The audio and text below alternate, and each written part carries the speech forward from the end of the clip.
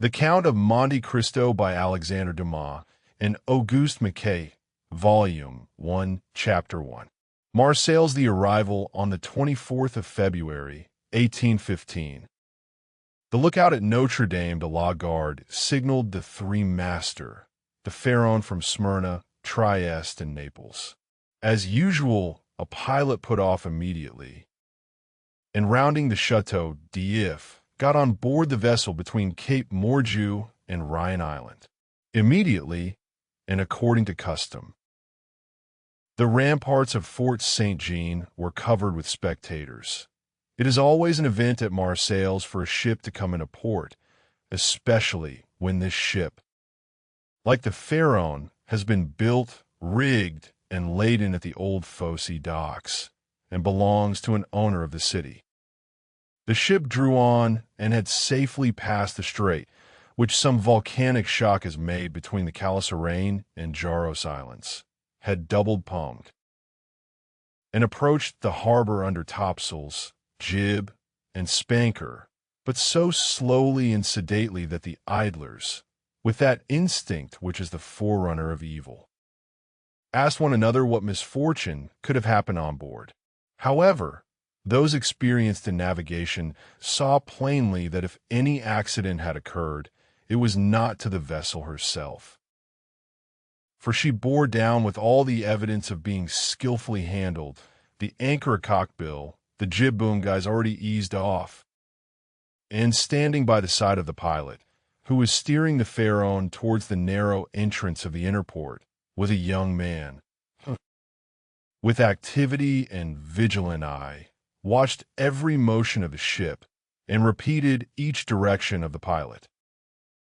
The vague disquietude which prevailed among the spectators had so much affected one of the crowd that he did not await the arrival of the vessel in harbor, but, jumping into a small skiff, desired to be pulled alongside the Pharaon, which he reached as she rounded into La Reserve Basin. When a young man on board saw this person approach, he left his station by the pilot and, hat in hand, leaned over the ship's bulwarks. He was a fine, break time equals 0, 5s /tall, slim young fellow of 18 or 20 with black eyes, and hair as dark as a raven's wing, and his whole appearance bespoke that calmness and resolution peculiar to men accustomed from their cradle to contend with danger. "Ah, is it you, Dantès?" cried the man in the skiff. "What's the matter, and why have you such an air of sadness aboard?" "A great misfortune, immoral," replied the young man. "A great misfortune, for me especially. Off Civita Vecchia we lost our brave Captain Leclerc." "And the cargo?" inquired the owner, eagerly. "Is all safe, M. Moral, and I think you will be satisfied on that head." "But poor Captain Leclerc, what happened to him?" asked the owner, with an air of considerable resignation. "What happened to the worthy captain?" "He died, fell into the sea." "No, sir, he died of brain fever in dreadful agony." Then, turning to the crew, he said, "Bear a hand there, to take in sail." All hands obeyed, and at once the 8 or 10 seamen who composed the crew sprang to their respective stations at the spanker brails and outhaul, topsail sheets and halyards, the jib downhaul, and the topsail clewlines and buntlines. The young sailor gave a look to see that his orders were promptly and accurately obeyed, and then turned again to the owner. "And how did this misfortune occur?" inquired the latter, resuming the interrupted conversation. "Alas, sir, in the most unexpected manner.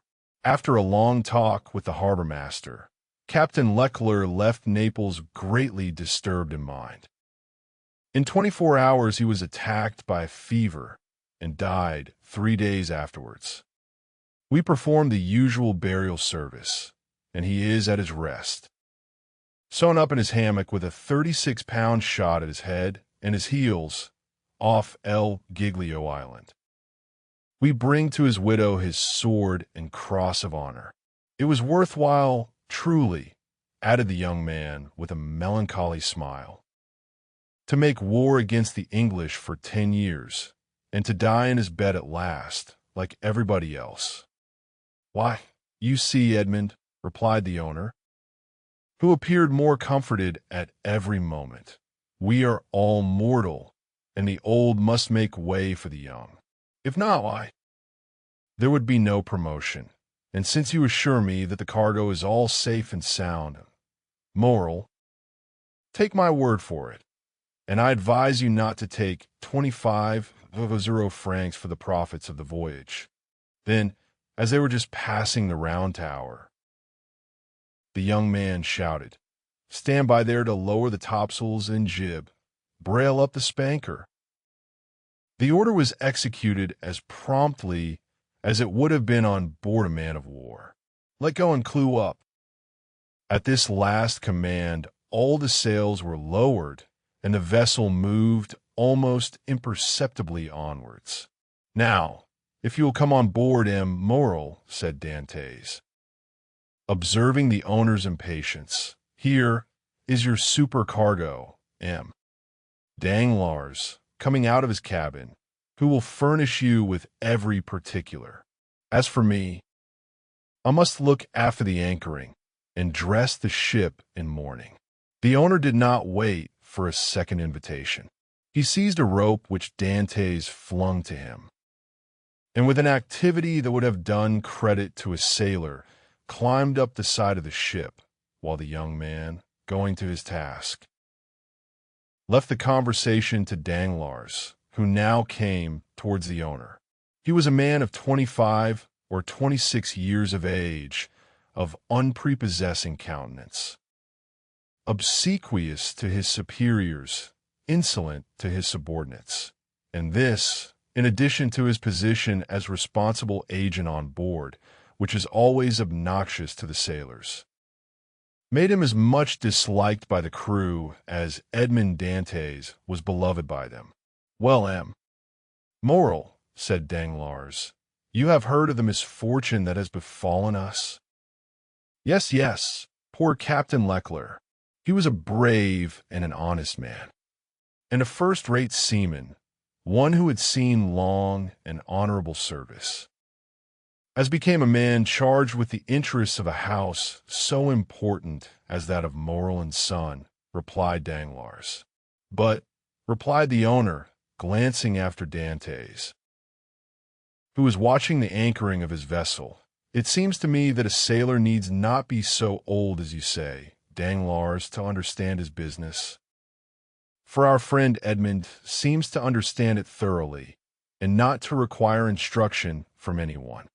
Yes, said Danglars, darting at Edmond a look gleaming with hate. Yes. He is young, and youth is invariably self-confident. Scarcely was the captain's breath out of his body when he assumed the command without consulting anyone, and he caused us to lose a day and a half at the island of Elba, instead of making for Marseilles direct. As to taking command of the vessel, replied Morel, that was his duty as captain's mate.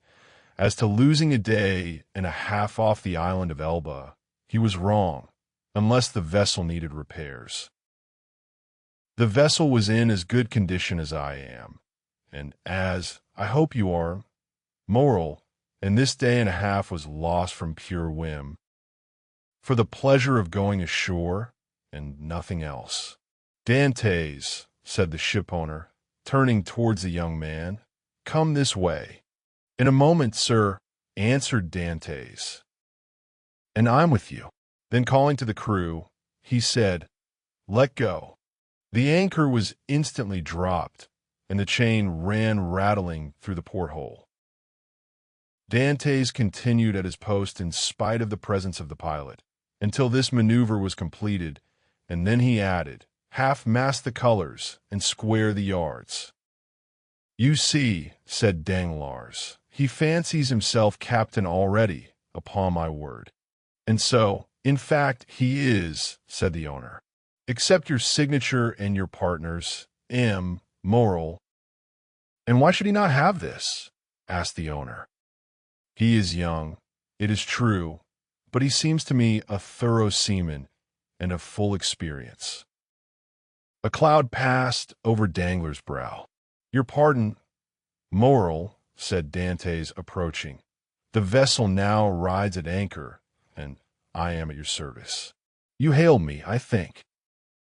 Danglars retreated a step or two. I wish to inquire why you stopped at the island of Elba. I do not know. Sir, it was to fulfill the last instructions of Captain Leclerc, who, when dying, gave me a packet from Marshal Bertrand. Then did you see him, Edmond? Who? The Marshal? Yes.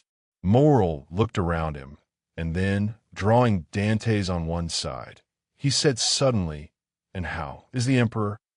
Very well. As far as I could judge from the sight of him. You saw the Emperor then? He entered the Marshal's apartment while I was there. And you spoke to him?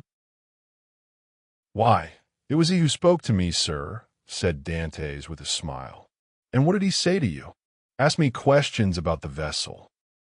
The time she left Marseilles, the course she had taken, and what was her cargo. I believe, if she had not been laden, and I had been her master, he would have bought her.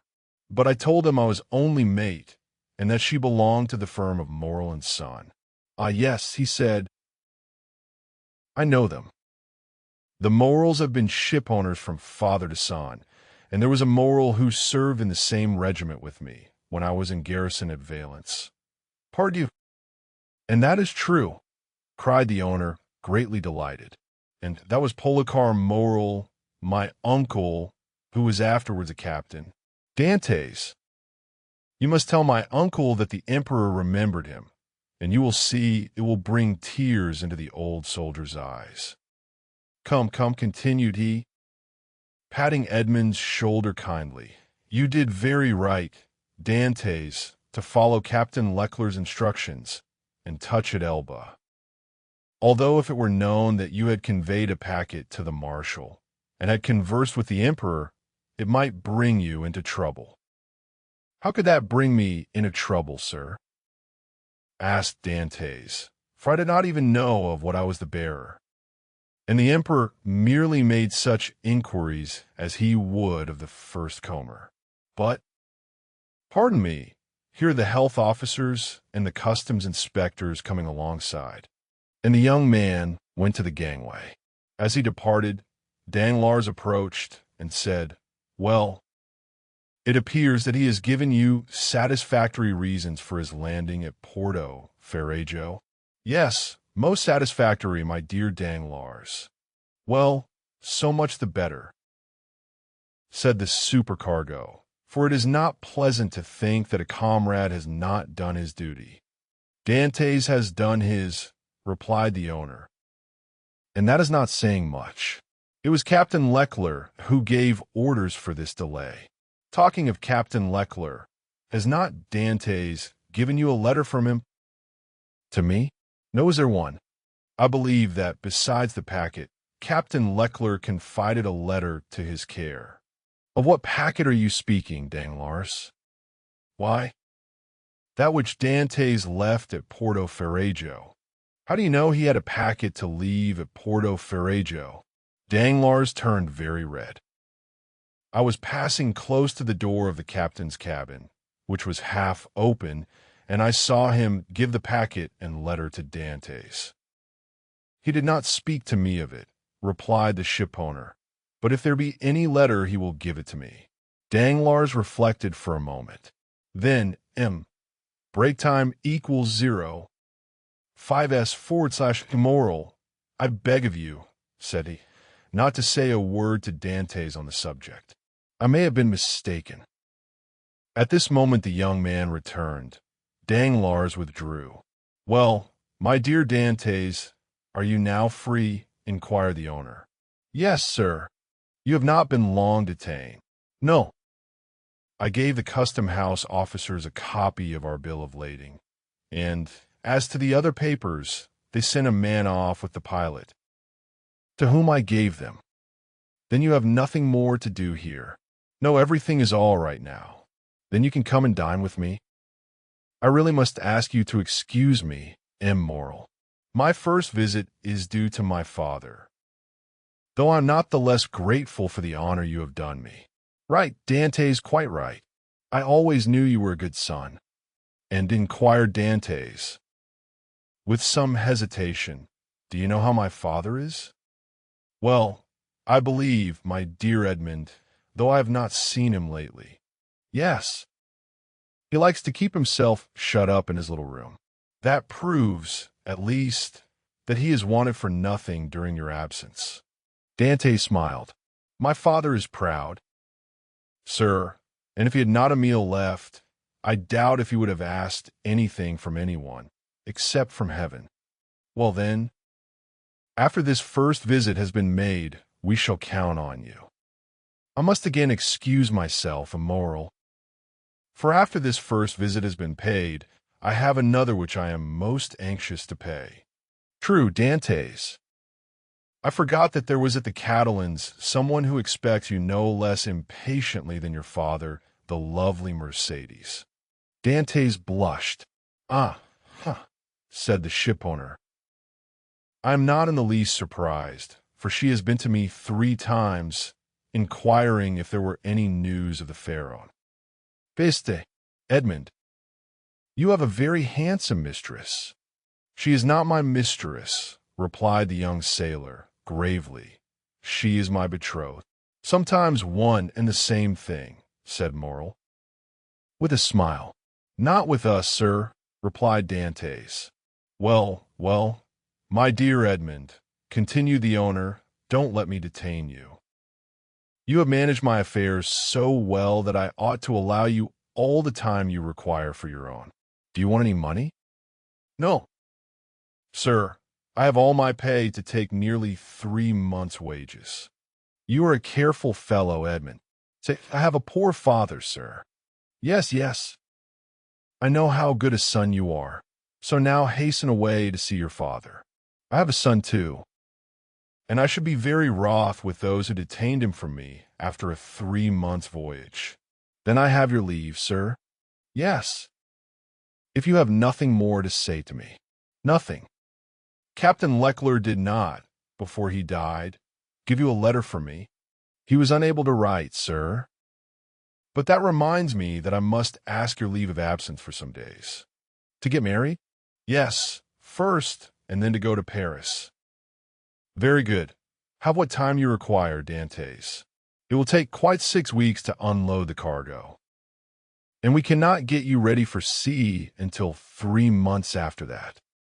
Only be back again in 3 months, for the Pharaoh, added the owner, patting the young sailor on the back, cannot sail without her captain. Without her captain, cried Dantès, his eyes sparkling with animation. Pray mind what you say, for you are touching on the most secret wishes of my heart. Is it really your intention to make me captain of the Pharaoh?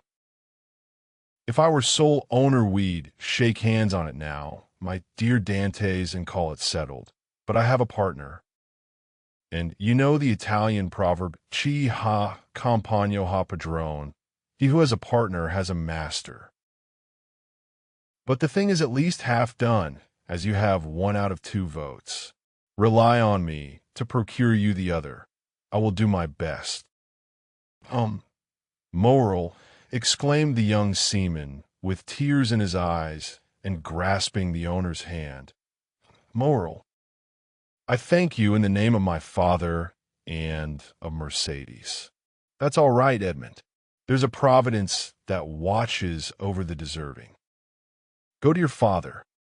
Go and see Mercedes, and afterwards come to me.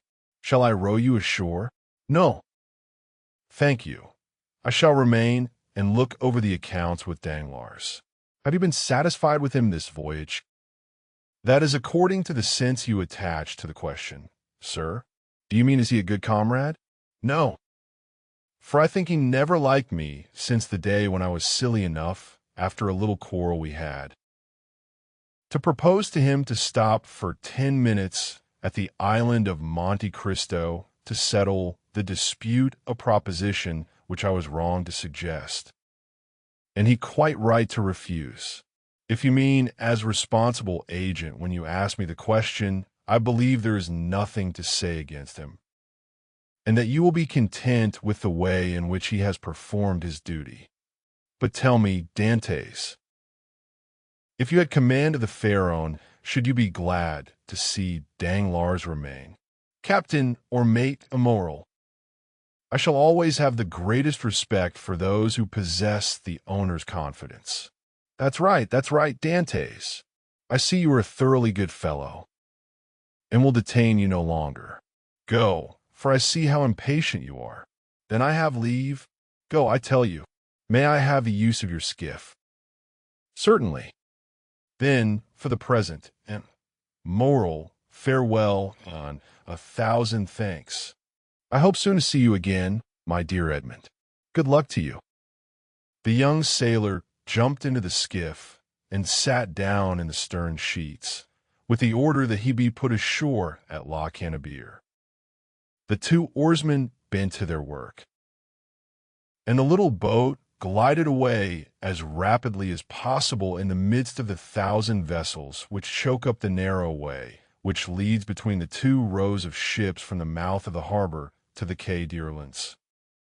The shipowner, smiling, followed him with his eyes until he saw him spring out on the quay and disappear in the midst of the throng, which from 5 o'clock in the morning until 9 o'clock at night swarms in the famous street of La Cannebière, a street of which the modern Phocéens are so proud that they say with all the gravity in the world, and with that accent which gives so much character to what is said, if Paris had La Cannebière, Paris would be a second Marseilles.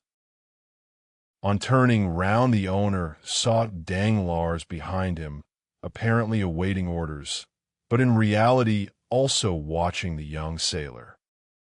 But there was a great difference in the expression of the two men who thus followed the movements of Edmond Dantès. Chapter 2.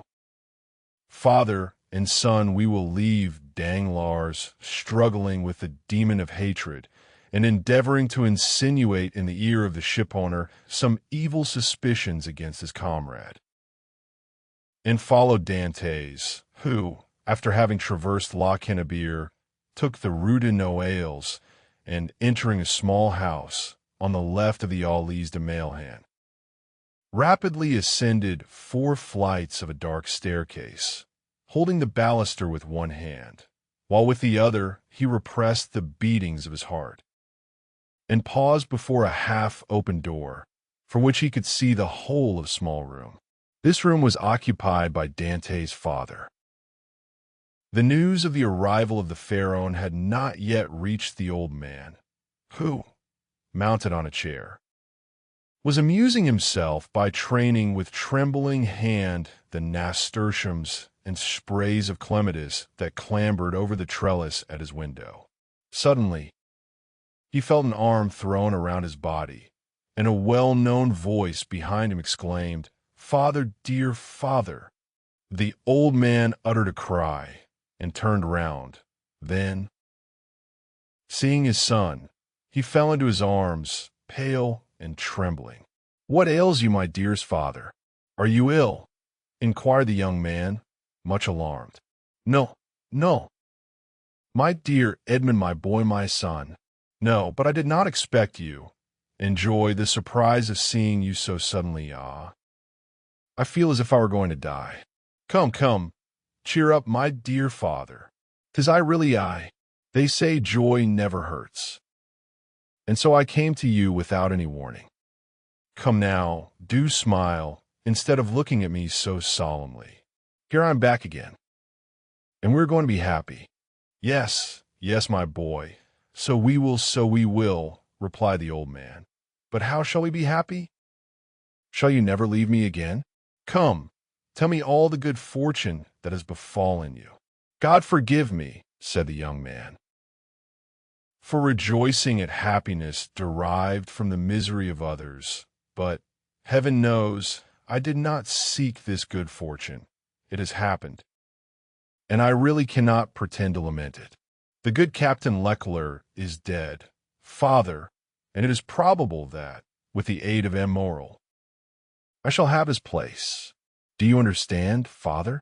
Only imagine me a captain at 20 with 100 louis pay and a share in the profits. Is this not more than a poor sailor like me could have hoped for? Yes, my dear boy, replied the old man. It is very fortunate. Well then, with the first money I touch, I mean you to have a small house with a garden in which to plant clematis, nasturtiums, and honeysuckle. But what ails you, father? Are you not well? 'Tis nothing, nothing. It will soon pass away. And as he said, so the old man's strength failed him, and he fell backwards. Come, come, said the young man. A glass of wine, father, will revive you. Where do you keep your wine? No, thanks. You need not look for it. I do not want it, said the old man. Yes, father, tell me where it is. And he opened 2 or 3 cupboards. It is no use, said the old man. There is no wine. What? No wine, said Dantès, turning pale, and looking alternately at the hollow cheeks of the old man and the empty cupboards. What, no wine? Have you wanted money, father? I want nothing now that I have you, said the old man. Yet, stammered Dantès, wiping the perspiration from his brow. Yet I gave you 200 francs when I left 3 months ago. Yes, said Edmond, that is true. But you forgot at that time a little debt to our neighbor Catullus. He reminded me of it, telling me if I did not pay for you, he would be paid by moral, and so, you see, lest he might do you an injury, well, why I paid him. But cried Dantès, it was 140 francs I owed Catullus. Yes, stammered the old man, and you paid him out of the 200 francs I left you? The old man nodded. So that you have lived for 3 months on 60 francs, muttered Edmond. You know how little I require, said the old man. Heaven pardon me, cried Edmond, falling on his knees before his father. What are you doing? You have wounded me to the heart. Never mind it, for I see you once more, said the old man. And now it's all over, everything is all right again. Yes, here I am, said the young man, with a promising future and a little money. Here, father, here. He said, take it, and send for something immediately. And he emptied his pockets on the table, the contents consisting of a dozen gold pieces, 5 or 6 5-franc pieces, and some smaller coin. The countenance of old Dantès brightened. Whom does this belong to? He inquired. To me, to you, to us. Take it, buy some provisions, be happy, and tomorrow we shall have more. Gently, said the old man, with a smile, and by your leave I will use your purse moderately, for they would say, if they saw me buy too many things at a time, that I had been obliged to await your return in order to be able to purchase them. Do as you please, but first of all, pray have a servant, father. I will not have you left alone so long. I have some smuggled coffee and most capital tobacco in a small chest in the hold, which you shall have tomorrow. Break time equals 0. 5s/, but hush, here comes somebody. 'Tis Catullus, who has heard of your arrival, and no doubt comes to congratulate you on your fortunate return. Lips that say one thing, while the heart thinks another, murmured Edmond. But, never mind, he is a neighbor who has done us a service on a time, so he's welcome. As Edmond paused, the black and bearded head of Catullus appeared at the door. He was a man of 25 or 6, and held a piece of cloth, which, being a tailor, he was about to make into a coat lining. What?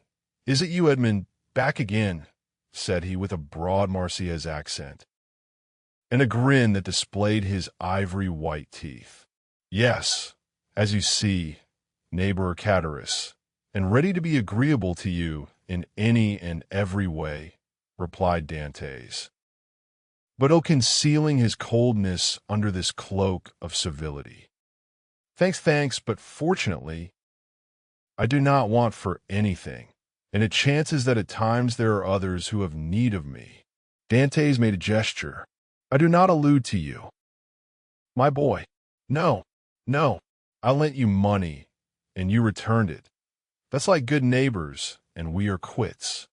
We are never quits with those who oblige us, was Dantès' reply. For when we do not owe them money, we owe them gratitude. What's the use of mentioning that? What is done is done. Let's talk of your happy return, my boy. I had gone on the quay to match a piece of mulberry cloth when I met friend Danglars. You at Marseilles? Yes, says he. I thought you were at Smyrna. I was, but am now back again. And where is the dear boy, our little Edmond? Why, with his father. No doubt, replied Danglars. And so I came, added Catullus, as fast as I could to have the pleasure of shaking hands with a friend. Worthy Catullus, said the old man, he is so much attached to us. Yes, to be sure I am. I love and esteem you, because honest folks are so rare. But it seems you have come back rich, my boy, continued the tailor, looking askance at the handful of gold and silver which Dantès had thrown on the table. The young man remarked the greedy glance which shone in the dark eyes of his neighbor. He said, negligently, this money is not mine. I was expressing to my father my fears that he had wanted many things in my absence, and to convince me, he emptied his purse on the table. Come. Father, added Dantès, put this money back in your box unless neighbor Catullus wants anything, and in that case it is at his service. No, my boy, no, said Catullus. I am not in any want. Thank God, my living is suited to my means. Keep your money, keep it. I say, one never has too much, but at the same time, my boy, I am as much obliged by your offer as if I took advantage of it. It was offered with good will, said Dantès. No doubt, my boy, no doubt. Well, you stand well with him. Moral, I hear, you insinuating dog, you. Moral has always been exceedingly kind to me, replied Dantès. Then you were wrong to refuse to dine with him. What? Did you refuse to dine with him? Said old Dantès.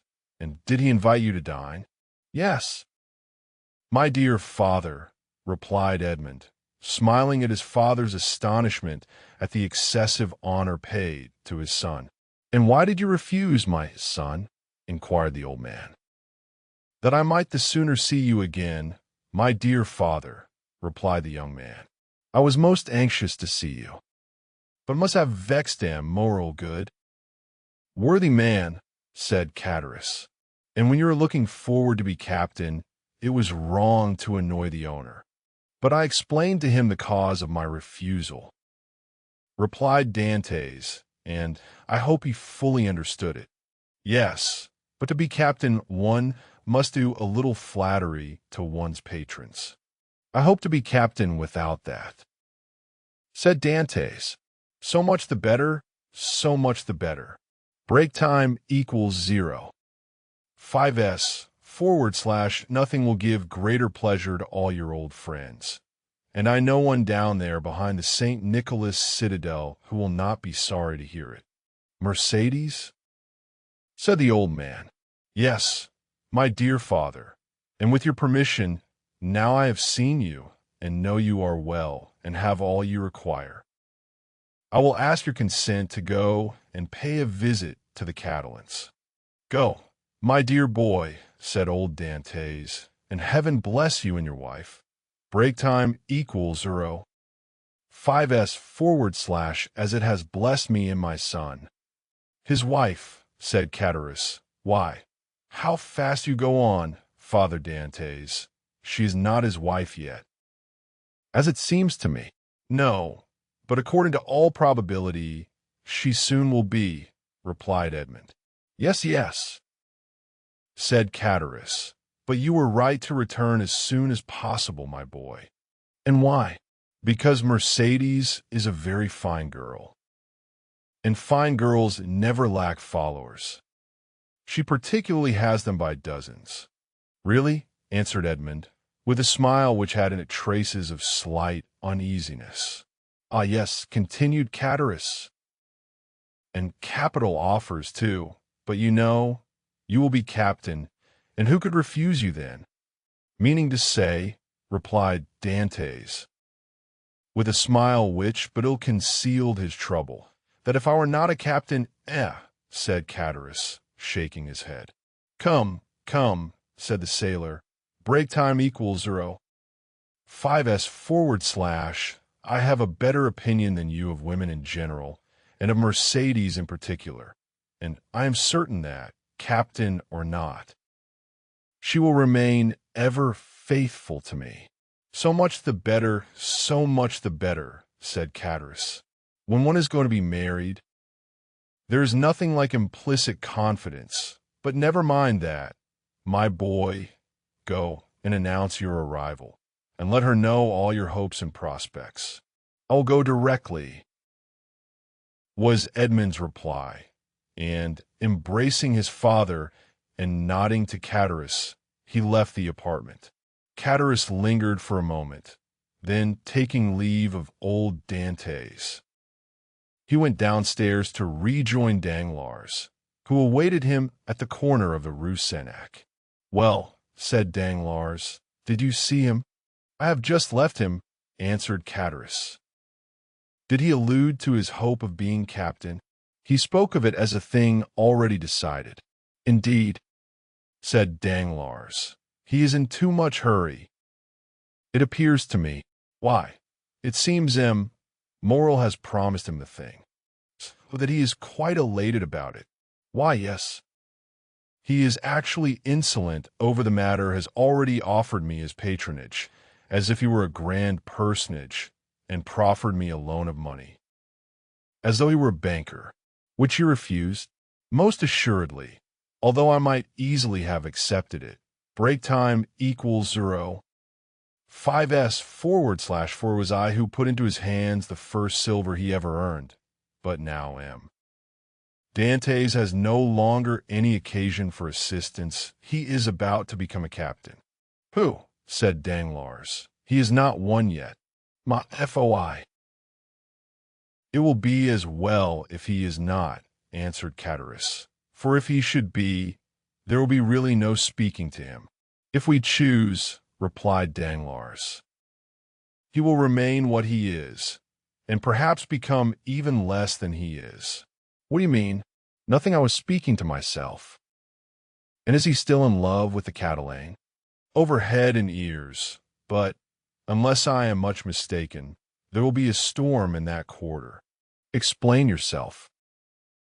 Why should I? It is more important than you think, perhaps. You do not like Dantès. I never like upstarts. Then tell me all you know about the Catalane. I know nothing for certain. Only I have seen things which induce me to believe, as I told you, that the future captain will find some annoyance in the vicinity of the VA's infirmaries. What have you seen? Come, tell me. Well, every time I have seen Mercedes come into the city, she has been accompanied by a tall, strapping, black-eyed Catalan, with a red complexion, brown skin, and fierce air, whom she calls cousin. Really? And you think this cousin pays her attentions? I only suppose so.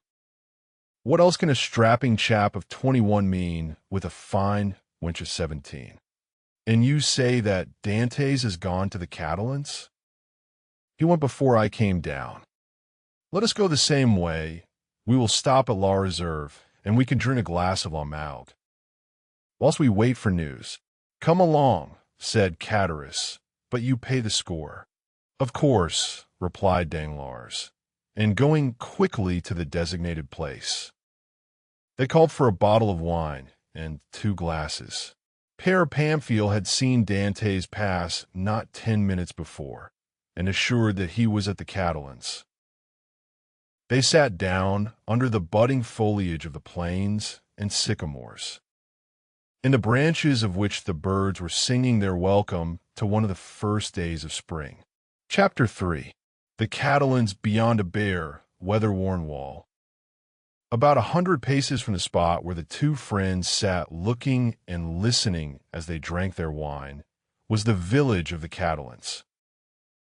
Long ago, this mysterious colony quitted Spain and settled on the tongue of land on which it is to this day.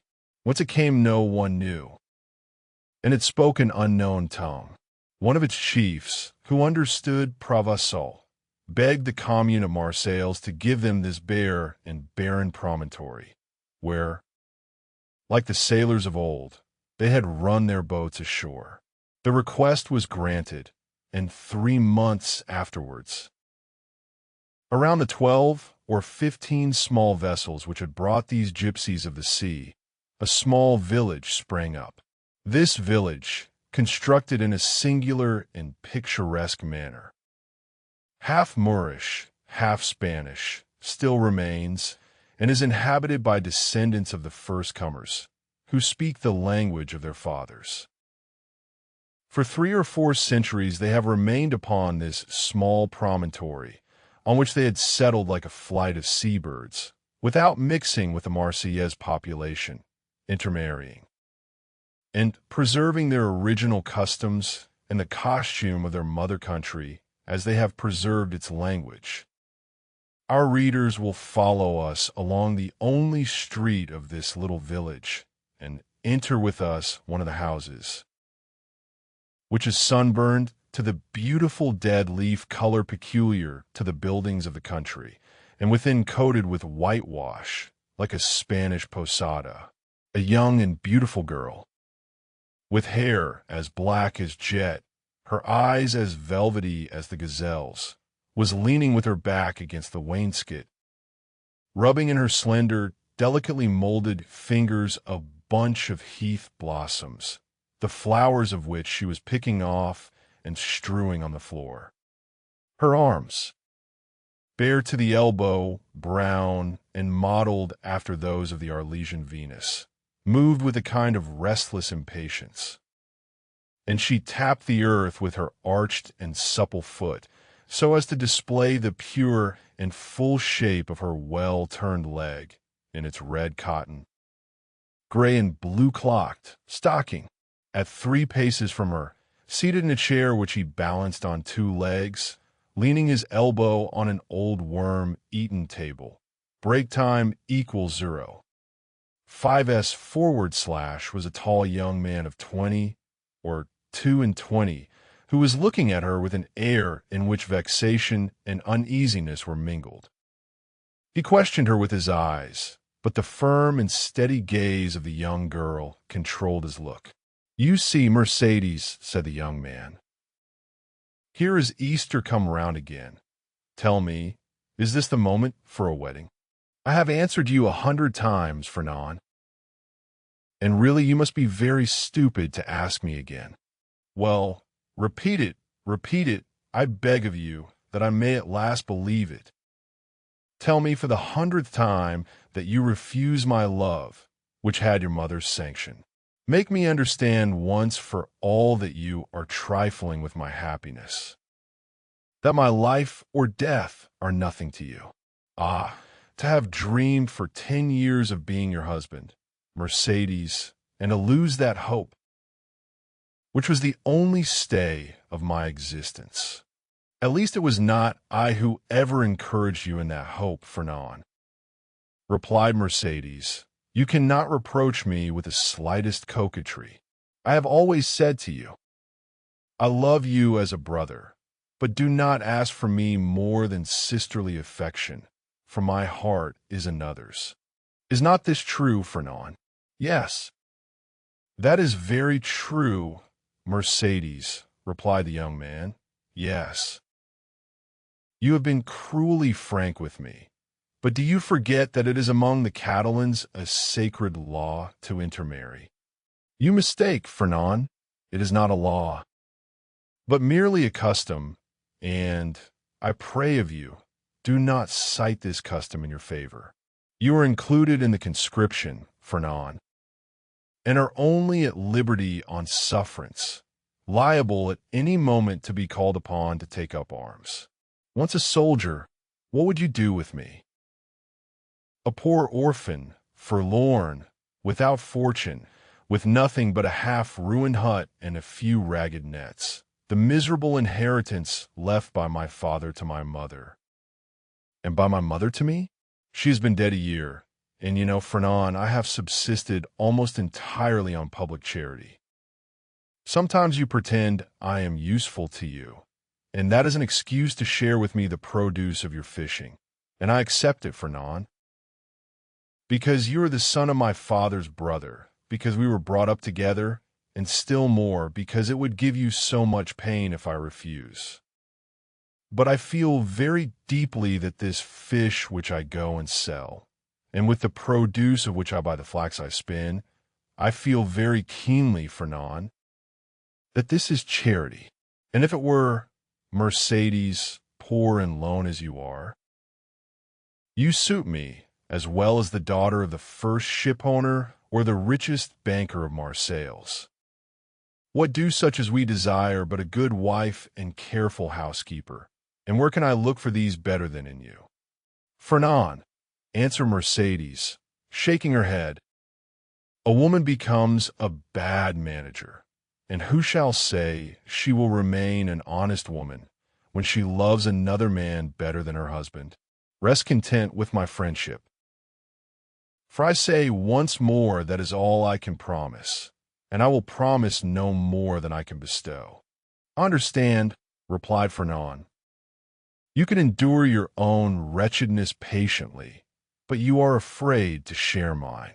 Well, Mercedes, beloved by you, I would tempt fortune, you would bring me good luck, and I should become rich. I could extend my occupation as a fisherman, might get a place as clerk in a warehouse, and become in time a dealer myself.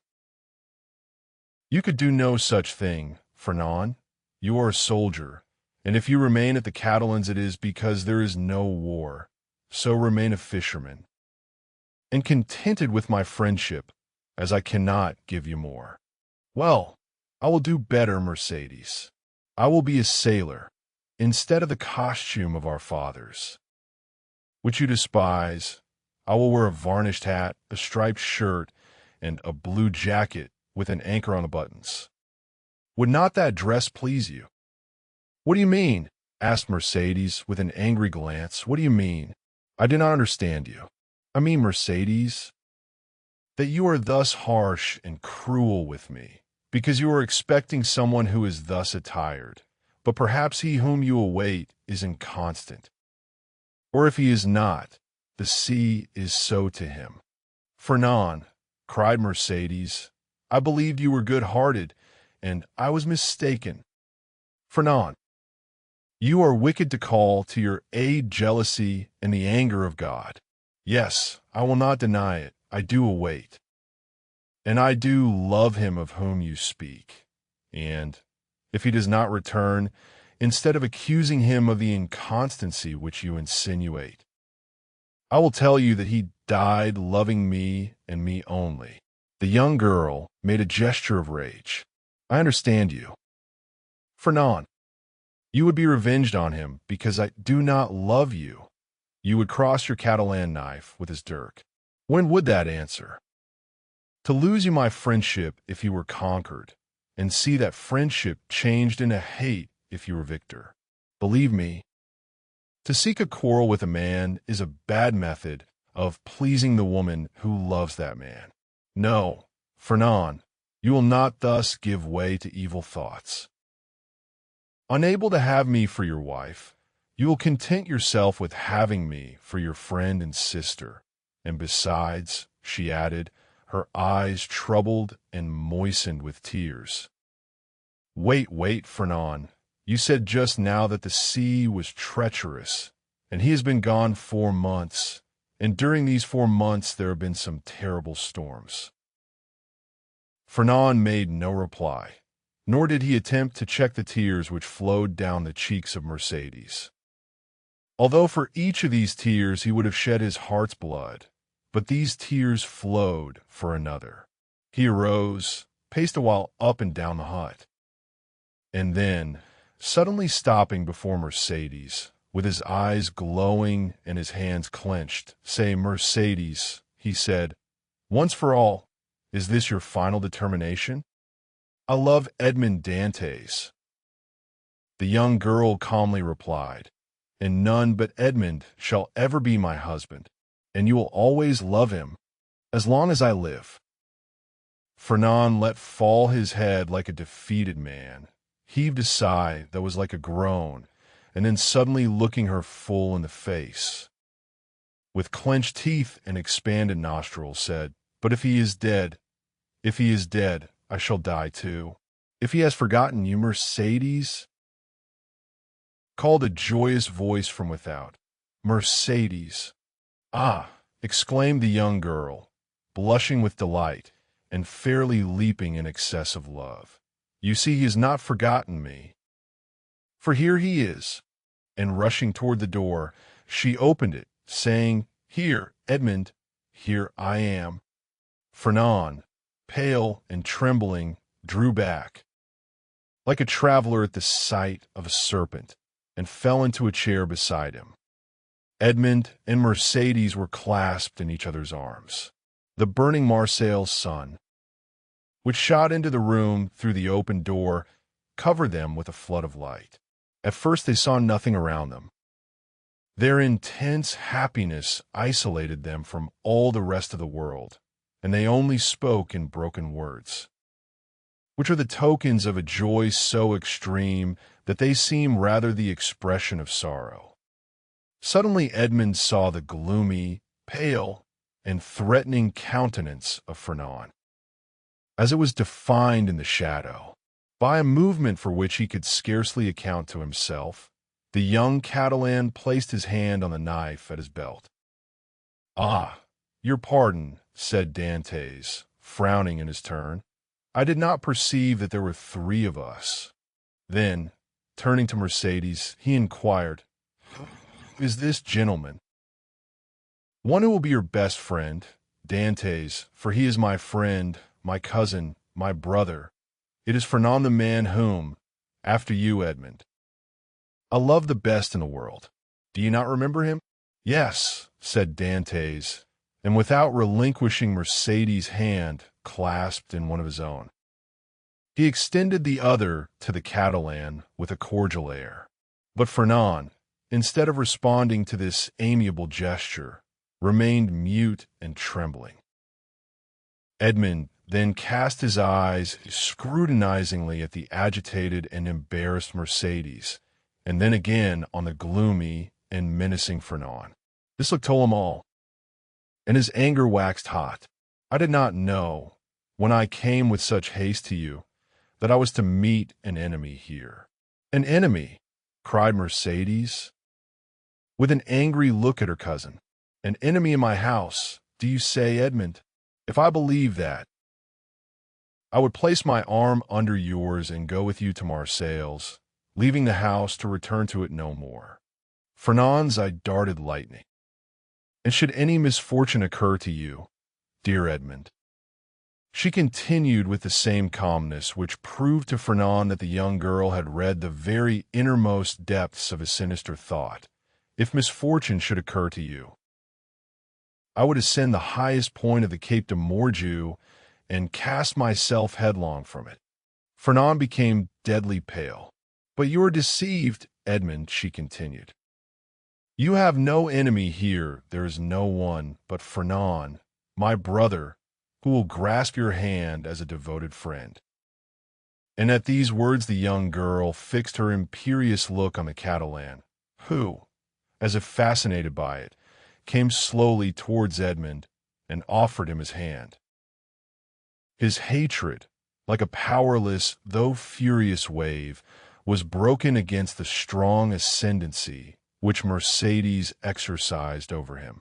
Scarcely, however, Had he touched Edmond's hand when he felt he had done all he could do, and rushed hastily out of the house? "Oh!" he exclaimed, running furiously and tearing his hair. "Oh! Who will deliver me from this man? Wretched, wretched that I am! Hallo, Catalan! Hallo, Fernand! Where are you running to? Break time equals 0. 5s/, exclaimed a voice. The young man stopped suddenly, looked around him, and perceived Chatteris sitting at table with Danglars under an arbor. "Well," said Chatteris, "why don't you come? Are you really in such a hurry that you have no time to pass the time of day with your friends? Particularly when they have still a full bottle before them," added Danglars. Fernand looked at them both with a stupefied air, but did not say a word. "He seems besotted," said Danglars, pushing Chatteris with his knee. "Are we mistaken, and is Dantès triumphant in spite of all we have believed? Why, we must inquire into that," was Chatteris' reply, and turning towards the young man, said, "Well, Catalan, can't you make up your mind?" Fernand wiped away the perspiration steaming from his brow, and slowly entered the arbor, whose shade seemed to restore somewhat of calmness to his senses, and whose coolness somewhat of refreshment to his exhausted body. "Good day," said he. "You called me, didn't you?" And he fell, rather than sat down, on one of the seats which surrounded the table. "I called you because you were running like a madman, and I was afraid you would throw yourself into the sea," said Chatteris, laughing. "Why, when a man has friends, they are not only to offer him a glass of wine, but, moreover, to prevent his swallowing 3 or 4 pints of water unnecessarily." Fernand gave a groan, which resembled a sob, and dropped his head into his hands, his elbows leaning on the table. "Well, Fernand, I must say," said Chatteris, beginning the conversation, with that brutality of the common people in which curiosity destroys all diplomacy, "you look uncommonly like a rejected lover," and he burst into a hoarse laugh. "Bah!" said Danglars. "A lad of his make was not born to be unhappy in love." "You are laughing at him, Chatteris." "No," he replied, "only hark how he sighs." "Come, come, Fernand," said Chatteris, "hold up your head and answer us. It's not polite not to reply to friends who ask news of your health." "My health is well enough," said Fernand, clenching his hands without raising his head. "Ah, you see, Danglars," said Chatteris, winking at his friend, "this is how it is. Fernand, whom you see here, is a good and brave Catalan, one of the best fishermen in Marseilles, and he is in love with a very fine girl named Mercedes. But it appears, unfortunately, that the fine girl is in love with the mate of the Pharaoh, and as the Pharaoh arrived today, why, you understand." "No, I do not understand," said Danglars. "Poor Fernand has been dismissed," continued Chatteris. "Well, and what then?" said Fernand, lifting up his head, and looking at Chatteris like a man who looks for someone on whom to vent his anger. "Mercedes is not accountable to any person, is she? Is she not free to love whomsoever she will?" "Oh, if you take it in that sense," said Chatteris, "it is another thing. But I thought you were a Catalan, and they told me the Catalans were not men to allow themselves to be supplanted by a rival. It was even told me that Fernand, especially, was terrible in his vengeance." Fernand smiled piteously. "A lover is never terrible," he said. "Poor fellow," remarked Danglars, affecting to pity the young man from the bottom of his heart. "Why, you see, he did not expect to see Dantès return so suddenly. He thought he was dead, perhaps, or perchance faithless. These things always come on us more severely when they come suddenly. Ah, my foi, Under any circumstances, said Chatterus, who drank as he spoke, and on whom the fumes of the wine began to take effect. Under any circumstances, Fernand is not the only person put out by the fortunate arrival of Dantès. Is he, Danglars? No. You are right, and I should say that would bring him ill luck. Well, never mind, answered Chatterus, pouring out a glass of wine for Fernand, and filling his own for the 8th or 9th time, while Danglars had merely sipped his. Never mind, in the meantime, he marries Mercédès, the lovely Mercédès. At least he returns to do that. During this time, Danglars fixed his piercing glance on the young man, on whose heart Chatterus' words fell like molten lead. And when is the wedding to be? He asked. Oh, it is not yet fixed, murmured Fernand. No, but it will be, said Chatterus, as surely as Dantès will be captain of the Pharaon. Danglars? Danglars shuddered at this unexpected attack and turned to Chatterus, whose countenance he scrutinized to try and detect whether the blow was premeditated. But he read nothing but envy in a countenance already rendered brutal and stupid by drunkenness. Well, said he, filling the glasses, let us drink to Captain Edmond Dantès, husband of the beautiful Catalane. Chatterus raised his glass to his mouth with unsteady hand, and swallowed the contents at a gulp. Fernand dashed his on the ground. Stammered Chatterus. What do I see down there by the wall? In the direction of the Catalans? Look, Fernand, your eyes are better than mine. I believe I see double. You know wine is a deceiver, but I should say it was two lovers walking side by side, and hand in hand. Heaven forgive me. They do not know that we can see them, and they're actually embracing. Danglars did not lose one pang that Fernand endured. Do you know them, Fernand? He said. Yes, was the reply in a low voice. It is Edmond and Mercédès. Ah, see there now, said Chatterus, and I did not recognize them. Hallo, Dantès. Hello, lovely damsel. Come this way, and let us know when the wedding is to be, for Fernand here is so obstinate he will not tell us. Hold your tongue, will you? Said Danglars, pretending to restrain Chatterus, who, with the tenacity of drunkards, leaned out of the arbor. Try to stand upright, and let the lovers make love without interruption. See, look at Fernand, and follow his example. He is well behaved.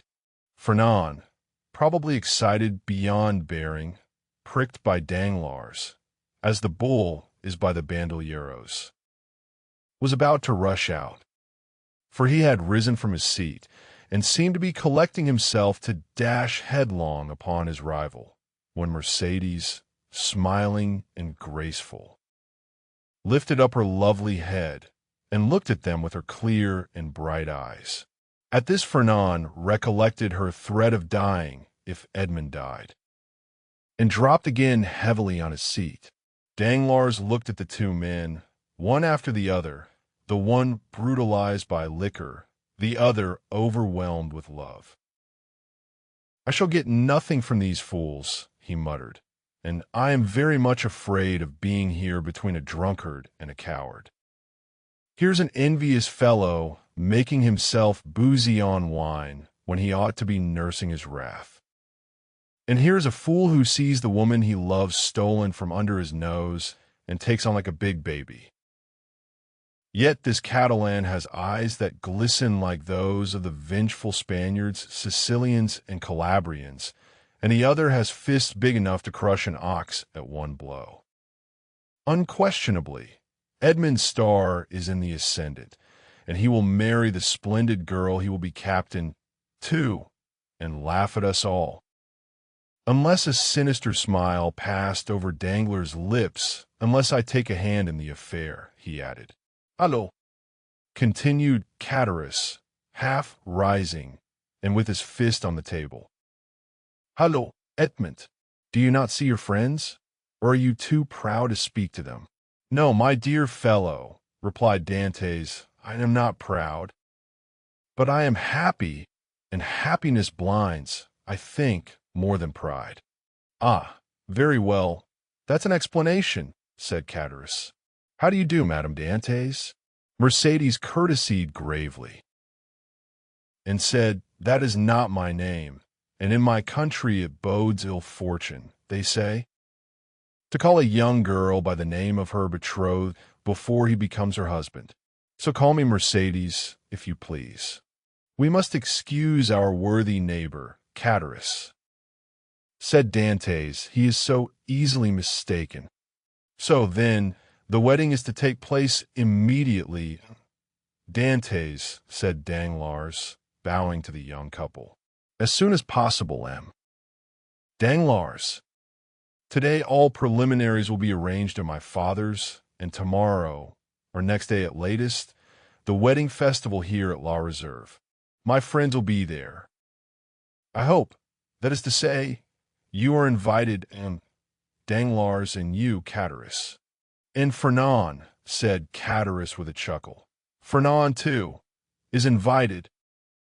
My wife's brother is my brother, said Edmond, and we, Mercédès and I, should be very sorry if you were absent at such a time. Break time equals 0. 5s / Fernand opened his mouth to reply, but his voice died on his lips, and he could not utter a word.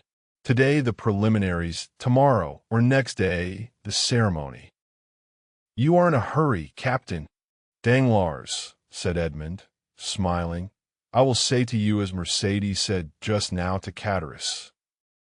Do not give me a title which does not belong to me, that may bring me bad luck. Your pardon, replied Danglars. I merely said you seemed in a hurry. Break time equals 0. 5s / and we have lots of time. The Pharaon cannot be underway again in less than 3 months. We are always in a hurry to be happy, M. Danglars, for when we have suffered a long time, we have great difficulty in believing in good fortune. But it is not selfishness alone that makes me thus in haste. I must go to Paris. Oh, really? To Paris? And will it be the first time you have ever been there, Dantès? Yes. Have you business there? Not of my own. The last commission of poor Captain Leclerc. You know to what I allude. Danglars, it is sacred. Besides, I shall only take the time to go and return. Yes, I understand, said Danglars, and then in a low tone he added, to Paris. No doubt, to deliver the letter which the Grand Marshal gave him. Ah, this letter gives me an idea, a capital idea. Ah, Dantès, my friend, break time equals 0. 5s / you are not yet registered number 1 on board the good ship Pharaon. Then turning towards Edmond, who was walking away, A pleasant journey, he cried. Thank you, said Edmond with a friendly nod, and the two lovers continued on their way, as calm and joyous as if they were the very elect of heaven. Chapter 4. Conspiracy. Danglars followed Edmond and Mercédès with his eyes until the two lovers disappeared behind one of the angles of Fort St. Nicholas. Then, turning round, he perceived Fernand, who had fallen, pale and trembling, into his chair, while Catullus stammered out the words of a drinking song. Well, my dear sir, said Danglars to Fernand, here is a marriage which does not appear to make everybody happy. It drives me to despair, said Fernand. Do you, then, love Mercédès? I adore her. For long. As long as I have known her always. And you sit there, tearing your hair. Instead of seeking to remedy your condition, I did not think that was the way of your people. What would you have me do? Said Fernand. How do I know? Is it my affair? I am not in love with Mademoiselle Mercédès, but for you, in the words of the gospel, seek, and you shall find. I have found already. What? I would stab the man, But the woman told me that if any misfortune happened to her betrothed, she would kill herself. Pooh! Women say those things, but never do them. You do not know Mercedes, what she threatens she will do. Idiot, muttered Danglars. Whether she kill herself or not, what matter? Provided Dantès is not captain? Before Mercedes should die, replied Fernand, with the accents of unshaken resolution, I would die myself. That's what I call love, said Catullus with a voice more tipsy than ever. That's love, or I don't know what love is. Come, said Danglars, you appear to me a good sort of fellow, and hang me, I should like to help you. But yes, said Catullus, but how? My dear fellow, replied Danglars, you are 3 parts drunk. Finish the bottle, and you will be completely so. Drink then, and do not meddle with what we are discussing, for that requires all one's wit and cool judgment. I drunk, said Catullus. Well, that's a good one. I could drink 4 more such bottles. They're no bigger than cologne flasks. Père Pamphile, more wine. And Catullus rattled his glass upon the table. You were saying, sir, said Fernand, awaiting with great anxiety the end of this interrupted remark. What was I saying? I forget. This drunken Catullus has made me lose the thread of my sentence. Drunk, if you like, so much the worse for those who fear wine. For it is because they have bad thoughts which they are afraid the liquor will extract from their hearts. And Catullus began to sing the 2 last lines of a song very popular at the time. Tous les méchants sont buveurs d'eau, c'est bien prouvé par le déluge. When you said, sir, you'd like to help me, but yes, but I added, to help you, it would be sufficient that Dantès did not marry her you love, and the marriage may easily be thwarted, methinks, and yet Dantès need not die. Death alone can separate them, remarked Fernand. You talk like a noodle, my friend, said Catullus. And here is Danglars, who is a wide-awake, clever, deep fellow, who will prove to you that you are wrong. Prove it, Danglars. I have answered for you. Say there is no need why Dantès should die. It would, indeed, be a pity he should. Dantès is a good fellow. I like Dantès. Dantès, your health. Fernand rose impatiently. Let him run on, said Danglars, restraining the young man. Drunk as he is not much out in what he says. Absence severs as well as death. And if the walls of a prison were between Edmond and Mercedes, they would be as effectually separated as if he lay under a tombstone. Yes, but one gets out of prison, said Catullus, who, with what sense was left him, listened eagerly to the conversation. And when one gets out and one's name is Edmond Dantès, one seeks revenge. What matters that? Muttered Fernand. And why? I should like to know, persisted Catullus. Should they put Dantès in prison? He has neither robbed, nor killed, nor murdered. Hold your tongue, said Danglars. I won't hold my tongue, replied Catullus. I say I want to know why they should put Dantès in prison. I like Dantès. Dantès, your health. And he swallowed another glass of wine. Danglars saw in the muddled look of the tailor the progress of his intoxication, and turning towards Fernand, said, Well, you understand there is no need to kill him. Certainly not, if, as you said just now, you have the means of having Dantès arrested. Have you that means?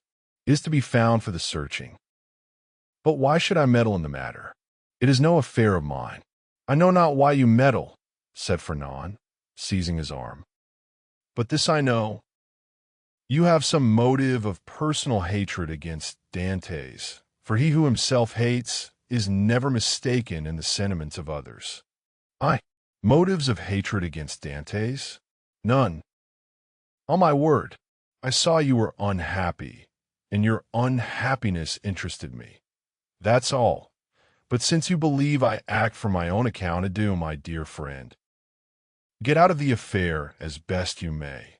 And Danglars rose as if he meant to depart. No, no, said Fernand, restraining him. Stay. It is of very little consequence to me at the end of the matter whether you have any angry feeling or not against Dantès. I hate him. I confess it openly. Do you find the means? I will execute it, provided it is not to kill the man. For Mercédès has declared she will kill herself if Dantès is killed. Catullus, who had let his head drop on the table, now raised it. Break time equals 0. 5s/, and looking at Fernand with his dull and fishy eyes, he said, Kill Dantès. Who talks of killing Dantès? I won't have him killed, I won't. He's my friend, and this morning offered to share his money with me, as I shared mine with him. I won't have Dantès killed, I won't. And who has said a word about killing him, Muddlehead? Replied Danglars. We were merely joking. Drink to his health, he added, filling Catullus' glass. And do not interfere with us. Yes, yes, Dantès' good health, said Catullus, emptying his glass. Here's to his health. His health, hurrah! But the means, said Fernand. Have you not hit upon any? Asked Danglars. No, you undertook to do so. True, replied Danglars. The French have the superiority over the Spaniards, that the Spaniards ruminate, while the French invent. Do you invent, then? Said Fernand impatiently. Waiter, said Danglars, pen, ink, and paper. Pen, ink, and paper, muttered Fernand. Yes, I am a supercargo. Pen, ink, and paper are my tools, and without my tools I am fit for nothing. Pen, ink, and paper, then called Fernand loudly. There's what you want on that table, said the waiter. Bring them here. The waiter did as he was desired. When one thinks, said Catullus, letting his hand drop on the paper, there is here wherewithal to kill a man more sure than if we waited at the corner of a wood to assassinate him. I have always had more dread of a pen, a bottle of ink, and a sheet of paper than of a sword or pistol. The fellow is not so drunk as he appears to be, said Danglars. Give him some more wine, Fernand. Fernand filled Catullus' glass, who, like the confirmed toper he was, lifted his hand from the paper and seized the glass. The Catalan watched him until Catullus, almost overcome by this fresh assault on his senses, rested, or rather dropped his glass upon the table. Well, resumed the Catalan, as he saw the final glimmer of Catullus' reason vanishing before the last glass of wine. Well, then, I should say, for instance, resumed Danglars, that if after a voyage such as Dantès has just made, in which he touched at the island of Elba, someone were to denounce him to the king's procureur as a Bonapartist agent, I will denounce him, exclaimed the young man hastily. Yes, but they will make you then sign your declaration and confront you with him you have denounced. I will supply you with the means of supporting your accusation. For I know the fact well, but Dantès cannot remain forever in prison, and one day or other he will leave it, and the day when he comes out, break time equals 0. 5s/ woe betide him who was the cause of his incarceration. Oh, I should wish nothing better than that he would come and seek a quarrel with me. Yes, and Mercédès, who will detest you if you have only the misfortune to scratch the skin of her dearly beloved Edmond. True, said Fernand. No, no, continued Danglars. If we resolve on such a step, it would be much better to take, as I now do, this pen, dip it into this ink, break time equals 0. 5s/, and write with the left hand, that the writing may not be recognized the denunciation we propose." And Danglars, uniting practice with theory, wrote with his left hand. And in a writing reversed from his usual style, and totally unlike it, the following lines, which he handed to Fernand, and which Fernand read in an undertone. The Honorable, the King's Attorney, is informed by a friend of the throne and religion that one Edmond Dantès, mate of the ship Pharaon, arrived this morning from Smyrna. After having touched at Naples and Porto Ferrajo, has been entrusted by Murat with a letter for the usurper, and by the usurper with a letter for the Bonapartist committee in Paris. Proof of this crime will be found on arresting him. For the letter will be found upon him, or at his father's, or in his cabin on board the Pharaon. Very good, resumed Danglars. Now your revenge looks like common sense, for in no way can it revert to yourself, and the matter will thus work its own way. There is nothing to do now but fold the letter as I am doing and write upon it. To the King's Attorney, and that's all settled. And Danglars wrote the address as he spoke. Yes, and that's all settled, exclaimed Catullus, who, by a last effort of intellect, had followed the reading of the letter, and instinctively comprehended all the misery which such a denunciation must entail. Yes, and that's all settled, only it will be an infamous shame, and he stretched out his hand to reach the letter. Yes, said Danglars, taking it from beyond his reach. And as what I say and do is merely in jest, and I, amongst the first and foremost, should be sorry if anything happened to Dantès, the worthy Dantès, look here. And taking the letter, he squeezed it up in his hands and threw it into a corner of the arbor. All right, said Catullus. Dantès is my friend, and I won't have him ill-used. And who thinks of using him ill? Certainly neither I nor Fernand, said Danglars, rising and looking at the young man, who still remained seated, but whose eye was fixed on the denunciatory sheet of paper flung into the corner. In this case, replied Catullus, let's have some more wine. I wish to drink to the health of Edmond and the lovely Mercedes. You have had too much already, drunkard, said Danglars, and if you continue, you will be compelled to sleep here, because unable to stand on your legs. Aye, said Catullus, rising with all the offended dignity of a drunken man. I can't keep on my legs? Why, I'll wager I can go up into the belfry of the Écoles, and without staggering, too. Done, said Danglars. I'll take your bet, but today it is time to return. Give me your arm, and let us go. Very well, let us go, said Catullus. But I don't want your arm at all. Come, Fernand, won't you return to Marseilles with us? No, said Fernand. I shall return to the Catalans. You're wrong. Come with us to Marseilles, come along. I will not. What do you mean? You will not. Well, just as you like, my prince. There's liberty for all the world.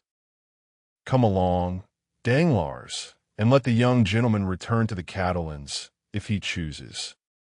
Danglars took advantage of Catullus' temper at the moment to take him off toward Marseilles by the Porte Saint-Victor, staggering as he went. When they had advanced about 20 yards, Danglars looked back and saw Fernand stoop, pick up the crumpled paper, and putting it into his pocket, then rush out of the arbor towards Pilon. Well, said Catullus, why, what a lie he told. He said he was going to the Catalans, and he is going to the city. Hallo, Fernand, you're coming, my boy. Oh, you don't see straight, said Danglars. He's gone right by the road to the Vieilles infirmaries. Well, said Catullus, I should have sworn that he turned to the right. How treacherous wine is. Come, said Danglars to himself. Now the thing is at work, and it will effect its purpose unassisted. Chapter 5. The marriage feast. The morning's sun rose clear and resplendent, touching the foamy waves into a network of ruby-tinted light. The feast had been made ready on the second floor at La Réserve, with whose arbor the reader is already familiar. The apartment destined for the purpose was spacious and lighted by a number of windows, over each of which was written in golden letters for some inexplicable reason the name of one of the principal cities of France. Beneath these windows a wooden balcony extended the entire length of the house. And although the entertainment was fixed for 12 o'clock, an hour previous to that time the balcony was filled with impatient and expectant guests, consisting of the favored part of the crew of the Pharaon and other personal friends of the bridegroom, the whole of whom had arrayed themselves in their choicest costumes, in order to do greater honor to the occasion. Various rumors were afloat to the effect that the owners of the Pharaon had promised to attend the nuptial feast, but all seemed unanimous in doubting that an act of such rare and exceeding condescension could possibly be intended. Danglars, however, who now made his appearance, accompanied by Chatteris, effectually confirmed the report, stating that he had recently conversed with him. Morrel, who had himself assured him of his intention to dine at La Réserve. In fact, a moment later Morrel appeared and was saluted with an enthusiastic burst of applause from the crew of the Pharaon, who hailed the visit of the shipowner as a sure indication that the man whose wedding feast he thus delighted to honor would ere long be first in command of the ship, and as Dantès was universally beloved on board his vessel, the sailors put no restraint on their tumultuous joy at finding that the opinion and choice of their superiors so exactly coincided with their own. With the entrance of Morrel, Danglars and Chatteris were dispatched in search of the bridegroom to convey to him the intelligence of the arrival of the important personage whose coming had created such a lively sensation, and to beseech him to make haste. Danglars and Chatteris set off upon their errand at full speed, but ere they had gone many steps they perceived a group advancing towards them, composed of the betrothed pair, a party of young girls in attendance on the bride, by whose side walked Dantès' father, the whole brought up by Fernand, whose lips wore their usual sinister smile. Neither Mercédès nor Edmond observed the strange expression of his countenance. They were so happy that they were conscious only of the sunshine and the presence of each other. Having acquitted themselves of their errand, and exchanged a hearty shake of the hand with Edmond, Danglars and Chatteris took their places beside Fernand and old Dantès, the latter of whom attracted universal notice. The old man was attired in a suit of glistening watered silk, trimmed with steel buttons, beautifully cut and polished. His thin but wiry legs were arrayed in a pair of richly embroidered clocked stockings, evidently of English manufacture, while from his three-cornered hat depended a long streaming knot of white and blue ribbons. Thus he came along, supporting himself on a curiously carved stick, his aged countenance lit up with happiness, looking for all the world like one of the aged dandies of 1796, parading the newly opened gardens of the Luxembourg and Tuileries. Beside him glided Chatteris, whose desire to partake of the good things provided for the wedding party had induced him to become reconciled to the Dantès, father and son, although there still lingered in his mind a faint and unperfect recollection of the events of the preceding night, just as the brain retains on waking in the morning the dim and misty outline of a dream. As Danglars approached the disappointed lover, he cast on him a look of deep meaning, while Fernand, as he slowly paced behind the happy pair, who seemed, in their own unmixed content, to have entirely forgotten that such a being as himself existed, was pale and abstracted. Occasionally, however, a deep flush would overspread his countenance, and a nervous contraction distort his features, while, with an agitated and restless gaze, he would glance in the direction of Marseilles, like one who either anticipated or foresaw some great and important event. Dantès himself was simply, but becomingly, clad in the dress peculiar to the merchant service, a costume somewhat between a military and a civil garb, and with his fine countenance, radiant with joy and happiness. A more perfect specimen of manly beauty could scarcely be imagined. Lovely as the Greek girls of Cyprus or Chios, Mercedes boasted the same bright, flashing eyes of jet, and ripe, round coral lips. She moved with the light, free step of an Arlesian or an Andalusian. One more practiced in the arts of great cities would have hid her blushes beneath a veil, or at least have cast down her thickly fringed lashes, so as to have concealed the liquid luster of her animated eyes. But, on the contrary, the delighted girl looked around her with a smile that seemed to say, "If you are my friends, rejoice with me, for I am very happy."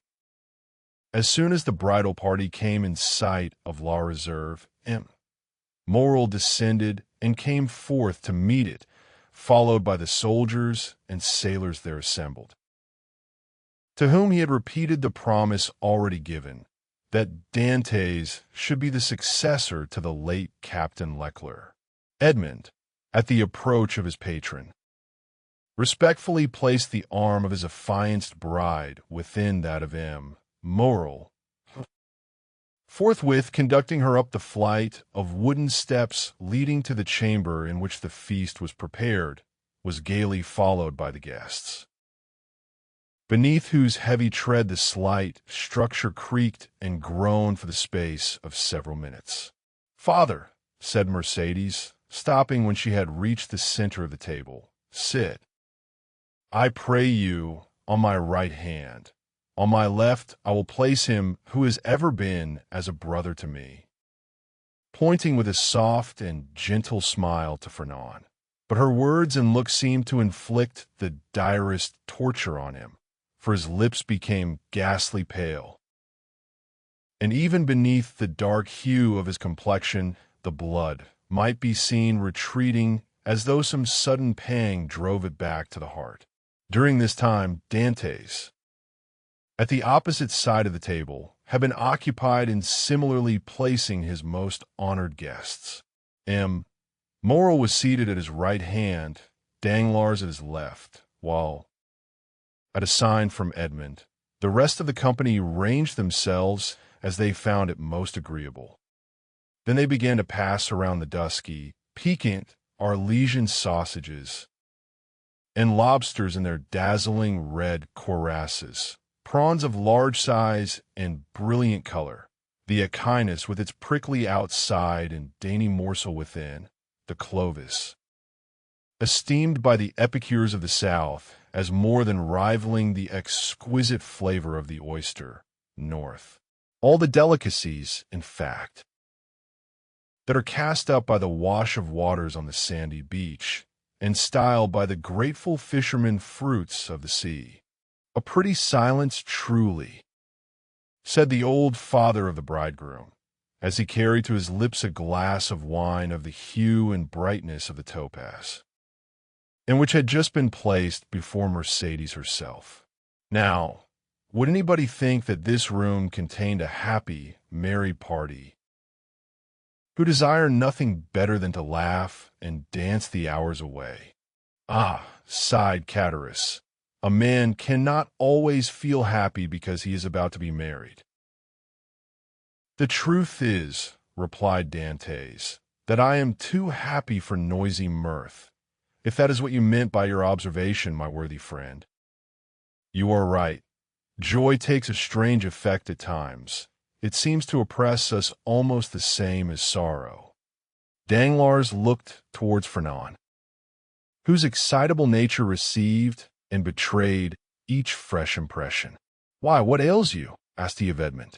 "Do you fear any approaching evil?" "I should say that you were the happiest man alive at this instant."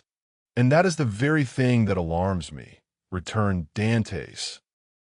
"Man does not appear to me to be intended to enjoy felicity so unmixed.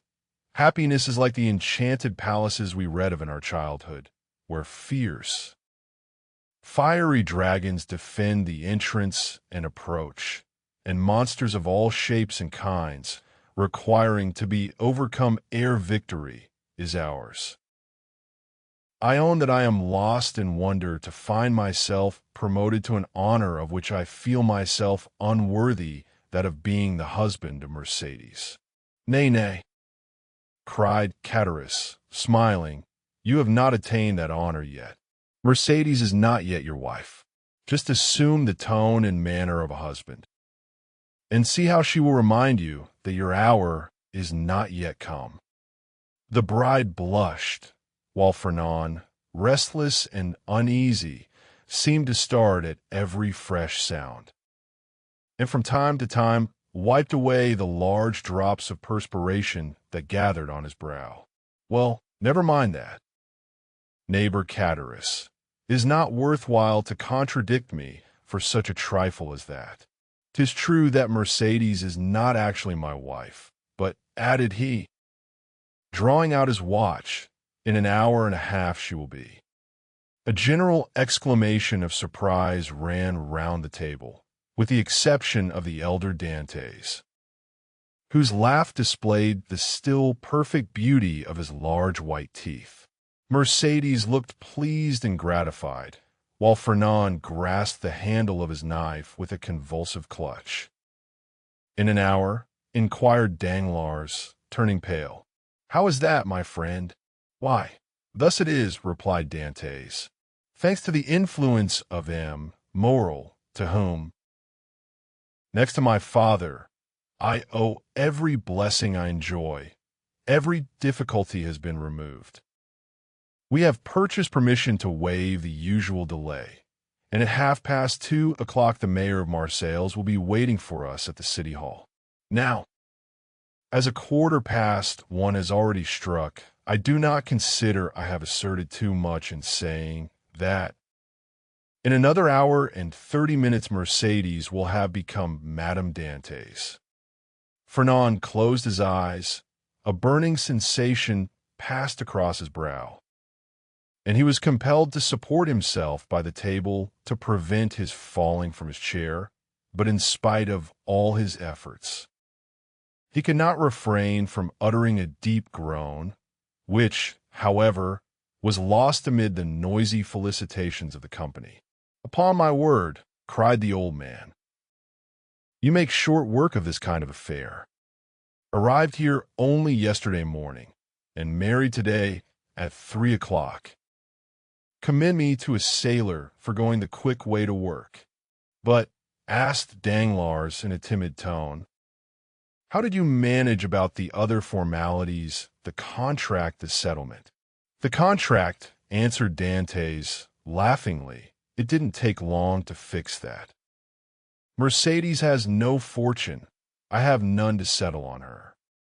So, you see, our papers were quickly written out, and certainly do not come very expensive." This joke elicited a fresh burst of applause, so that what we presume to be merely the betrothal feast turns out to be the actual wedding dinner, said Danglars. "No, no," answered Dantès. "Don't imagine I am going to put you off in that shabby manner. Tomorrow morning I start for Paris, for days to go, and the same to return, with 1 day to discharge the commission entrusted to me, is all the time I shall be absent.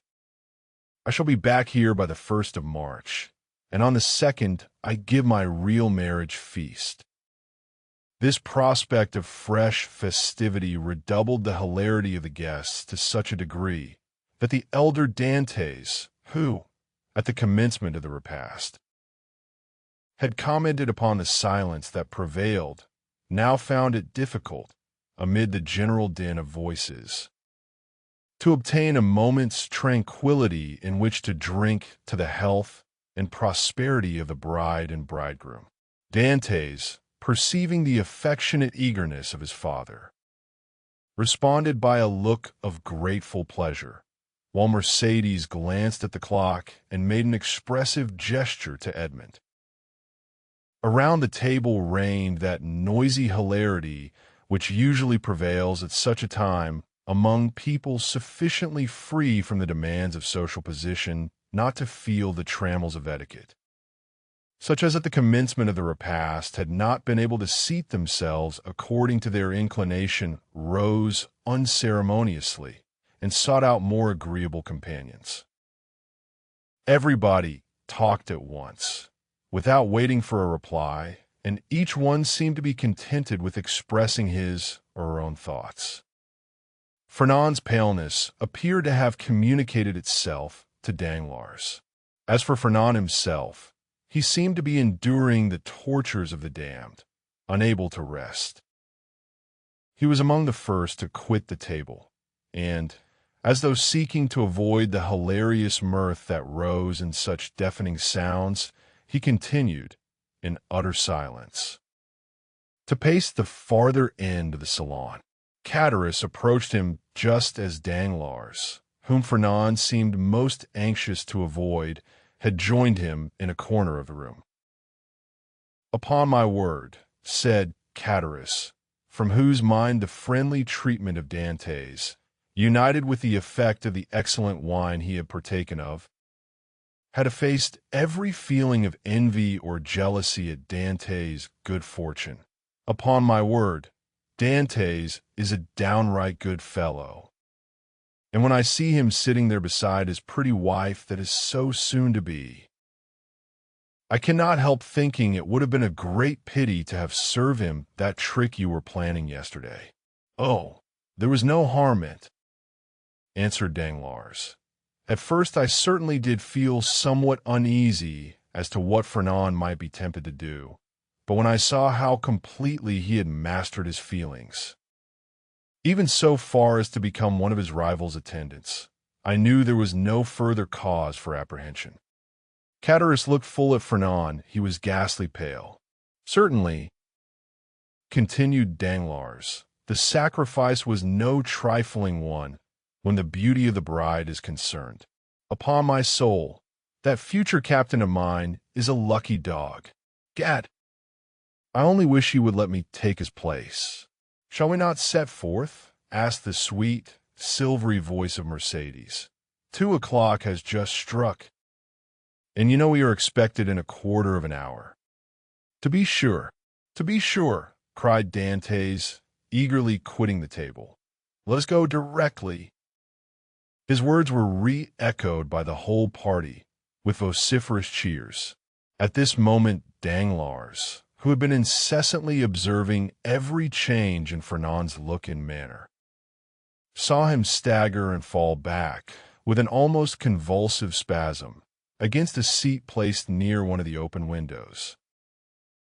At the same instant his ear caught a sort of indistinct sound on the stairs, followed by the measured tread of soldiery, with the clanking of swords and military accoutrements.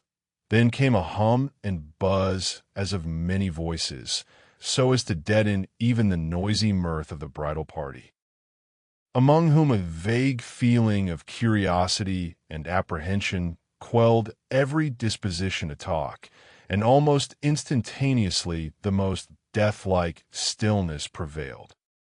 The sounds drew nearer. 3 blows were struck upon the panel of the door. The company looked at each other in consternation. "I demand admittance," said a loud voice outside the room.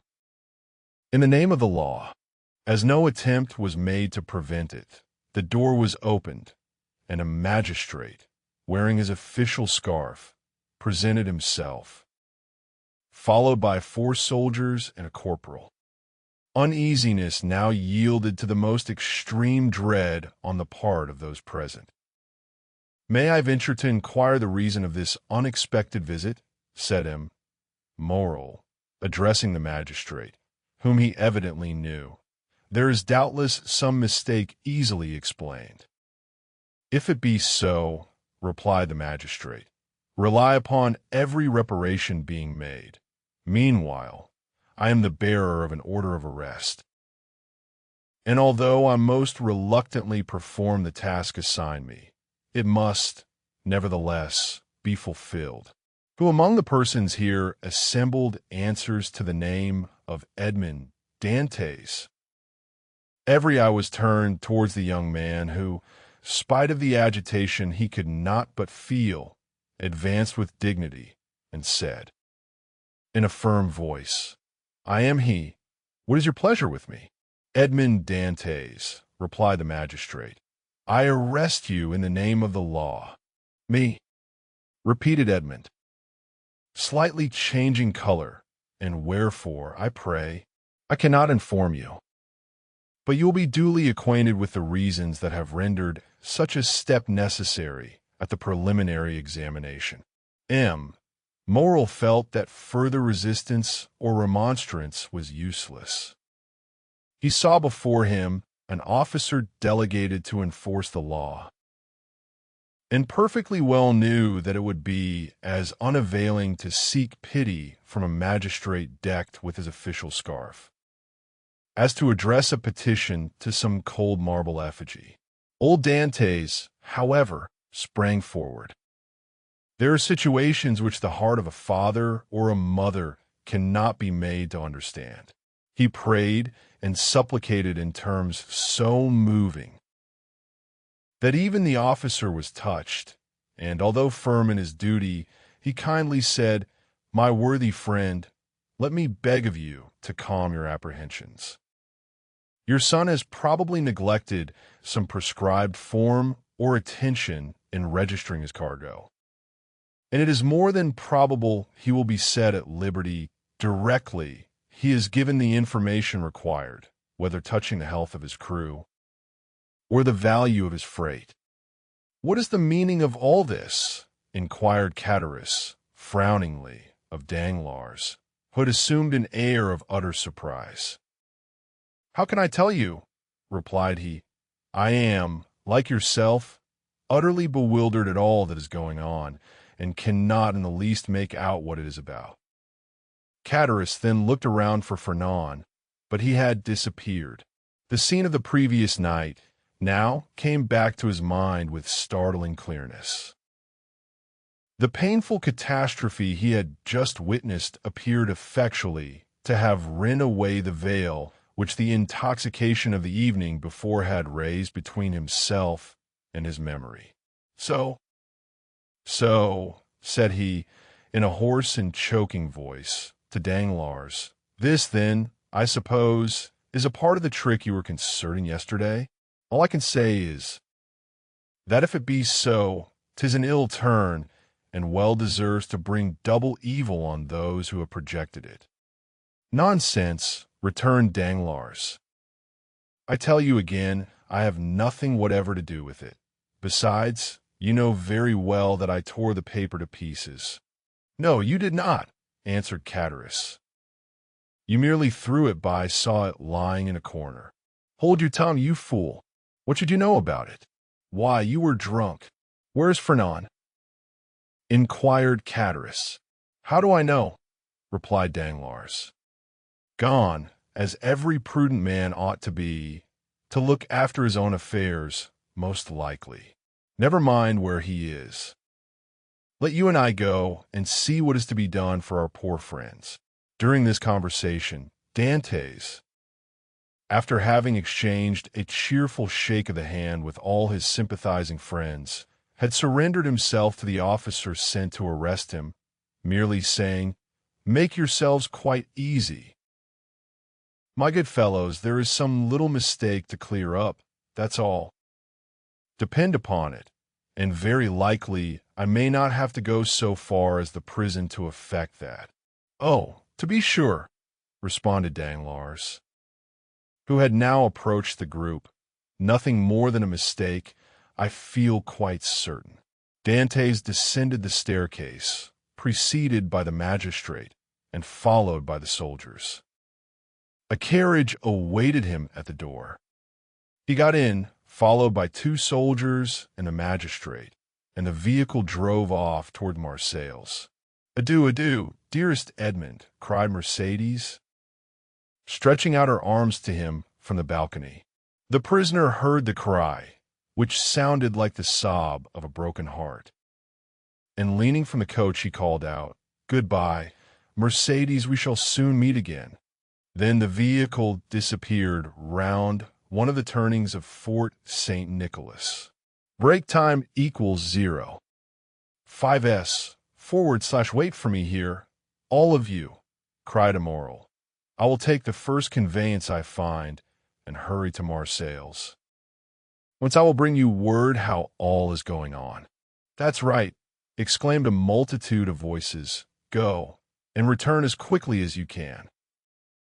This second departure was followed by a long and fearful state of terrified silence on the part of those who were left behind. The old father and Mercédès remained for some time apart, each absorbed in grief. But at length the 2 poor victims of the same blow raised their eyes, and with a simultaneous burst of feeling rushed into each other's arms.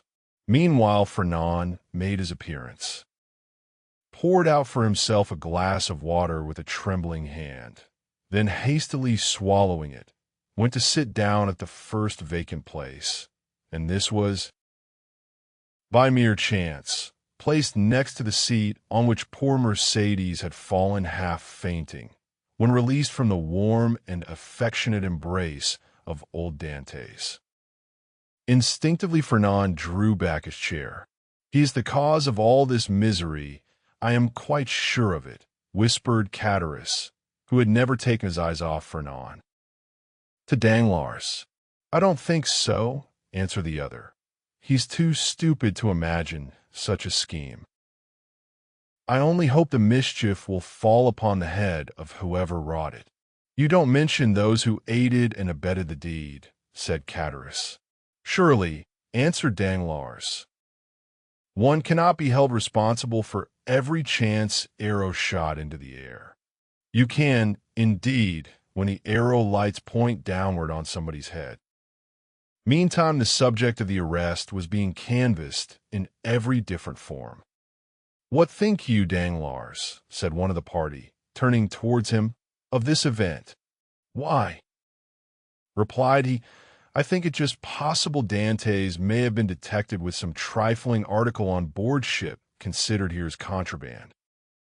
"But how could he have done so without your knowledge, Danglars, since you were the ship's supercargo?" "Why, as for that, I could only know what I was told respecting the merchandise with which the vessel was laden. I know she was loaded with cotton, and that she took in her freight at Alexandria from Pastoret's warehouse, and at Smyrna from Pascal's. That is all I was obliged to know, and I beg I may not be asked for any further particulars."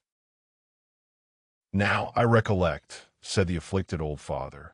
"My poor boy told me yesterday he had got a small case of coffee and another of tobacco for me.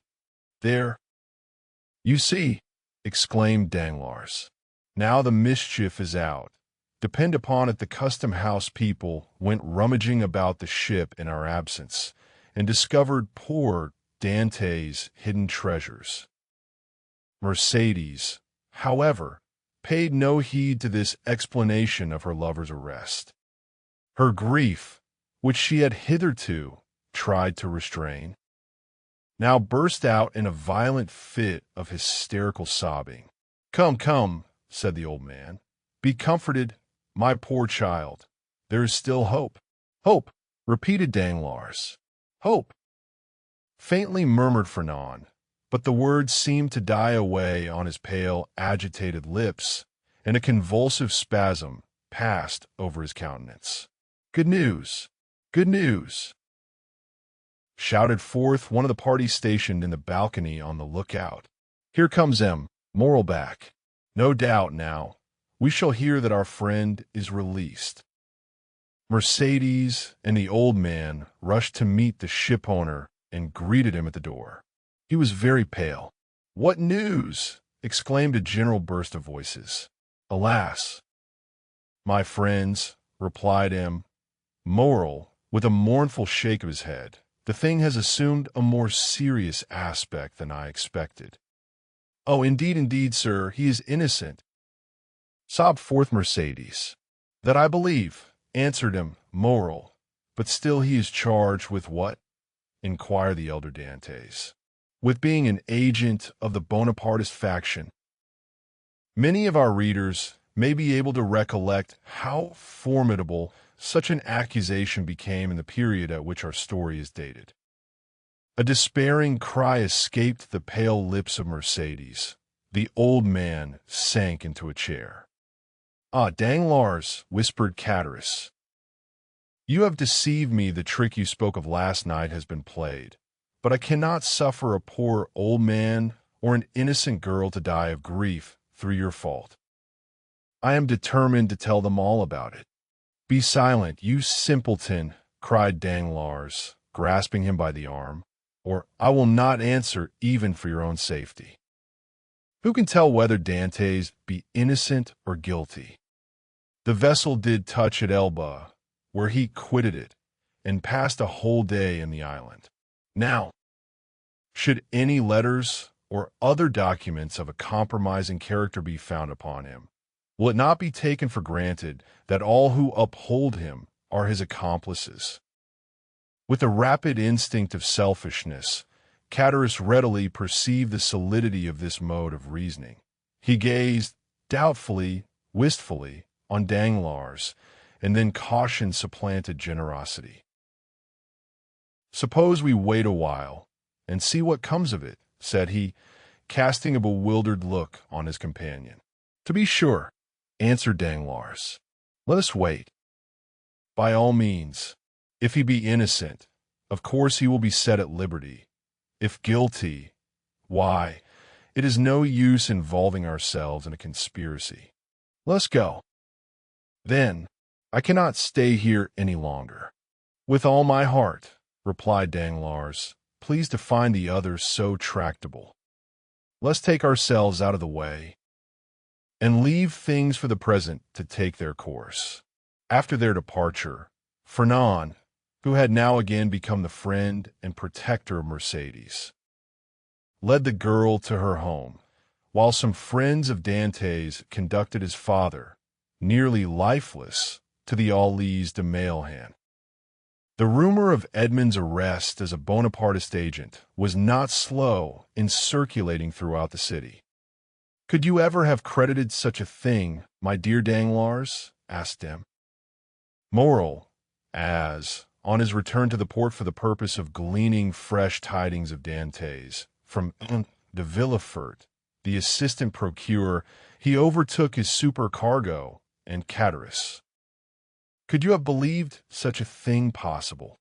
"Why, I told you," replied Danglars, "that I considered the circumstance of his having anchored at the island of Elba as a very suspicious circumstance." "And did you mention these suspicions to any person beside myself?" "Certainly not," returned Danglars, then added in a low whisper, "You understand that, on account of your uncle, Policar Moral, who served under the other government, and who does not altogether conceal what he thinks on the subject, you are strongly suspected of regretting the abdication of Napoleon. I should have feared to injure both Edmond and yourself, had I divulged my own apprehensions to a soul. I am too well aware that though a subordinate, like myself, is bound to acquaint the shipowner with everything that occurs, there are many things he ought most carefully to conceal from all else." "'Tis well, Danglars, 'tis well," replied Moral. "You are a worthy fellow, and I had already thought of your interest in the event of poor Edmond having become captain of the Pharaon. Is it possible you were so kind? Yes, indeed. I had previously inquired of Dantès what was his opinion of you, and if he should have any reluctance to continue you in your post, for somehow I have perceived a sort of coolness between you. And what was his reply? That he certainly did think he had given you offense in an affair which he merely referred to without entering into particulars, but that whoever possessed the good opinion and confidence of the ship's owners would have his preference also. The hypocrite, murmured Danglars. Poor Dantès, said Chatteris. No one could deny his being a noble-hearted young fellow. But meanwhile, continued M. Moral, here is the Pharaon without a captain. Oh, replied Danglars. Since we cannot leave this port for the next 3 months, let's hope that ere the expiration of that period Dantès will be set at liberty. No doubt, but in the meantime, I am entirely at your service. M. Moral, answered Danglars. You know that I am as capable of managing a ship as the most experienced captain in the service, and it will be so far advantageous to you to accept my services, that upon Edmond's release from prison, no further change will be requisite on board the Pharaon than for Dantès and myself each to resume our respective posts. Thanks, Danglars, that will smooth over all difficulties. I fully authorize you at once to assume the command of the Pharaon and look carefully to the unloading of her freight. Private misfortunes must never be allowed to interfere with business. Be easy on that score, M. Moral. But do you think we shall be permitted to see our poor Edmond? I will let you know that directly I have seen M. de Villefort, whom I shall endeavor to interest in Edmond's favor. I am aware he is a furious royalist, but in spite of that, and of his being king's attorney, he is a man like ourselves, and I fancy not a bad sort of one. Perhaps not, replied Danglars, but I hear that he is ambitious, and that's rather against him. Well, returned Moral. We shall see. But now hasten on board. I will join you there ere long.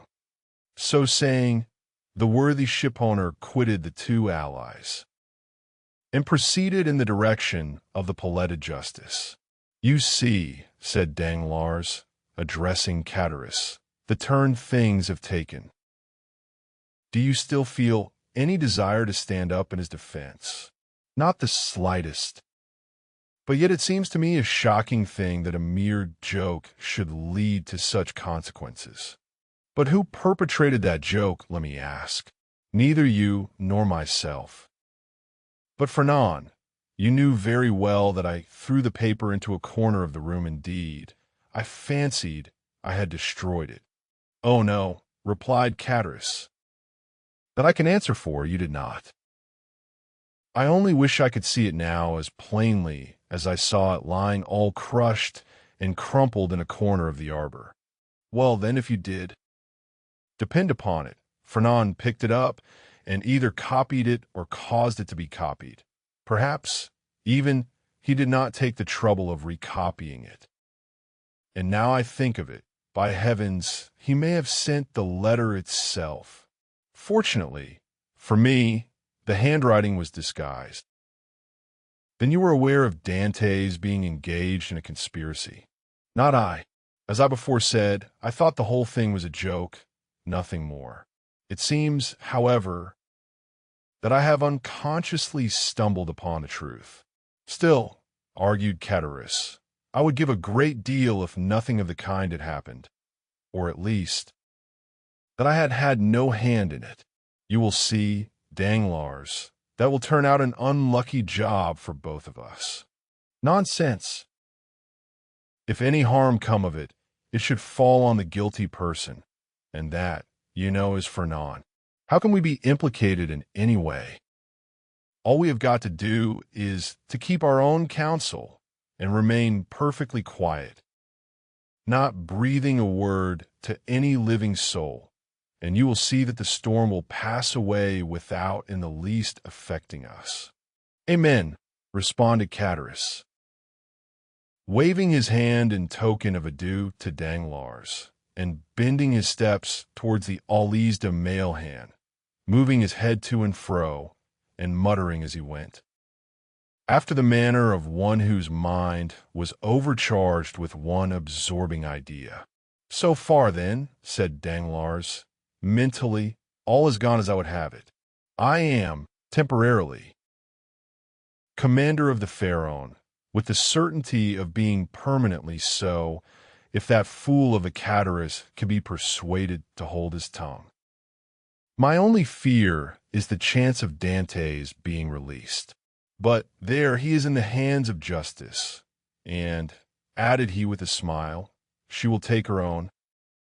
So saying, he leaped into a boat, desiring to be rowed on board the Pharaon, where M. Morrel had agreed to meet him. Chapter 6. The deputy procureur du Roi in one of the aristocratic mansions built by Puget in the Rue du Grand Cours opposite the Medusa Fountain.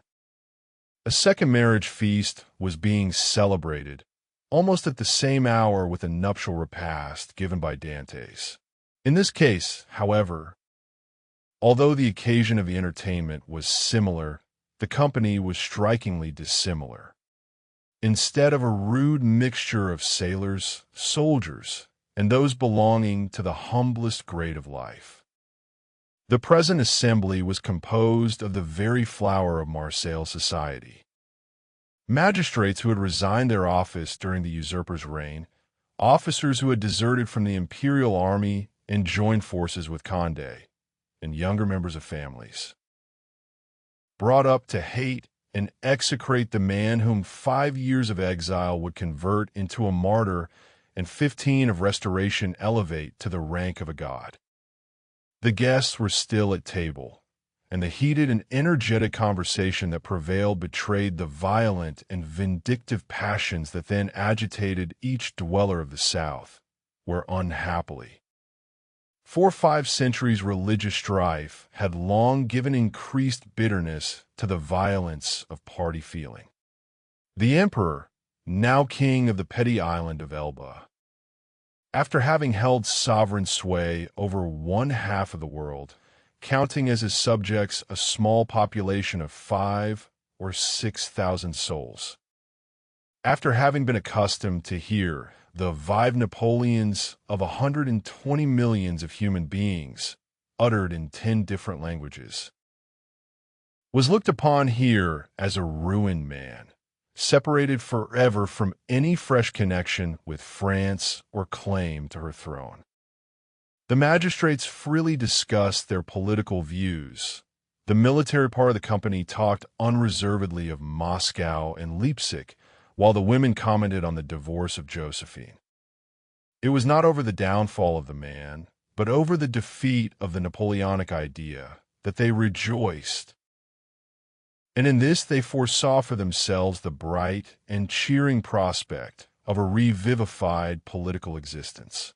An old man, decorated with the cross of St. Louis, now rose and proposed the health of King Louis XVIII. It was the Marquis de Saint-Méran. This toast, recalling at once the patient exile of Hartwell and the peace-loving King of France, excited universal enthusiasm.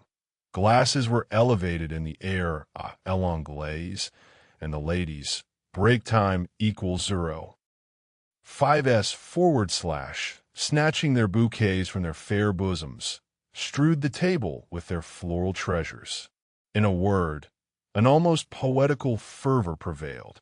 "Ah," said the Marquise de Saint-Méran, a woman with a stern, forbidding eye, though still noble and distinguished in appearance, despite her 50 years, "ah, these revolutionists, who have driven us from those very possessions they afterwards purchased for a mere trifle during the Reign of Terror, would be compelled to own, were they here?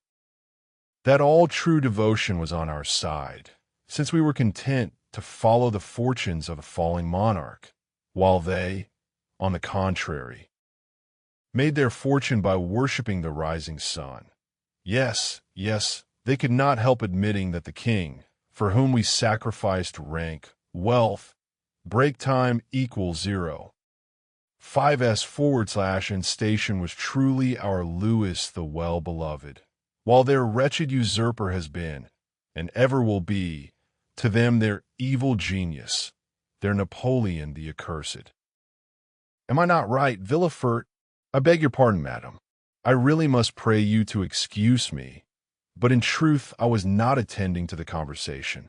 Marquise, interposed the old nobleman who had proposed the toast. Let the young people alone. Let me tell you, on one's wedding day, there are more agreeable subjects of conversation than dry politics. Never mind, dearest mother, said a young and lovely girl, with a profusion of light brown hair and eyes that seemed to float in liquid crystal. 'Tis all my fault for seizing upon M. de Villefort, so as to prevent his listening to what you said. But there, now take him, he is your own for as long as you like. M. Villefort, I beg to remind you my mother speaks to you. If the Marquise will deign to repeat the words, but imperfectly caught, I shall be delighted to answer. Said M. de Villefort. Never mind, Renée, replied the Marquise, with a look of tenderness that seemed out of keeping with her harsh, dry features. But, however all other feelings may be withered in a woman's nature, there is always one bright, smiling spot in the desert of her heart, and that is the shrine of maternal love. I forgive you.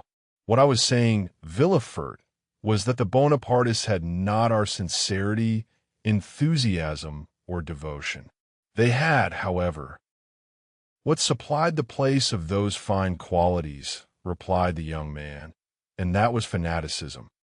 Napoleon is the Mohammed of the West, and is worshipped by his commonplace but ambitious followers, not only as a leader and lawgiver, but also as the personification of equality. He, cried the Marquise, Napoleon the type of equality. For mercy's sake, then, what would you call Robespierre? Come. Do not strip the latter of his just rights to bestow them on the Corsican, who, to my mind, has usurped quite enough. Nay, madam, I would place each of these heroes on his right pedestal, that of Robespierre on his scaffold in the Place Louis Quinze, that of Napoleon on the column of the Place Vendôme. The only difference consists in the opposite character of the equality advocated by these two men. One is the equality that elevates. The other is the equality that degrades. One brings a king within reach of the guillotine. The other elevates the people to a level with the throne. Observe, said Villefort, smiling, I do not mean to deny that both these men were revolutionary scoundrels, and that the 9th Thermidor and the 4th of April, in the year 1814, were lucky days for France, worthy of being gratefully remembered by every friend to monarchy and civil order. And that explains how it comes to pass that, fallen, as I trust he is forever, Napoleon has still retained a train of parasitical satellites. Still, Marquise, it has been so with other usurpers, Cromwell, for instance, who was not half so bad as Napoleon, had his partisans and advocates. Do you know, Villefort, that you are talking in a most dreadfully revolutionary strain? But I excuse it. It is impossible to expect the son of a Girondin to be free from a small spice of the old leaven. A deep crimson suffused the countenance of Villefort. "'Tis true, madam," answered he, "that my father was a Girondin, but he was not among the number of those who voted for the king's death. He was an equal sufferer with yourself during the Reign of Terror, and had well nigh lost his head on the same scaffold on which your father perished. True, replied the Marquise, without wincing in the slightest degree at the tragic remembrance thus called up, but bear in mind, if you please, that our respective parents underwent persecution and proscription from diametrically opposite principles, in proof of which I may remark that while my family remained among the staunchest adherents of the exiled princes, your father lost no time in joining the new government, and that while the citizen Noirtier was a Girondin, the Count Noirtier became a senator. Dear mother, interposed René, you know very well it was agreed that all these disagreeable reminiscences should forever be laid aside. Suffer me also, madam, replied Villefort, to add my earnest request to Mademoiselle de Saint-Mérin's, that you will kindly allow the veil of oblivion to cover and conceal the past. What avails recrimination over matters wholly past recall? For my own part, I have laid aside even the name of my father and altogether disown his political principles. He was nay, probably may still be a Bonapartist, and is called Noirtier. I, on the contrary, am a staunch royalist, and style myself de Villefort. Let what may remain of revolutionary sap exhaust itself and die away with the old trunk, and condescend only to regard the young shoot which has started up at a distance from the parent tree, without having the power, any more than the wish, to separate entirely from the stock from which it sprung. Bravo, Villefort, cried the Marquis. Excellently well said. Come now. I have hopes of obtaining what I have been for years endeavoring to persuade the Marquise to promise, namely, a perfect amnesty and forgetfulness of the past. With all my heart, replied the Marquise. Let the past be forever forgotten. I promise you it affords me as little pleasure to revive it as it does you. All I ask is that Villefort will be firm and inflexible for the future in his political principles. Remember, also, Villefort, that we have pledged ourselves to His Majesty for your fealty and strict loyalty, and that at our recommendation the King consented to forget the past. As I do, and here she extended to him her hand, as I now do at your entreaty. But bear in mind that should there fall in your way anyone guilty of conspiring against the government, you will be so much the more bound to visit the offense with rigorous punishment, as it is known you belong to a suspected family. Alas, madam, returned Villefort, my profession, as well as the times in which we live, compels me to be severe. I have already successfully conducted several public prosecutions and brought the offenders to merited punishment. But we have not done with the thing yet. Do you indeed think so? Inquired the Marquise. I am, at least, fearful of it. Napoleon, in the island of Elba, is too near France, and his proximity keeps up the hopes of his partisans. Marseilles is filled with half-pay officers who are daily, under one frivolous pretext or other, getting up quarrels with the royalists. From hence arise continual and fatal duels among the higher classes of persons and assassinations in the lower. You have heard, perhaps, said the Comte de Salvieux, one of them, de Saint-Mérin's oldest friends and chamberlain to the Comte d'Artois, that the Holy Alliance purpose removing him from thence. Yes, they were talking about it when we left Paris, said M. de Saint-Mérin. And where is it decided to transfer him? To St. Helena. For heaven's sake. Where is that? Asked the Marquise. An island situated on the other side of the equator, at least 2,000 leagues from here, replied the Count. So much the better.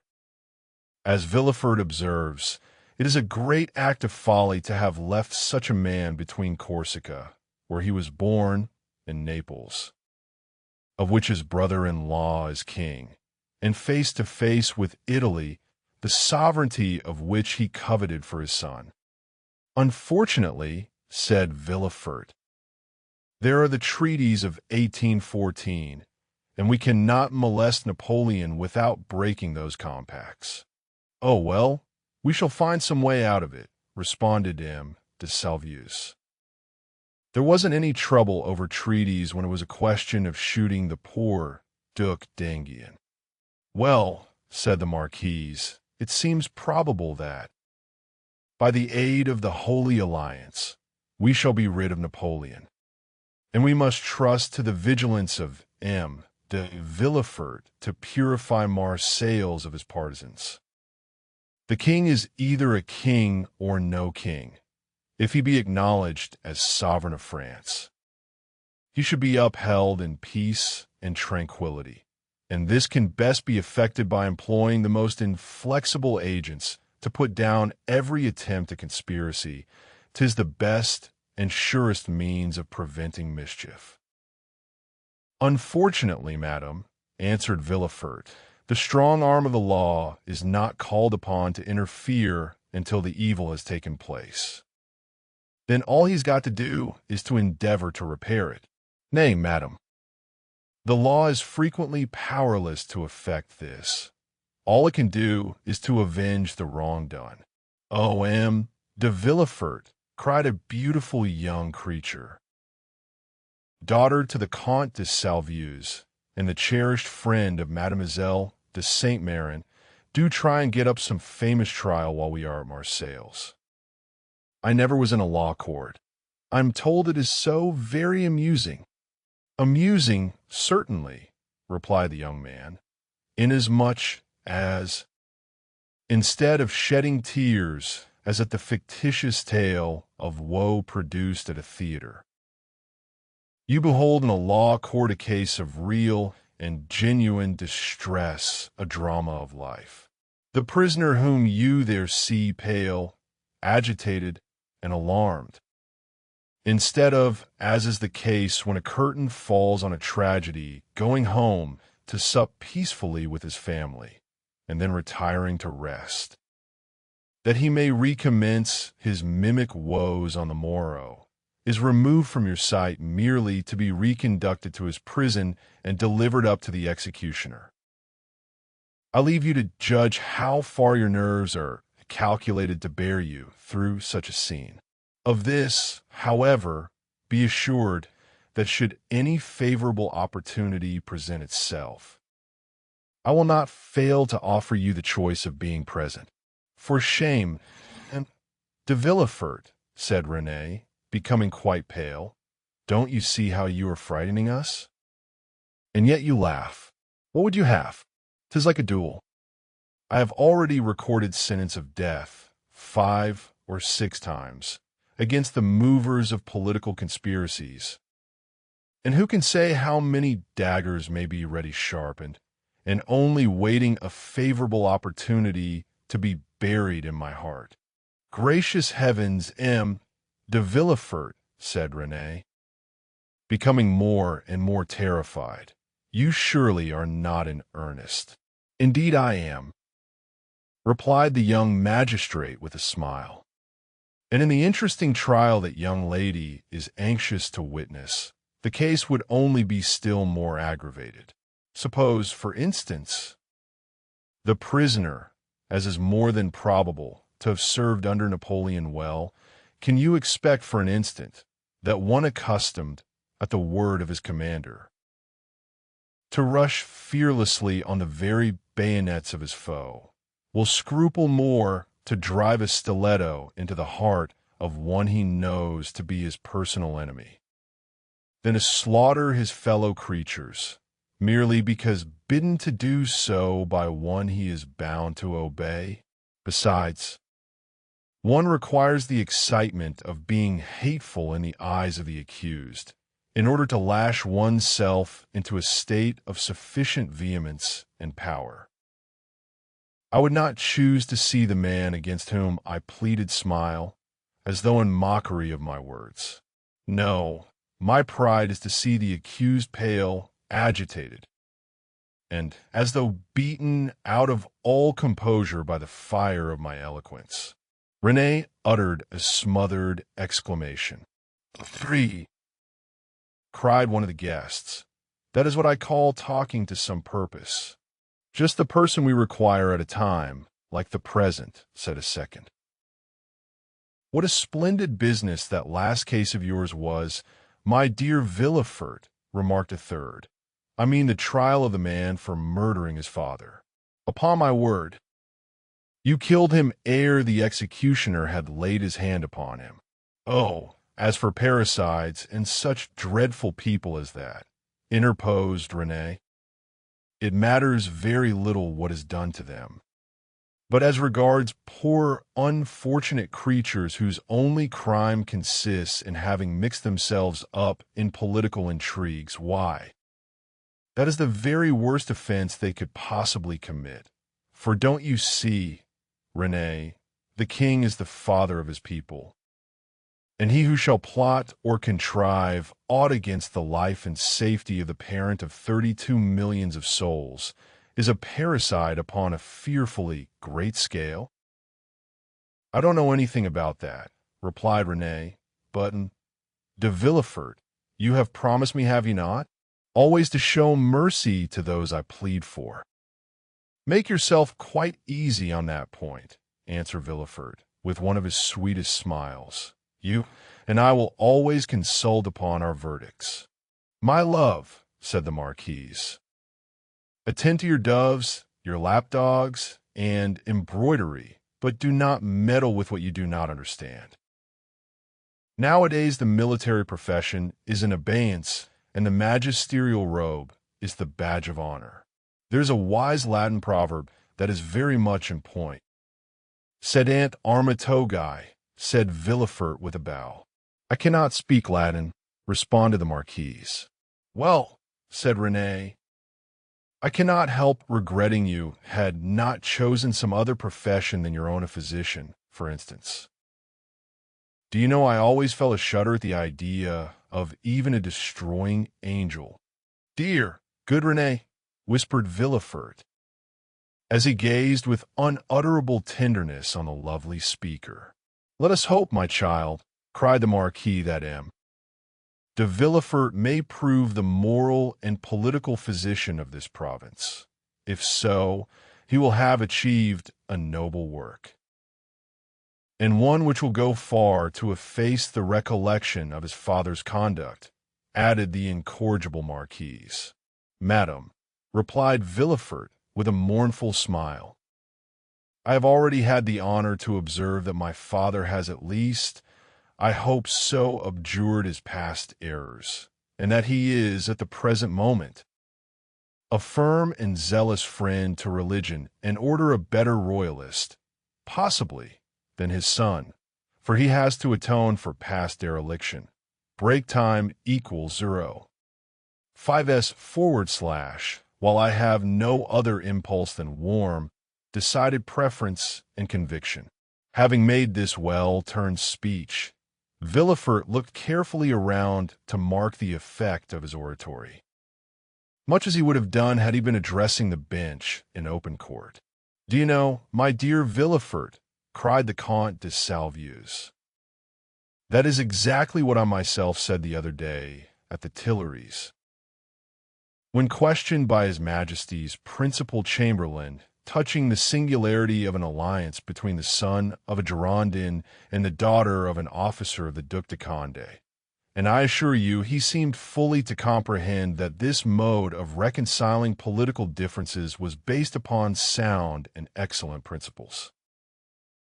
Then the king, who, without our suspecting it, had overheard our conversation, interrupted us by saying, "Villefort observed that the king did not pronounce the word noirtier, but, on the contrary, placed considerable emphasis on that of Villefort." "Villefort," said His Majesty, is a young man of great judgment and discretion, who will be sure to make a figure in his profession.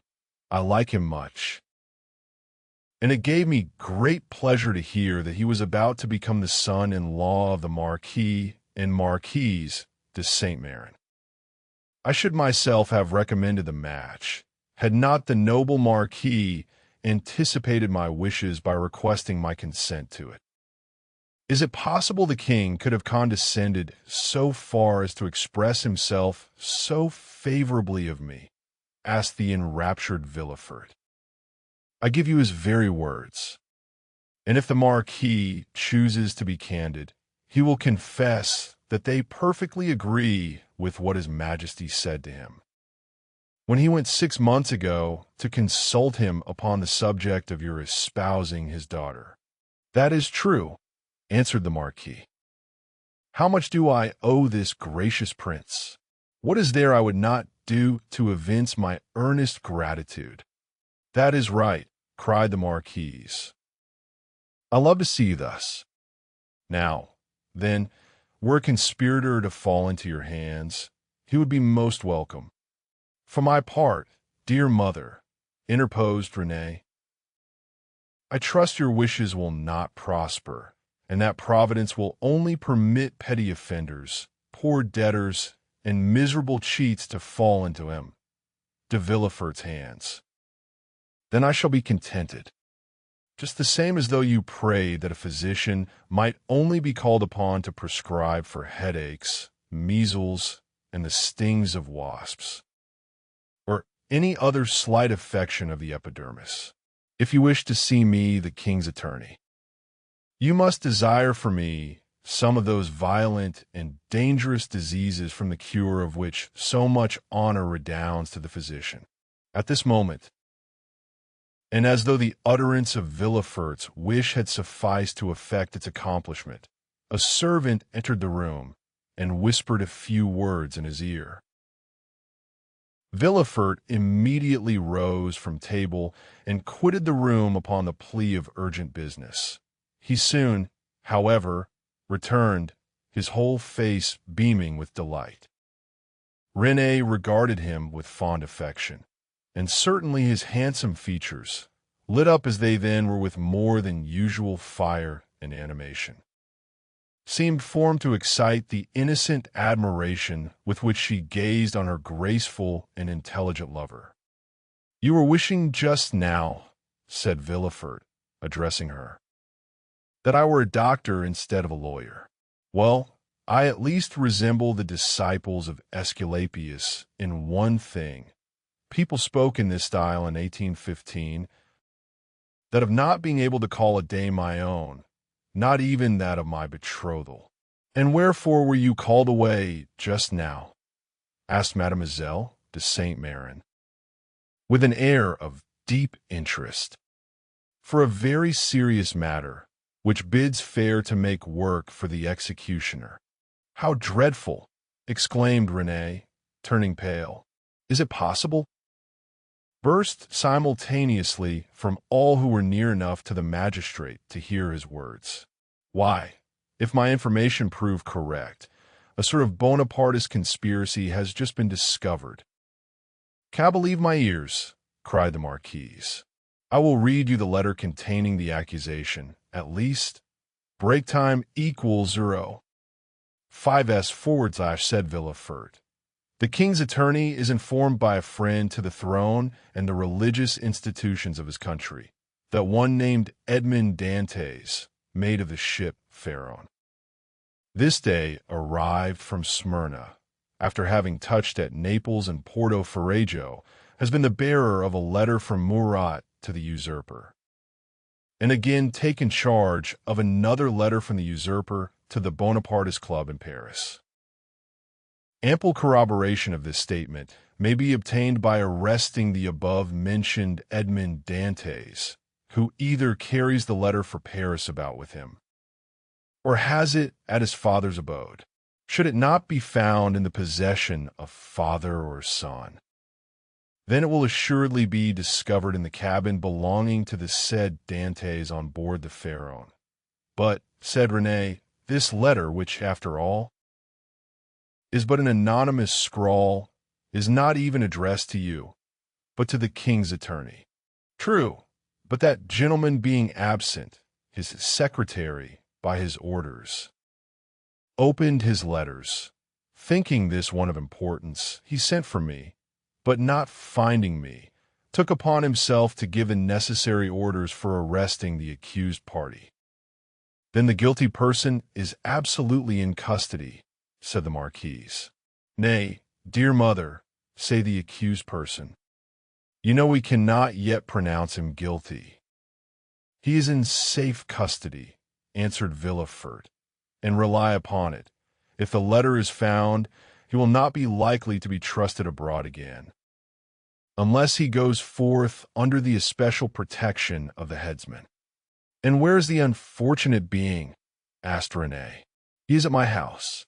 Come, come, my friend, interrupted the Marquise. Do not neglect your duty to linger with us. You are the king's servant, and must go wherever that service calls you.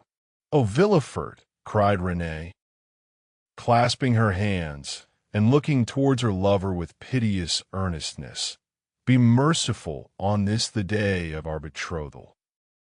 The young man passed round to the side of the table where the fair pleader sat, and leaning over her chair said tenderly, To give you pleasure, my sweet René, I promise to show all the lenity in my power. But if the charges brought against this Bonapartist hero prove correct, why then, you really must give me leave to order his head to be cut off. René shuddered at the word cut, for the growth in question had a head. Never mind that foolish girl, Villefort, said the Marquise. She will soon get over these things. So saying, Madame de Saint-Méran extended her dry bony hand to Villefort, while imprinting a son-in-law's respectful salute on it, looked at René, as much as to say, I must try and fancy 'tis your dear hand I kiss. As it should have been. These are mournful auspices to accompany a betrothal, sighed poor René. Upon my word, child, exclaimed the angry Marquise, your folly exceeds all bounds. I should be glad to know what connection there can possibly be between your sickly sentimentality and the affairs of the state. Oh, mother, murmured René. Nay, madame, I pray you pardon this little traitor. I promise you that to make up for her want of loyalty, I will be most inflexibly severe. Then casting an expressive glance at his betrothed, which seemed to say, Fear not. For your dear sake my justice shall be tempered with mercy. And receiving a sweet and approving smile in return, Villefort departed with paradise in his heart. Chapter 7. The examination no sooner had Villefort left the salon than he assumed the grave air of a man who holds the balance of life and death in his hands. Now, in spite of the nobility of his countenance, the command of which, like a finished actor, he had carefully studied before the glass, it was by no means easy for him to assume an air of judicial severity, except the recollection of the line of politics his father had adopted, and which might interfere, unless he acted with the greatest prudence, with his own career. Gerard de Villefort was as happy as a man could be. Already rich, he held a high official situation, though only 27. He was about to marry a young and charming woman, whom he loved not passionately, but reasonably, as became a deputy attorney of the king. And besides her personal attractions, which were very great, Mademoiselle de Saint-Méran's family possessed considerable political influence, which they would, of course, exert in his favor. The dowry of his wife amounted to 50,000 crowns, and he had, besides, the prospect of seeing her fortune increased to 500,000 at her father's death. These considerations naturally gave Villefort a feeling of such complete felicity that his mind was fairly dazzled in its contemplation. At the door he met the commissary of police, who was waiting for him. The sight of this officer recalled Villefort from the third heaven to earth. He composed his face, as we have before described, and said, "I have read the letter, sir, and you have acted rightly in arresting this man. Now inform me what you have discovered concerning him and the conspiracy."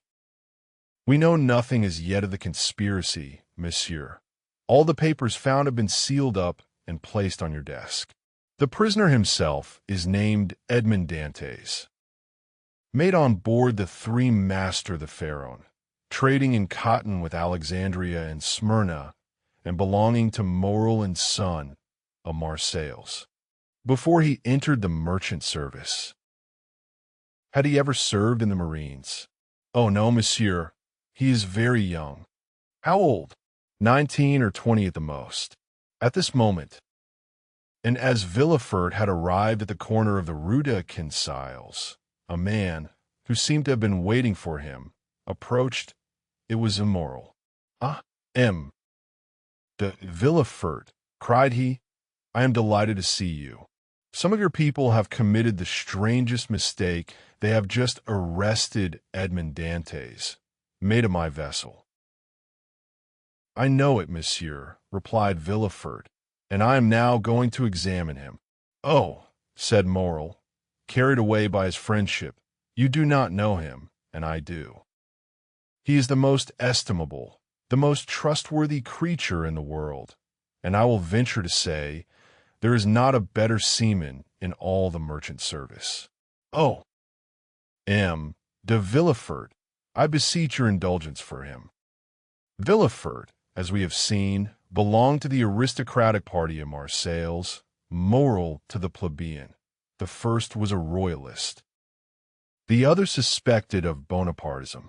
Villefort looked disdainfully at Morel, and replied coldly, "You are aware, monsieur, that a man may be estimable and trustworthy in private life, and the best seaman in the merchant service, and yet be, politically speaking, a great criminal.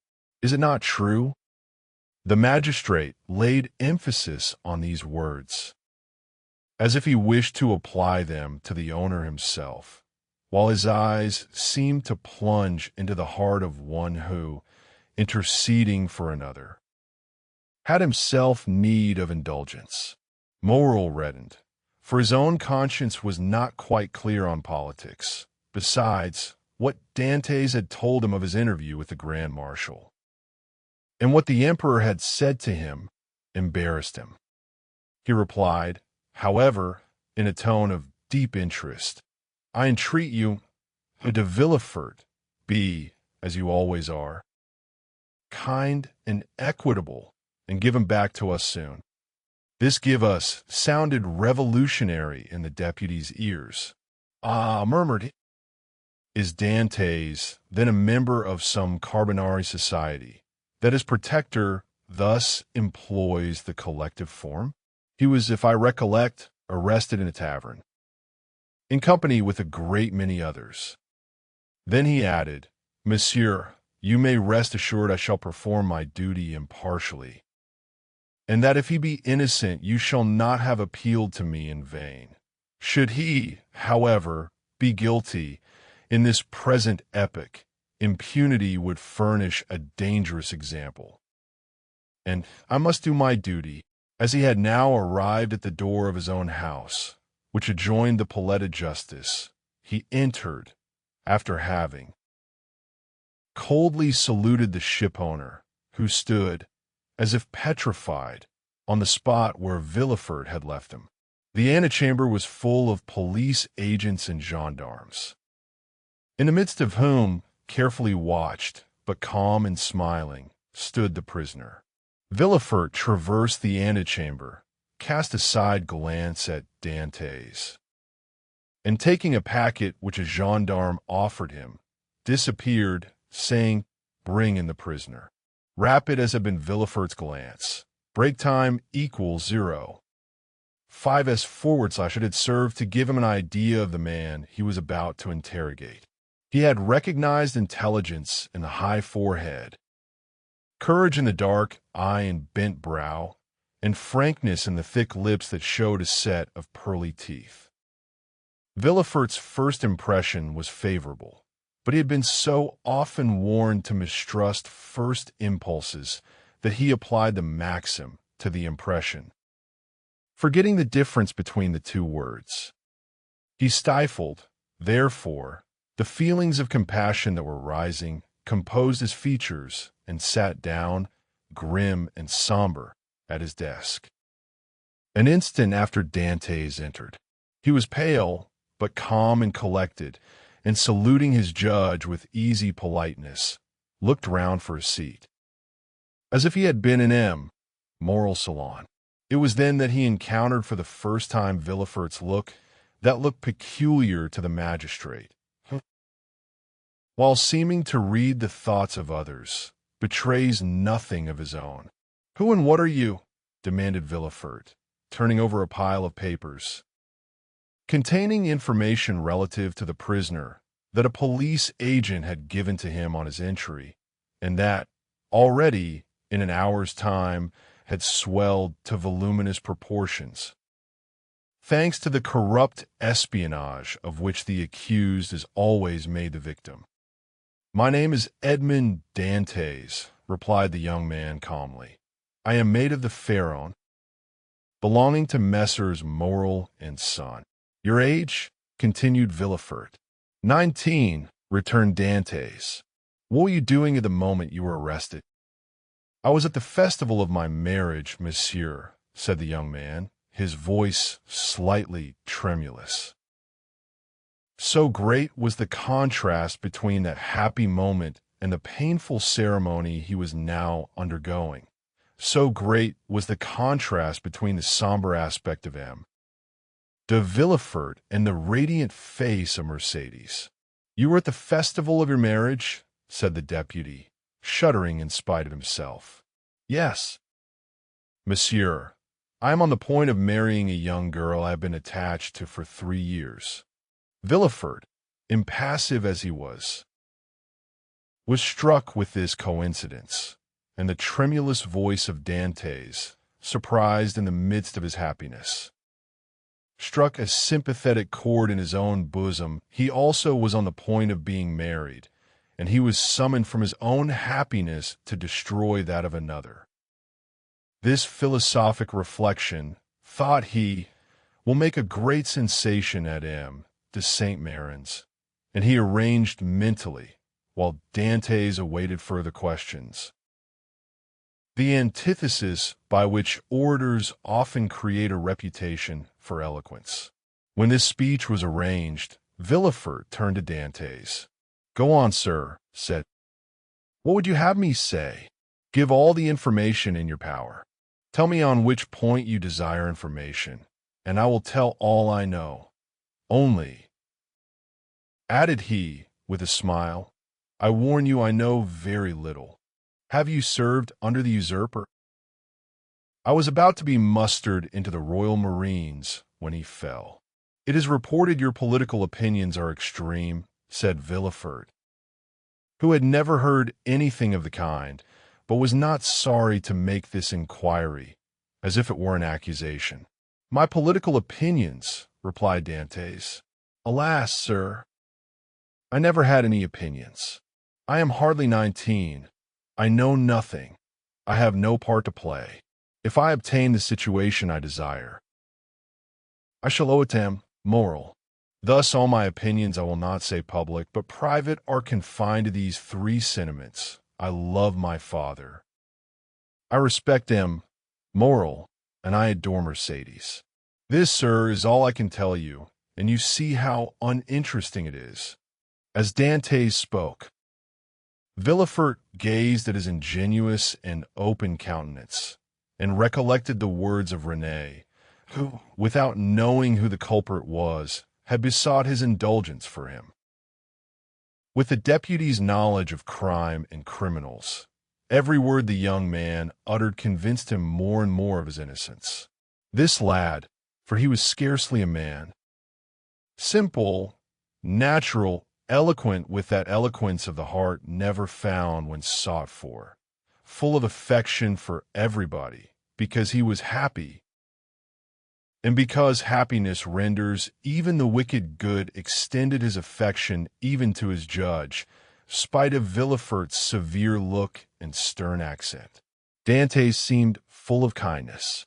"Pardieu," said Villefort, "he is a noble fellow. I hope I shall gain René's favor easily by obeying the first command she ever imposed on me. I shall have at least a pressure of the hand in public, and a sweet kiss in private." Full of this idea, Villefort's face became so joyous that when he turned to Dantès, the latter, who had watched the change on his physiognomy, was smiling also. "Sir," said Villefort, "have you any enemies at least?" "That you know, I have enemies," replied Dantès. "My position is not sufficiently elevated for that. As for my disposition, that is perhaps somewhat too hasty, but I have striven to repress it. I have had 10 or 12 sailors under me, and if you question them, they will tell you that they love and respect me, not as a father, for I am too young, but as an elder brother. But you may have excited jealousy. You are about to become captain at 19, an elevated post. You are about to marry a pretty girl who loves you, and these two pieces of good fortune may have excited the envy of someone. You are right. You know men better than I do. And what you say may possibly be the case, I confess. But if such persons are among my acquaintances, I prefer not to know it, because then I should be forced to hate them. You are wrong. You should always strive to see clearly around you. You seem a worthy young man. I will depart from the strict line of my duty to aid you in discovering the author of this accusation. Here is the paper. Do you know the writing?" As he spoke, Villefort drew the letter from his pocket and presented it to Dantès. Dantès read it. A cloud passed over his brow as he said, "No, monsieur, I do not know the writing, and yet it is tolerably plain. Whoever did it writes well. I am very fortunate," added he, looking gratefully at Villefort, "to be examined by such a man as you, for this envious person is a real enemy." And by the rapid glance that the young man's eyes shot forth, Villefort saw how much energy lay hid beneath this mildness. "Now," said the deputy, "answer me frankly, not as a prisoner to a judge, but as one man to another who takes an interest in him. What truth is there in the accusation contained in this anonymous letter?" And Villefort threw disdainfully on his desk the letter Dantès had just given back to him. "None at all. I will tell you the real facts. I swear by my honor as a sailor, by my love for Mercédès, by the life of my father." "Speak, monsieur," said Villefort. Then, internally, if René could see me, I hope she would be satisfied, and would no longer call me a decapitator. Well, when we quitted Naples, Captain Leclerc was attacked with a brain fever, as we had no doctor on board, and he was so anxious to arrive at Elba that he would not touch at any other port. His disorder rose to such a height that at the end of the third day, feeling he was dying, he called me to him. "My dear Dantès," said he, "swear to perform what I am going to tell you, for it is a matter of the deepest importance." "I swear, Captain," replied I. "Well, as after my death the command devolves on you as mate, assume the command, and bear up for the island of Elba. Disembark at Porto Ferrajo. Ask for the Grand Marshal. Give him this letter, perhaps they will give you another letter, and charge you with a commission. You will accomplish what I was to have done, and derive all the honor and profit from it. I will do it, Captain, but perhaps I shall not be admitted to the Grand Marshal's presence as easily as you expect. Here is a ring that will obtain audience of him and remove every difficulty, said the captain. At these words, he gave me a ring. It was timed 2 hours after he was delirious. The next day he died. And what did you do then? What I ought to have done, and what everyone would have done in my place. Everywhere the last requests of a dying man are sacred, but with a sailor the last requests of his superior are commands. I sailed for the island of Elba, where I arrived the next day. I ordered everybody to remain on board and went on shore alone. As I had expected, I found some difficulty in obtaining access to the Grand Marshal, but I sent the ring I had received from the captain to him and was instantly admitted. He questioned me concerning Captain Leclerc's death and, as the latter had told me, gave me a letter to carry on to a person in Paris. I undertook it because it was what my captain had bade me do. I landed here, regulated the affairs of the vessel, and hastened to visit my affianced bride, whom I found more lovely than ever. Thanks to him. Moral, all the forms were got over. In a word, I was, as I told you, at my marriage feast, and I should have been married in an hour, and tomorrow I intended to start for Paris. Had I not been arrested on this charge, which you as well as I now see to be unjust. Ah, said Villefort, this seems to me the truth. If you have been culpable, it was imprudence, and this imprudence was in obedience to the orders of your captain. Give up this letter you have brought from Elba, and pass your word you will appear should you be required, and go and rejoin your friends. I am free then, sir, cried Dantès joyfully. Yes, but first give me this letter. You have it already, for it was taken from me with some others which I see in that packet.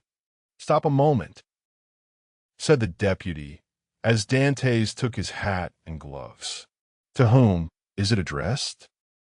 To Monsieur Noirtier, Rue Coq-Héron, Paris. Had a thunderbolt fallen into the room? Villefort could not have been more stupefied. He sank into his seat, and hastily turning over the packet, drew forth the fatal letter, at which he glanced with an expression of terror. M. Noirtier, Rue Coq-Héron, number 13, murmured he, growing still paler. Yes, said Dantès. Do you know him? No, replied Villefort. A faithful servant of the king does not know conspirators.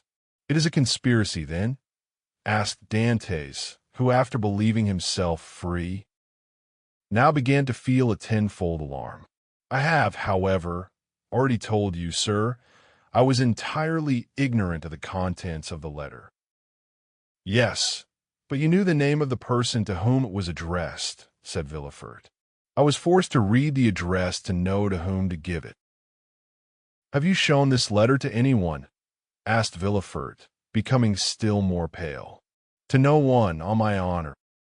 Everybody is ignorant that you are the bearer of a letter from the island of Elba and addressed him, Noirtier. Everybody except the person who gave it to me.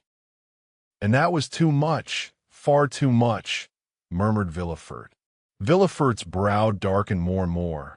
His white lips and clenched teeth filled Dantès with apprehension. After reading the letter, Villefort covered his face with his hands. Oh, said Dantès timidly, what is the matter?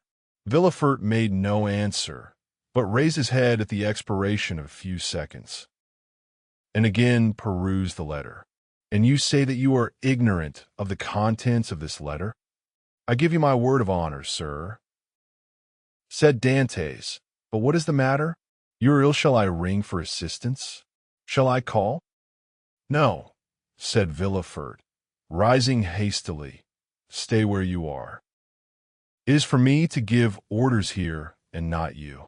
Monsieur, replied Dantès proudly, It was only to summon assistance for you. I want none. It was a temporary indisposition. Attend to yourself. Answer me." Dantès waited, expecting a question, but in vain.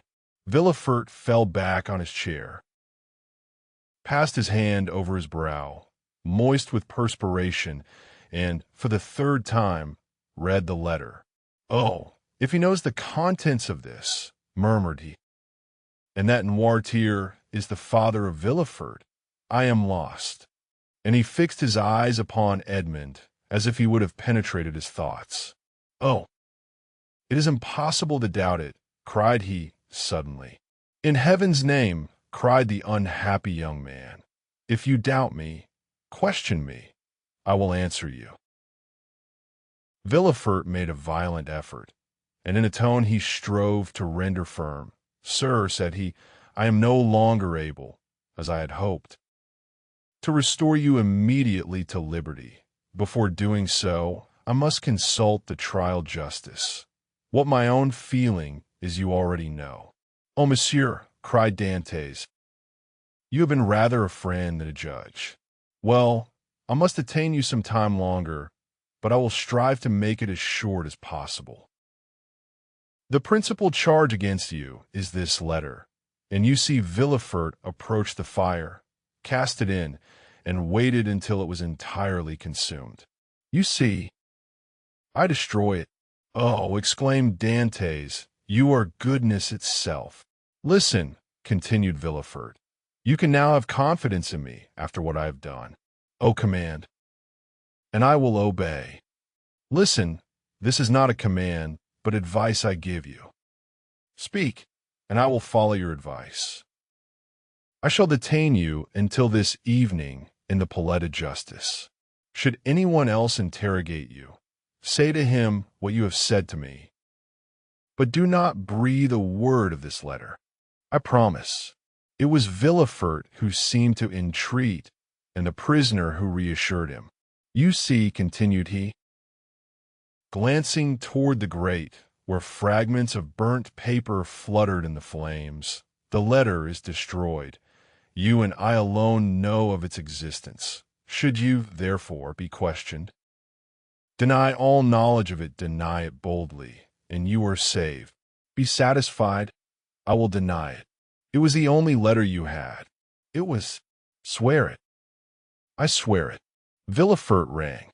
A police agent entered.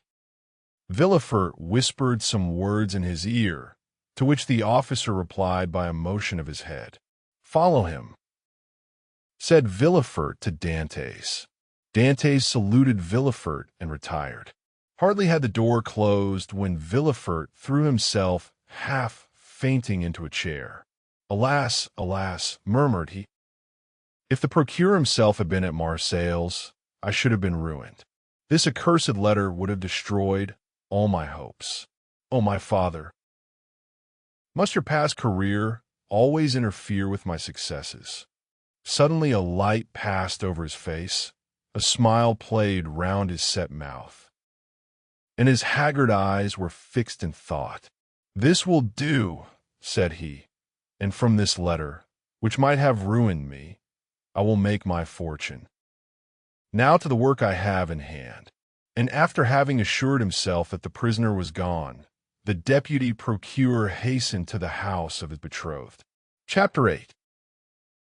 The Château d'If, the commissary of police, as he traversed the antechamber, made a sign to two gendarmes, who placed themselves one on Dantès' right and the other on his left. A door that communicated with the Palais de Justice was opened, and they went through a long range of gloomy corridors, whose appearance might have made even the boldest shudder. The Palais de Justice communicated with the prison, a somber edifice, that from its grated windows looks on the clock tower of the Écoles. After numberless windings, Dantès saw a door with an iron wicket. The commissary took up an iron mallet and knocked thrice, every blow seeming to Dantès as if struck on his heart. The door opened. The two gendarmes gently pushed him forward, and the door closed with a loud sound behind him. The air he inhaled was no longer pure, but thick and mephitic. He was in prison. He was conducted to a tolerably neat chamber, but grated and barred, and its appearance, therefore, did not greatly alarm him. Besides, the words of Villefort, who seemed to interest himself so much, resounded still in his ears like a promise of freedom. It was 4 o'clock when Dantès was placed in this chamber. It was, as we have said, the 1st of March, and the prisoner was soon buried in darkness. The obscurity augmented the acuteness of his hearing. At the slightest sound he rose and hastened to the door, convinced they were about to liberate him. But the sound died away, and Dantès sank again into his seat. At last, about 10 o'clock, and just as Dantès began to despair, steps were heard in the corridor. A key turned in the lock, the bolts creaked, the massy oaken door flew open, and a flood of light from 2 torches pervaded the apartment. By the torchlight, Dantès saw the glittering sabers and carbines of 4 gendarmes. He had advanced at first, but stopped at the sight of this display of force. "Are you come to fetch me?" asked he. "Yes," replied a gendarme. "By the orders of the deputy procureur?" "I believe so." The conviction that they came from him. De Villefort relieved all Dantès' apprehensions. He advanced calmly and placed himself in the center of the escort. A carriage waited at the door. The coachman was on the box, and a police officer sat beside him.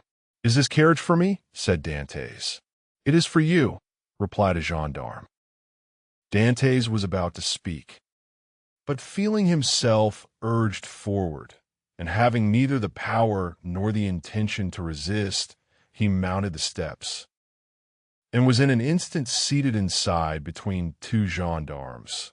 The 2 others took their places opposite, and the carriage rolled heavily over the stones. The prisoner glanced at the windows. They were grated. He had changed his prison for another that was conveying him he knew not whither. Through the grating, however, Dantès saw they were passing through the Rue Caisserie, and by the Rue Saint-Laurent and the Rue Taramis to the quay. Soon he saw the lights of La Consigne. The carriage stopped. The officer descended, approached the guardhouse. A dozen soldiers came out and formed themselves in order. Dantès saw the reflection of their muskets by the light of the lamps on the quay. "Can all this force be summoned on my account?" thought he. The officer opened the door, which was locked, and, without speaking a word, answered Dantès' question, for he saw between the ranks of the soldiers a passage formed from the carriage to the port. The 2 gendarmes who were opposite to him descended first. Then he was ordered to alight, and the gendarmes on each side of him followed his example. They advanced toward the boat, which a custom-house officer held by a chain near the quay. The soldiers looked at Dantès with an air of stupid curiosity. In an instant he was placed in the stern sheets of the boat between the gendarmes, while the officer stationed himself at the bow. A shove sent the boat adrift, and 4 sturdy oarsmen impelled it rapidly towards the Pilon. At a shout from the boat, the chain that closes the mouth of the port was lowered, and in a second they were, as Dantès knew, in the Fraile and outside the inner harbor. The prisoner's first feeling was of joy at again breathing the pure air, for air is freedom. But he soon sighed, for he passed before La Réserve, where he had that morning been so happy, and now through the open windows came the laughter and revelry of a ball. Dantès folded his hands, raised his eyes to heaven, and prayed fervently. The boat continued her voyage. They had passed the Tête de Mort, were now off the Anse du Pharaon, and about to double the battery. This maneuver was incomprehensible to Dantès. "Whither are you taking me?" asked he. "You will soon know. But still, we are forbidden to give you any explanation." Dantès, trained in discipline, knew that nothing would be more absurd than to question subordinates, who were forbidden to reply, and so he remained silent. The most vague and wild thoughts passed through his mind. The boat they were in could not make a long voyage. There was no vessel at anchor outside the harbor. He thought perhaps they were going to leave him on some distant point. He was not bound, nor had they made any attempt to handcuff him. This seemed a good augury. Besides, had not the deputy, who had been so kind to him, told him that provided he did not pronounce the dreaded name of Noirtier, he had nothing to apprehend? Had not Villefort in his presence destroyed the fatal letter, the only proof against him? He waited silently, striving to pierce through the darkness. They had left the Isle Ratonneau, where the lighthouse stood on the right, and were now opposite the Point de Catalans. It seemed to the prisoner that he could distinguish a feminine form on the beach, for it was there Mercédès dwelt. How was it that a presentiment did not warn Mercédès that her lover was within 300 yards of her? One light alone was visible, and Dantès saw that it came from Mercédès' chamber. Mercédès was the only one awake in the whole settlement. A loud cry could be heard by her, but pride restrained him, and he did not utter it. What would his guards think if they heard him shout like a madman?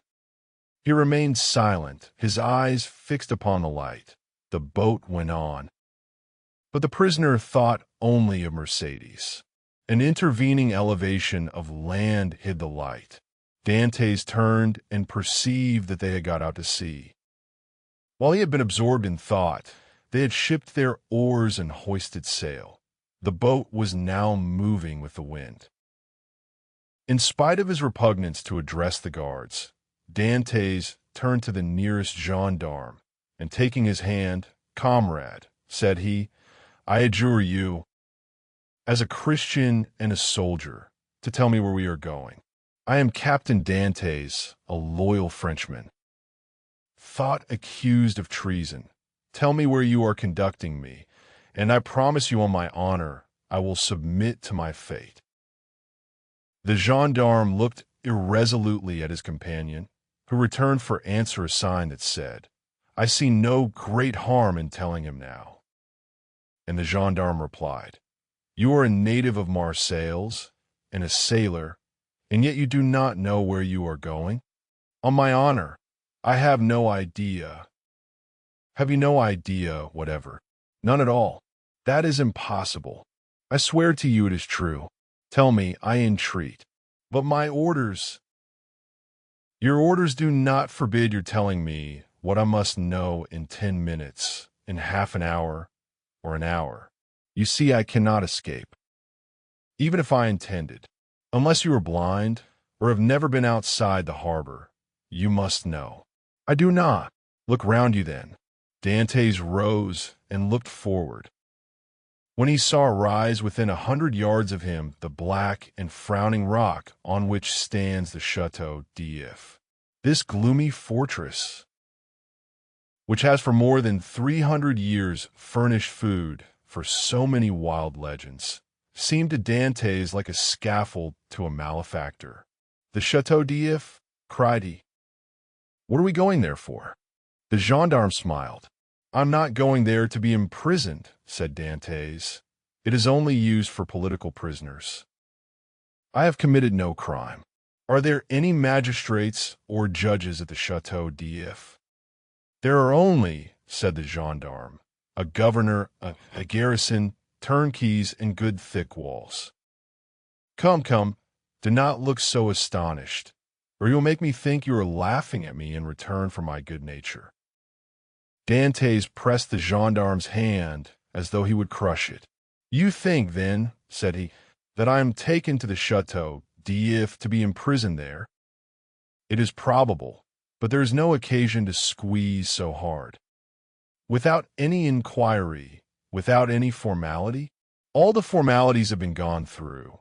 The inquiry is already made. And so, in spite of M. de Villefort's promises, "I do not know what M. de Villefort promised you," said the gendarme. "But I know we are taking you to the Château d'If. But what are you doing? Help, comrades, help!" By a rapid movement, which the gendarmes practiced, I had perceived, Dantès sprang forward to precipitate himself into the sea, but four vigorous arms seized him as his feet quitted the bottom of the boat. He fell back cursing with rage. "Good," said the gendarme, placing his knee on his chest. "This is the way you keep your word as a sailor. Believe soft-spoken gentlemen again. Hark ye, my friend. I have disobeyed my first order, but I will not disobey the second.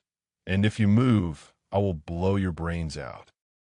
And he leveled his carbine at Dantès, who felt the muzzle against his temple.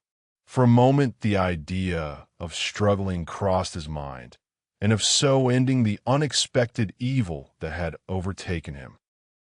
But he bethought him of M. de Villefort's promise, and besides, death in a boat from the hand of a gendarme seemed too terrible. He remained motionless, but gnashing his teeth and wringing his hands with fury. At this moment the boat came to a landing with a violent shock. One of the sailors leaped on shore. A cord creaked as it ran through a pulley, and Dantès guessed they were at the end of the voyage and that they were mooring the boat. His guards, taking him by the arms and coat collar, forced him to rise and dragged him towards the steps that lead to the gate of the fortress, while the police officer carrying a musket with fixed bayonet followed behind. Dantès made no resistance. He was like a man in a dream. He saw soldiers drawn up on the embankment. He knew vaguely that he was ascending a flight of steps. He was conscious that he passed through a door, and that the door closed behind him, but all this indistinctly as through a mist. He did not even see the ocean, that terrible barrier against freedom, which the prisoners look upon with utter despair. They halted for a minute, during which he strove to collect his thoughts. He looked around. He was in a court surrounded by high walls. He heard the measured tread of sentinels, and as they passed before the light, he saw the barrels of their muskets shine. They waited upwards of 10 minutes. Certain Dantès could not escape. The gendarmes released him. They seemed awaiting orders. The orders came. "Where is the prisoner?" said a voice. "Here," replied the gendarmes. "Let him follow me. I will take him to his cell." "Go," said the gendarmes, thrusting Dantès forward. The prisoner followed his guide, who led him into a room almost underground, whose bare and reeking walls seemed as though impregnated with tears. A lamp placed on a stool illumined the apartment faintly, and showed Dantès the features of his conductor, an under jailer, ill-clothed and of sullen appearance. "Here is your chamber for tonight," said he. "It is late, and the governor is asleep. Tomorrow, perhaps, he may change you. In the meantime, there is bread, water, and fresh straw, and that is all a prisoner can wish for. Good night." And before Dantès could open his mouth, before he had noticed where the jailer placed his bread or the water, before he had glanced towards the corner where the straw was, the jailer disappeared, taking with him the lamp and closing the door, leaving stamped upon the prisoner's mind the dim reflection of the dripping walls of his dungeon. Dantès was alone in darkness, and in silence cold as the shadows that he felt breathe on his burning forehead. With the first dawn of day, the jailer returned, with orders to leave Dantès where he was. He found the prisoner in the same position, as if fixed there, his eyes swollen with weeping. He had passed the night standing and without sleep. The jailer advanced. Dantès appeared not to perceive him. He touched him on the shoulder. Edmond started. "Have you not slept?" said the jailer. "I do not know," replied Dantès. The jailer stared. "Are you hungry?" continued he. "I do not know. Do you wish for anything?" "I wish to see the governor." The jailer shrugged his shoulders and left the chamber. Dantès followed him with his eyes and stretched forth his hands towards the open door, but the door closed. All his emotion then burst forth. He cast himself on the ground, weeping bitterly, and asking himself what crime he had committed that he was thus punished. The day passed thus. He scarcely tasted food, but walked round and round the cell like a wild beast in its cage. One thought in particular tormented him, namely, that during his journey hither he had sat so still, whereas he might, a dozen times, have plunged into the sea and, thanks to his powers of swimming, for which he was famous, have gained the shore, concealed himself until the arrival of a Genoese or a Spanish vessel, escaped to Spain or Italy, where Mercedes and his father could have joined him. He had no fears as to how he should live. Good seamen are welcome everywhere. He spoke Italian like a Tuscan, and Spanish like a Castilian. He would have been free and happy with Mercedes and his father, whereas he was now confined in the Château d'If, that impregnable fortress, ignorant of the future destiny of his father and Mercedes, and all this because he had trusted to Villefort's promise. The thought was maddening, and Dantès threw himself furiously down on a straw. The next morning at the same hour, the jailer came again. "Well," said the jailer, "are you more reasonable today?" Dantès made no reply. "Come, cheer up. Is there anything that I can do for you?" "I wish to see the governor." "I have already told you it was impossible." "Why so?" "Because it is against prison rules, and prisoners must not even ask for it." "What is allowed, then?" "Better fare, if you pay for it, books, and leave to walk about." "I do not want books. I am satisfied with my food, and do not care to walk about. But I wish to see the governor." "If you worry me by repeating the same thing, I will not bring you any more to eat." "Well, then," said Edmond, "if you do not, I shall die of hunger, that is all." The jailer saw by his tone he would be happy to die, and as every prisoner is worth 10 sous a day to his jailer, he replied in a more subdued tone, "What you ask is impossible, but if you are very well behaved you will be allowed to walk about. And some day you will meet the governor, and if he chooses to reply, that is his affair." "But," asked Dantès, "how long shall I have to wait?"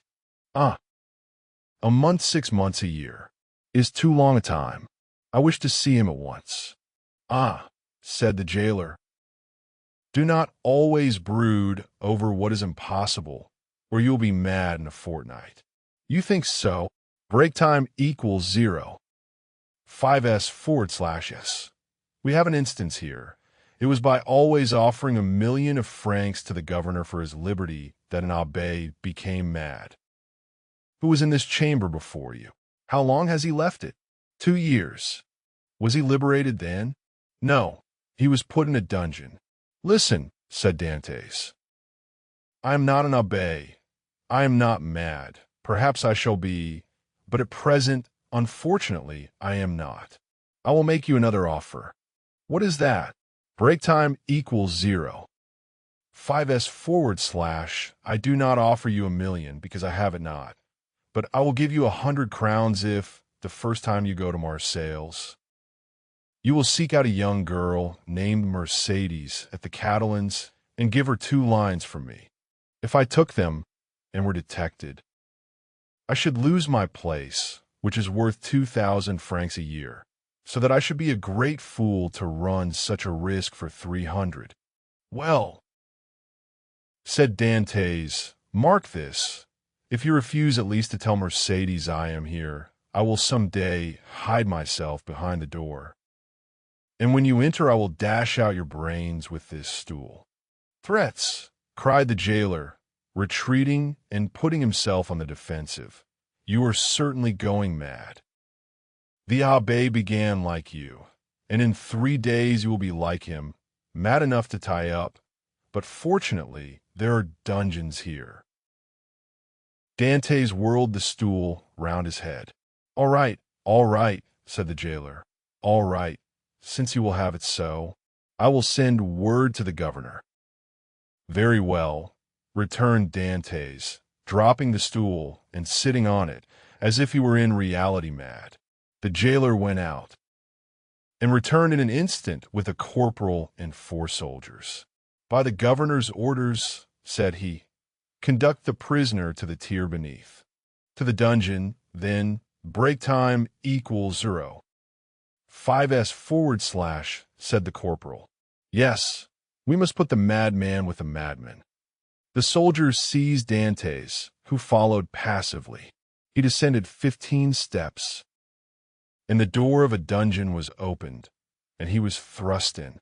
The door closed, and Dantès advanced with outstretched hands until he touched the wall. He then sat down in the corner until his eyes became accustomed to the darkness. The jailer was right. Dantès wanted but little of being utterly mad. Chapter 9. The evening of the betrothal Villefort had, as we have said, hastened back to Madame de Saint-Mérin's in the Place du Grand Cours, and on entering the house, found that the guests whom he had left at table were taking coffee in the salon. René was, with all the rest of the company, anxiously awaiting him, and his entrance was followed by a general exclamation. Well, Decapitator, guardian of the state, royalist, Brutus, what is the matter? Said one. Speak out. Are we threatened with a fresh reign of terror? Asked another. Has the Corsican ogre broken loose? Cried a third. Marquise, said Villefort, approaching his future mother-in-law, I request your pardon for thus leaving you. Will the Marquis honor me by a few moments' private conversation? Ah, it is really a serious matter, then? Asked the Marquis, remarking the cloud on Villefort's brow. So serious that I must take leave of you for a few days. So, added he, turning to René, judge for yourself if it be not important. You are going to leave us? Cried René, unable to hide her emotion at this unexpected announcement. Alas, returned Villefort, I must. Where then are you going? Asked the Marquise. That, madam, is an official secret. But if you have any commissions for Paris, a friend of mine is going there tonight, and will with pleasure undertake them. The guests looked at each other. You wish to speak to me alone? Said the Marquis. Yes, let's go to the library, please.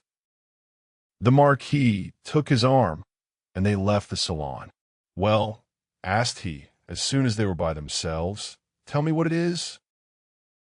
An affair of the greatest importance that demands my immediate presence in Paris. Now, excuse the indiscretion, Marquis, but have you any landed property? All my fortune is in the funds, 700,000 or 800,000 francs. Then sell out, Marquis, or you will lose it all. But how can I sell out here? You have a broker, have you not? Yes. Then give me a letter to him, and tell him to sell out without an instant's delay. Perhaps even now I shall arrive too late. The deuce you say, replied the Marquis. Let us lose no time, then. And, sitting down, he wrote a letter to his broker, ordering him to sell out at the market price. Now then, said Villefort, placing the letter in his pocketbook, I must have another. To whom? To the king. To the king? Yes. I dare not write to his majesty.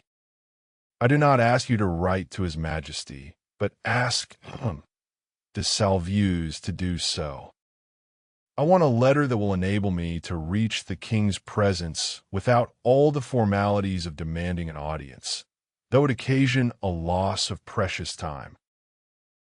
But address yourself to the keeper of the seals. He has the right of entry at the Tuileries, and can procure you audience at any hour of the day or night. Doubtless, but there is no occasion to divide the honors of my discovery with him. The keeper would leave me in the background and take all the glory to himself. I tell you, Marquis, my fortune is made if I only reach the Tuileries the first, for the king will not forget the service I do him. In that case, go and get ready. I will call Salvieux and make him write the letter. Be as quick as possible. I must be on the road in a quarter of an hour. Tell your coachman to stop at the door. You will present my excuses to the Marquise and Mademoiselle Renée, whom I leave on such a day with great regret. You will find them both here and can make your farewells in person. 1,000 thanks, and now for the letter. The Marquis rang. A servant entered. Say to the Count de Salvieux that I would like to see him. Now then, go, said the Marquis. I shall be gone only a few moments. Villefort hastily quitted the apartment, but reflecting that the sight of the deputy procureur running through the streets would be enough to throw the whole city into confusion, he resumed his ordinary pace. At his door, he perceived a figure in the shadow that seemed to wait for him. It was Mercédès who, hearing no news of her lover, had come unobserved to inquire after him. As Villefort drew near, she advanced and stood before him. Dantès had spoken of Mercédès, and Villefort instantly recognized her. Her beauty and high bearing surprised him, and when she inquired what had become of her lover, it seemed to him that she was the judge and he the accused. The young man you speak of, said Villefort abruptly, is a great criminal, and I can do nothing for him, mademoiselle. Mercédès burst into tears, and as Villefort strove to pass her, again addressed him. But, at least, tell me where he is, that I may know whether he is alive or dead, said she. I do not know. He is no longer in my hands, replied Villefort. And desirous of putting an end to the interview, he pushed by her and closed the door as if to exclude the pain he felt. But remorse is not thus banished. Like Virgil's wounded hero, he carried the arrow in his wound and arrived at the salon. Villefort uttered a sigh that was almost a sob and sank into a chair. Then the first pangs of an unending torture seized upon his heart.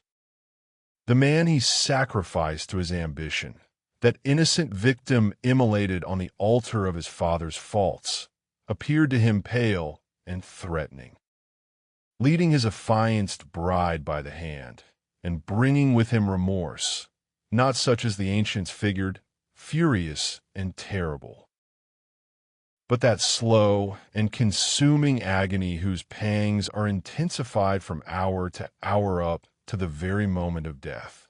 Then he had a moment's hesitation. He had frequently called for capital punishment on criminals, and owing to his irresistible eloquence they had been condemned. And yet the slightest shadow of remorse had never clouded Villefort's brow, because they were guilty, at least. He believed so, but here was an innocent man whose happiness he had destroyed. In this case he was not the judge, but the executioner. As he thus reflected, he felt the sensation we have described, and which had hitherto been unknown to him, arise in his bosom, and fill him with vague apprehensions. It is thus that a wounded man trembles instinctively at the approach of the finger to his wound until it be healed. But Villefort's was one of those that never close, or if they do, only close to reopen, more agonizing than ever. If at this moment the sweet voice of Renee had sounded in his ears pleading for mercy, or the fair Mercedes had entered and said, "In the name of God, I conjure you to restore me, my affianced husband," his cold and trembling hands would have signed his release. But no voice broke the stillness of the chamber, and the door was opened only by Villefort's valet, who came to tell him that the traveling carriage was in readiness. Villefort rose, or rather sprang, from his chair, hastily opened one of the drawers of his desk, emptied all the gold it contained into his pocket, stood motionless an instant, his hand pressed to his head, muttered a few inarticulate sounds, and then, perceiving that his servant had placed his cloak on his shoulders, he sprang into the carriage, ordering the postilions to drive to M. de Saint-Méron's. The hapless Dantès was doomed. As the Marquis had promised, Villefort found the Marquise and Renée in waiting. He started when he saw Renée, for he fancied she was again about to plead for Dantès. Alas, her emotions were wholly personal. She was thinking only of Villefort's departure. She loved Villefort, and he left her at the moment he was about to become her husband. Villefort knew not when he should return, and Renée, far from pleading for Dantès, hated the man whose crime separated her from her lover. Meanwhile, what a Mercedes! She had met Fernand at the corner of the Rue de la Loge. She had returned to the Catalans and had despairingly cast herself on her couch. Fernand, kneeling by her side, took her hand and covered it with kisses that Mercedes did not even feel. She passed the night thus. The lamp went out for want of oil, but she paid no heed to the darkness, and dawn came, but she knew not that it was day. Grief had made her blind to all but one object, that was Edmond. "Ah, you are there," said she, at length, turning towards Fernand. "I have not quitted you since yesterday," returned Fernand sorrowfully. Morel had not readily given up the fight. He had learned that Dantès had been taken to prison, and he had gone to all his friends and the influential persons of the city. But the report was already in circulation that Dantès was arrested as a Bonapartist agent, and as the most sanguine looked upon any attempt of Napoleon to remount the throne as impossible. He met with nothing but refusal, and had returned home in despair, declaring that the matter was serious and that nothing more could be done.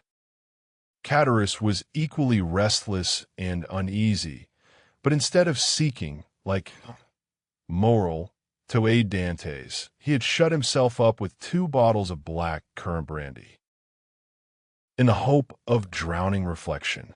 But he did not succeed, and became too intoxicated to fetch any more drink, and yet not so intoxicated as to forget what had happened. With his elbows on the table, he sat between the 2 empty bottles, while spectres danced in the light of the unsnuffed candle, spectres such as Hoffmann strews over his punch-drenched pages, like black, fantastic dust. Danglars alone was content and joyous he had got rid of an enemy, and made his own situation on the Pharaon secure. Danglars was one of those men born with a pen behind the ear and an inkstand in place of a heart. Everything with him was multiplication or subtraction. The life of a man was to him of far less value than a numeral, especially when, by taking it away, he could increase the sum total of his own desires. He went to bed at his usual hour and slept in peace. Villefort, after having received M. de Salvieux's letter, embraced Renée, kissed the Marquise's hand, and shaken that of the Marquis, started for Paris along the Aix road.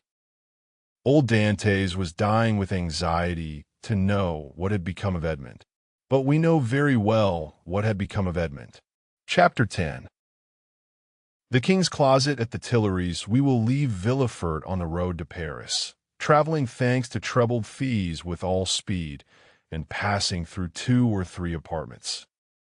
Enter at the Tuileries the little room with the arched window, so well known as having been the favorite closet of Napoleon and Louis XVIII, and now of Louis Philippe.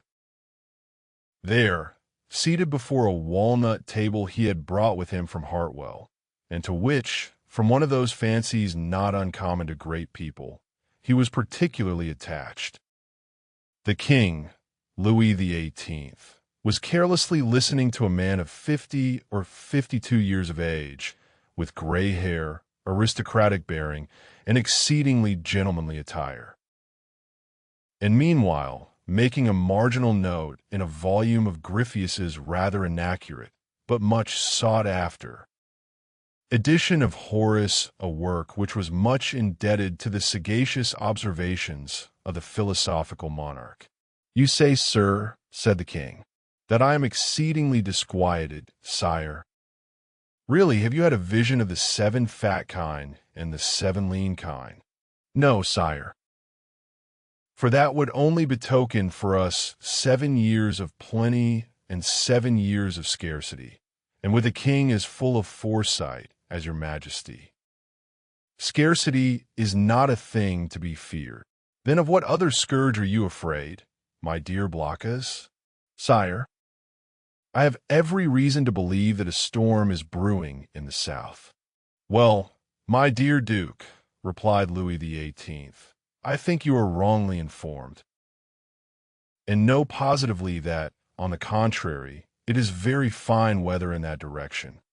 Man of ability as he was, Louis XVIII liked a pleasant jest. "Sire," continued M.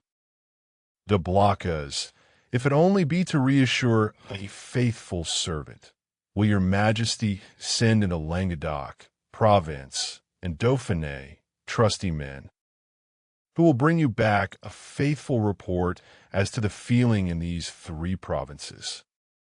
"Canimus surdis," replied the king, continuing the annotations in his Horace.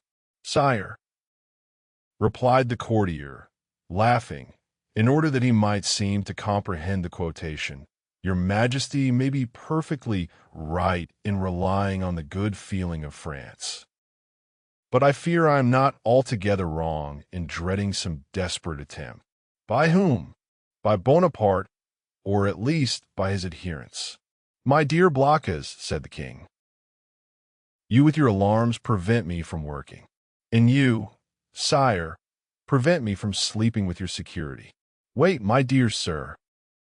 Wait a moment, for I have such a delightful note on the Pastor Quum Traharet. Wait, and I will listen to you afterwards." There was a brief pause, during which Louis XVIII wrote, in a hand as small as possible, another note on the margin of his Horace.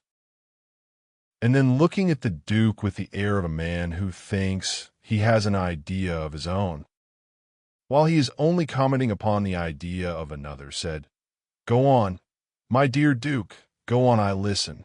"Sire," said Blockas, who had for a moment the hope of sacrificing Villefort to his own profit, "I am compelled to tell you that these are not mere rumors destitute of foundation which thus disquiet me, but a serious-minded man, deserving all my confidence, and charged by me to watch over the South." The Duke hesitated as he pronounced these words. "Has arrived by post to tell me that a great peril threatens the king, and so I hasten to you, sire." "Mala ducis avi domum," continued Louis XVIII, still annotating. "Does your majesty wish me to drop the subject?" "By no means, my dear Duke, but just stretch out your hand." "Whichever you please there to the left." "Here." "Sire, I tell you to the left, and you're looking to the right. I mean on my left, yes, there. You will find yesterday's report of the Minister of Police. But here is M. d'André himself, and M. D'André, announced by the chamberlain in waiting, entered. "Come in," said Louis XVIII, with repressed smile. "Come in, Baron, and tell the Duke all you know the latest news of him. De Bonaparte, do not conceal anything, however serious. Let us see. The island of Elba is a volcano, and we may expect to have issuing thence flaming and bristling war bella, horrida bella. M. D'André leaned very respectfully on the back of a chair with his two hands, and said, "Has your Majesty perused yesterday's report?" "Yes, yes, but tell the Duke himself, who cannot find anything. What the report contains, give him the particulars of what the usurper is doing in his islet." "Monsieur," said the Baron to the Duke, "all the servants of His Majesty must approve of the latest intelligence which we have from the island of Elba." Bonaparte, D'André looked at Louis XVIII, employed in writing a note, did not even raise his head. "Bonaparte," continued the Baron, "is mortally wearied, and passes whole days in watching his miners at work at Porto Longone, and scratches himself for amusement," added the king. "Scratches himself?" inquired the Duke. "What does your Majesty mean?" "Yes, indeed, my dear Duke. Did you forget that this great man, this hero, this demigod, is attacked with a malady of the skin which worries him to death, prurigo? And, moreover, my dear Duke," continued the Minister of Police, "we are almost assured that, in a very short time, the usurper will be insane. Insane, raving mad, his head becomes weaker. Sometimes he weeps bitterly, sometimes laughs boisterously. At other time, he passes hours on the seashore, flinging stones in the water, and when the flint makes duck and drake 5 or 6 times, he appears as delighted as if he had gained another Marengo or Austerlitz. Now, you must agree that these are indubitable symptoms of insanity, or of wisdom. My dear Baron, or of wisdom," said Louis XVIII, laughing. "The greatest captains of antiquity amused themselves by casting pebbles into the ocean. See Plutarch's Life of Scipio Africanus." M. De Blocas pondered deeply between the confident monarch and the truthful minister. Villefort, who did not choose to reveal the whole secret, lest another should reap all the benefit of the disclosure, had yet communicated enough to cause him the greatest uneasiness. Well, D'André," said Louis XVIII, "Blocas is not yet convinced. Let us proceed, therefore, to the usurper's conversion." The Minister of Police bowed.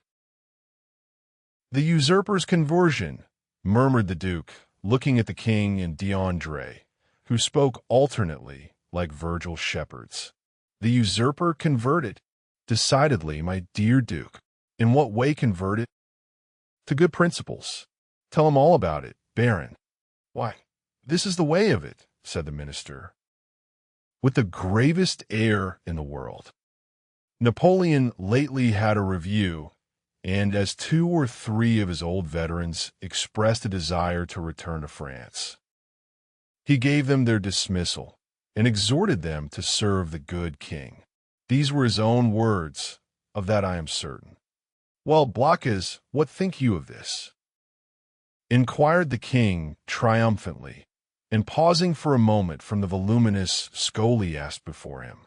"I say, sire, that the Minister of Police is greatly deceived, or I am, and as it is impossible it can be the Minister of Police, as he has the guardianship of the safety and honor of your Majesty, it is probable that I am in error. However, sire, if I might advise, your Majesty will interrogate the person of whom I spoke to you, and I will urge your Majesty to do him this honor." "Most willingly, Duke. Under your auspices, I will receive any person you please. But you must not expect me to be too confiding. Baron, have you any report more recent than this, dated the February 20th, and this is the 3rd of March? No, sire, but I am hourly expecting one. It may have arrived since I left my office. Go thither, and if there be none, well, continued Louis XVIII. Make one. That is the usual way, is it not? And the king laughed facetiously. Oh, sire, replied the minister, we have no occasion to invent any. Every day our desks are loaded with most circumstantial denunciations, coming from hosts of people who hope for some return for services which they seek to render, but cannot. They trust to fortune, and rely upon some unexpected event in some way to justify their predictions. Well, sir, go, said Louis XVIII, and remember that I am waiting for you. I will but go and return. Sire, I shall be back in 10 minutes. And I, sire, said M. de Blocas, will go and find my messenger. Wait, sir, wait, said Louis XVIII. Really, M. de Blocas, I must change your armorial bearings. I will give you an eagle with outstretched wings, holding in its claws a prey which tries in vain to escape, and bearing this device 10x. Sire, I listen, said de Blocas, biting his nails with impatience. I wish to consult you on this passage, Molly Fugens and Helitu. You know it refers to a stag flying from a wolf. Are you not a sportsman and a great wolf hunter? Well then, what do you think of the Molly and Helitu? Admirable. Sire, but my messenger is like the stag you refer to, for he has posted 220 leagues in scarcely 3 days, which is undergoing great fatigue and anxiety. My dear Duke, when we have a telegraph which transmits messages in 3 or 4 hours, and that without getting in the least out of breath. Ah, sire, you recompense but badly this poor young man, who has come so far, and with so much ardor, to give your majesty useful information, if only for the sake of M. de Salvieux, who recommends him to me. I entreat your majesty to receive him graciously. M. de Salvieux, my brother's chamberlain. Yes, sire. He is at Marseilles, and writes me thence. Does he speak to you of this conspiracy? No, but strongly recommends M. de Villefort, and begs me to present him to your majesty. M. de Villefort, cried the king. Is the messenger's name M. de Villefort? Yes, sire. And he comes from Marseilles? In person. Why did you not mention his name at once? Replied the king, betraying some uneasiness. Sire, I thought his name was unknown to your majesty. No.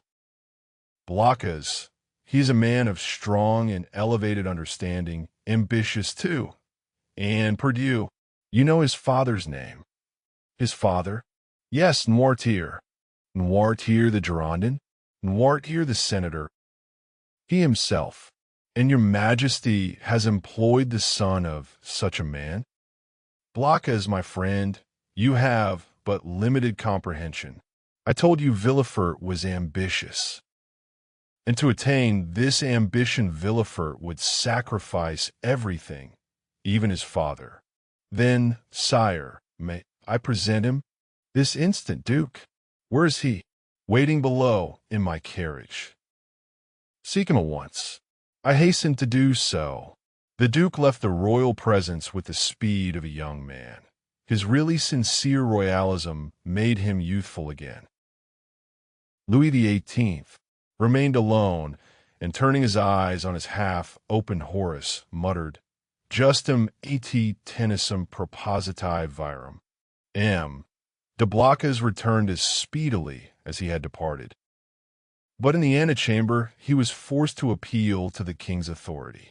Villefort's dusty garb, his costume, which was not of courtly cut, excited the susceptibility of M. de Brézé, who was all astonishment at finding that this young man had the audacity to enter before the king in such attire. The Duke, however, overcame all difficulties with a word His Majesty's order, and, in spite of the protestations which the master of ceremonies made for the honor of his office and principles, Villefort was introduced. The king was seated in the same place where the Duke had left him. On opening the door, Villefort found himself facing him, and the young magistrate's first impulse was to pause. "Come in, Villefort," said the king. "Come in."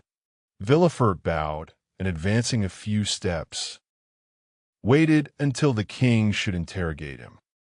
"De Villefort," said Louis XVIII, "the Duc de Blocas assures me you have some interesting information to communicate." "Sire, the Duke is right, and I believe your Majesty will think it equally important. In the first place, and before everything else, sir, is the news as bad in your opinion as I'm asked to believe?" "Sire, I believe it to be most urgent, but I hope, by the speed I have used, that it is not irreparable." "Speak as fully as you please, sir," said the king, who began to give way to the emotion which had showed itself in Blocas's face and affected Villefort's voice. "Speak, sir, and pray begin at the beginning. I like order in everything." "Sire," said Villefort, "I will render a faithful report to your Majesty. But I must entreat your forgiveness if my anxiety leads to some obscurity in my language." A glance at the king after this discreet and subtle exordium assured Villefort of the benignity of his august auditor, and he went on, "Sire, I have come as rapidly to Paris as possible to inform your Majesty that I have discovered, in the exercise of my duties, not a commonplace and insignificant plot, such as is every day got up in the lower ranks of the people and in the army, but an actual conspiracy, a storm which menaces no less than your Majesty's throne. Sire, the usurper is arming 3 ships. He meditates some project, which, however mad, is yet, perhaps, terrible. At this moment he will have left Elba, to go whither I know not, but assuredly to attempt a landing either at Naples, or on the coast of Tuscany, or perhaps on the shores of France. Your Majesty is well aware that the sovereign of the island of Elba has maintained his relations with Italy and France?"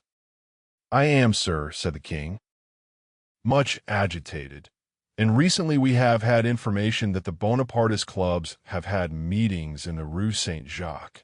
But proceed, I beg of you. How did you obtain these details?" "Sire, they are the results of an examination which I have made of a man of Marseilles, whom I have watched for some time, and arrested on the day of my departure. This person, a sailor of turbulent character, and whom I suspected of Bonapartism, has been secretly to the island of Elba. There he saw the Grand Marshal, who charged him with an oral message to a Bonapartist in Paris, whose name I could not extract from him. But this mission was to prepare men's minds for a return. It is the man who says this. Sire, a return which will soon occur. And where is this man? In prison, sire. And the matter seems serious to you? So serious, sire, that when the circumstance surprised me in the midst of a family festival, on the very day of my betrothal, I left my bride and friends, postponing everything, that I might hasten to lay at your Majesty's feet the fears which impressed me and the assurance of my devotion. True, said Louis XVIII. Was there not a marriage engagement between you and Mademoiselle de Saint Méran, daughter of one of your Majesty's most faithful servants? Yes, but let us talk of this plot, M. de Villefort. Sire, I fear it is more than a plot.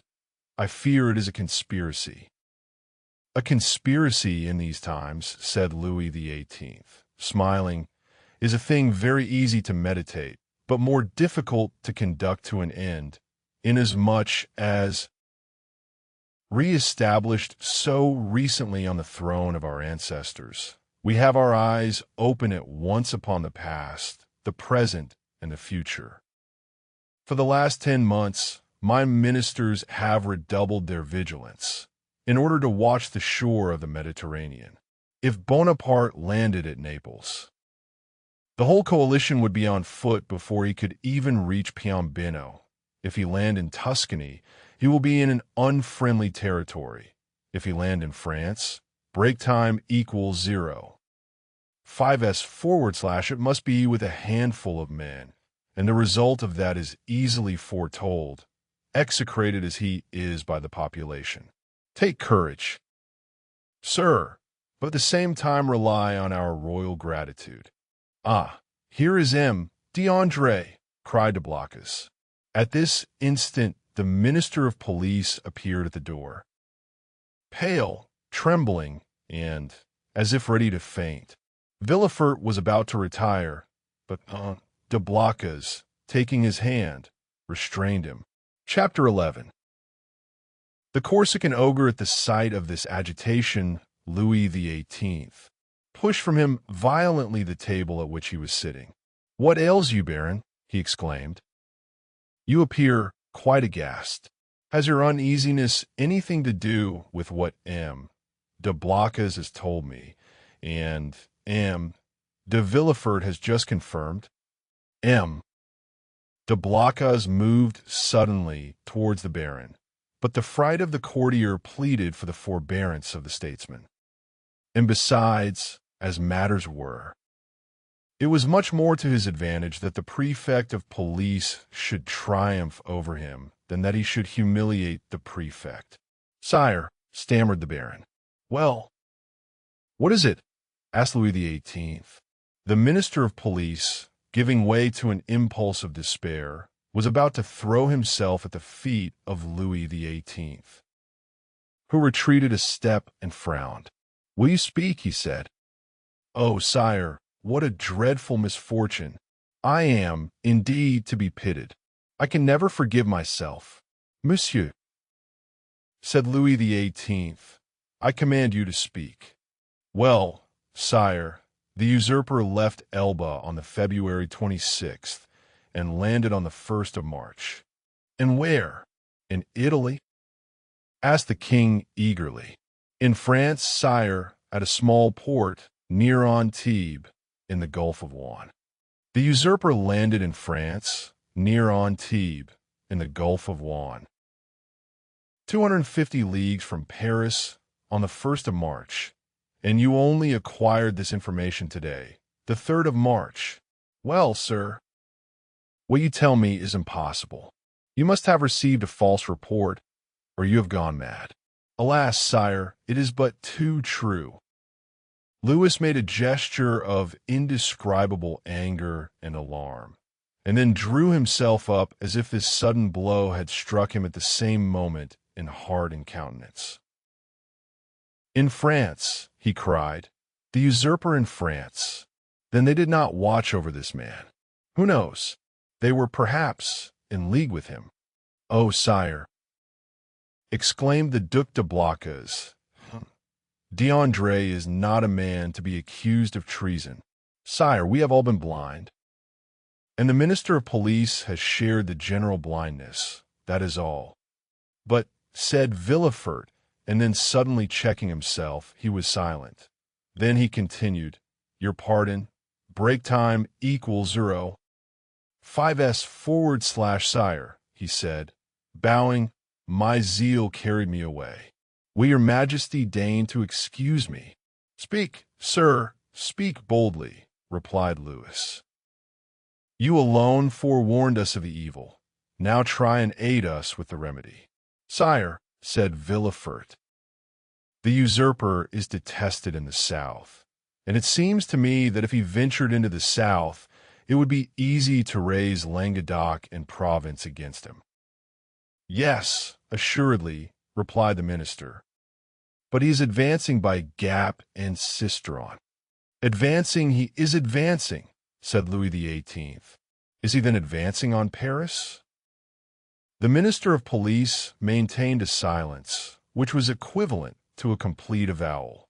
In Dauphiné, sir, inquired the king of Villefort.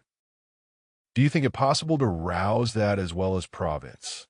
Sire, I am sorry to tell your majesty a cruel fact, but the feeling in Dauphiné is quite the reverse of that in Provence or Languedoc. The mountaineers are Bonapartists, sire. Then, murmured Louis, he was well informed. And how many men had he with him? I do not know, sire, answered the Minister of Police. What, you do not know? Have you neglected to obtain information on that point? Of course it is of no consequence, he added, with a withering smile. Sire, it was impossible to learn. The dispatch simply stated the fact of the landing and the route taken by the usurper. And how did this dispatch reach you? Inquired the king. The minister bowed his head, and while a deep color overspread his cheeks, he stammered out, by the telegraph, sire. Louis XVIII advanced a step and folded his arms over his chest as Napoleon would have done.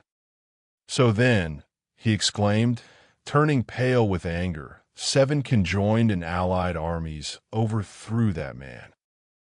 A miracle of heaven replaced me on the throne of my fathers after 25 years of exile. I have, during those 25 years, spared no pains to understand the people of France and the interests which were confided to me. And now, when I see the fruition of my wishes almost within reach, the power I hold in my hands bursts and shatters me to atoms. Sire, it is fatality, murmured the minister, feeling that the pressure of circumstances, however light a thing to destiny, was too much for any human strength to endure. What our enemies say of us is then true. We have learnt nothing, forgotten nothing. If I were betrayed as he was, I would console myself. But to be in the midst of persons elevated by myself to places of honor, who ought to watch over me more carefully than over themselves. For my fortune is theirs before me, they were nothing after me, they will be nothing, and perish miserably from incapacity, ineptitude. Oh yes, sir, you are right, it is fatality.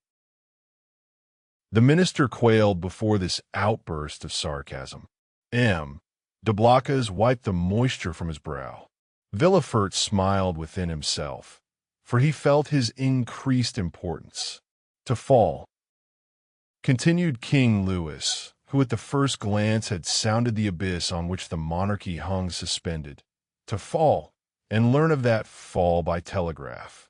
Oh, I would rather mount the scaffold of my brother, Louis XVI, than thus descend the staircase at the Tuileries driven away by ridicule. Ridicule, sir, why? You know not its power in France, and yet you ought to know it. Sire, sire, murmured the minister, for pity's approach, de Villefort, resumed the king, addressing the young man, who, motionless and breathless, was listening to a conversation on which depended the destiny of a kingdom. Approach, and tell monsieur that it is possible to know beforehand all that he has not known. Sire, it was really impossible to learn secrets which that man concealed from all the world. Really impossible. Yes, that is a great word, sir. Unfortunately, there are great words. As there are great men, I have measured them. Really impossible for a minister who has an office, agents, spies, and 1,500,000 francs for Secret Service money to know what is going on at 60 leagues from the coast of France. Well then, see, here is a gentleman who had none of these resources at his disposal, a gentleman, only a simple magistrate, who learned more than you with all your police. and who would have saved my crown if, like you, he had the power of directing a telegraph. The look of the Minister of Police was turned with concentrated spite on Villefort, who bent his head in modest triumph. "I do not mean that for you, Blocas," continued Louis XVIII. "For if you have discovered nothing, at least you have had the good sense to persevere in your suspicions.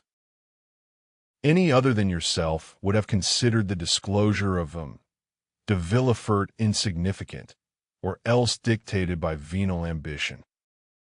These words were an allusion to the sentiments which the Minister of Police had uttered with so much confidence an hour before. Villefort understood the king's intent. Any other person would, perhaps, have been overcome by such an intoxicating draught of praise. But he feared to make for himself a mortal enemy of the police minister. Although he saw that d'André was irrevocably lost, in fact, the minister, who, in the plenitude of his power, had been unable to unearth Napoleon's secret, might in despair at his own downfall interrogate Dantès and so lay bare the motives of Villefort's plot. Realizing this, Villefort came to the rescue of the crest-fallen minister, instead of aiding to crush him. "Sire," said Villefort, "the suddenness of this event must prove to your Majesty that the issue is in the hands of Providence.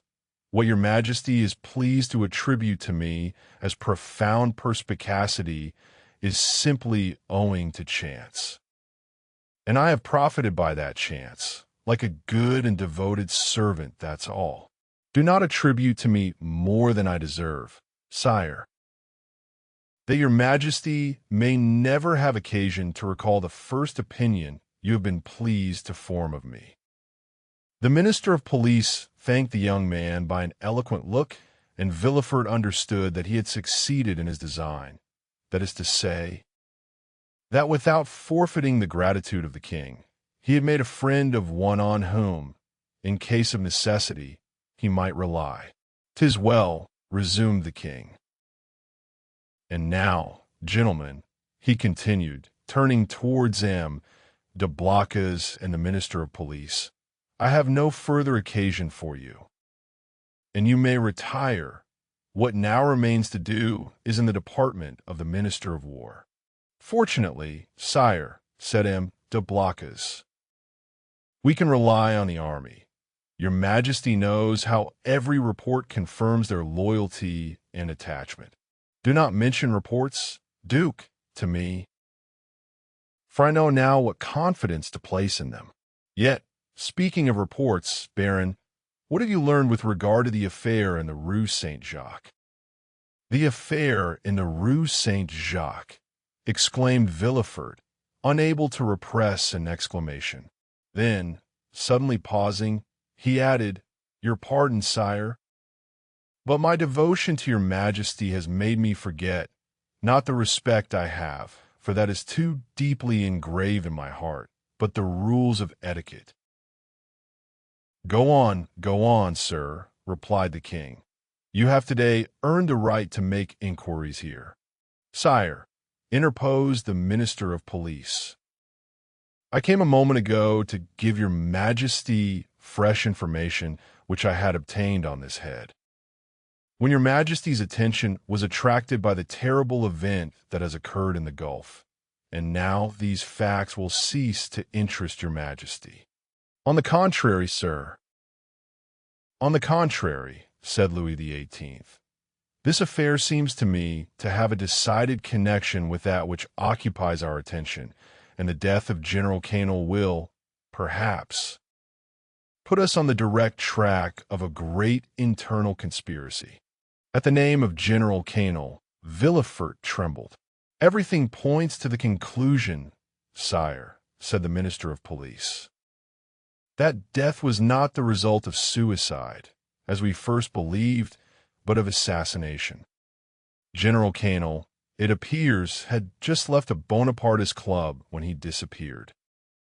An unknown person had been with him that morning, and made an appointment with him in the Rue Saint-Jacques.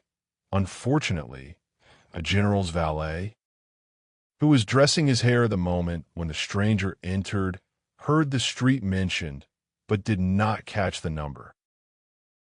As the police minister related this to the king, Villefort, who looked as if his very life hung on the speaker's lips, turned alternately red and pale. The king looked towards him. "Do you not think with me that Villefort, that General Canol, whom they believed attached to the usurper, but who was really entirely devoted to me, has perished the victim of a Bonapartist ambush?" "It is probable, sire," replied Villefort. "But is this all that is known?" "They are on the track of the man who appointed the meeting with him." "On his track?" said Villefort. "Yes, the servant has given his description. He is a man of from 50 to 52 years of age, dark, with black eyes covered with shaggy eyebrows, and a thick mustache. He was dressed in a blue frock coat, buttoned up to the chin, and wore at his button-hole the rosette of an officer of the Legion of Honor. Yesterday, a person exactly corresponding with this description was followed, but he was lost sight of at the corner of the Rue de la Jussienne and the Rue Coquerin." Villefort leaned on the back of an armchair, for as the minister of police went on speaking, he felt his legs bend under him. But when he learned that the unknown had escaped the vigilance of the agent who followed him, he breathed again. "Continue to seek for this man, sir," said the king to the minister of police. "For if, as I am all but convinced, General Canol, who would have been so useful to us at this moment, has been murdered, his assassins, Bonapartists or not, shall be cruelly punished." It required all Villefort's coolness not to betray the terror with which this declaration of the king inspired him.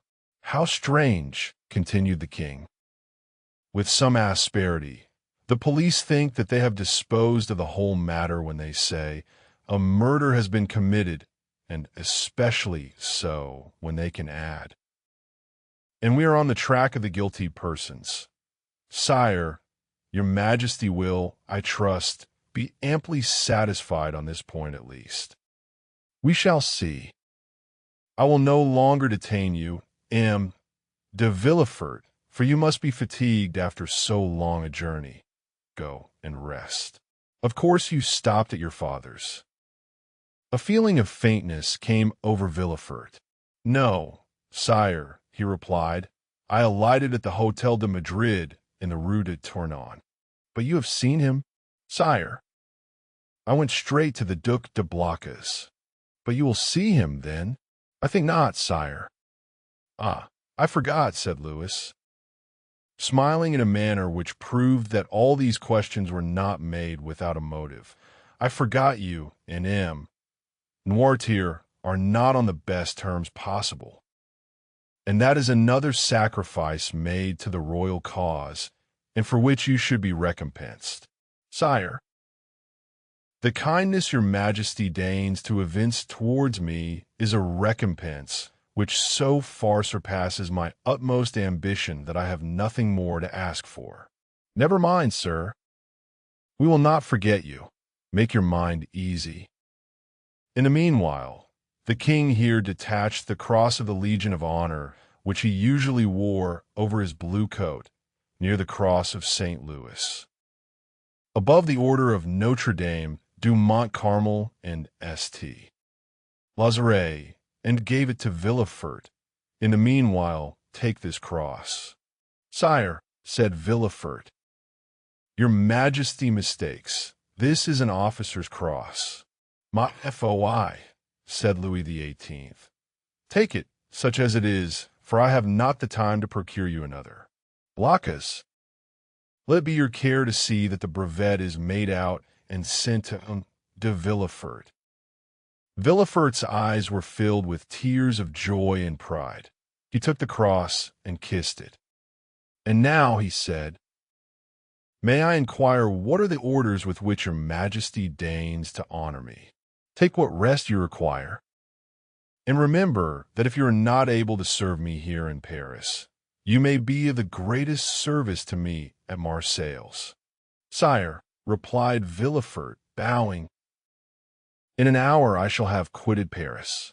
"Go, sir," said the king, "and should I forget you, kings' memories are short. Do not be afraid to bring yourself to my recollection. Baron, send for the Minister of War. Blocas remain." "Ah, sir," said the Minister of Police to Villefort, as they left the Tuileries, "you entered by luck's door, your fortune is made." "Will it be long first?" muttered Villefort, saluting the minister whose career was ended, and looking about him for a hackney coach. One passed at the moment, which he hailed. He gave his address to the driver, and springing in, threw himself on the seat, and gave loose to dreams of ambition. 10 minutes afterwards Villefort reached his hotel, ordered horses to be ready in 2 hours, and asked to have his breakfast brought to him. He was about to begin his repast when the sound of the bell rang sharp and loud. The valet opened the door, and Villefort heard someone speak his name. "Who could know that I was here already?" said the young man. The valet entered. "Well," said Villefort, "what is it? Who rang? Who asked for me?" "A stranger who will not send in his name." "A stranger who will not send in his name. What can he want with me?" "He wishes to speak to you." "To me?" "Yes." "Did he mention my name?" "Yes." "What sort of person is he?" "Why, sir, a man of about 50, short or tall." "About your own height, sir." "Dark or fair?" "Dark, very dark, with black eyes, black hair, black eyebrows." "And how dressed?" asked Villefort quickly. "In a blue frock coat, buttoned up close, decorated with the Legion of Honor." "It is he," said Villefort, turning pale. "Pardieu," said the individual whose description we have twice given, entering the door. "What a great deal of ceremony! Is it the custom in Marseilles for sons to keep their fathers waiting in their anterooms?" "Father!" cried Villefort. "Then I was not deceived. I felt sure it must be you." "Well, then, if you felt so sure," replied the newcomer, putting his cane in a corner and his hat on a chair, "allow me to say, my dear Gerard, that was not very filial of you to keep me waiting at the door." "Leave us, Germain," said Villefort. The servant quitted the apartment with evident signs of astonishment. Chapter 12. Father and Son M. Noirtier, for it was, indeed, he who entered, looked after the servant until the door was closed, and then, fearing, no doubt, that he might be overheard in the antechamber, he opened the door again, nor was the precaution useless, as appeared from the rapid retreat of Germain, who proved that he was not exempt from the sin which ruined our first parents. M. Noirtier then took the trouble to close and bolt the antechamber door, then that of the bedchamber, and then extended his hand to Villefort, who had followed all his motions with surprise which he could not conceal. "Well now, my dear Gerard," said he to the young man, with a very significant look, "do you know, you seem as if you were not very glad to see me?"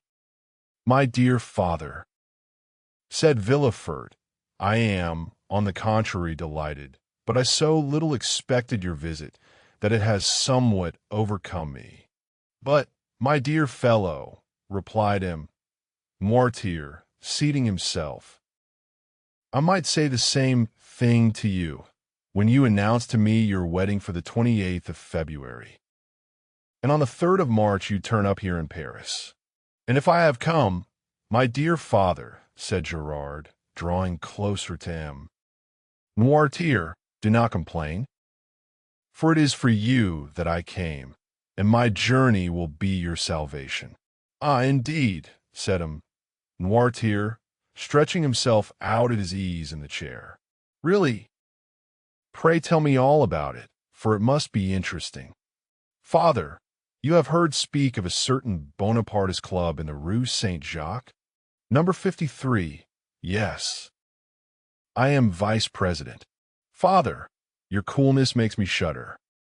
Why, my dear boy, when a man has been proscribed by the mountaineers, has escaped from Paris in a hay cart, been hunted over the plains of Bordeaux by Robespierre's bloodhounds, he becomes accustomed to most things. But go on. What about the club in the Rue Saint-Jacques? Why, they induced General Canel to go there, and General Canel, who quitted his own house at 9 o'clock in the evening, was found the next day in the Seine. And who told you this fine story? The king himself. Well, then, in return for your story, continued Noirtier, I will tell you another. My dear father, I think I already know what you are about to tell me. Huh? You have heard of the landing of the emperor. Not so loud. Father, I entreat of you for your own sake as well as mine. Yes, I heard this news, and knew it even before you could. For 3 days ago, I posted from Marseilles to Paris with all possible speed, half desperate at the enforced delay. 3 days ago? You are crazy. Why? 3 days ago the emperor had not landed. No matter. I was aware of his intention. How did you know about it? By a letter addressed to you from the island of Elba. To me? To you. In which I discovered in the pocketbook of the messenger. Had that letter fallen into the hands of another, you, my dear father, would probably ere this have been shot. Villefort's father laughed. Come, come, said he. Will the Restoration adopt imperial methods so promptly? Shot, my dear boy. One idea. Where's the letter you speak of? I know you too well to suppose you would allow such a thing to pass you. I burn it, for fear that even a fragment should remain. For that letter must have led to your condemnation, and the destruction of your future prospects, replied Noirtier. Yes, I can easily comprehend that, but I have nothing to fear while I have you to protect me. I do better than that, sir, I save you. You do? Why? Really, the thing becomes more and more dramatic. Explain yourself. I must refer again to the club in the Rue Saint-Jacques. It appears that this club is rather a bore to the police. Why didn't they search more vigilantly? They would have found, they have not found, but they are on the track. Yes, that's the usual phrase. I am quite familiar with it. When the police is at fault, it declares that it is on the track, and the government patiently awaits the day when it comes to say, with a sneaking air, that the track is lost. Yes, but they have found a corpse. The general has been killed, and in all countries they call that a murder. A murder, do you call it? Why, there is nothing to prove that the general was murdered. People are found every day in the Seine, having thrown themselves in, or having been drowned from not knowing how to swim. Father, you know very well that the general was not a man to drown himself in despair. And people do not bathe in the Seine in the month of January. No, no, do not be deceived. This was murder in every sense of the word. And who thus designated it? The king himself. The king. I thought he was philosopher enough to allow that there was no murder in politics. In politics, my dear fellow, you know as well as I do, there are no men, but ideas, no feelings, but interests. In politics, we do not kill a man, we only remove an obstacle. That is all. Would you like to know how matters have progressed? Well, I will tell you. It was thought reliance might be placed in General Canel. He was recommended to us from the island of Elba. One of us went to him and invited him to the Rue Saint-Jacques, where he would find some friends. He came there, and the plan was unfolded to him for leaving Elba, the projected landing, etc. When he had heard and comprehended all to the fullest extent, He replied that he was a royalist. Then all looked at each other. He was made to take an oath, and did so, but with such an ill grace that it was really tempting Providence to swear thus. And yet, in spite of that, the general was allowed to depart free, perfectly free. Yet he did not return home. What could that mean? Why, my dear fellow, that on leaving us he lost his way, that's all. A murder? Really, Villefort, you surprise me. You, a deputy procureur, to found an accusation on such bad premises. Did I ever say to you, when you were fulfilling your character as a royalist and cut off the head of one of my party, my son, you have committed a murder? No, I said, very well, sir, you have gained the victory. Tomorrow, perchance, it will be our turn. But, father, take care. When our turn comes, our revenge will be sweeping. I do not understand you. You rely on the usurper's return. We do. You are mistaken. He will not advance 2 leagues into the interior of France without being followed, tracked, and caught like a wild beast. My dear fellow, the emperor is at this moment on the way to Grenoble. On the 10th or 12th he will be at Lyons, and on the 20th or 25th at Paris. The people will rise, yes, to go and meet him. He has but a handful of men with him, and armies will be dispatched against him. Yes, to escort him into the capital. Really, my dear Gerard, you are but a child. You think yourself well informed because the telegraph has told you. 3 days after the landing, the usurper has landed at Cannes with several men. He is pursued. But where is he? What is he doing? You do not know at all, and in this way they will chase him to Paris without drawing a trigger. Grenoble and Lyons are faithful cities, and will oppose to him an impassable barrier. Grenoble will open her gates to him. With enthusiasm, all Lyons will hasten to welcome him. Believe me, we are as well informed as you, and our police are as good as your own. Would you like a proof of it? Well, you wish to conceal your journey from me, and yet I knew of your arrival half an hour after you had passed the barrier. You gave your direction to no one but your postilion, yet I have your address. And in proof, I am here the very instant you're going to sit at table. Ring, then, if you please, for a second knife, fork, and plate, and we will dine together. Indeed, replied Villefort, looking at his father with astonishment, you really do seem very well informed. The thing is simple enough. You who are in power have only the means that money produces. We who are in expectation have those which devotion prompts.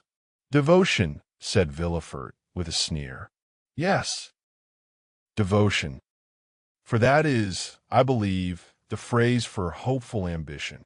And Villefort's father extended his hand to the bell rope to summon the servant whom his son had not called.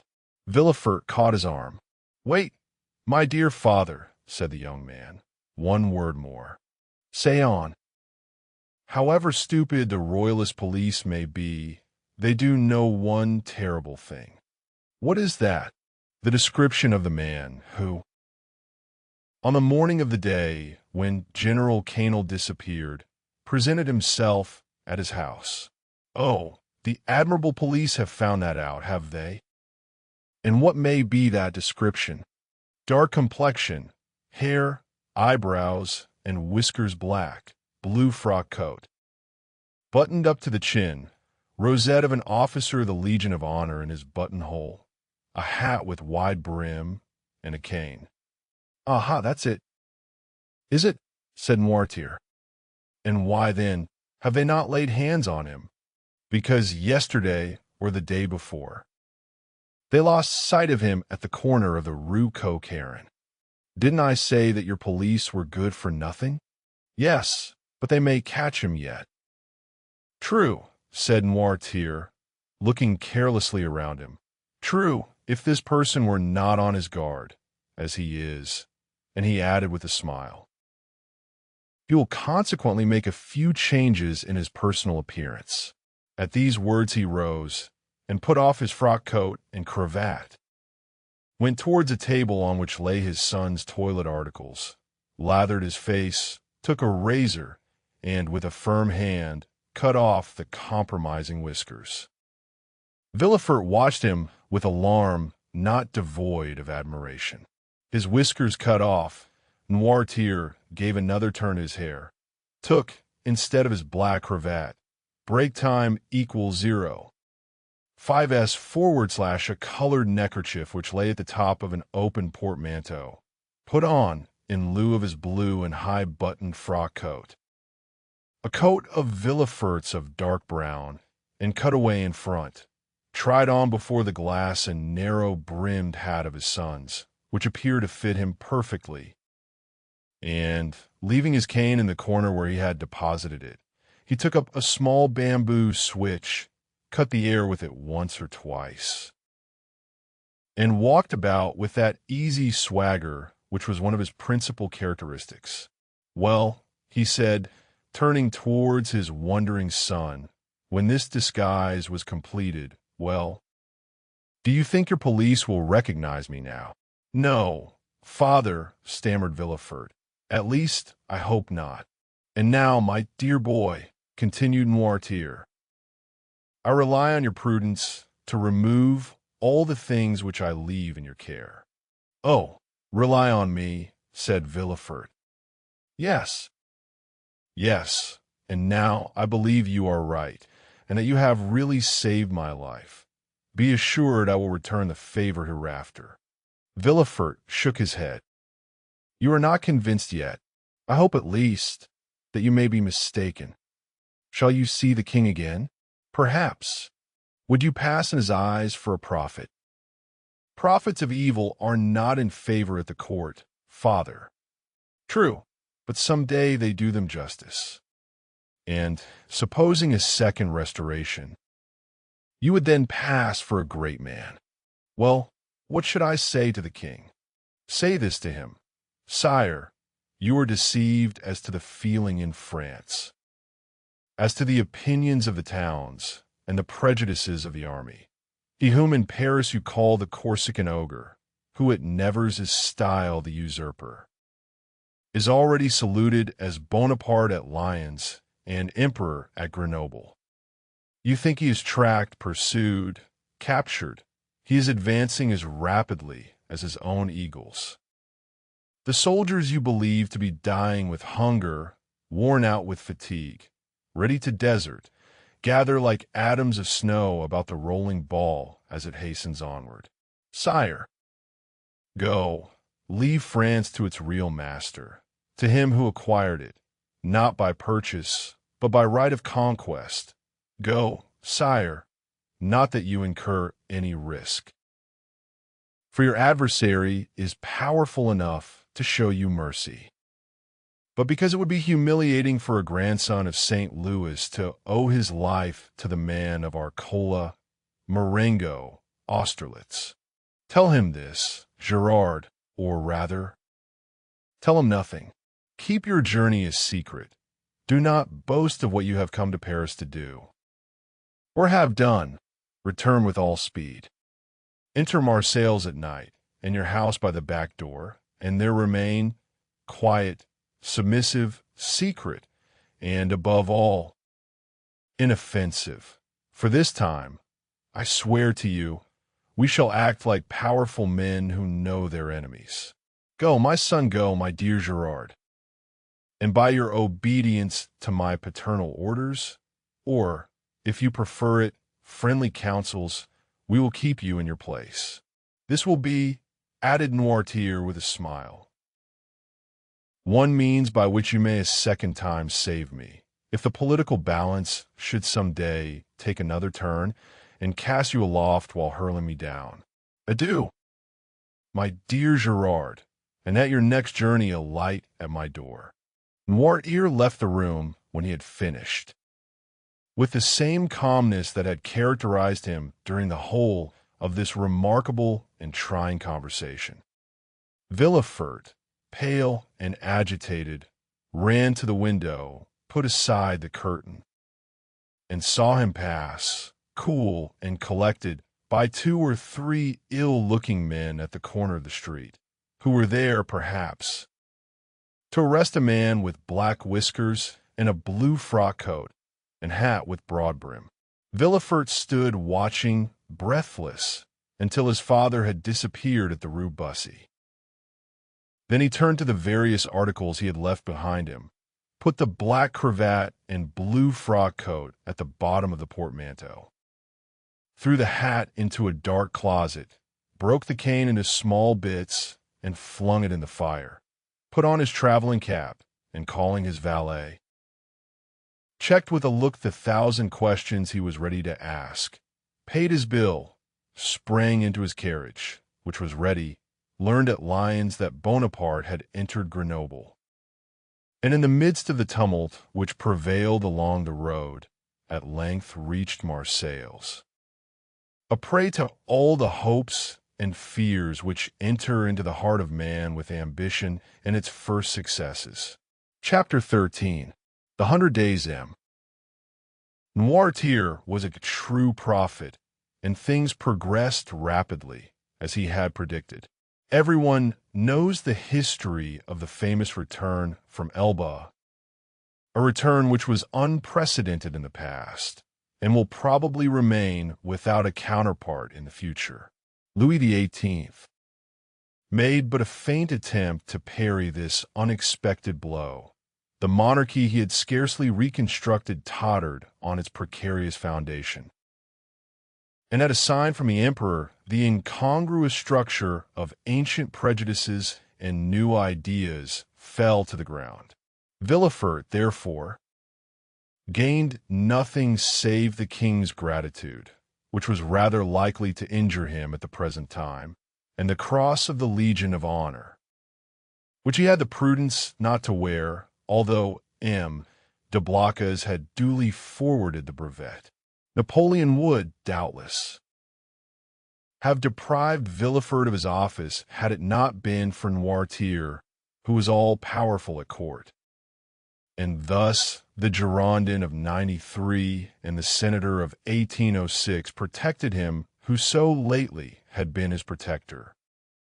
All Villefort's influence barely enabled him to stifle the secret Dantès had so nearly divulged. The king's procureur alone was deprived of his office, being suspected of royalism. However, scarcely was the imperial power established, that is, scarcely had the emperor re-entered the Tuileries and begun to issue orders from the closet into which we have introduced our readers. He found on the table their Louis XVIII, as half-filled snuff-box. Scarcely had this occurred when Marseilles began, in spite of the authorities, to rekindle the flames of civil war, always smoldering in the south. And it required but little to excite the populace to acts of far greater violence than the shouts and insults with which they assailed the royalists whenever they ventured abroad. Owing to this change, the worthy shipowner became at that moment, we will not say all-powerful, because Morel was a prudent and rather a timid man, so much so that many of the most zealous partisans of Bonaparte accused him of moderation, but sufficiently influential to make a demand in favor of Dantès. Villefort retained his place, but his marriage was put off until a more favorable opportunity. If the emperor remained on the throne, Gerard required a different alliance to aid his career. If Louis XVIII returned, the influence of M. de Saint-Méran, like his own, could be vastly increased and the marriage be still more suitable. The deputy procureur was therefore the first magistrate of Marseilles when one morning his door opened and M. Morel was announced. Anyone else would have hastened to receive him, but Villefort was a man of ability, and he knew this would be a sign of weakness.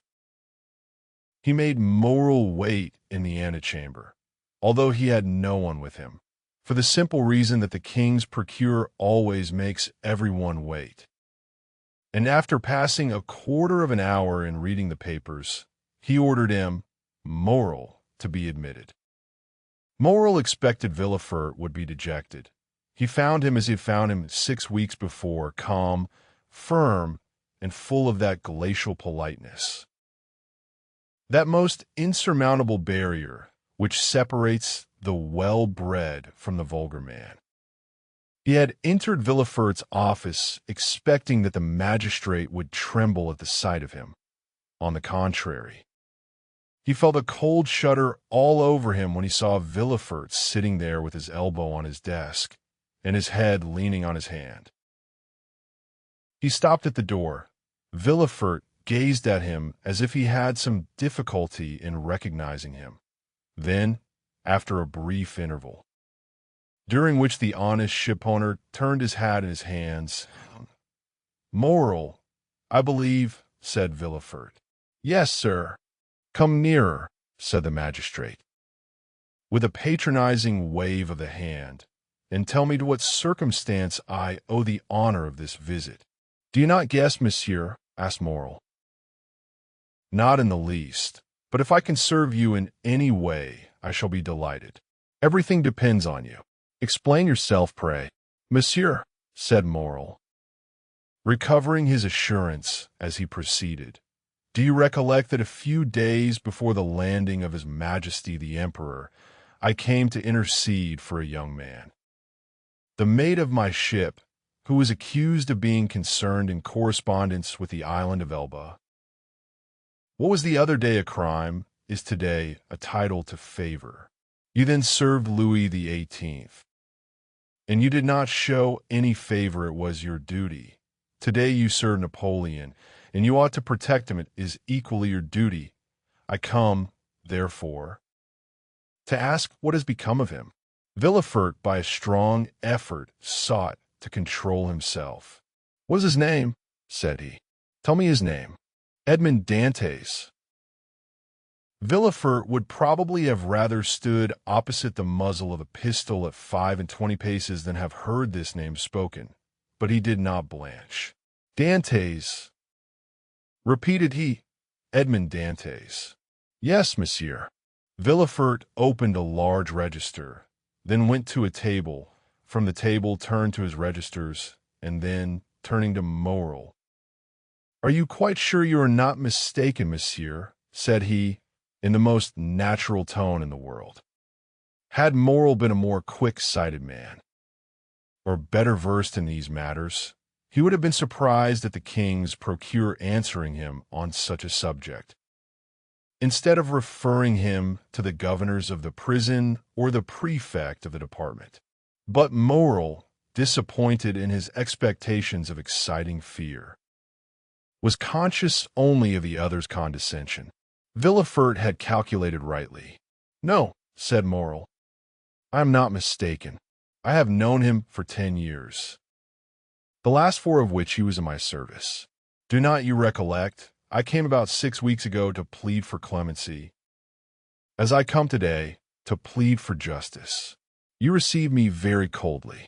Oh, the royalists were very severe with the Bonapartists in those days." "Monsieur," returned Villefort, "I was then a royalist, because I believed the Bourbons not only the heirs to the throne, but the chosen of the nation.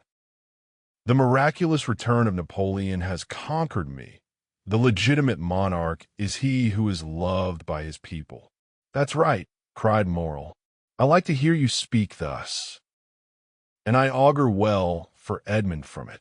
"Wait a moment," said Villefort, turning over the leaves of a register. "I have it, a sailor who was about to marry a young Catalan girl. I recollect now. It was a very serious charge." "How so?" "You know that when he left here, he was taken to the Palais de Justice. Well, I made my report to the authorities at Paris, and a week after he was carried off." "Carried off," said Morel. "What can I have done with him?" "Oh, he has been taken to Fenestrelles, to Pignerol, or to the Saint Marguerite Islands. Some fine morning he will return to take command of your vessel. Come when he will, it shall be kept for him. But how is it he is not already returned? It seems to me the first care of government should be to set at liberty those who have suffered for their adherence to it. Do not be too hasty, M. Moral, replied Villefort. The order of imprisonment came from high authority, and the order for his liberation must proceed from the same source. And, as Napoleon has scarcely been reinstated a fortnight, the letters have not yet been forwarded. But, said Morel, is there no way of expediting all these formalities of releasing him from arrest? There has been no arrest. How? It is sometimes essential to government to cause a man's disappearance without leaving any traces, so that no written forms or documents may defeat their wishes. It might be so under the Bourbons, but at present it has always been so, my dear Morel, since the reign of Louis XIV. The emperor is more strict in prison discipline than even Louis himself, and the number of prisoners whose names are not on the register is incalculable. Break time equals 0. 5s/ had Morel even any suspicions, so much kindness would have dispelled them. Well, de Villefort, how would you advise me to act? Asked he. Petition the minister. Oh, I know what that is. The minister receives 200 petitions every day and does not read 3. That is true, but he will read a petition countersigned and presented by me. And will you undertake to deliver it? With the greatest pleasure. Dantès was then guilty, and now he is innocent, and it is as much my duty to free him as it was to condemn him.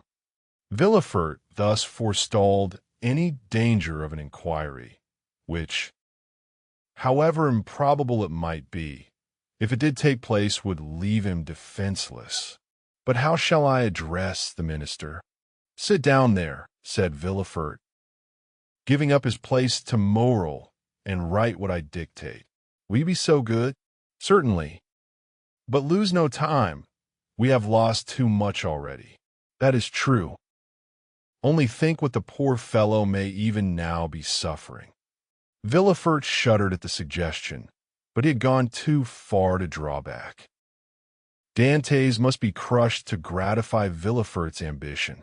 Villefort dictated a petition, in which, from an excellent intention, no doubt, Dantès' patriotic services were exaggerated, and he was made out one of the most active agents of Napoleon's return. It was evident that at the sight of this document, the minister would instantly release him. The petition finished, Villefort read it aloud. That will do, said he. Leave the rest to me. Will the petition go soon? Today. Countersigned by you? The best thing I can do will be to certify the truth of the contents of your petition. And, sitting down, Villefort wrote the certificate at the bottom. What more is to be done? I will do whatever is necessary. This assurance delighted Morel, who took leave of Villefort, and hastened to announce to old Dantès that he would soon see his son. As for Villefort, instead of sending to Paris, he carefully preserved the petition that so fearfully compromised Dantès, in the hopes of an event that seemed not unlikely, that is, a second restoration.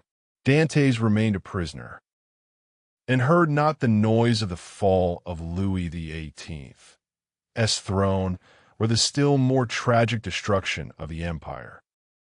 Twice during the 100 days had Morel renewed his demand, and twice had Villefort soothed him with promises. At last there was Waterloo. Break time equals 0. 5s/, and Morel came no more. He had done all that was in his power, and any fresh attempt would only compromise himself uselessly.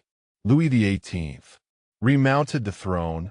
Villefort, to whom Marseilles had become filled with remorseful memories, sought and obtained the situation of king's procureur at Toulouse, and a fortnight afterwards he married Mademoiselle de Saint-Méran, whose father now stood higher at court than ever. And so Dantès, after the 100 Days and after Waterloo, remained in his dungeon, forgotten of earth and heaven. Danglars comprehended the full extent of the wretched fate that overwhelmed Dantès, and when Napoleon returned to France, he, after the manner of mediocre minds, termed the coincidence a decree of Providence. But when Napoleon returned to Paris, Danglars' heart failed him, and he lived in constant fear of Dantès' return on a mission of vengeance. He therefore informed him, moral of his wish to quit the sea, and obtained a recommendation from him to a Spanish merchant, into whose service he entered at the end of March, that is, 10 or 12 days after Napoleon's return. He then left for Madrid, and was no more heard of. Fernand understood nothing except that Dantès was absent. What had become of him he cared not to inquire. Only, during the respite the absence of his rival afforded him, he reflected, partly on the means of deceiving Mercédès as to the cause of his absence, partly on plans of emigration and abduction. As from time to time he sat sad and motionless on the summit of Cape Pharaoh, at the spot from whence Marseilles and the Catalans are visible, watching for the apparition of a young and handsome man, who was for him also the messenger of vengeance. Fernand's mind was made up. He would shoot Dantès, and then kill himself. But Fernand was mistaken. A man of his disposition never kills himself, for he constantly hopes. During this time, the empire made its last conscription, and every man in France capable of bearing arms rushed to obey the summons of the emperor. Fernand departed with the rest, bearing with him the terrible thought that while he was away, his rival would perhaps return and marry Mercédès. Had Fernand really meant to kill himself, he would have done so when he parted from Mercédès. His devotion and the compassion he showed for her misfortunes produced the effect they always produce on noble minds. Mercédès had always had a sincere regard for Fernand, and this was now strengthened by gratitude. "My brother," said she, as she placed his knapsack on his shoulders, "be careful of yourself, for if you are killed, I shall be alone in the world." These words carried a ray of hope into Fernand's heart. Should Dantès not return, Mercédès might one day be his. Mercédès was left alone face to face with the vast plain that had never seemed so barren and the sea that had never seemed so vast. Bathed in tears, she wandered about the Catalan village. Sometimes she stood mute and motionless as a statue, looking towards Marseilles, at other times gazing on the sea, and debating as to whether it were not better to cast herself into the abyss of the ocean, and thus end her woes. It was not want of courage that prevented her putting this resolution into execution, but her religious feelings came to her aid and saved her. Catullus was like Fernand, enrolled in the army, but, being married and 8 years older, he was merely sent to the frontier. Old Dantès, who was only sustained by hope, lost all hope in Napoleon's downfall. 5 months after he had been separated from his son, and almost at the hour of his arrest, he breathed his last in Mercédès' arms. Morrel paid the expenses of his funeral and a few small debts the poor old man had contracted. There was more than benevolence in this action. There was courage. The South was aflame, and to assist, even on his deathbed. The father of so dangerous a Bonapartist as Dantès was stigmatized as a crime. Chapter 14. The two prisoners a year after Louis XVIII's restoration. A visit was made by the Inspector General of Prisons. Dantès in his cell heard the noise of preparation. Sounds that at the depth where he lay would have been inaudible to any but the ear of a prisoner, who could hear the splash of the drop of water that every hour fell from the roof of his dungeon. He guessed something uncommon was passing among the living, but he had so long ceased to have any intercourse with the world that he looked upon himself as dead. The inspector visited, one after another, the cells and dungeons of several of the prisoners, whose good behavior or stupidity recommended them to the clemency of the government. Break time equals 0. 5s// he inquired how they were fed, and if they had any request to make. The universal response was that the fare was detestable, and that they wanted to be set free. The inspector asked if they had anything else to ask for. They shook their heads. What could they desire beyond their liberty? The inspector turned smilingly to the governor. I do not know what reason government can assign for these useless visits. When you see one prisoner, you see all. Always the same thing, ill-fed and innocent. Are there any others? Yes, the dangerous and mad prisoners are in the dungeons. Let us visit them, said the inspector with an air of fatigue. We must play the farce to the end. Let us see the dungeons. Let us first send for 2 soldiers, said the governor. The prisoners sometimes, through mere uneasiness of life, and in order to be sentenced to death, commit acts of useless violence, and you might fall a victim. Take all needful precautions, replied the inspector. 2 soldiers were accordingly sent for, and the inspector descended a stairway, so foul, so humid, so dark, as to be loathsome to sight, smell, and respiration. Oh, cried the inspector, who can live here? A most dangerous conspirator, a man we are ordered to keep the most strict watch over, as he is daring and resolute. He is alone? Certainly. How long has he been there? Nearly a year. Was he placed here when he first arrived? No, not until he attempted to kill the turnkey, who took his food to him. To kill the turnkey? Yes, the very one who is lighting us. Is it not true, Antoine? Asked the governor. True enough.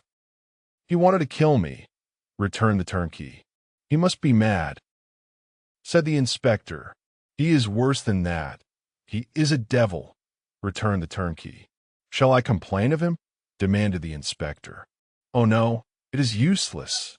Besides, he is almost mad now, and in another year he will be quite so. So much the better for him. He will suffer less, said the inspector. He was, as this remark shows, a man full of philanthropy and in every way fit for his office. You are right, sir, replied the governor, and this remark proves that you have deeply considered the subject. Now we have in a dungeon about 20 feet distant, into which you descend by another stair, an old abbé, formerly leader of a party in Italy, who has been here since 1811, and in 1813 he went mad. And the change is astonishing. He used to weep, he now laughs. He grew thin, he now grows fat. You had better see him, for his madness is amusing. I will see them both, returned the inspector. I must conscientiously perform my duty. This was the inspector's first visit. He wished to display his authority. Let us visit this one first, added he. By all means, replied the governor, and he signed to the turnkey to open the door.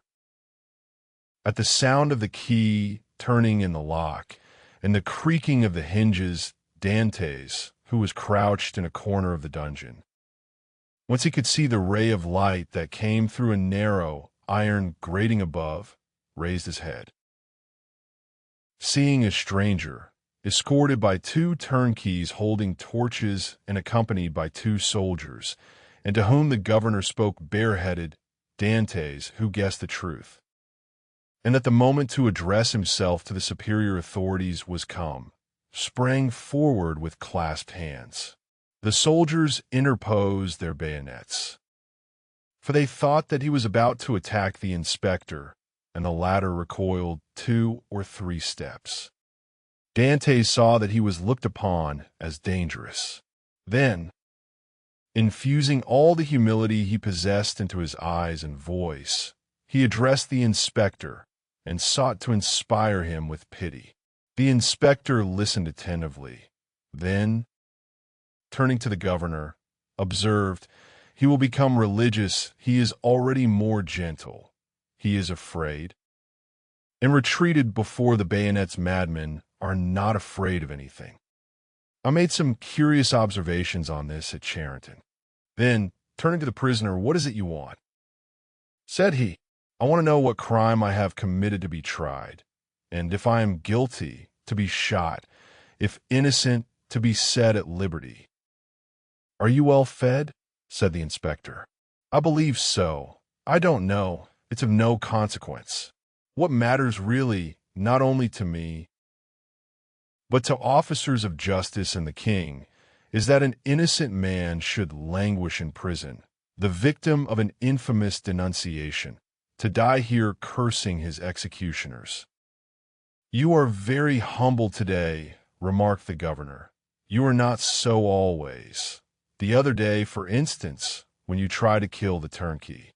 "It is true, sir." "And I beg his pardon, for he has always been very good to me. But I was mad." "And you are not so any longer?" "No. Captivity has subdued me. I have been here so long." "So long? When were you arrested, then?" asked the inspector. "The 28th of February, 1815, at 2:30 in the afternoon. Today is the 30th of July, 1816. Why, it is but 17 months. "Only 17 months," replied Dantès. "Oh, you do not know what is 17 months in prison. 17 ages, rather, especially to a man who, like me, had arrived at the summit of his ambition, to a man who, like me, was on the point of marrying a woman he adored, who saw an honorable career open before him, and who loses all in an instant, who sees his prospects destroyed, and is ignorant of the fate of his affianced wife, and whether his aged father be still living. 17 months' captivity to a sailor accustomed to the boundless ocean is a worse punishment than human crime ever merited. Have pity on me, then, and ask for me not intelligence, but a trial. Not pardon, but a verdict. A trial, sir. I ask only for a trial. That surely cannot be denied to one who is accused." "We shall see," said the inspector. Then, turning to the governor, "On my word, the poor devil touches me. You must show me the proofs against him." "Certainly, but you will find terrible charges." "Monsieur," continued Dantès, "break time equals 0.5s/. I know it is not in your power to release me, but you can plead for me, you can have me tried, and that is all I ask. Let me know my crime, and the reason why I was condemned. Uncertainty is worse than all." "Go on with the lights," said the inspector. "Monsieur," cried Dantès, "I can tell by your voice you are touched with pity. Tell me at least a hope." "I cannot tell you that," replied the inspector. "I can only promise to examine into your case." "Oh, I am free, then I am saved." "Who arrested you?" "M. Villefort.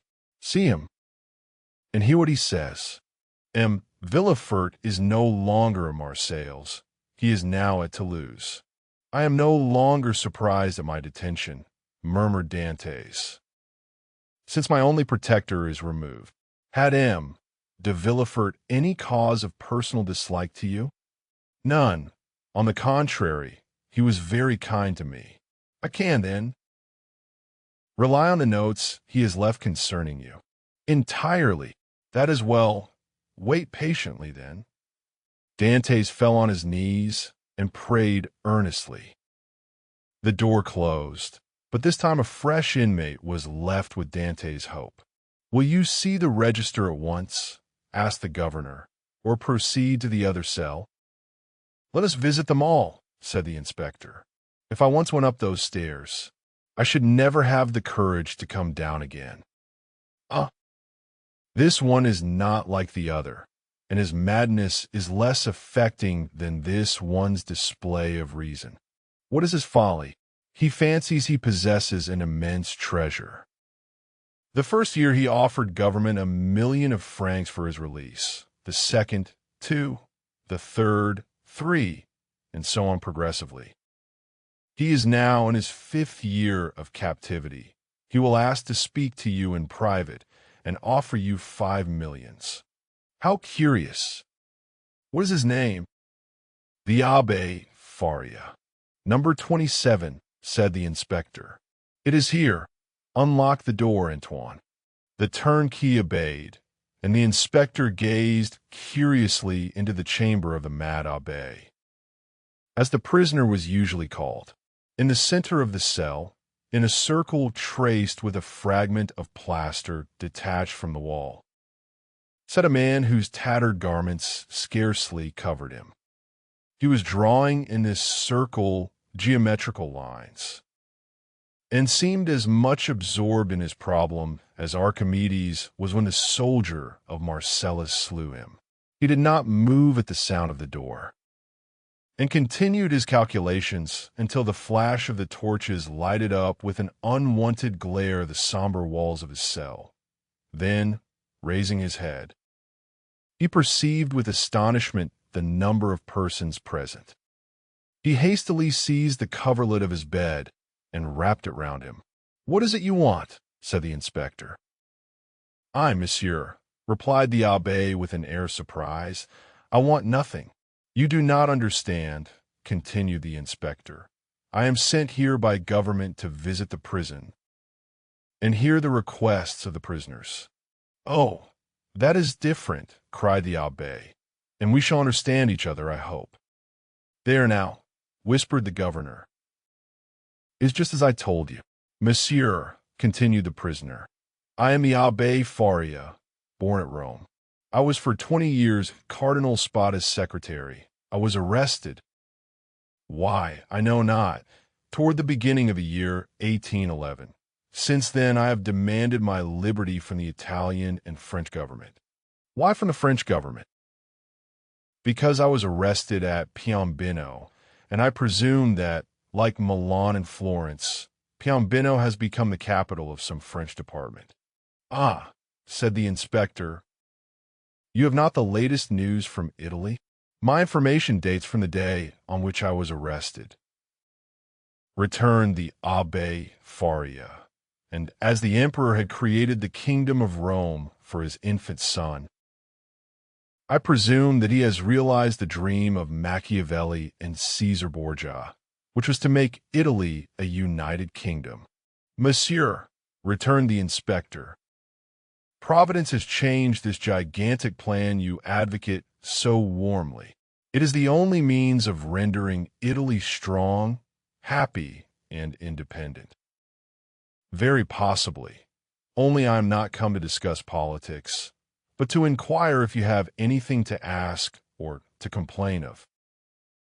"The food is the same as in other prisons. That is very bad.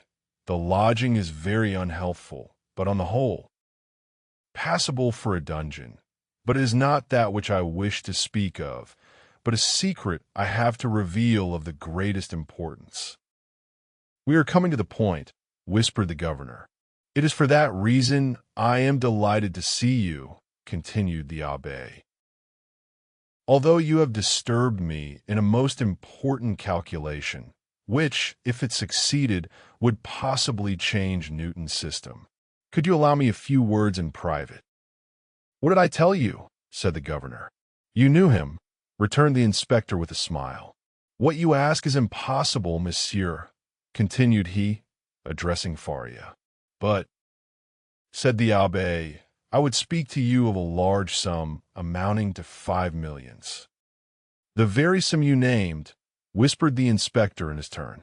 "However," continued Faria, seeing that the inspector was about to depart, "it is not absolutely necessary for us to be alone. The governor can be present." "Unfortunately," said the governor, "I know beforehand what you are about to say. It concerns your treasures, does it not?" Faria fixed his eyes on him with an expression that would have convinced anyone else of his sanity. "Of course," said he. "Of what else should I speak?" "Mr. Inspector," continued the governor, "I can tell you the story as well as he, for it has been dinned in my ears for the last 4 or 5 years." "That proves," returned the abbé, "that you are like those of Holy Writ, who having eyes see not, and having ears hear not." "My dear sir, break time equals 0. 5s/ the government is rich and does not want your treasures," replied the inspector. "Keep them until you are liberated." The abbé's eyes glistened.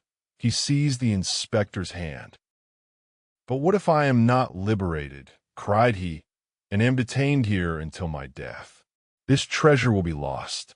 Had not government better profit by it? I will offer 6 millions, and I will content myself with the rest, if they will only give me my liberty." "On my word," said the inspector in a low tone, "had I not been told beforehand that this man was mad, I should believe what he says." "I am not mad," replied Faria, with that acuteness of hearing peculiar to prisoners. "The treasure I speak of really exists, and I offer to sign an agreement with you, in which I promise to lead you to the spot where you shall dig, and if I deceive you, bring me here again. I ask no more." The governor laughed. "Is the spot far from here?" 100 leagues. "It is not ill planned," said the governor. "If all the prisoners took it into their heads to travel 100 leagues, and their guardians consented to accompany them, they would have a capital chance of escaping." "The scheme is well known," said the inspector, "and the abbé's plan has not even the merit of originality." Then turning to Faria, "I inquired if you were well fed," said he. "Swear to me," replied Faria, "to free me if what I tell you prove true, and I will stay here while you go to the spot." "Are you well fed?" repeated the inspector. "Monsieur, you run no risk, for, as I told you, I will stay here, so there is no chance of my escaping." "You do not reply to my question," replied the inspector impatiently. "Nor you to mine," cried the abbé. "You will not accept my gold. I will keep it for myself. You refuse me my liberty, God will give it me." And the abbé, casting away his coverlet, resumed his place and continued his calculations. "What is he doing there?" said the inspector. "Counting his treasures," replied the governor. Faria replied to this sarcasm with a glance of profound contempt. They went out. The turnkey closed the door behind them. "He was wealthy once, perhaps," said the inspector, "or dreamed he was and awoke mad." "After all," said the inspector, "if he had been rich, he would not have been here." So the matter ended for the Abbé Faria.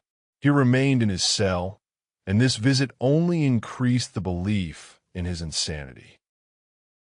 Caligula or Nero, those treasure seekers, those desirers of the impossible, would have accorded to the poor wretch, in exchange for his wealth, the liberty he so earnestly prayed for.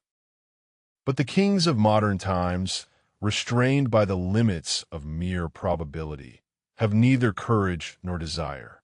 They fear the ear that hears their orders, and the eye that scrutinizes their actions.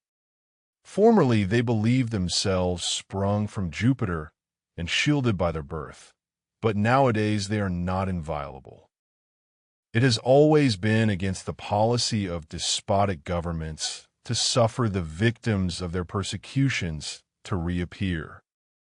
As the Inquisition rarely allowed its victims to be seen with their limbs distorted and their flesh lacerated by torture, so madness is always concealed in its cell, from whence, should it depart, it is conveyed to some gloomy hospital, where the doctor has no thought for man or mind in the mutilated being the jailer delivers to him.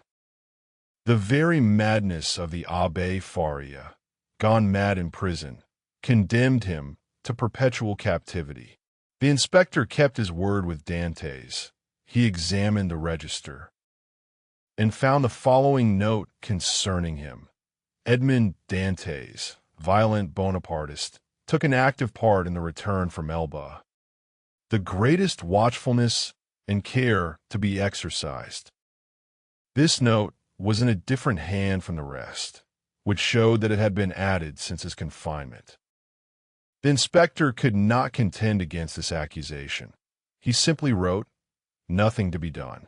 This visit had infused new vigor into Dantès. He had, till then, forgotten the date. But now, with a fragment of plaster, he wrote the date, July 30th, 1816, and made a mark every day, in order not to lose his reckoning again. Days and weeks passed away, then months. Dantès still waited. He at first expected to be freed in a fortnight. This fortnight expired. He decided that the inspector would do nothing until his return to Paris, and that he would not reach there until his circuit was finished.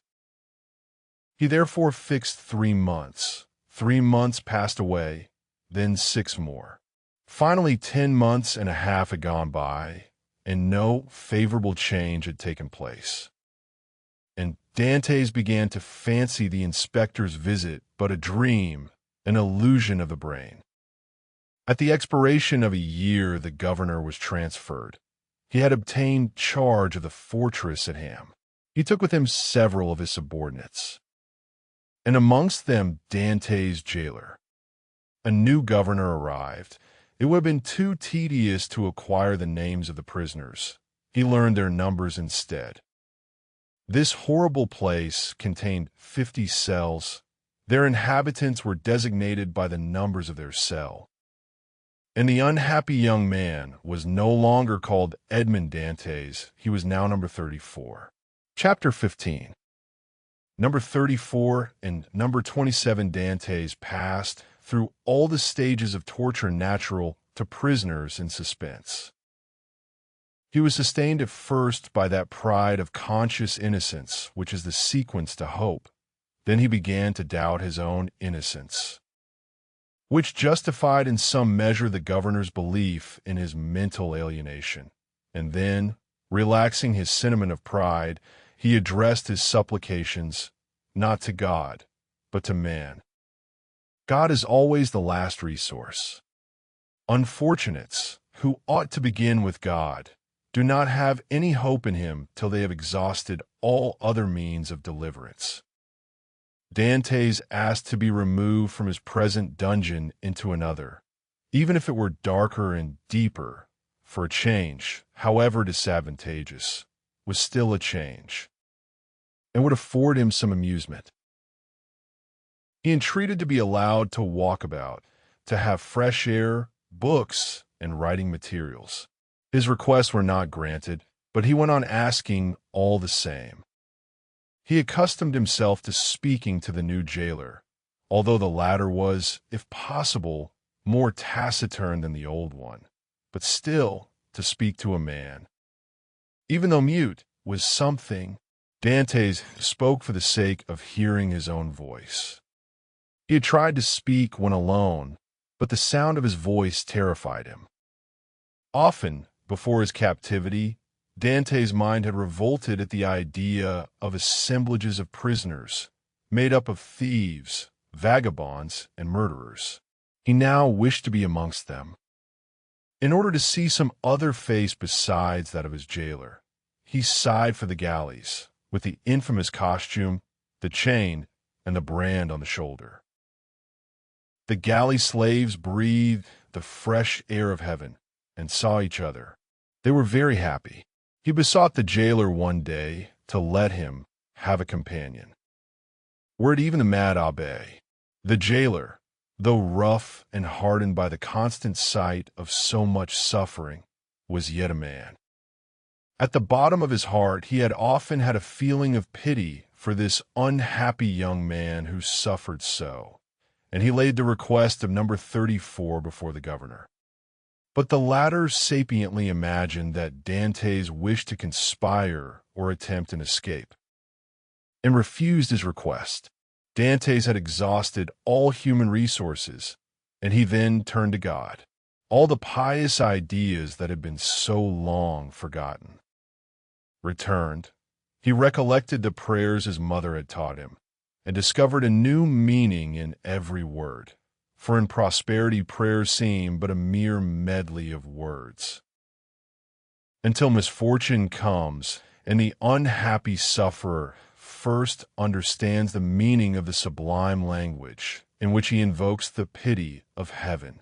He prayed, and prayed aloud, no longer terrified at the sound of his own voice, for he fell into a sort of ecstasy.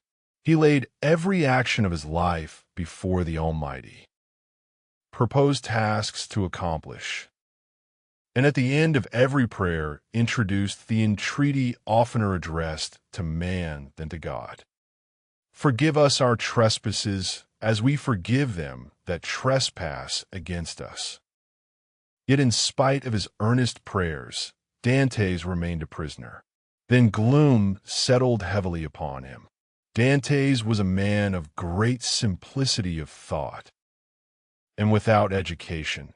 He could not, therefore, in the solitude of his dungeon, traverse in mental vision the history of the ages, bring to life the nations that had perished, and rebuild the ancient cities so vast and stupendous in the light of the imagination, and that passed before the eye glowing with celestial colors in Martin's Babylonian pictures. He could not do this, he whose past life was so short, whose present so melancholy, and his future so doubtful. 19 years of light to reflect upon in eternal darkness. No distraction could come to his aid. His energetic spirit, that would have exulted in thus revisiting the past, was imprisoned like an eagle in a cage. He clung to one idea, that of his happiness, destroyed without apparent cause. By an unheard of fatality, he considered and reconsidered this idea, devoured it, so to speak. As the implacable Ugolino devours the skull of Archbishop Roger in the Inferno of Dante, rage supplanted religious fervor. Dantès uttered blasphemies that made his jailer recoil with horror, dashed himself furiously against the walls of his prison, wreaked his anger upon everything, and chiefly upon himself, so that the least thing, a grain of sand, a straw, or a breath of air that annoyed him, led to paroxysms of fury. Then the letter that Villefort had showed to him recurred to his mind, and every line gleamed forth in fiery letters on the wall like the mean Tekel Upharsin of Belshazzar. He told himself that it was the enmity of man, and not the vengeance of heaven, that had thus plunged him into the deepest misery. He consigned his unknown persecutors to the most horrible tortures he could imagine, and found them all insufficient, because after torture came death, and after death, if not repose, at least the boon of unconsciousness. By dint of constantly dwelling on the idea that tranquility was death, and if punishment were the end in view, other tortures than death must be invented, he began to reflect on suicide. Unhappy he, who, on the brink of misfortune, broods over ideas like these. Before him is a dead sea that stretches in azure calm before the eye. But he who unwarily ventures within its embrace finds himself struggling with a monster that would drag him down to perdition. Once thus ensnared, unless the protecting hand of God snatch him thence, all is over, and his struggles but tend to hasten his destruction. This state of mental anguish is, however, less terrible than the sufferings that precede or the punishment that possibly will follow. There's a sort of consolation at the contemplation of the yawning abyss, at the bottom of which lie darkness and obscurity. Edmond found some solace in these ideas.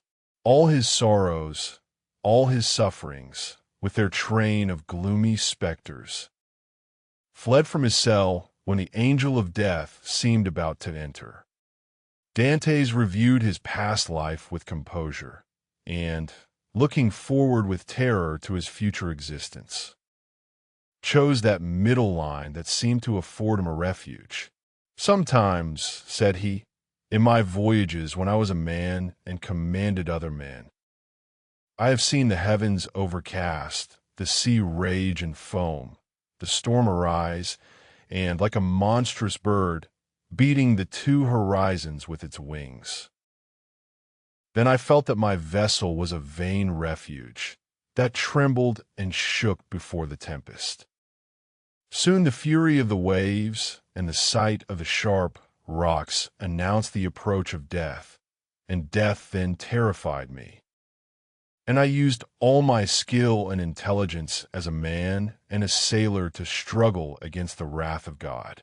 But I did so because I was happy, because I had not courted death, because to be cast upon a bed of rocks and seaweed seemed terrible, because I was unwilling that I, a creature made for the service of God, should serve for food to the gulls and ravens. But now it is different. I have lost all that bound me to life. Death smiles and invites me to repose. I die after my own manner. I die exhausted and broken-spirited as I fall asleep when I have paced 3,000 times round my cell. That is 30,000 steps, or about 10 leagues. No sooner had this idea taken possession of him than he became more composed, arranged his couch to the best of his power, ate little, and slept less, and found existence almost supportable because he felt that he could throw it off at pleasure like a worn-out garment. Two methods of self-destruction were at his disposal. He could hang himself with his handkerchief to the window bars or refuse food and die of starvation. But the first was repugnant to him. Dantès had always entertained the greatest horror of pirates, who were hung up to the yardarm. He would not die by what seemed an infamous death. He resolved to adopt the second, and began that day to carry out his resolve. Nearly 4 years had passed away. At the end of the second, he had ceased to mark the lapse of time. Dantès said, "I wish to die," and had chosen the manner of his death, and fearful of changing his mind, he had taken an oath to die. When my morning and evening meals are brought, thought he, I will cast them out of the window, and they will think that I have eaten them. He kept his word. Twice a day he cast out, through the barred aperture, the provisions his jailer brought him, at first gaily, then with deliberation, and at last with regret. Nothing but the recollection of his oath gave him strength to proceed. Hunger made viands once repugnant, now acceptable. He held the plate in his hand for an hour at a time, and gazed thoughtfully at the morsel of bad meat, of tainted fish, of black and moldy bread. It was the last yearning for life contending with the resolution of despair. Then his dungeon seemed less somber, his prospects less desperate. He was still young. He was only 4 or 5, and 20 he had nearly 50 years to live. What unforeseen events might not open his prison door and restore him to liberty? Then he raised to his lips the repast that, like a voluntary Tantalus, he refused himself, but he thought of his oath, and he would not break it. He persisted until, at last, he had not sufficient strength to rise and cast his supper out of the loophole. The next morning he could not see or hear. The jailer feared he was dangerously ill. Edmond hoped he was dying. Thus the day passed away. Edmond felt a sort of stupor creeping over him, which brought with it a feeling almost of content. The gnawing pain at his stomach had ceased. His thirst had abated. When he closed his eyes, he saw myriads of lights dancing before them like the will-o'-the-wisps that play about the marshes. It was the twilight of that mysterious country called death. Suddenly, about 9 o'clock in the evening, Edmond heard a hollow sound in the wall against which he was lying. So many loathsome animals inhabited the prison that their noise did not, in general, awake him. But whether abstinence had quickened his faculties, or whether the noise was really louder than usual, Edmond raised his head and listened. It was a continual scratching, as if made by a huge claw, a powerful tooth, or some iron instrument attacking the stones.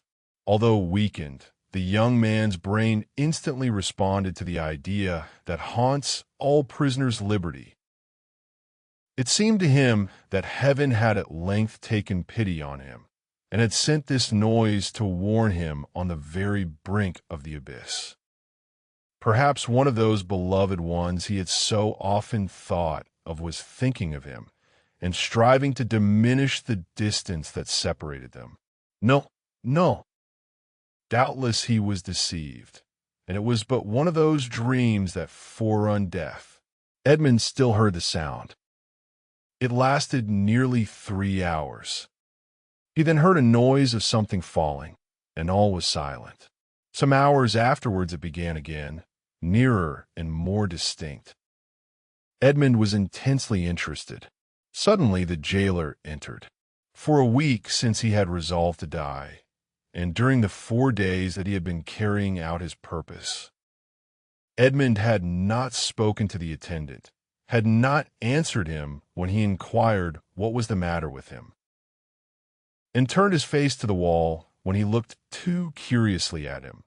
But now the jailer might hear the noise and put an end to it, and so destroy a ray of something like hope that soothed his last moments. The jailer brought him his breakfast. Dantès raised himself up and began to talk about everything, about the bad quality of the food, about the coldness of his dungeon, grumbling and complaining. In order to have an excuse for speaking louder and wearying the patience of his jailer, who out of kindness of heart had brought broth and white bread for his prisoner. Fortunately, he fancied that Dantès was delirious, and placing the food on the rickety table, he withdrew. Edmond listened, and the sound became more and more distinct. There could be no doubt about it. Thought he, it is some prisoner who is striving to obtain his freedom. Oh, if I were only there to help him. Suddenly another idea took possession of his mind. So used to misfortune that it was scarcely capable of hope the idea that the noise was made by workmen the governor had ordered to repair the neighboring dungeon. It was easy to ascertain this, but how could he risk the question? It was easy to call his jailer's attention to the noise. Break time equals 0. 5s/ and watch his countenance as he listened. But might he not by this means destroy hopes far more important than the short-lived satisfaction of his own curiosity? Unfortunately, Edmond's brain was still so feeble that he could not bend his thoughts to anything in particular. He saw but one means of restoring lucidity and clearness to his judgment. He turned his eyes towards the soup which the jailer had brought, rose, staggered towards it, raised the vessel to his lips. and drank off the contents with a feeling of indescribable pleasure. He had the resolution to stop with this. He had often heard that shipwrecked persons had died through having eagerly devoured too much food. Edmond replaced on the table the bread he was about to devour. And returned to his couch. He did not wish to die. He soon felt that his ideas became again collected. He could think and strengthen his thoughts by reasoning. Then he said to himself, I must put this to the test, but without compromising anybody. If it is a workman, I need but knock against the wall, and he will cease to work in order to find out who is knocking and why he does so. But as his occupation is sanctioned by the governor, break time equals 0. 5s/, he will soon resume it. If, on the contrary, it is a prisoner, the noise I make will alarm him, he will cease, and not begin again until he thinks everyone is asleep. Edmond rose again, but this time his legs did not tremble, and his sight was clear. He went to a corner of his dungeon, detached a stone, and with it knocked against the wall where the sound came. He struck thrice. At the first blow the sound ceased as if by magic. Edmond listened intently. An hour passed, 2 hours passed, and no sound was heard from the wall. All was silent there. Full of hope, Edmond swallowed a few mouthfuls of bread and water, and, thanks to the vigor of his constitution, found himself well nigh recovered.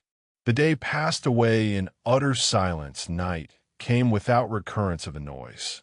It is a prisoner, said Edmond joyfully. His brain was on fire, and life and energy returned. The night passed in perfect silence. Edmond did not close his eyes. In the morning the jailer brought him fresh provisions. He had already devoured those of the previous day. He ate these, listening anxiously for the sound. Walking round and round his cell, shaking the iron bars of the loophole, restoring vigor and agility to his limbs by exercise, and so preparing himself for his future destiny. At intervals, he listened to learn if the noise had not begun again, and grew impatient at the prudence of the prisoner, who did not guess he had been disturbed by a captive as anxious for liberty as himself. 3 days passed, 72 long, tedious hours, which he counted off by minutes. At length one evening, as the jailer was visiting him for the last time that night, Dantès, with his ear for the 100th time at the wall, fancied he heard an almost imperceptible movement among the stones. He moved away, walked up and down his cell to collect his thoughts, and then went back and listened. The matter was no longer doubtful. Something was at work on the other side of the wall. The prisoner had discovered the danger, and had substituted a lever for a chisel. Encouraged by this discovery, Edmond determined to assist the indefatigable laborer. He began by moving his bed, and looked around for anything with which he could pierce the wall, penetrate the moist cement, and displace a stone. He saw nothing. He had no knife or sharp instrument. The window grating was of iron, but he had too often assured himself of its solidity. All his furniture consisted of a bed, a chair, a table, a pail, and a jug. The bed had iron clamps, but they were screwed to the wood, and it would have required a screwdriver to take them off. The table and chair had nothing. The pail had once possessed a handle, but that had been removed. Dantès had but one resource, which was to break the jug, and with one of the sharp fragments attack the wall. He let the jug fall on the floor, and it broke in pieces. Dantès concealed 2 or 3 of the sharpest fragments in his bed, leaving the rest on the floor. The breaking of his jug was too natural an accident to excite suspicion. Edmond had all the night to work in, but in the darkness he could not do much. Break time equals 0. 5s/, and he soon felt that he was working against something very hard. He pushed back his bed and waited for day. All night, he heard the subterranean workman, who continued to mine his way. Day came, the jailer entered. Dantès told him that the jug had fallen from his hands while he was drinking, and the jailer went grumblingly to fetch another, without giving himself the trouble to remove the fragments of the broken one. He returned speedily, advised the prisoner to be more careful, and departed. Dantès heard joyfully the key grate in the lock. He listened until the sound of steps died away, and then, hastily displacing his bed, saw by the faint light that penetrated into his cell that he had labored uselessly the previous evening in attacking the stone instead of removing the plaster that surrounded it.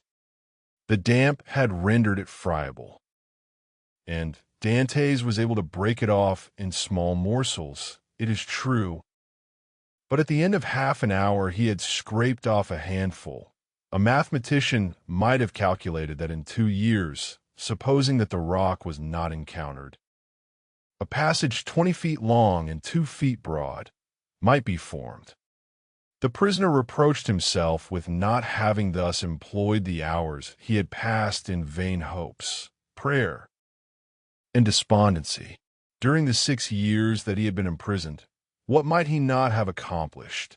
This idea imparted new energy, and in 3 days he had succeeded, with the utmost precaution, in removing the cement and exposing the stonework.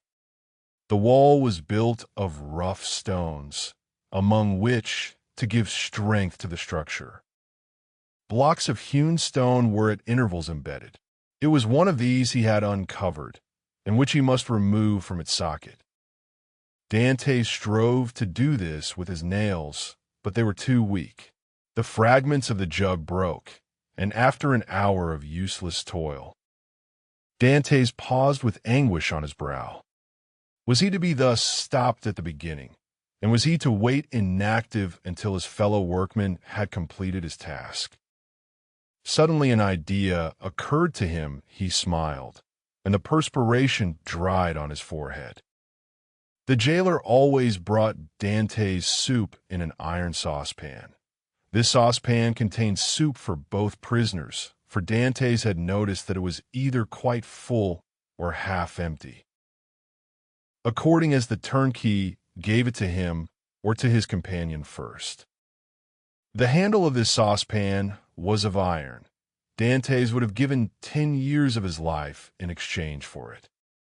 The jailer was accustomed to pour the contents of the saucepan into Dantès' plate, and Dantès, after eating his soup with a wooden spoon, washed the plate, which thus served for every day.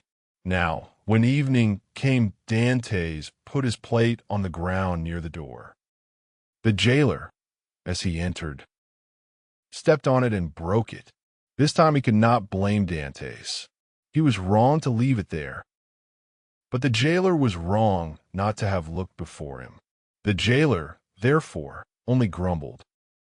Then he looked about for something to pour the soup into. Dantès' entire dinner service consisted of one plate. There was no alternative. "Leave the saucepan," said Dantès. "You can take it away when you bring me my breakfast."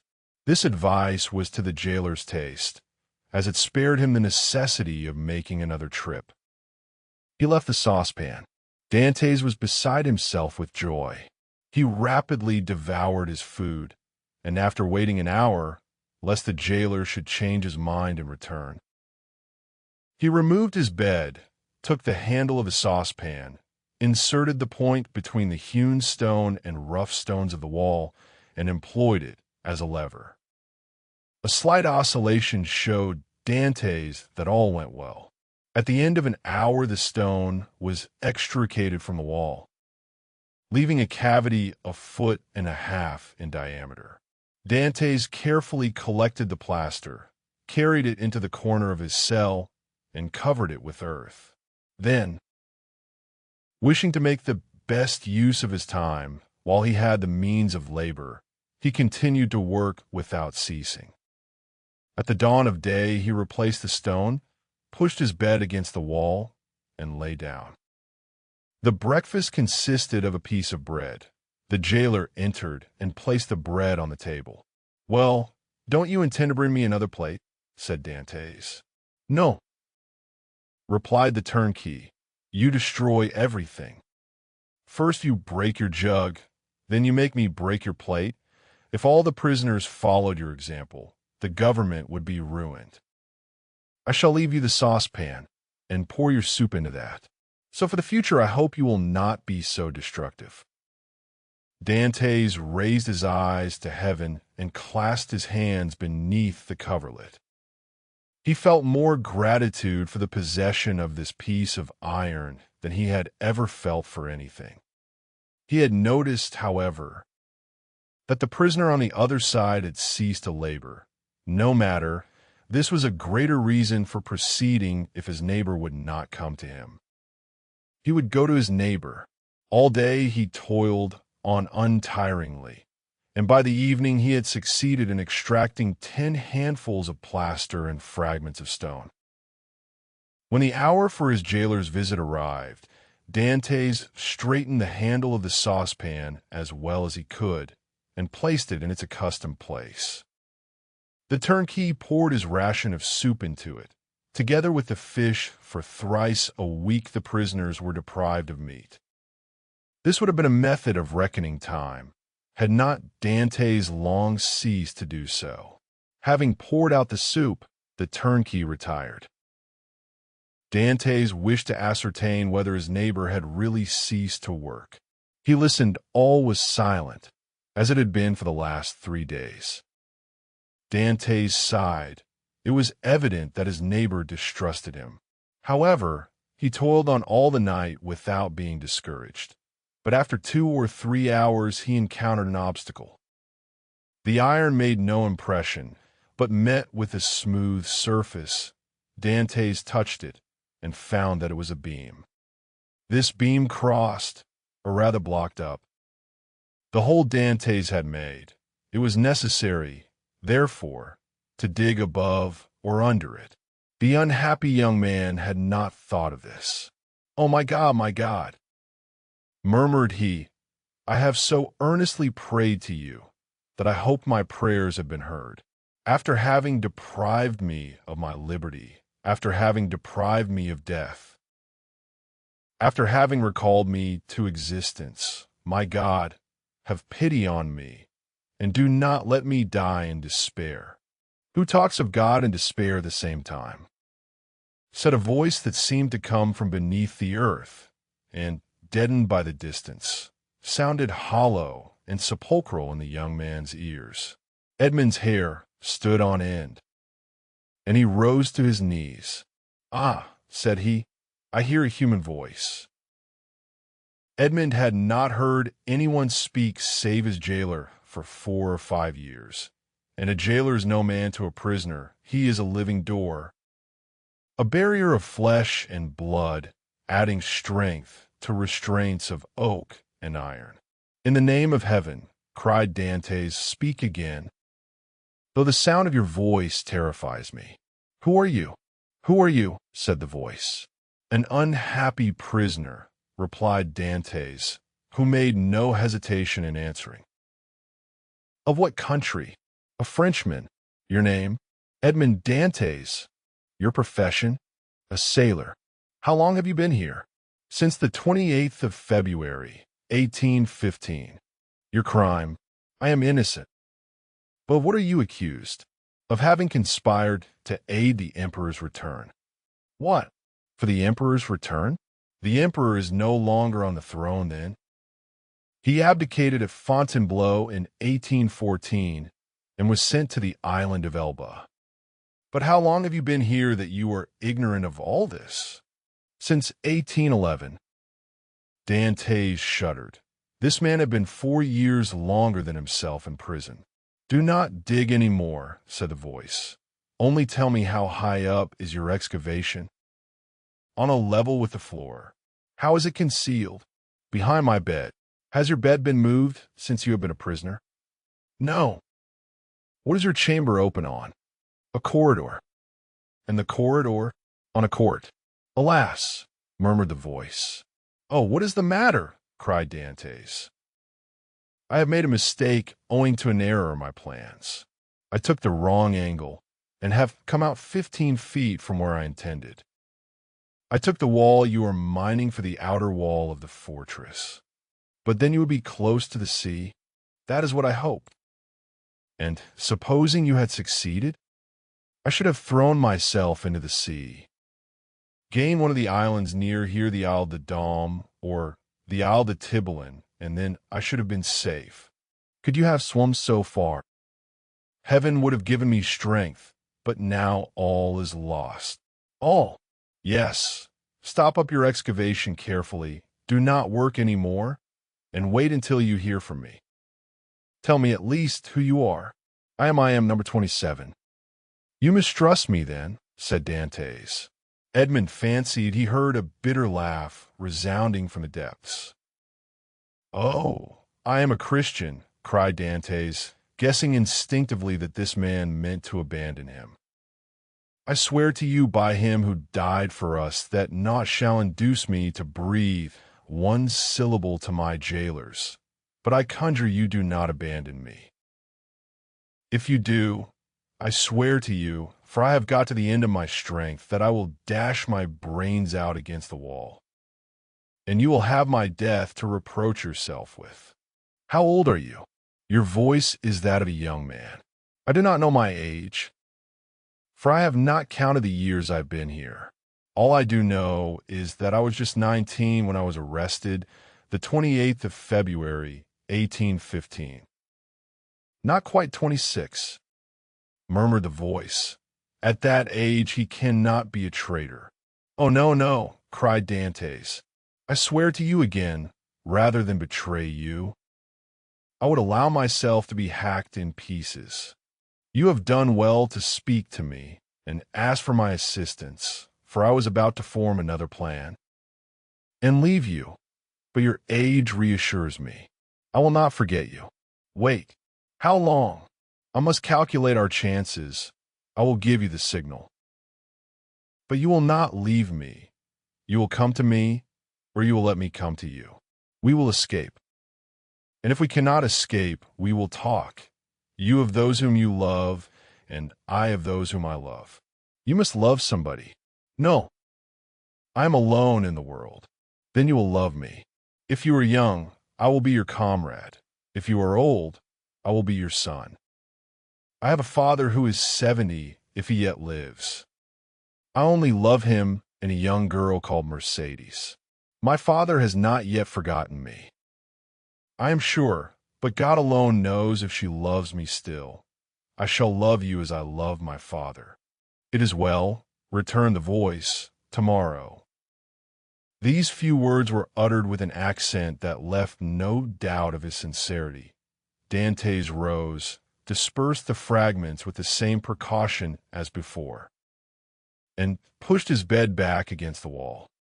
He then gave himself up to his happiness. He would no longer be alone.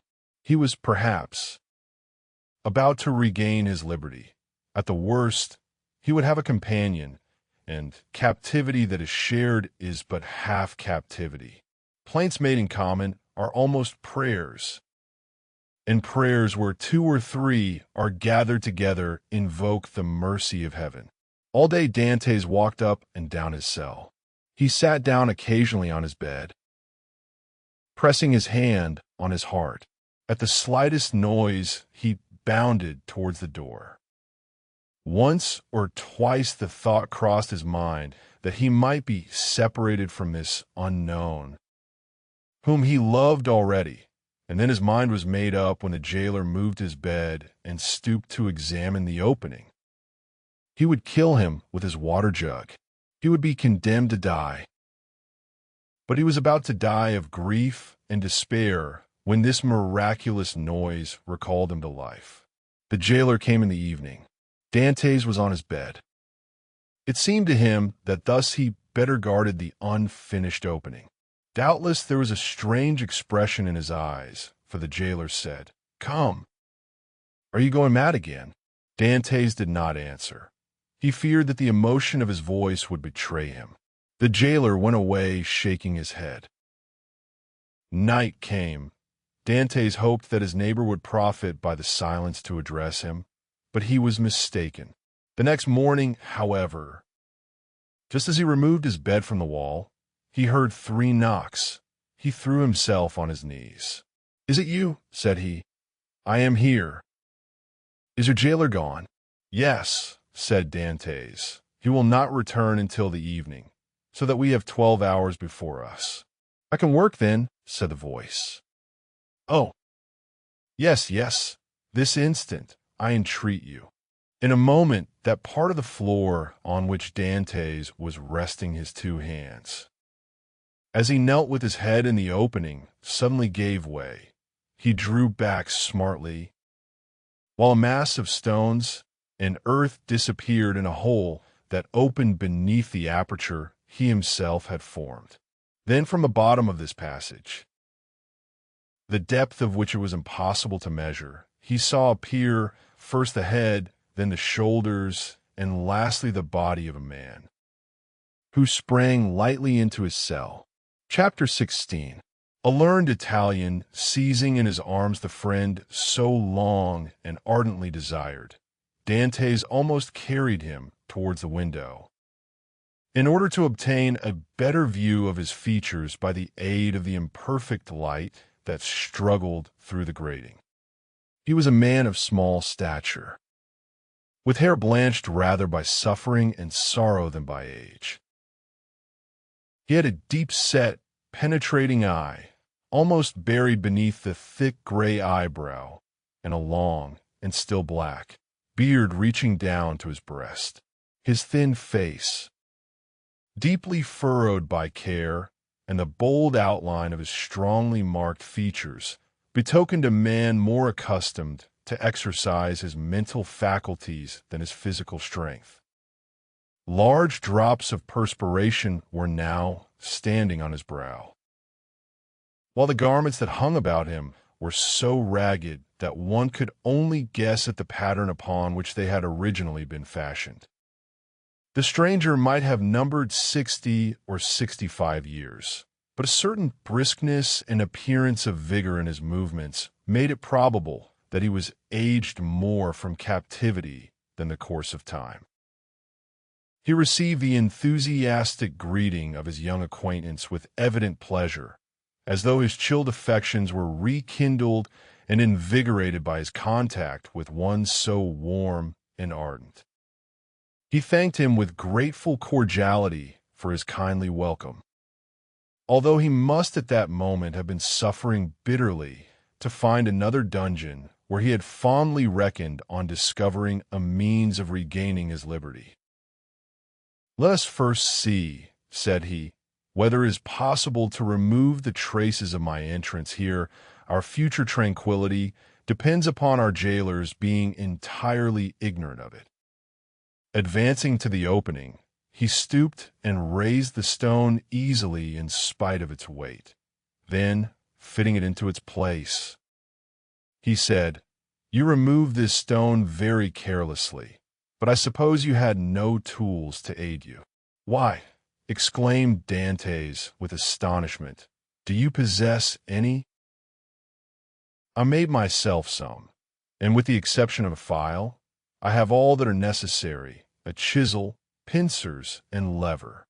"Oh, how I should like to see these products of your industry and patience. Well, in the first place, here is my chisel." So saying, he displayed a sharp, strong blade, with a handle made of beechwood. "And with what did you contrive to make that?" inquired Dantès. "With one of the clamps of my bedstead, and this very tool has sufficed me to hollow out the road by which I came hither, a distance of about 50 feet. 50 feet, responded Dantès, almost terrified. "Do not speak so loud. Young man, don't speak so loud. It frequently occurs in a state prison like this, that persons are stationed outside the doors of the cells purposely to overhear the conversation of the prisoners. But they believe I am shut up alone here. That makes no difference. And you say that you dug your way a distance of 50 feet to get here. I do. That is about the distance that separates your chamber from mine. Only, unfortunately, I did not curve or right. For one of the necessary geometrical instruments to calculate my scale of proportion, instead of taking an ellipsis of 40 feet, I made it 50.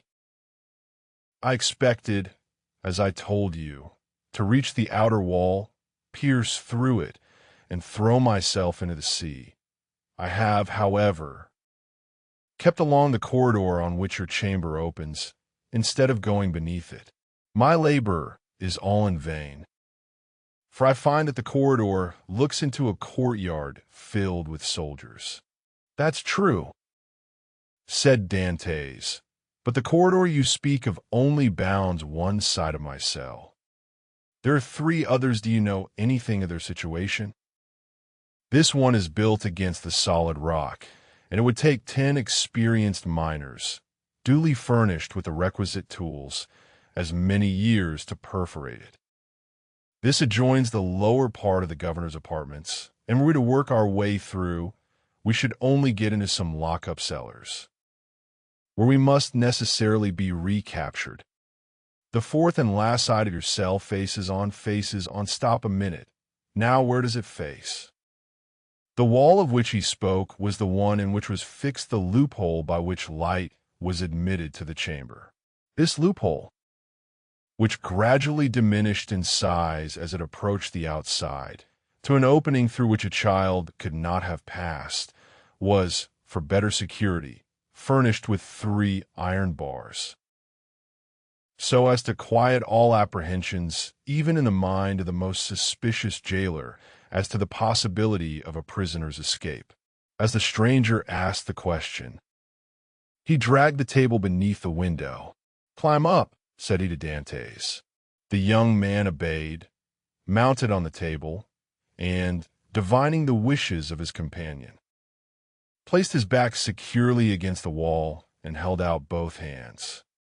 The stranger, whom as yet Dantès knew only by the number of his cell, sprang up with an agility by no means to be expected in a person of his years, and, light and steady on his feet as a cat or a lizard, climbed from the table to the outstretched hands of Dantès, and from them to his shoulders, then, bending double, for the ceiling of the dungeon prevented him from holding himself erect, he managed to slip his head between the upper bars of the window, so as to be able to command a perfect view from top to bottom.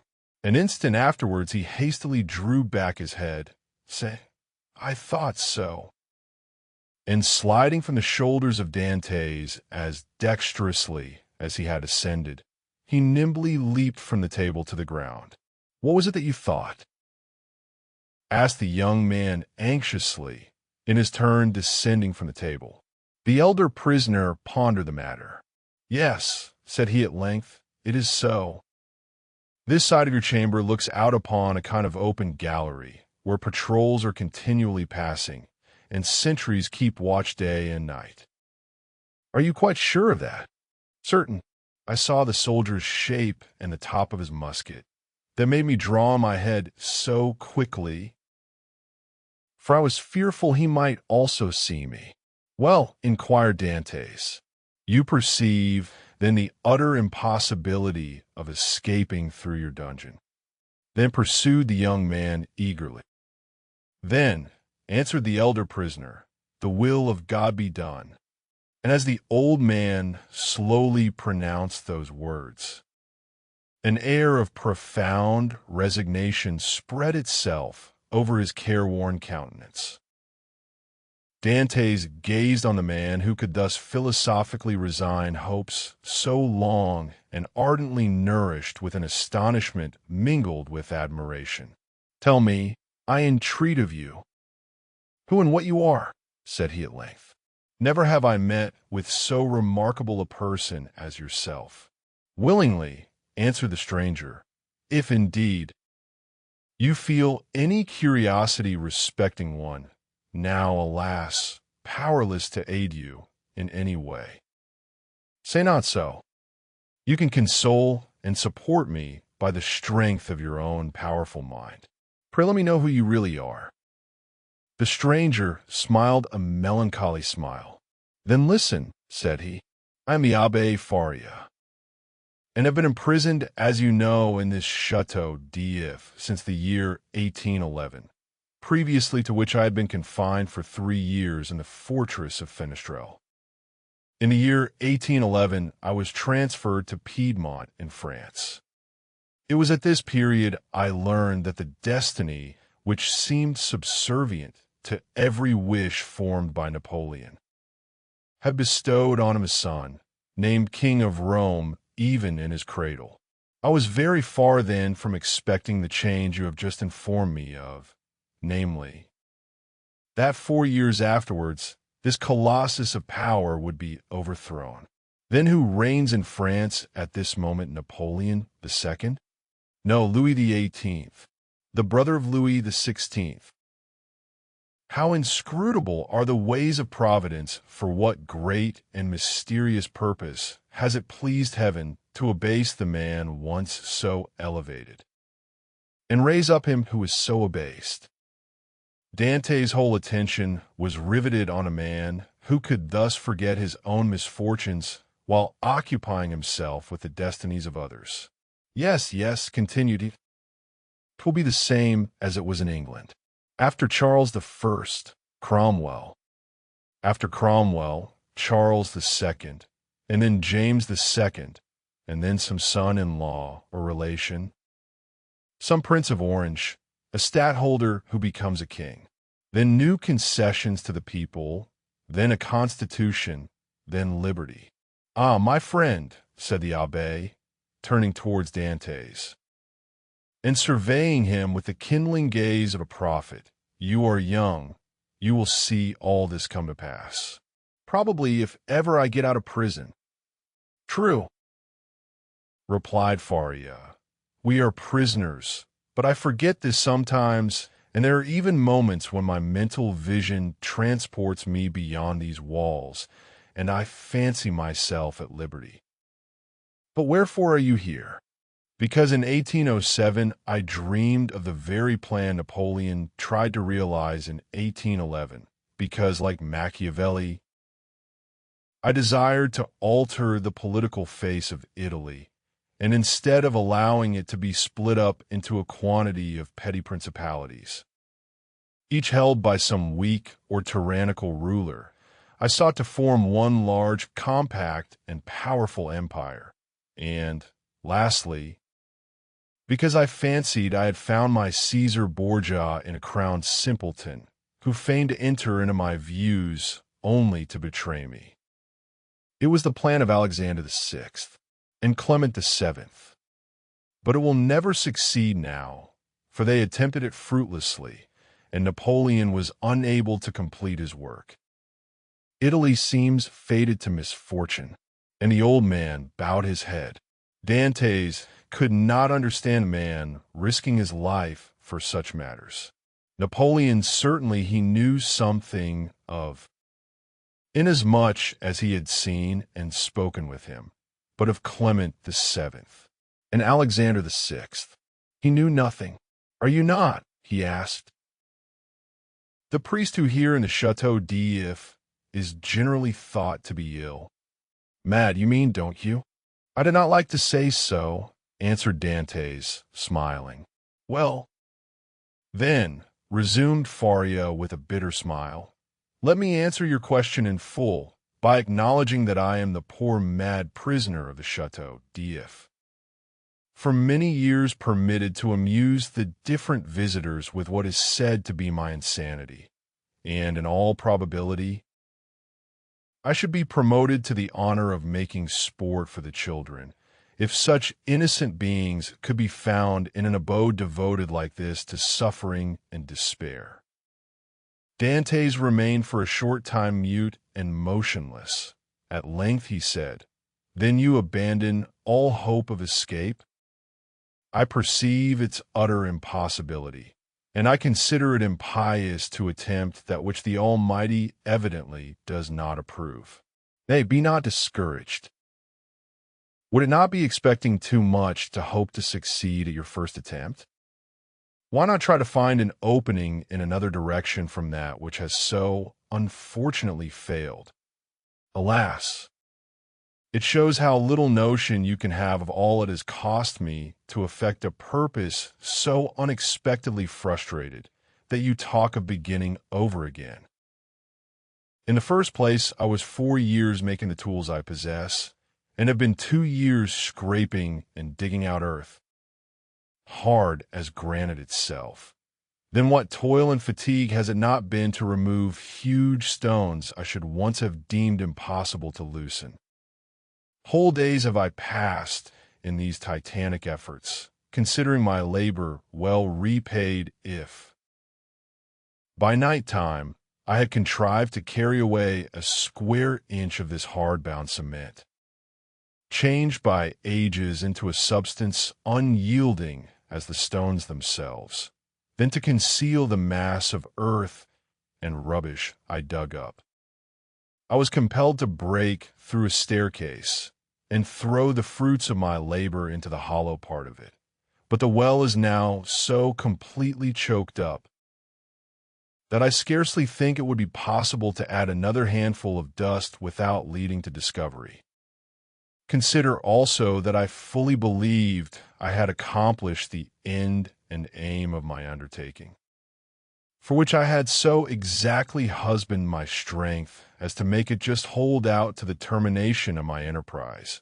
And now, at the moment when I reckoned upon success, my hopes are forever dashed from me.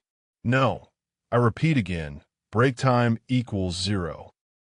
5s/, that nothing shall induce me to renew attempts evidently at variance with the Almighty's pleasure. Dantès held down his head, that the other might not see how joy at the thought of having a companion outweighed the sympathy he felt for the failure of the abbé's plans. The abbé sank upon Edmond's bed, while Edmond himself remained standing. Escape had never once occurred to him. There are, indeed, some things which appear so impossible that the mind does not dwell on them for an instant. To undermine the ground for 50 feet, to devote 3 years to a labor which, if successful, would conduct you to a precipice overhanging the sea, to plunge into the waves from the height of 50, 60, perhaps 100 feet, at the risk of being dashed to pieces against the rocks, should you have been fortunate enough to have escaped the fire of the sentinels, and even supposing all these perils passed, then to have to swim for your life a distance of at least 3 miles ere you could reach the shore were difficulties so startling and formidable that Dantès had never even dreamed of such a scheme, resigning himself rather to death. But the sight of an old man clinging to life with so desperate a courage gave a fresh turn to his ideas, and inspired him with new courage. Another, older and less strong than he, had attempted what he had not had sufficient resolution to undertake, and had failed only because of an error in calculation. This same person, with almost incredible patience and perseverance, had contrived to provide himself with tools requisite for so unparalleled an attempt. Another had done all this. Why, then, was it impossible to Dantès? Faria had dug his way through 50 feet. Dantès would dig 100. Faria, at the age of 50, had devoted 3 years to the task. Who was but half as old, would sacrifice 6.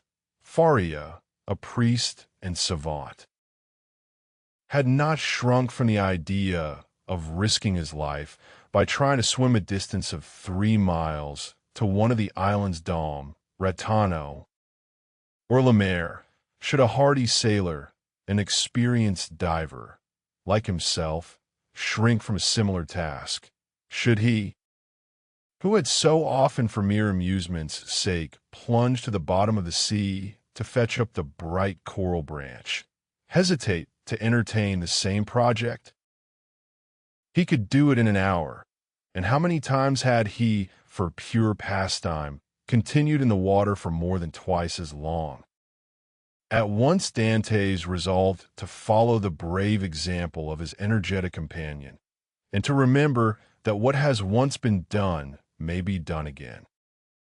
After continuing some time in profound meditation, the young man suddenly exclaimed, "I have found what you were in search of." Faria started. "Have you indeed?" cried he. "Break time equals 0. 5s / raising his head with quick anxiety. "Pray, let me know what it is you have discovered." "The corridor through which you have bored your way from the cell you occupy here extends in the same direction as the outer gallery, does it not?" "It does." "And is not above 15 feet from it." "About that." "Well, then, I will tell you what we must do. We must pierce through the corridor by forming a side opening about the middle, as it were the top part of a cross. This time you will lay your plans more accurately. We shall get out into the gallery you have described, kill the sentinel who guards it, and make our escape. All we require to ensure success is courage, and that you possess and strength which I am not deficient in. As for patience, you have abundantly proved yours, you shall now see me prove mine." "One instant, my dear friend," replied the abbé. "It is clear you do not understand the nature of the courage with which I am endowed and what use I intend making of my strength. As for patience, I consider that I have abundantly exercised that in beginning every morning the task of the night before, and every night renewing the task of the day. But then, young man, and I pray of you to give me your full attention, then I thought I could not be doing anything displeasing to the Almighty in trying to set an innocent being at liberty, one who had committed no offense, and merited not condemnation." "And have your notions changed?" asked Dantès with much surprise. "Do you think yourself more guilty in making the attempt since you have encountered me?" "No, neither do I wish to incur guilt. Hitherto, I have fancied myself merely waging war against circumstances, not men. I have thought it no sin to bore through a wall, or destroy a staircase, but I cannot so easily persuade myself to pierce a heart or take away a life." A slight movement of surprise escaped Dantès. "Is it possible," said he, "that where your liberty is at stake you can allow any such scruple to deter you from obtaining it?" "Tell me," replied Faria, "what has hindered you from knocking down your jailer with a piece of wood torn from your bedstead, dressing yourself in his clothes, and endeavoring to escape?" "Simply the fact that the idea never occurred to me," answered Dantès. "Because," said the old man, "the natural repugnance to the commission of such a crime prevented you from thinking of it. And so it ever is because in simple and allowable things our natural instincts keep us from deviating from the strict line of duty. The tiger, whose nature teaches him to delight in shedding blood, needs but the sense of smell to show him when his prey is within his reach. And by following this instinct, he is enabled to measure the leap necessary to permit him to spring on his victim. But man, on the contrary, loathes the idea of blood. It is not alone that the laws of social life inspire him with a shrinking dread of taking life. His natural construction and physiological formation, Dantès was confused and silent at this explanation of the thoughts which had unconsciously been working in his mind. Or rather soul, for there are two distinct sorts of ideas, those that proceed from the head, and those that emanate from the heart. Since my imprisonment, said Faria, I have thought over all the most celebrated cases of escape on record. They have rarely been successful. Those that have been crowned with full success have been long meditated upon and carefully arranged, such, for instance, as the escape of the Duc de Beaufort from the Château de Vincennes, that of the Abbé de Bucoy from for l'Évêque of Latude from the Bastille. Then there are those for which chance sometimes affords opportunity, and those are the best of all. Let us, therefore, wait patiently for some favorable moment, and when it presents itself, profit by it. Ah, said Dantès, you might well endure the tedious delay. You are constantly employed in the task you set yourself, and when weary with toil, you had your hopes to refresh and encourage you. I assure you, replied the old man, I did not turn to that source for recreation or support. What did you do then? I wrote or studied. Were you then permitted the use of pens, ink, and paper? Oh no, answered the abbé. I had none but what I made for myself. You made paper, pens, and ink? Yes. Dantès gazed with admiration, but he had some difficulty in believing. Faria saw this. When you pay me a visit in my cell, my young friend said, I will show you an entire work, the fruits of the thoughts and reflections of my whole life, many of them meditated over in the shades of the Colosseum at Rome, at the foot of St. Mark's Column at Venice, and on the borders of the Arno at Florence, little imagining at the time that they would be arranged in order within the walls of the Château d'If. The work I speak of is called a treatise on the possibility of a general monarchy in Italy, and will make one large quarto volume. And on what have you written all this? On 2 of my shirts. I invented a preparation that makes linen as smooth and as easy to write on as parchment. You are then a chemist. Somewhat. I know Lavoisier, and was the intimate friend of Cabanis. But for such a work you must have needed books, had you any. I had nearly 5,000 volumes in my library at Rome, but after reading them over many times, I found out that with 150 well-chosen books a man possesses, if not a complete summary of all human knowledge, at least all that a man need really know. I devoted 3 years of my life to reading and studying these 150 volumes, till I knew them nearly by heart, so that since I have been in prison, a very slight effort of memory has enabled me to recall their contents as readily as though the pages were open before me. I could recite you the whole of Thucydides, Xenophon, Plutarch, Titus Livius, Tacitus, Strata, Jornans, Dante, Montaigne, Shakespeare, Spinoza, Machiavelli, and Bossuet. I name only the most important. You are, doubtless, acquainted with a variety of languages, so as to have been able to read all these?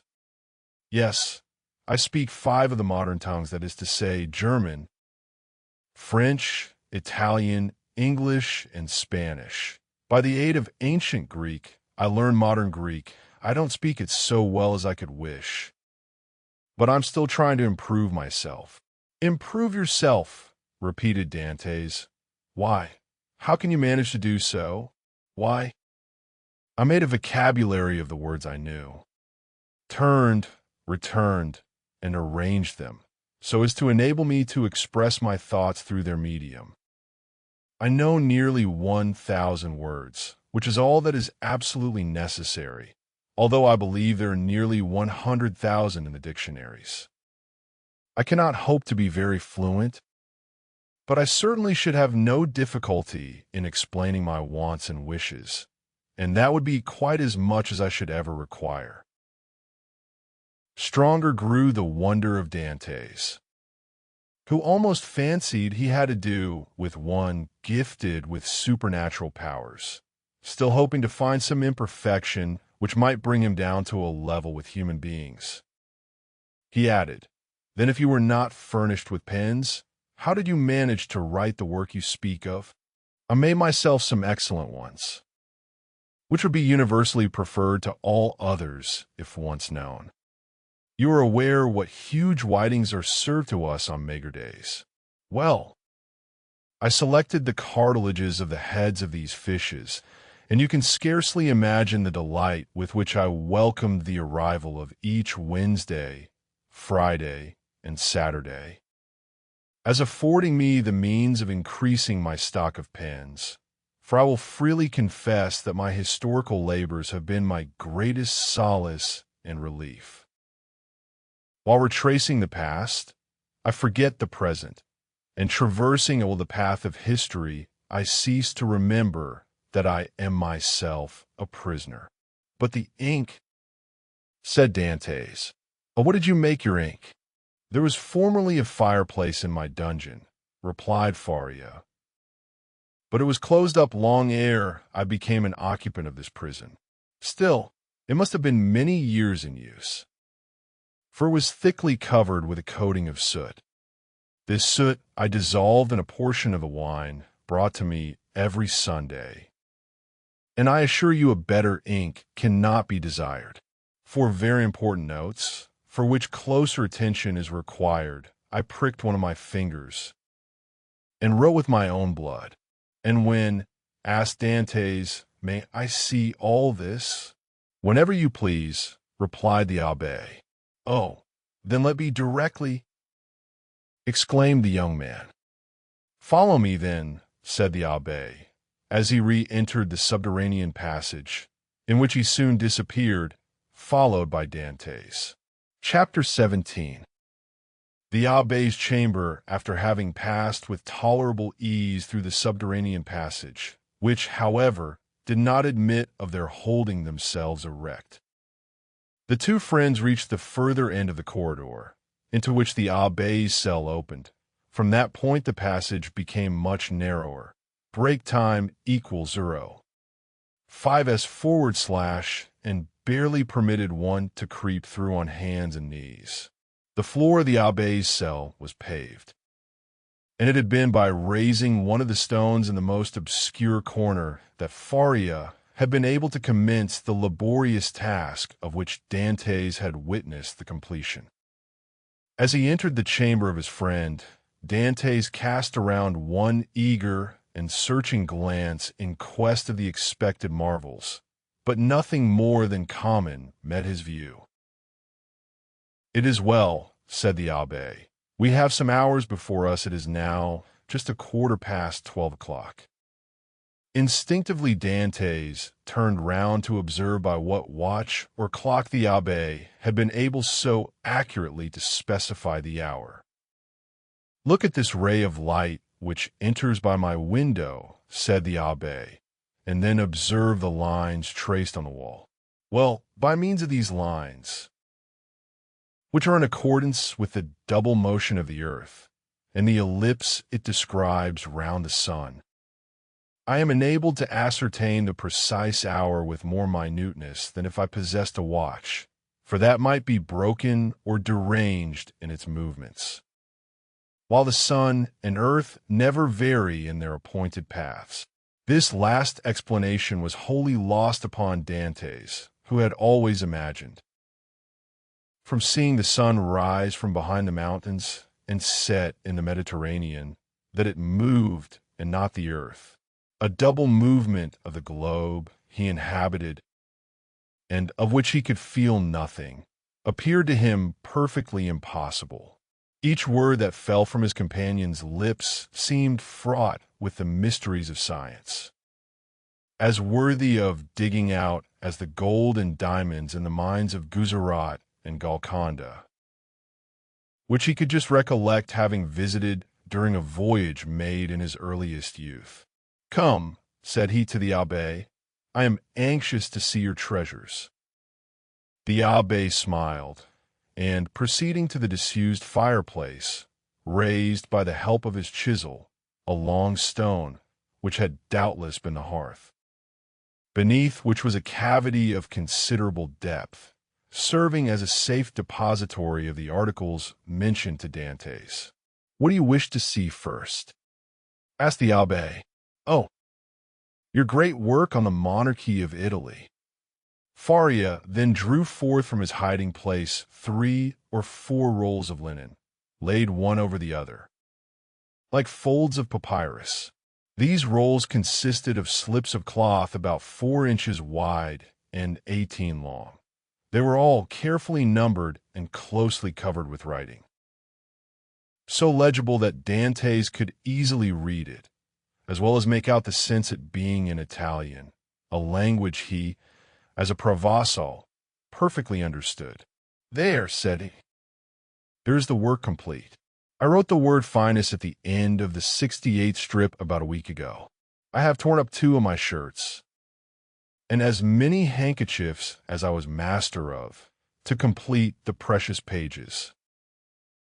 Should I ever get out of prison and find in all Italy a printer courageous enough to publish what I have composed, my literary reputation is forever secured." "I see," answered Dantès. "Now let me behold the curious pens with which you have written your work." "Look," said Faria, showing to the young man a slender stick about 6 inches long, and much resembling the size of the handle of a fine painting brush, to the end of which was tied, by a piece of thread, one of those cartilages of which the abbé had before spoken to Dantès. It was pointed and divided at the nib like an ordinary pen. Dantès examined it with intense admiration, then looked around to see the instrument with which it had been shaped so correctly into form. "Ah, yes," said Faria, "the penknife. That's my masterpiece. I made it, as well as this larger knife, out of an old iron candlestick. The penknife was sharp and keen as a razor. As for the other knife, it would serve a double purpose, and with it one could cut and thrust." Dantès examined the various articles shown to him with the same attention that he had bestowed on the curiosities and strange tools exhibited in the shops at Marseilles as the works of the savages in the South Seas, from whence they had been brought by the different trading vessels. "As for the ink," said Faria, "I told you how I managed to obtain that, and I only just make it from time to time, as I require it." "One thing still puzzles me," observed Dantès, "and that is how you managed to do all this by daylight." "I worked at night also," replied Faria. "Night? Why? For heaven's sake, are your eyes like cats, that you can see to work in the dark?" "Indeed they are not. But God has supplied man with the intelligence that enables him to overcome the limitations of natural conditions. I furnished myself with a light." "You did? Pray tell me how." "I separated the fat from the meat served to me, melted it, and so made oil. Here is my lamp." So saying, the abbé exhibited a sort of torch very similar to those used in public illuminations. "But how do you procure a light?" "Oh, here are 2 flints and a piece of burnt linen, and matches. I pretended that I had a disorder of the skin, and asked for a little sulphur, which was readily supplied."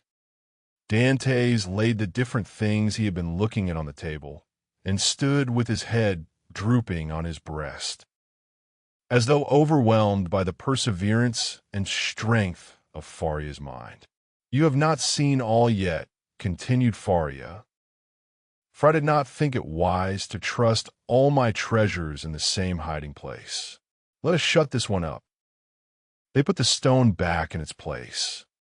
The abbé sprinkled a little dust over it to conceal the traces of its having been removed, rubbed his foot well on it to make it assume the same appearance as the other, and then, going towards his bed, he removed it from the spot it stood in.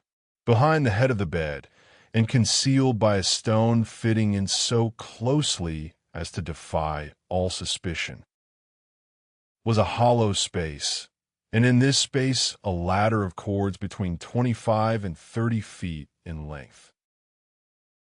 Dantès closely and eagerly examined it.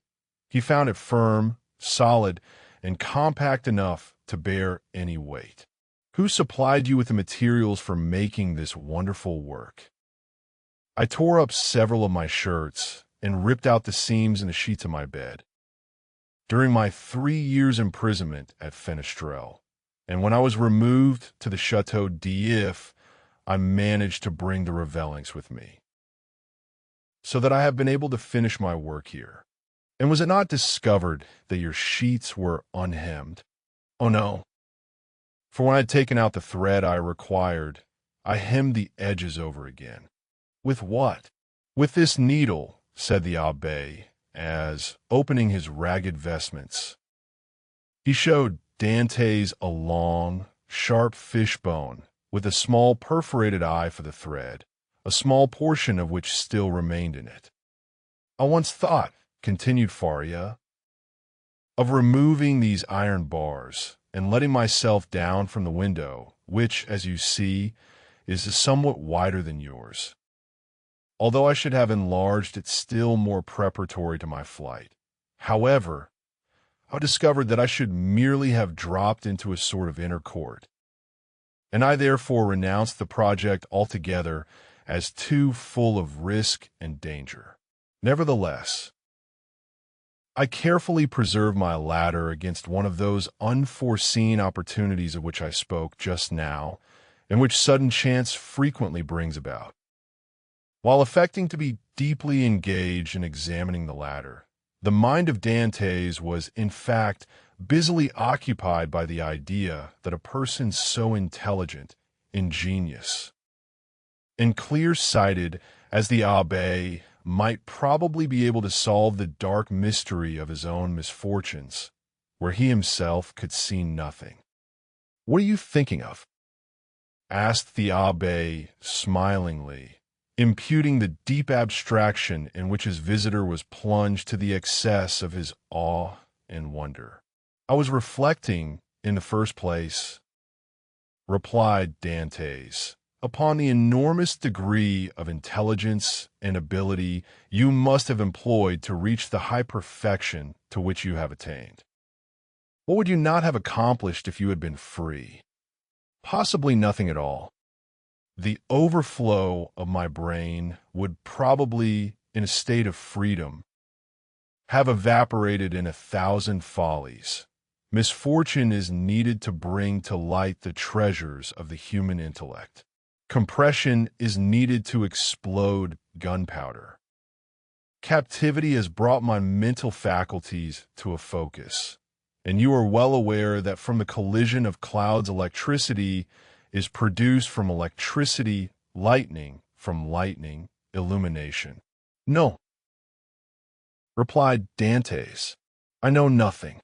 Some of your words are to me quite empty of meaning. You must be blessed indeed to possess the knowledge you have." The abbé smiled. "Well," said he, "but you had another subject for your thoughts. Did you not say so just now?" "I did." "You have told me as yet but one of them. Let me hear the other." "It was this, that while you had related to me all the particulars of your past life, you were perfectly unacquainted with mine. Your life, my young friend, has not been of sufficient length to admit of your having passed through any very important events. It has been long enough to inflict on me a great and undeserved misfortune. I would fain fix the source of it on man, that I may no longer vent reproaches upon heaven." "Then you profess ignorance of the crime with which you are charged?" "I do, indeed, and this I swear by the two beings most dear to me upon earth, my father and Mercédès." "Come," said the abbé, closing his hiding place, and pushing the bed back to its original situation, "let me hear your story." Dantès obeyed. and commenced what he called his history, but which consisted only of the account of a voyage to India and 2 or 3 voyages to the Levant, until he arrived at the recital of his last cruise, with the death of Captain Leclerc, and the receipt of a packet to be delivered by himself to the Grand Marshal, his interview with that personage, and his receiving, in place of the packet brought, a letter addressed to a Monsieur Noirtier, his arrival at Marseilles, an interview with his father, his affection for Mercedes, and their nuptial feast, his arrest and subsequent examination, his temporary detention at the Palais de Justice, and his final imprisonment in the Château d'If. From this point, everything was a blank to Dantès. He knew nothing more. Not even the length of time he had been imprisoned. His recital finished, the abbé reflected long and earnestly. "There is," said he, at the end of his meditations, "a clever maxim, which bears upon what I was saying to you some little while ago, and that is that unless wicked ideas take root in a naturally depraved mind, human nature, in a right and wholesome state, revolts at crime. Still, from an artificial civilization have originated wants, vices, and false tastes, which occasionally become so powerful as to stifle within us all good feelings, and ultimately to lead us into guilt and wickedness. From this view of things, then, comes the axiom that if you visit to discover the author of any bad action, seek first to discover the person to whom the perpetration of that bad action could be in any way advantageous. Now, to apply it in your case. To whom could your disappearance have been serviceable? To no one, by heaven. I was a very insignificant person. Do not speak thus, for your reply evinces neither logic nor philosophy. Everything is relative, my dear young friend, from the king who stands in the way of his successor, to the employee who keeps his rival out of place. Now, in the event of the king's death, his successor inherits a crown when the employee dies. The supernumerary steps into his shoes and receives his salary of 12,000 livres. Well, these 12,000 livres are his civil list, and are as essential to him as the 12 millions of a king. Everyone from the highest to the lowest degree has his place on the social ladder, and is beset by stormy passions and conflicting interests, as in Descartes' theory of pressure and impulsion. But these forces increase as we go higher, so that we have a spiral which in defiance of reason rests upon the apex and not on the base. Now, let us return to your particular world. You say you are on the point of being made captain of the Pharaon. Yes. And about to become the husband of a young and lovely girl? Yes. Now, could anyone have had any interest in preventing the accomplishment of these two things? Break time equals 0. 5s/. But let us first settle the question as to its being the interest of anyone to hinder you from being captain of the Pharaon. What say you? I cannot believe such was the case. I was generally liked on board, and had the sailors possessed the right of selecting a captain themselves, I feel convinced their choice would have fallen on me. There was only one person among the crew who had any feeling of ill will towards me. I had quarrelled with him some time previously, and had even challenged him to fight me, but he refused. Now we are getting on. And what was this man's name? Danglars.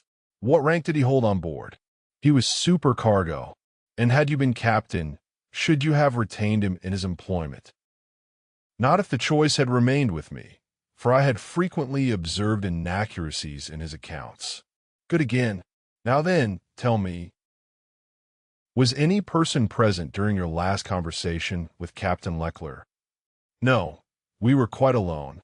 Could your conversation have been overheard by anyone? It might. For the cabin door was open and stay. Now I recollect. Danglars himself passed by just as Captain Leclerc was giving me the packet for the Grand Marshal. "That's better," cried the abbé. "Now we are on the right scent. Did you take anybody with you when you put into the port of Elba?" "Nobody. Somebody there received your packet and gave you a letter in place of it, I think." "Yes, the Grand Marshal did." "And what did you do with that letter?" "Put it into my portfolio." "You had your portfolio with you, then?" Now, how could a sailor find room in his pocket for a portfolio large enough to contain an official letter? "You are right. It was left on board."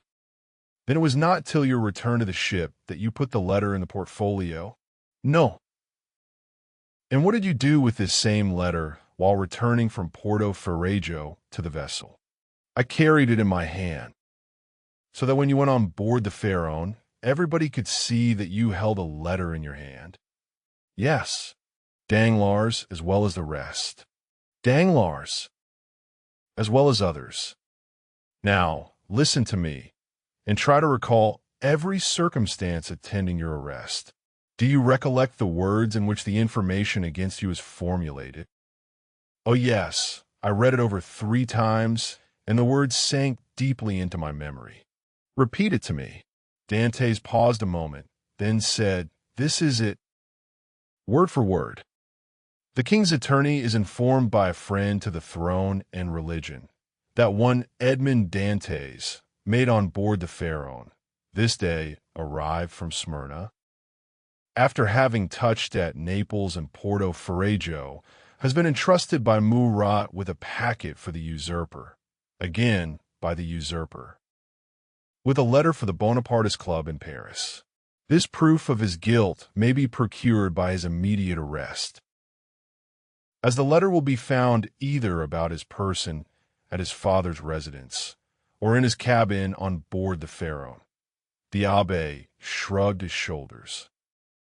"The thing is clear as day," said he, "and you must have had a very confiding nature as well as a good heart, not to have suspected the origin of the whole affair." "Do you really think so?" "Ah, that would indeed be infamous." "How did Danglars usually write?" "In a handsome, running hand." "And how was the anonymous letter written?" "Backhanded." Again the abbé smiled. "Disguised." "It was very boldly written, if disguised." "Stop a bit," said the abbé, taking up what he called his pen, and after dipping it into the ink, he wrote on a piece of prepared linen, with his left hand, the first 2 or 3 words of the accusation. Dantès drew back and gazed on the abbé with a sensation almost amounting to terror. "How very astonishing!" cried he at length. "Why, your writing exactly resembles that of the accusation." "Simply because that accusation had been written with the left hand, and I have noticed that that while the writing of different persons done with the right hand varies, that performed with the left hand is invariably uniform. You have evidently seen and observed everything. Let us proceed." "Oh, yes, yes. Now, as regards the second question." "I am listening." "Was there any person whose interest it was to prevent your marriage with Mercédès?" "Yes, a young man who loved her." "And his name was Fernand?" "That is a Spanish name, I think." He was a Catalan." "You imagine him capable of writing the letter?" "Oh, no. He would more likely have got rid of me by sticking a knife into me." "That is in strict accordance with the Spanish character. An assassination they will unhesitatingly commit, but an act of cowardice, never." "Besides," said Dantès, "the various circumstances mentioned in the letter were wholly unknown to him. You had never spoken of them yourself to anyone?" "To no one, not even to your mistress." "No, not even to my betrothed." "Then it is Danglars. I feel quite sure of it now." "Wait a little. Pray, was Danglars acquainted with Fernand?" "No, yes, he was." "Now I recollect. What?" To have seen them both sitting at table together under an arbor at Père Pamphil's the evening before the day fixed for my wedding. They were in earnest conversation. Danglars was joking in a friendly way, but Fernand looked pale and agitated. Were they alone?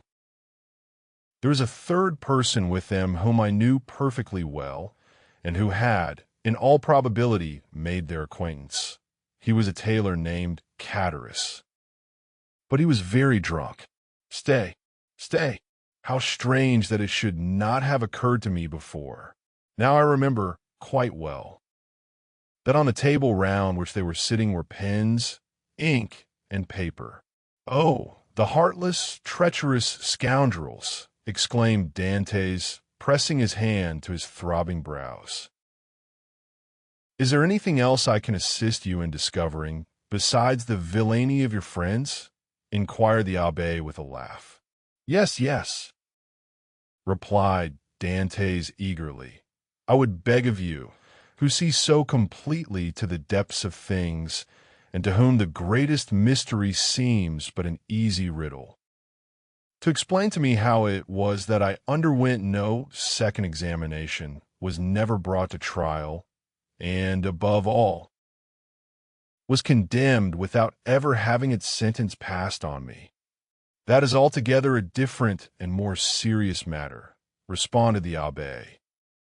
"The ways of justice are frequently too dark and mysterious to be easily penetrated. All we have hitherto done in the matter has been child's play. If you wish me to enter upon the more difficult part of the business, you must assist me by the most minute information on every point. Pray ask me whatever questions you please, for in good truth, you see more clearly into my life than I do myself. In the first place, then, who examined you? The king's attorney, his deputy, or a magistrate? The deputy. Was he young or old? About 6 or 27 years of age, I should say. So, answered the abbé, old enough to be ambitious, but too young to be corrupt. And how did he treat you? With more of mildness than severity. Did you tell him your whole story? I did. And did his conduct change at all in the course of your examination? He did appear much disturbed when he read the letter that had brought me into this scrape. He seemed quite overcome by my misfortune. By your misfortune? Yes. Then you feel quite sure that it was your misfortune he deplored. He gave me one great proof of his sympathy at any rate, and that? He burnt the sole evidence that could at all have criminated me. What? The accusation? No, the letter. Are you sure? I saw it done. That alters the case. This man might, after all, be a greater scoundrel than you have thought possible. Upon my word, said Dantès, you make me shudder. Is the world filled with tigers and crocodiles? Yes. And remember that 2-legged tigers and crocodiles are more dangerous than the others. Never mind, let us go on. With all my heart. You tell me he burned the letter? He did, saying at the same time, you see, I thus destroy the only proof existing against you. This action is somewhat too sublime to be natural. You think so? I'm sure of it. To whom was this letter addressed? To M. Noirtier, Rue Coq-Héron, no. 13, Paris. Now can you conceive of any interest that your heroic deputy could possibly have had in the destruction of that letter? Why, it is not altogether impossible he might have had, for he made me promise several times never to speak of that letter to anyone, assuring me he so advised me for my own interest, and, more than this, he insisted on my taking a solemn oath never to utter the name mentioned in the address. Noirtier, repeated the abbé, Noirtier. I knew a person of that name at the court of the Queen of Etruria, a Noirtier, who had been a Girondin during the Revolution. What was your deputy called? De Villefort. The abbé burst into a fit of laughter, while Dantès gazed on him in utter astonishment. "What ails you?" said he at length. "Do you see that ray of sunlight? Ido kropka! Well, the whole thing is more clear to me than that sunbeam is to you. Poor fellow, poor young man. Break time equals 0. 5s / and you tell me this magistrate expressed great sympathy and commiseration for you. He did, and the worthy man destroyed your compromising letter? Yes. And then made you swear never to utter the name of Noirtier? Yes. Why, you poor short-sighted simpleton, can you not guess who this Noirtier was? Whose very name he was so careful to keep concealed. This Noirtier was his father.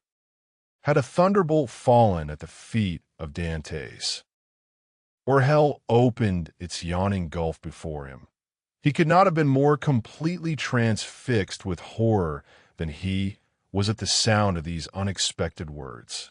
Starting up, he clasped his hands around his head as though to prevent his very brain from bursting, and exclaimed, "His father! His father! Yes, his father," replied the abbé.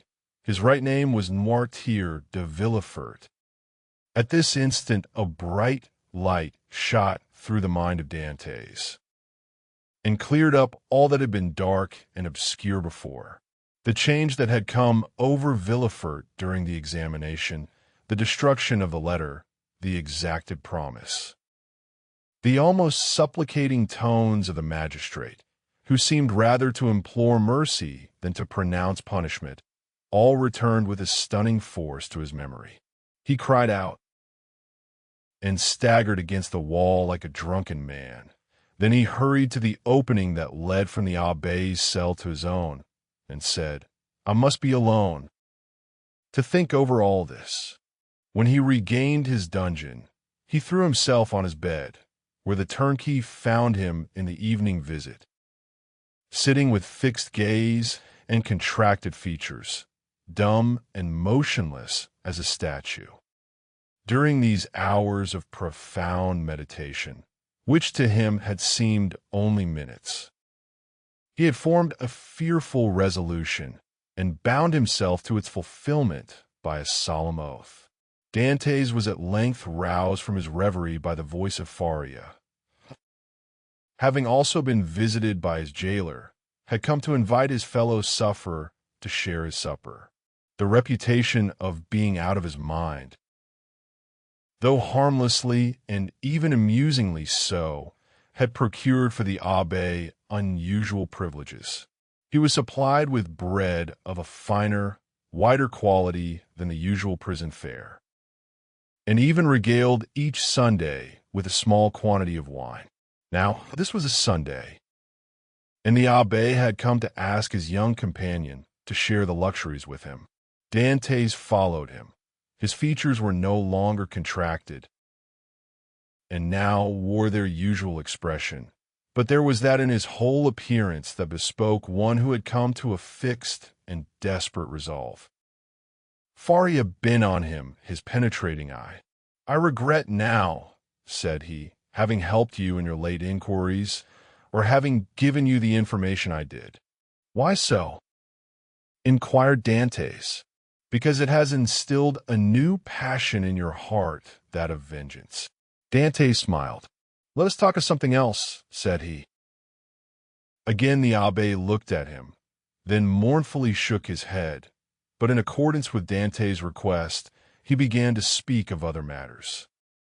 The elder prisoner was one of those persons whose conversation, like that of all who have experienced many trials, contained many useful and important hints as well as sound information, but it was never egotistical, for the unfortunate man never alluded to his own sorrows. Dantès listened with admiring attention to all he said.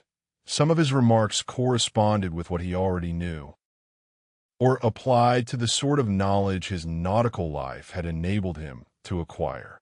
A part of the good abbé's words, however, were wholly incomprehensible to him, but, like the aurora which guides the navigator in northern latitudes, opened new vistas to the inquiring mind of the listener and gave fantastic glimpses of new horizons, enabling him justly to estimate the delight an intellectual mind would have in following one so richly gifted as Faria along the heights of truth, where he was so much at home. "You must teach me a small part of what you know," said Dantès, "if only to prevent your growing weary of me. I can well believe that so learned a person as yourself would prefer absolute solitude to being tormented with the company of one as ignorant and uninformed as myself. If you will only agree to my request, I promise you never to mention another word about escaping." The abbé smiled. "Alas, my boy," said he, "human knowledge is confined within very narrow limits. And when I have taught you mathematics, physics, history, and the 3 or 4 modern languages with which I am acquainted, you will know as much as I do myself.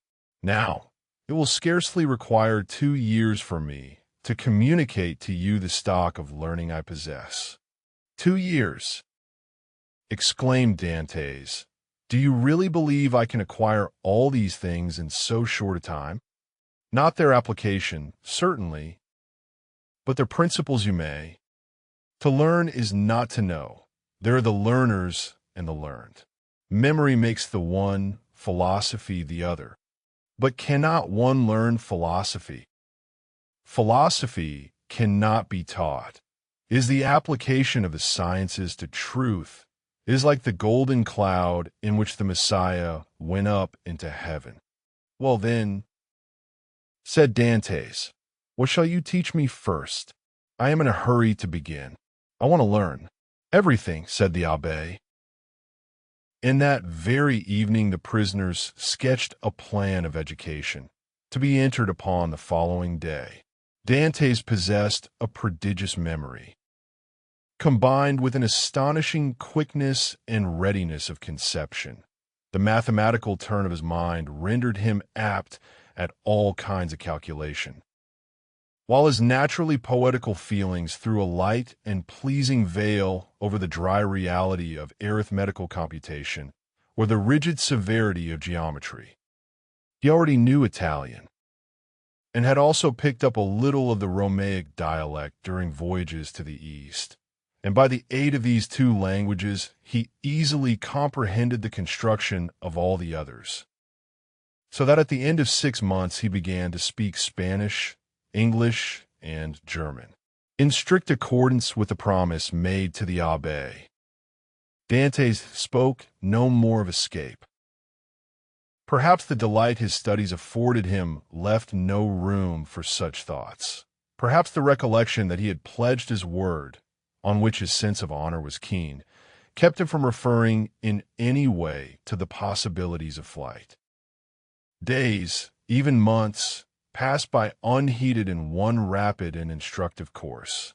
At the end of the year Dantès was a new man. Dantès observed, however, that Faria, in spite of the relief his society afforded, daily grew sadder. One thought seemed incessantly to harass and distract his mind.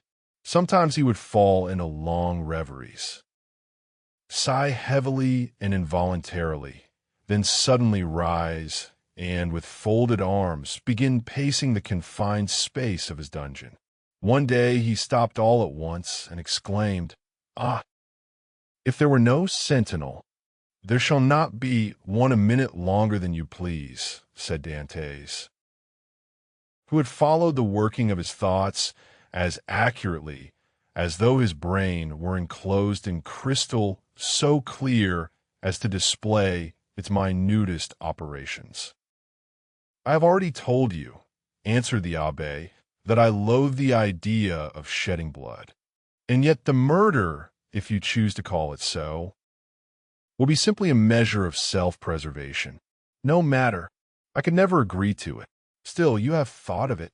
"Incessantly, alas!" cried the abbé. And you have discovered a means of regaining our freedom, have you not? Asked Dantès eagerly. I have. If it were only possible to place a deaf and blind sentinel in the gallery beyond us.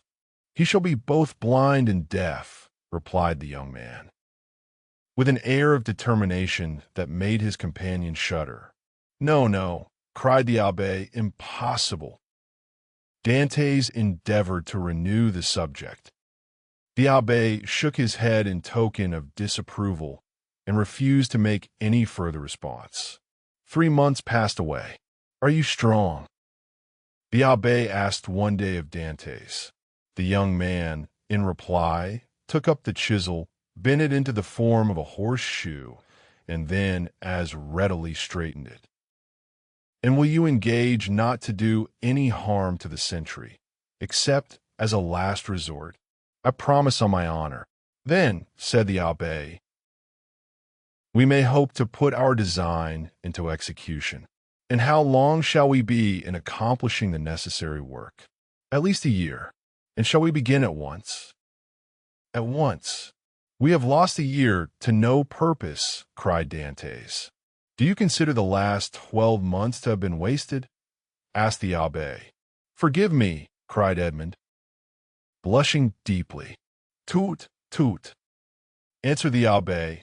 Man is but man after all, and you are about the best specimen of the genus I have ever known. Come, let me show you my plan. The abbé then showed Dantès the sketch he had made for their escape. It consisted of a plan of his own cell and that of Dantès, with the passage which united them. In this passage, he proposed to drive a level, as they do in mines. This level would bring the 2 prisoners immediately beneath the gallery where the sentry kept watch.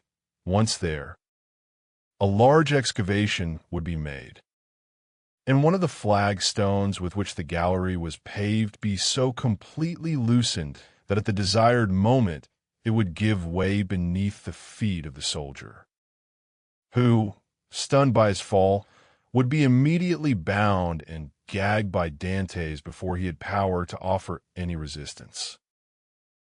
The prisoners were then to make their way through one of the gallery windows, and to let themselves down from the outer walls by means of the abbé's ladder of cords. Dantès' eyes sparkled with joy, and he rubbed his hands with delight at the idea of a plan so simple, yet apparently so certain to succeed. That very day, the miners began their labors, with a vigor and alacrity proportionate to their long rest from fatigue and their hopes of ultimate success. Nothing interrupted the progress of the work except the necessity that each was under of returning to his cell in anticipation of the turnkey's visits. They had learned to distinguish the almost imperceptible sound of his footsteps as he descended towards their dungeons, and happily never failed of being prepared for his coming. Break time equals 0. 5s / the fresh earth excavated during their present work, and which would have entirely blocked up the old passage, was thrown by degrees and with the utmost precaution out of the window in either Faria's or Dantès' cell, the rubbish being first pulverized so finely that the night wind carried it far away without permitting the smallest trace to remain. More than a year had been consumed in this undertaking, the only tools for which had been a chisel, a knife, and a wooden lever, Faria still continuing to instruct Dantès by conversing with him, sometimes in one language, sometimes in another, at others, relating to him the history of nations and great men who from time to time have risen to fame and trodden the path of glory. The abbé was a man of the world, and had, moreover, mixed in the first society of the day. He wore an air of melancholy dignity which Dantès, thanks to the imitative powers bestowed on him by nature, easily acquired, as well as that outward polish and politeness he had before been wanting in, and which is seldom possessed except by those who have been placed in constant intercourse with persons of high birth and breeding. At the end of 15 months the level was finished, and the excavation completed beneath the gallery, and the two workmen could distinctly hear the measured tread of the sentinel as he paced to and fro over their heads, compelled, as they were, to await a night sufficiently dark to favor their flight. They were obliged to defer their final attempt till that auspicious moment should arrive. Their greatest dread now was lest the stone through which the century was doomed to fall should give way before its right time. And this they had in some measure provided against by propping it up with a small beam which they had discovered in the walls through which they had worked their way. Dantès was occupied in arranging this piece of wood when he heard Faria, who had remained in Edmond's cell for the purpose of cutting a peg to secure their rope ladder, call to him in a tone indicative of great suffering. Dantès hastened to his dungeon, where he found him standing in the middle of the room, pale as death, his forehead streaming with perspiration, and his hands clenched tightly together. "Gracious heavens!" exclaimed Dantès. "What is the matter? What has happened? Quick, quick!" "Return the abbé. Listen to what I have to say." Dantès looked in fear and wonder at the livid countenance of Faria, whose eyes, already dull and sunken, were surrounded by purple circles, while his lips were white as those of a corpse, and his very hair seemed to stand on end. "Tell me, I beseech you, what ails you?" cried Dantès, letting his chisel fall to the floor. "Alas!" faltered out the abbé, "all is over with me. I am seized with a terrible, perhaps mortal illness. I can feel that the paroxysm is fast approaching. I had a similar attack the year previous to my imprisonment. This malady admits but of one remedy. I will tell you what that is. Go into my cell as quickly as you can. Draw out one of the feet that support the bed. You will find it has been hollowed out for the purpose of containing a small phial. You will see their half filled with a red-looking fluid. Bring it to me, or rather no. I may be found here. Therefore help me back to my room while I have the strength to drag myself along. Who knows what may happen, or how long the attack may last. In spite of the magnitude of the misfortune which thus suddenly frustrated his hopes, Dantès did not lose his presence of mind, but descended into the passage, dragging his unfortunate companion with him.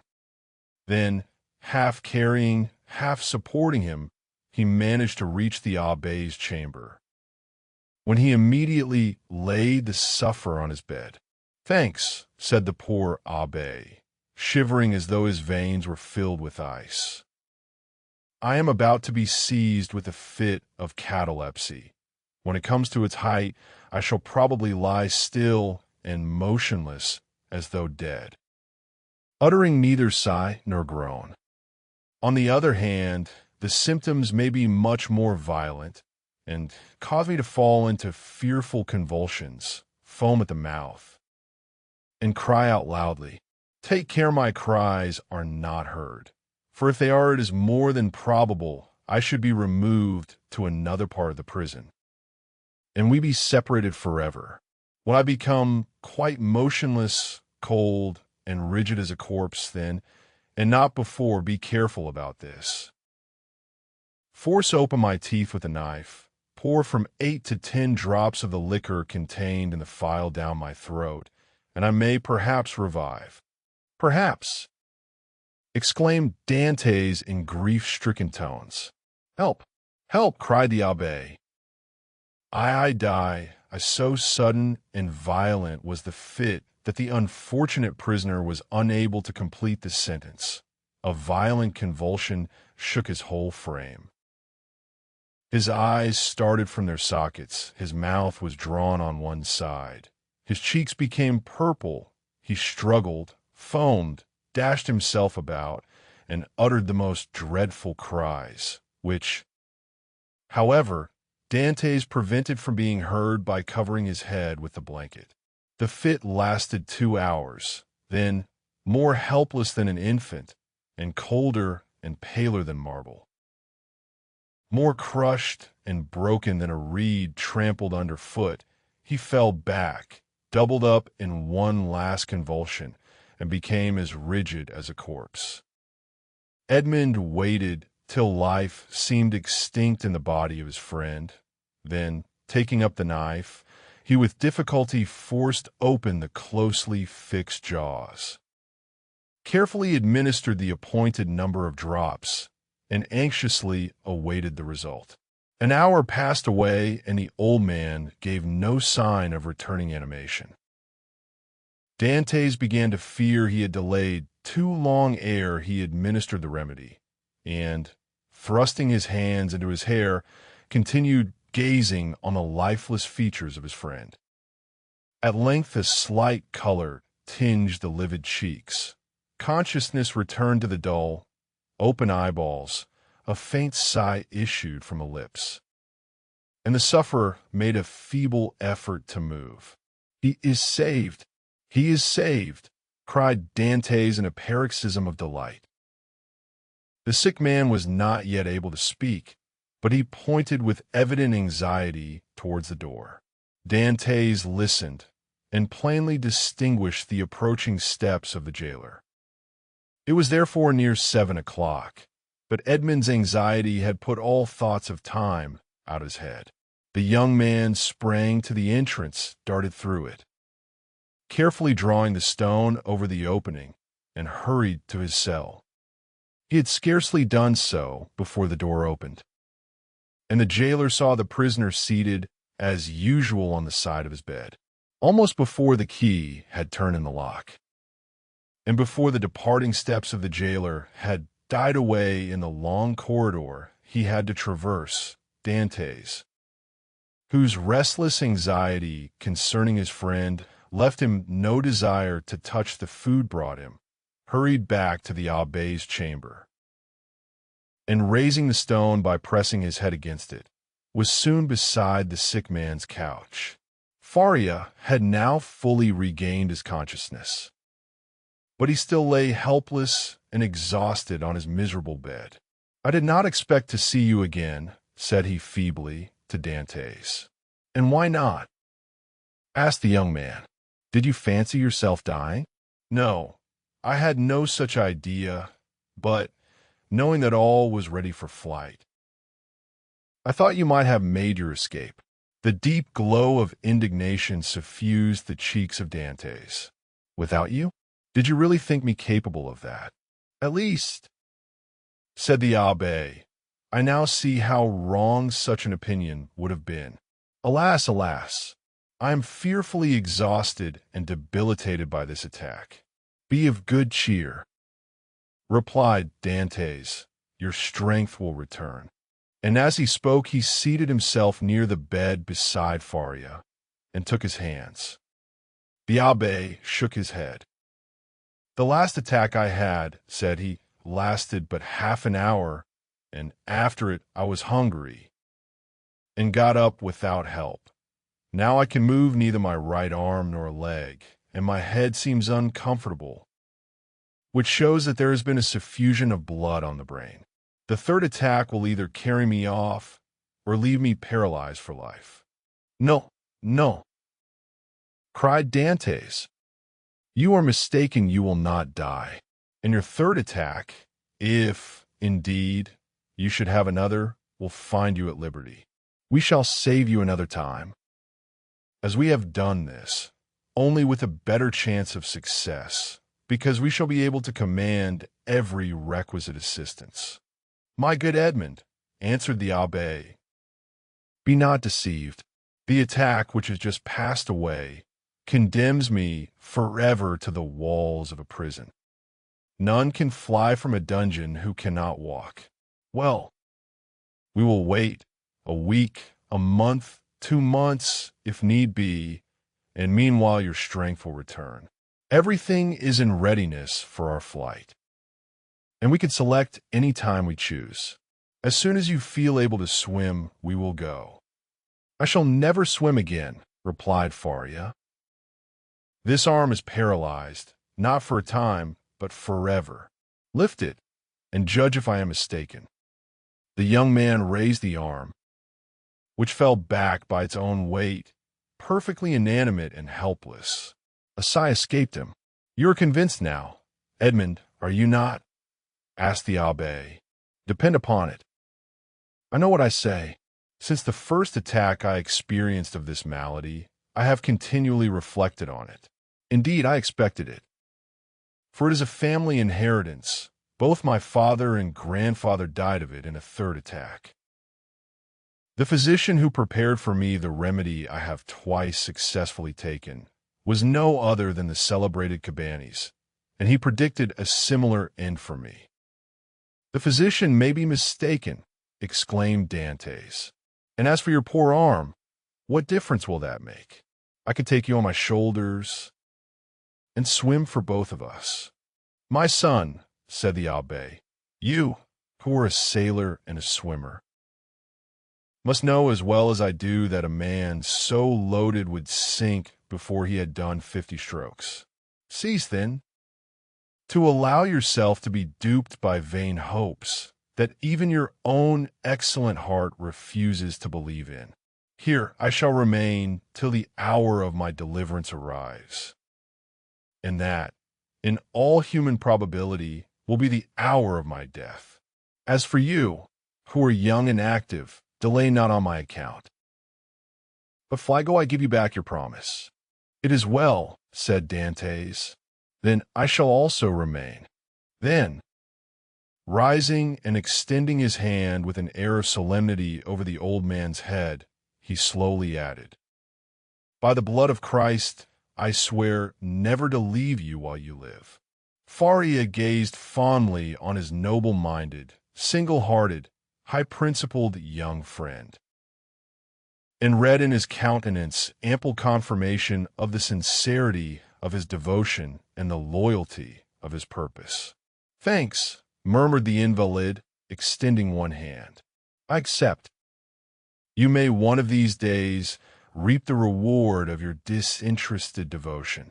But as I cannot, and you will not, quit this place, it becomes necessary to fill up the excavation beneath the soldier's gallery. He might, by chance, hear the hollow sound of his footsteps. Break time equals 0. 5s/, and call the attention of his officer to the circumstance. That would bring about a discovery which would inevitably lead to our being separated. Go then, and set about this work, in which, unhappily, I can offer you no assistance. Keep it all night, if necessary. And do not return here tomorrow till after the jailer has visited me. I shall have something of the greatest importance to communicate to you." Dantès took the hand of the abbé in his and affectionately pressed it. Faria smiled encouragingly on him, and the young man retired to his task, in the spirit of obedience and respect which he had sworn to show towards his aged friend. Chapter 18. The treasure, when Dantès returned next morning to the chamber of his companion in captivity, he found Faria seated and looking composed. In the ray of light which entered by the narrow window of his cell, he held open in his left hand, of which alone, it will be recollected, he retained the use, a sheet of paper which, from being constantly rolled into a small compass, had the form of a cylinder and was not easily kept open. He did not speak, but showed the paper to Dantès. "What is that?" he inquired. "Look at it," said the abbé with a smile. "I have looked at it with all possible attention," said Dantès, "and I only see a half-burnt paper, on which are traces of Gothic characters inscribed with a peculiar kind of ink." "This paper, my friend," said Faria, "I may now avow to you. Since I have the proof of your fidelity, this paper is my treasure, of which, from this day forth, 1/2 belongs to you." The sweat started forth on Dante's brow. Until this day, and for how long a time, he had refrained from talking of the treasure, which had brought upon the abbé the accusation of madness. With his instinctive delicacy, Edmond had preferred avoiding any touch on this painful chord, and Faria had been equally silent. He had taken the silence of the old man for a return to reason, and now these few words uttered by Faria, after so painful a crisis, seemed to indicate a serious relapse into mental alienation. "Your treasure?" stammered Dantès. Faria smiled. "Yes," said he. "You have, indeed, a noble nature, Edmond. And I see by your paleness and agitation what is passing in your heart at this moment. No, be assured I am not mad. This treasure exists, Dantès. And if I have not been allowed to possess it, you will. Yes, you. No one would listen or believe me, because everyone thought me mad. But you, who must know that I am not, listen to me, and believe me, so afterwards if you will." "Alas," murmured Edmond to himself, "this is a terrible relapse. There is only this blow wanting." Then he said aloud, "My dear friend, your attack has, perhaps, fatigued you. Had you not better repose a while? Tomorrow, if you will, I will hear your narrative, but today I wish to nurse you carefully.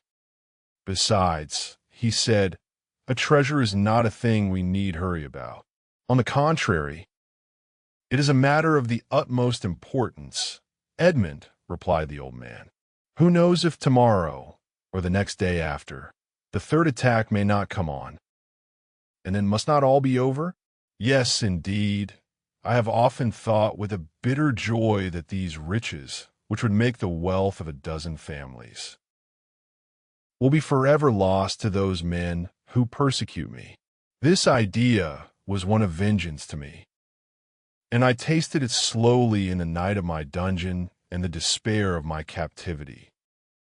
But now I have forgiven the world for the love of you. Now that I see you, young and with a promising future, now that I think of all that may result to you in the good fortune of such a disclosure, I shudder at any delay, and tremble lest I should not assure to one as worthy as yourself the possession of so vast an amount of hidden wealth." Edmond turned away his head with a sigh. "You persist in your incredulity, Edmond," continued Faria. "My words have not convinced you. I see you require proofs. Well then, read this paper, which I have never shown to anyone." "Tomorrow, my dear friend," said Edmond, desirous of not yielding to the old man's madness. "Break time equals 0. 5s / I thought it was understood that we should not talk of that until tomorrow. Then we will not talk of it until tomorrow, but read this paper today." "I will not irritate him," thought Edmond, and taking the paper, of which half was wanting, having been burnt, no doubt, by some accident, he read, "This treasure, which may amount to 2 of Roman crowns in the most distant of the second opening WH, declare to belong to him allo, heir. April 25th, 149. Well," said Faria, when the young man had finished reading it. "Why," replied Dantès, "I see nothing but broken lines and unconnected words, which are rendered illegible by fire. Yes, to you, my friend, who read them for the first time, but not for me, who have grown pale over them by many nights' study, and have reconstructed every phrase, completed every thought. And do you believe you have discovered the hidden meaning? I'm sure I have. And you shall judge for yourself. But first listen to the history of this paper." "Silence!" exclaimed Dantès. "Steps approach, I go adieu." And Dantès, happy to escape the history and explanation which would be sure to confirm his belief in his friend's mental instability, glided like a snake along the narrow passage, while Faria, restored by his alarm to a certain amount of activity, pushed the stone into place with his foot and covered it with a mat in order the more effectually to avoid discovery. It was the governor, hearing of Faria's illness from the jailer, had come in person to see him. Faria sat up to receive him, avoiding all gestures in order that he might conceal from the governor the paralysis that had already half stricken him with death. His fear was lest the governor, touched with pity, might order him to be removed to better quarters, and thus separate him from his young companion. But fortunately, this was not the case, and the governor left him, convinced that the poor madman, for whom in his heart he felt a kind of affection, was only troubled with a slight indisposition. During this time, Edmond, seated on his bed with his head in his hands, tried to collect his scattered thoughts.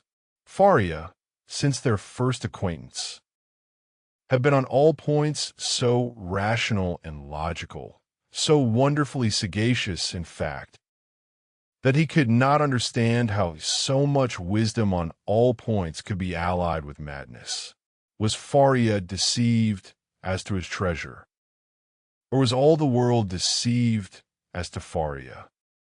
Dantès remained in his cell all day, not daring to return to his friend, thinking thus to defer the moment when he should be convinced, once for all, that the abbé was mad. Such a conviction would be so terrible.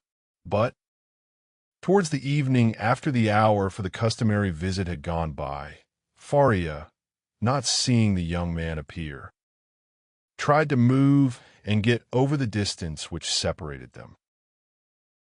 Edmond shuddered when he heard the painful efforts which the old man made to drag himself along. His leg was inert, and he could no longer make use of one arm. Edmond was obliged to assist him, for otherwise he would not have been able to enter by the small aperture which led to Dantès' chamber. "Here I am, pursuing you remorselessly," he said with a benignant smile. "You thought to escape my munificence, but it is in vain. Listen to me." Edmond saw there was no escape, and placing the old man on his bed, he seated himself on the stool beside him. "You know," said the abbé, "that I was the secretary and intimate friend of Cardinal Spada, the last of the princes of that name. I owe to this worthy lord all the happiness I ever knew. He was not rich, although the wealth of his family had passed into a proverb, and I heard the phrase very often, as rich as a Spada. But he, like public rumor, lived on this reputation for wealth. His palace was my paradise. I was tutor to his nephews, who are dead, and when he was alone in the world, I tried by absolute devotion to his will to make up to him all he had done for me during 10 years of unremitting kindness. The cardinal's house had no secrets for me. I had often seen my noble patron annotating ancient volumes and eagerly searching amongst dusty family manuscripts. One day, when I was reproaching him for his unavailing searches and deploring the prostration of mind that followed them, he looked at me and, smiling bitterly, opened a volume relating to the history of the city of Rome. There, in the 20th chapter of the life of Pope Alexander VI, were the following lines which I can never forget. The great wars of Romagna had ended. Caesar Borgia, who had completed his conquest, had need of money to purchase all Italy. The Pope had also need of money to bring matters to an end with Louis XII, King of France, who was formidable still in spite of his recent reverses, and it was necessary, therefore, to have recourse to some profitable scheme. which was a matter of great difficulty in the impoverished condition of exhausted Italy. His Holiness had an idea. He determined to make 2 cardinals. By choosing 2 of the greatest personages of Rome, especially rich men, this was the return the Holy Father looked for. In the first place, he could sell the great appointments and splendid offices which the cardinals already held, and then he had the 2 hats to sell besides. There was a third point in view, which will appear hereafter. The Pope and Caesar Borgia first found the 2 future cardinals. They were Giovanni Rospigliosi, who held 4 of the highest dignities of the Holy See, and Caesar Spada, one of the noblest and richest of the Roman nobility. Both felt the high honor of such a favor from the Pope. They were ambitious, and Caesar Borgia soon found purchasers for their appointments. The result was that Rospigliosi and Spada paid for being cardinals, and 8 other persons paid for the offices the cardinals held before their elevation, and thus 800,000 crowns entered into the coffers of the speculators. It is time now to proceed to the last part of the speculation. The Pope heaped attentions upon Rospigliosi and Spada, conferred upon them the insignia of the cardinalate, and induced them to arrange their affairs and take up their residence at Rome. Then the Pope and Caesar Borgia invited the 2 cardinals to dinner. This was a matter of dispute between the Holy Father and his son. Caesar thought they could make use of one of the means which he always had ready for his friends, that is to say, in the first place, the famous key which was given to certain persons with the request that they go and open a designated cupboard. This key was furnished with a small iron point, a negligence on the part of the locksmith. When this was pressed to effect the opening of the cupboard, of which the lock was difficult, the person was pricked by this small point and died next day. Then there was the ring with the lion's head, which Caesar wore when he wanted to greet his friends with a clasp of the hand. The lion bit the hand thus favored, and at the end of 24 hours, the bite was mortal. Caesar proposed to his father that they should either ask the cardinals to open the cupboard or shake hands with them, but Alexander VI replied, "Now as to the worthy cardinals, Spada and Rospigliosi, let us ask both of them to dinner. Something tells me that we shall get that money back. Besides, you forget, Caesar, an indigestion declares itself immediately, while a prick or a bite occasions a delay of a day or 2. Caesar gave way before such cogent reasoning, and the cardinals were consequently invited to dinner. The table was laid in a vineyard belonging to the Pope, near San Pierdarena, a charming retreat which the cardinals knew very well by report.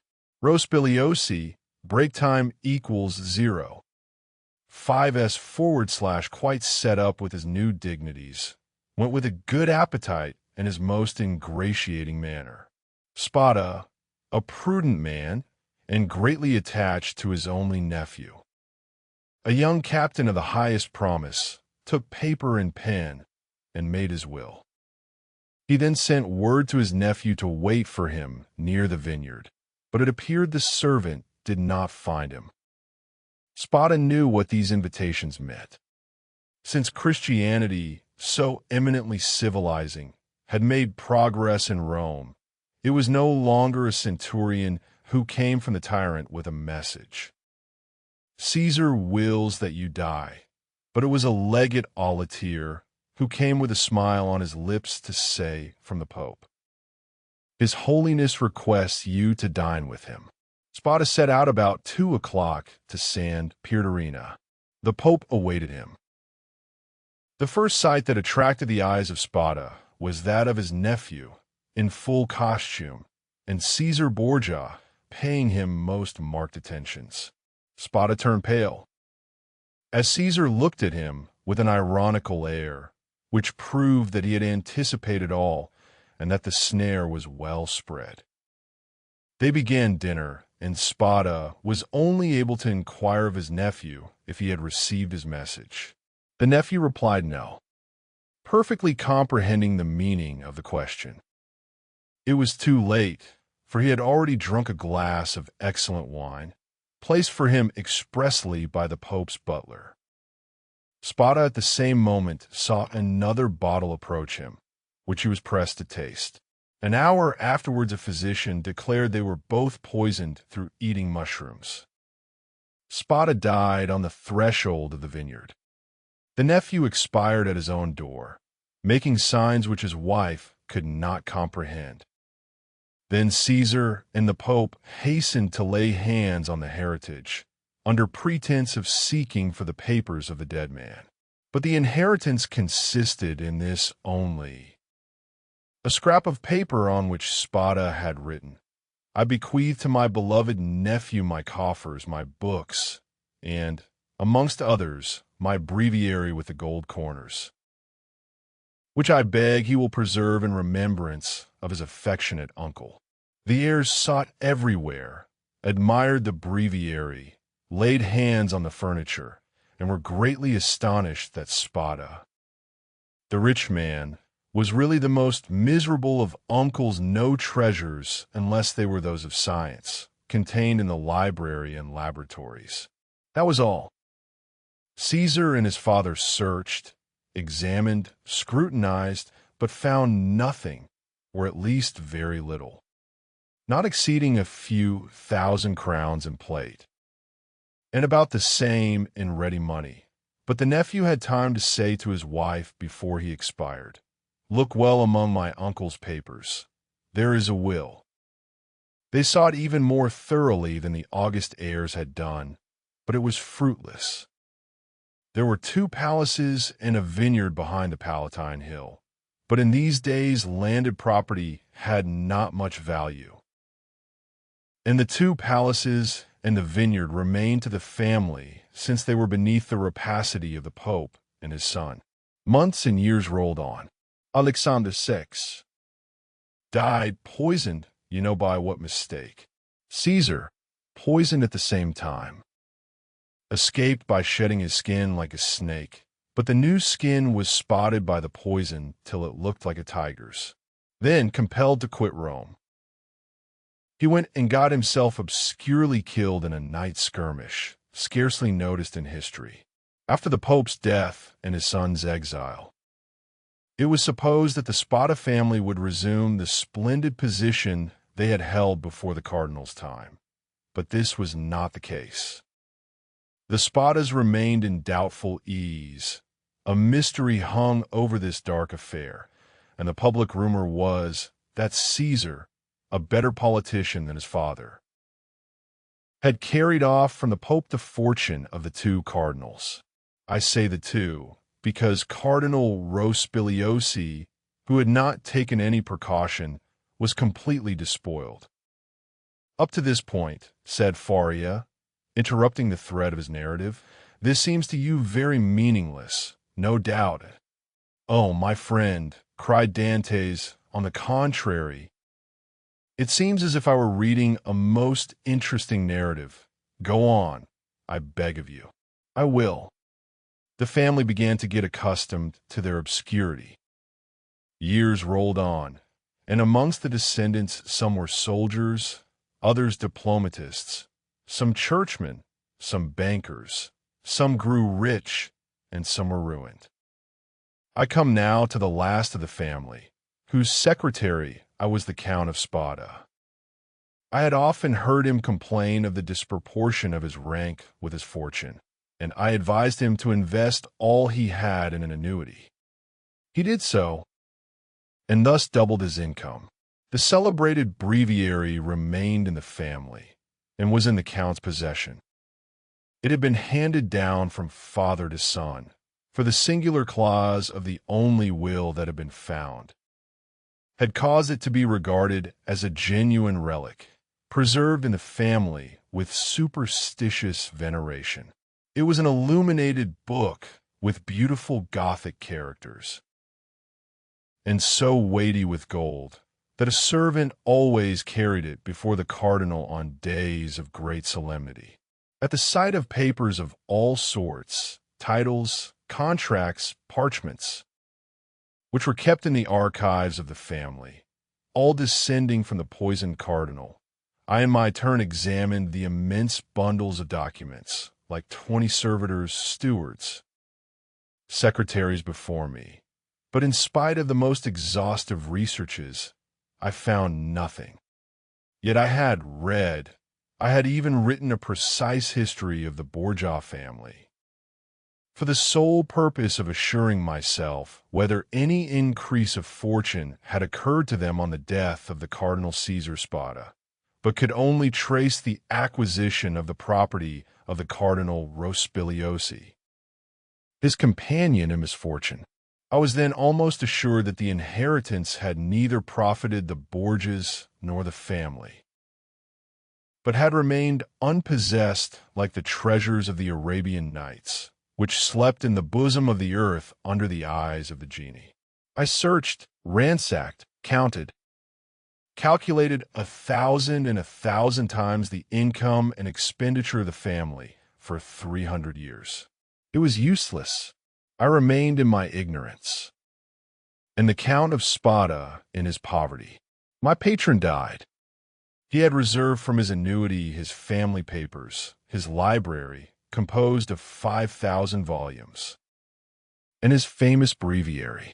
All these he bequeathed to me, with 1,000 Roman crowns, which he had in ready money, on condition that I would have anniversary masses said for the repose of his soul, and that I would draw up a genealogical tree and history of his house. All this I did scrupulously. Be easy, my dear Edmond. We are near the conclusion. In 1807, a month before I was arrested, and a fortnight after the death of the Count of Spada, on the 25th of December, you will see presently how the date became fixed in my memory.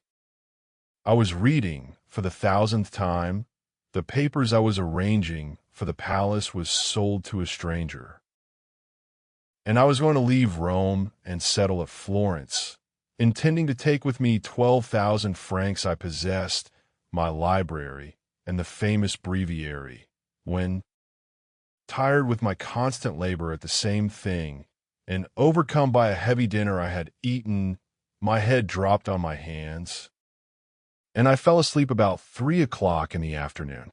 I awoke as the clock was striking 6. I raised my head. I was in utter darkness. I rang for a light, but, as no one came, I determined to find one for myself. It was indeed, but anticipating the simple manners which I should soon be under the necessity of adopting, I took a wax candle in one hand, and with the other groped about for a piece of paper, my matchbox being empty, with which I proposed to get a light from the small flame still playing on the embers. Fearing, however, to make use of any valuable piece of paper, I hesitated for a moment, then recollected that I had seen in the famous breviary, which was on the table beside me, an old paper quite yellow with age, and which had served as a marker for centuries, kept there by the request of the heirs. I felt for it, found it, twisted it up together, and, putting it into the expiring flame, set light to it. But beneath my fingers, as if by magic, in proportion as the fire ascended, I saw yellowish characters appear on the paper. I grasped in my hand, put out the flame as quickly as I could, lighted my taper in the fire itself, and opened the crumpled paper with inexpressible emotion, recognizing, when I had done so, that these characters had been traced in mysterious and sympathetic ink, only appearing when exposed to the fire. Nearly 1/3 of the paper had been consumed by the flame. It was that paper you read this morning. Read it again. Dantès, and then I will complete for you the incomplete words and unconnected sense. Faria, with an air of triumph, offered the paper to Dantès, who this time read the following words, traced with an ink of a reddish color resembling rust. This 25th day of April, 1498, B. Alexander VI, and fearing that not, he may desire to become my heir, and Benvolio, who were poisoned, my sole heir, that I have be you, and has visited with me that is in island of Monte Cristo, all I poss, jewels, diamonds, gems, that I alone may amount to nearly 2 mil, will find on raising the 20th RO. Creek to the east in a right line. 2 open. In these caves, the treasure is in the furthest A, which treasure I bequeath and leave in as my sole heir. April 25th, 1498. Cause. And now, said the Abbé, read this other paper, and he presented to Dantès a second leaf with fragments of lines written on it, which Edmond read as follows. ING invited to dine by His Holiness. Content with making me pay for my hat, serves for me the fate of Cardinals Caprera. I declare to my nephew, Guido Spada, read in a place he knows, the caves of the small, seed of ingots, gold, money, know of the existence of this treasure, which lions of Roman crowns, in which he CK from the small, things have been made, Engel in the second, tire to him, our Spada. Faria followed him with an excited look. And now, he said, when he saw that Dantès had read the last line, put the 2 fragments together and judge for yourself. Dantès obeyed, and the conjoint pieces gave the following. This 25th day of April, 1498, B. ING invited to dine by His Holiness Alexander VI, and fearing that not, content with making me pay for my hat, he may desire to become my heir, and serves for me the fate of Cardinals Caprera and Benvolio, who were poisoned.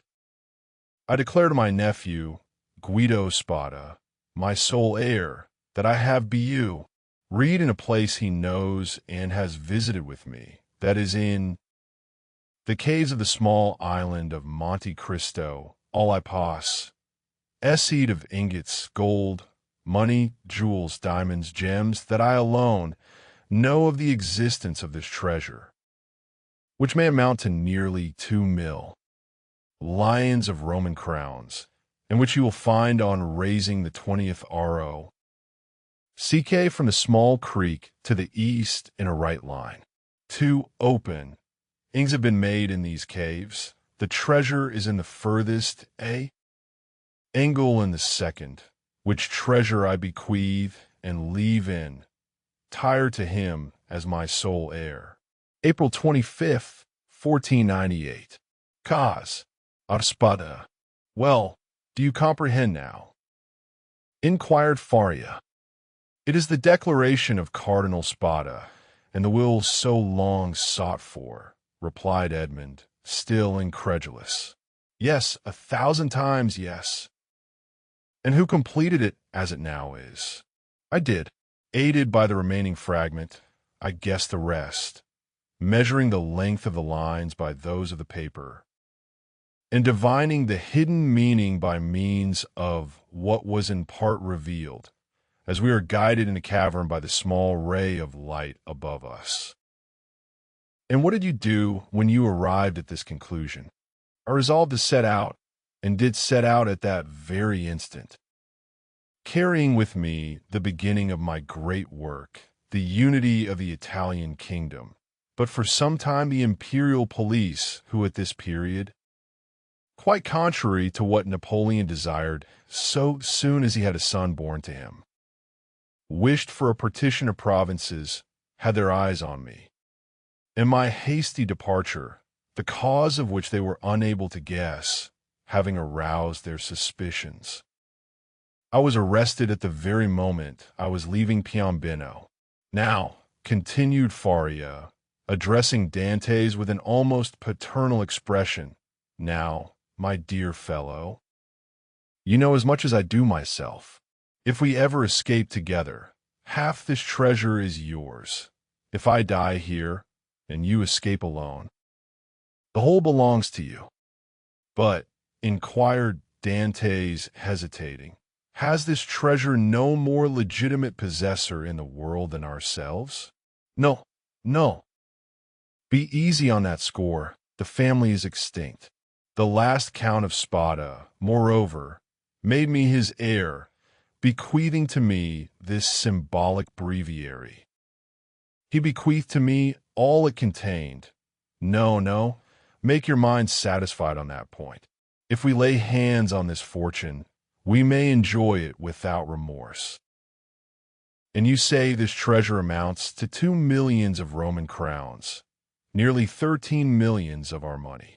"Too impossible," said Dantès, staggered at the enormous amount. "Impossible? And why?" asked the old man.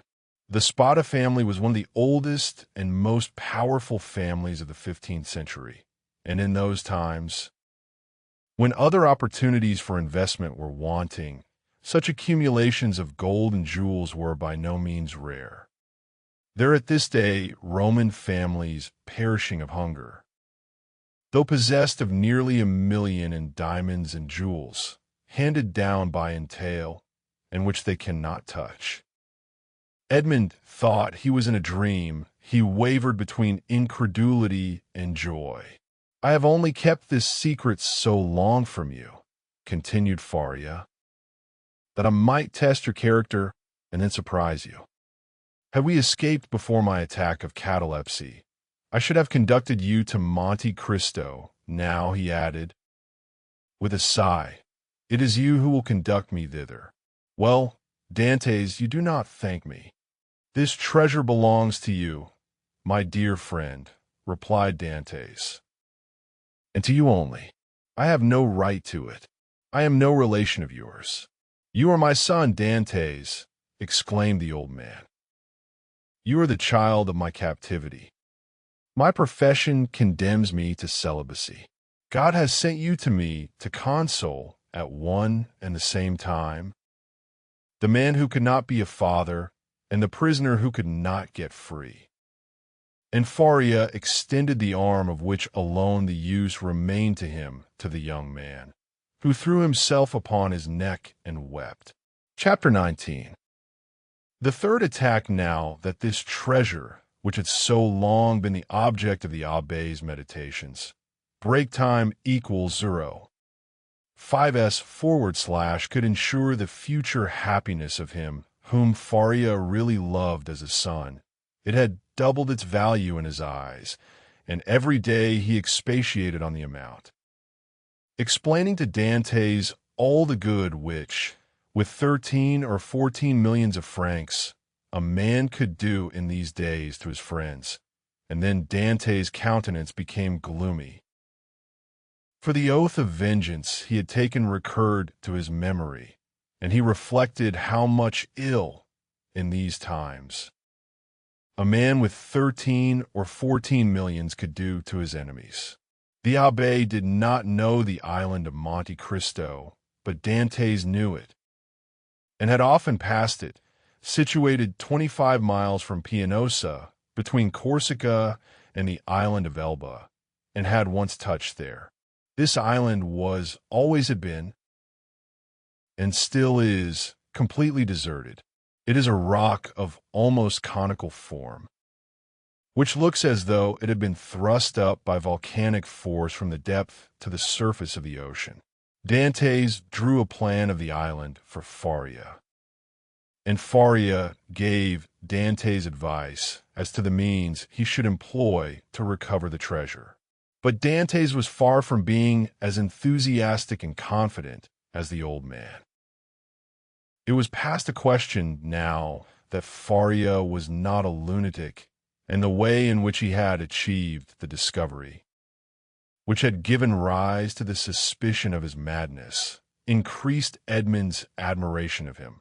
But at the same time, Dantès could not believe that the deposit, Supposing it had ever existed, still existed, and though he considered the treasure as by no means chimerical, he yet believed it was no longer there. However, as if fate resolved on depriving the prisoners of their last chance, and making them understand that they were condemned to perpetual imprisonment, a new misfortune befell them. The gallery on the seaside, which had long been in ruins, was rebuilt. They had repaired it completely, and stopped up with vast masses of stone the whole Dantès had partly filled in. But for this precaution, which, it will be remembered, the abbé had made to Edmond, the misfortune would have been still greater, for their attempt to escape would have been detected, and they would undoubtedly have been separated.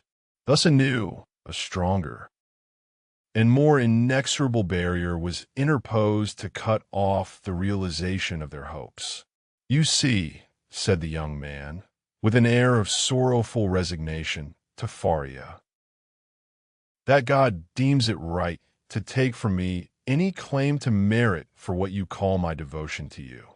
I have promised to remain forever with you, and now I cannot break my promise if I would. The treasure will be no more mine than yours, and neither of us will quit this prison. But my real treasure is not that, my dear friend, which awaits me beneath the somber rocks of Monte Cristo. It is your presence. Our living together 5 or 6 hours a day, in spite of our jailers, is the rays of intelligence you have elicited from my brain, the languages you have implanted in my memory, and which have taken root there with all their philological ramifications.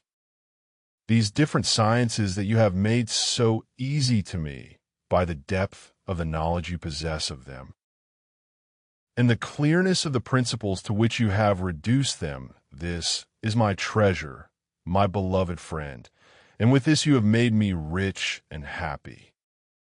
Believe me, and take comfort, this is better for me than tons of gold and cases of diamonds. Even were they not as problematical as the clouds we see in the morning floating over the sea, which we take for terra firma, and which evaporate and vanish as we draw near to them. To have you as long as possible near me, to hear your eloquent speech, which embellishes my mind, strengthens my soul, and makes my whole frame capable of great and terrible things, if I should ever be free, so fills my whole existence, that the despair to which I was just on the point of yielding when I knew you has no longer any hold over me, and this is my fortune, not chimerical, but actual. I owe you my real good, my present happiness, and all the sovereigns of the earth, even Caesar Borgia himself, could not deprive me of this. Thus, if not actually happy, yet the days these two unfortunates passed together went quickly. Faria, who for so long a time had kept silence as to the treasure, now perpetually talked of it. As he had prophesied would be the case, he remained paralyzed in the right arm and the left leg, and had given up all hope of ever enjoying it himself. But he was continually thinking over some means of escape for his young companion, and anticipating the pleasure he would enjoy. For fear the letter might be some day lost or stolen, he compelled Dantès to learn it by heart, and Dantès knew it from the first to the last word. Then he destroyed the second portion, assured that if the first were seized, no one would be able to discover its real meaning. Whole hours sometimes passed while Faria was giving instructions to Dantès, instructions which were to serve him when he was at liberty.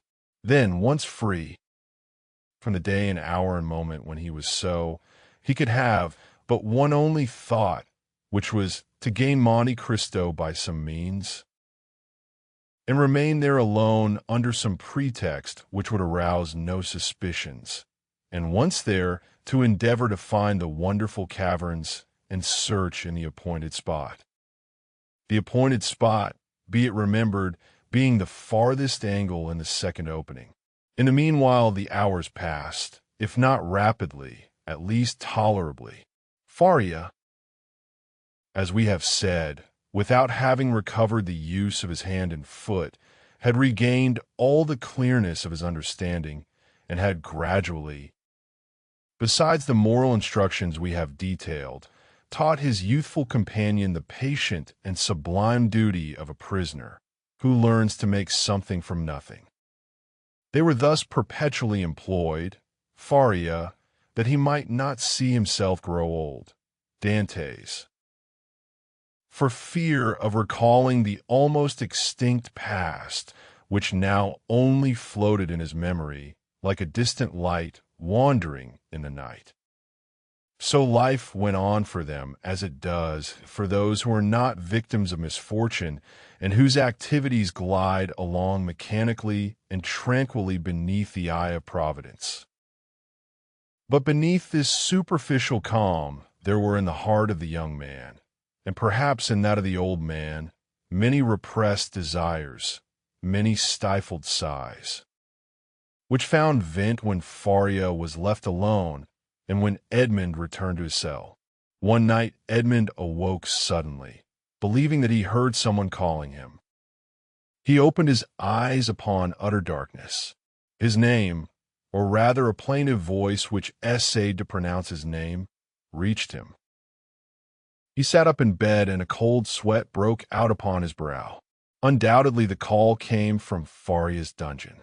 "Alas," murmured Edmond, "can it be?" He moved his bed, drew up the stone, rushed into the passage, and reached the opposite extremity. The secret entrance was open. By the light of the wretched and wavering lamp, of which we have spoken, Dantès saw the old man, pale, but yet erect, clinging to the bedstead. Break time equals 0. 5s / his features were writhing with those horrible symptoms which he already knew, and which had so seriously alarmed him when he saw them for the first time. "Alas!" "My dear friend," said Faria in a resigned tone, "you understand, do you not? And I need not attempt to explain to you?" Edmond uttered a cry of agony, and, quite out of his senses, rushed towards the door, exclaiming, "Help, help!" Faria had just sufficient strength to restrain him. "Silence," he said, "or you are lost. We must now only think of you, my dear friend, and so act as to render your captivity supportable or your flight possible. It would require years to do again what I have done here, and the results would be instantly destroyed if our jailers knew we had communicated with each other. Besides, be assured, my dear Edmond, the dungeon I am about to leave will not long remain empty. Some other unfortunate being will soon take my place, and to him you will appear like an angel of salvation. Perhaps he will be young, strong, and enduring, like yourself, and will aid you in your escape. While I have been but a hindrance, you will no longer have half a dead body tied to you as a drag to all your movements.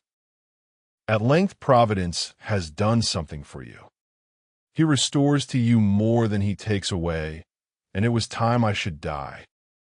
Edmond could only clasp his hands and exclaim, "Oh, my friend, speak not thus," and then resuming all his presence of mind, which had for a moment staggered under this blow, and his strength, which had failed at the words of the old man, he said, "Oh, I have saved you once, and I will save you a second time." And raising the foot of the bed, he drew out the phial, still a third filled with the red liquor. "See," he exclaimed, "there remains still some of the magic draught.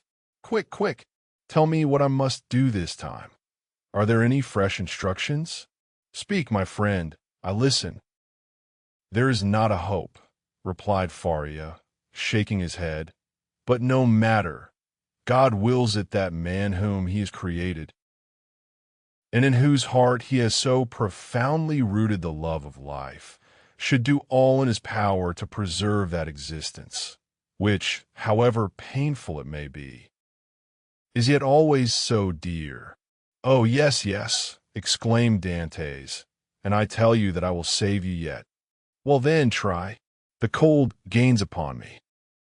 I feel the blood flowing towards my brain. These horrible chills, which make my teeth chatter and seem to dislocate my bones, begin to pervade my whole frame. In 5 minutes the malady will reach its height, and in a quarter of an hour there will be nothing left of me but a corpse. "Oh!" exclaimed Dantès, his heart wrung with anguish. "Do as you did before. Only do not wait so long.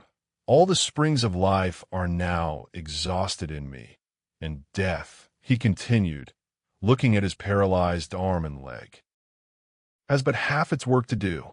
If after having made me swallow 12 drops instead of 10, you see that I do not recover, then pour the rest down my throat.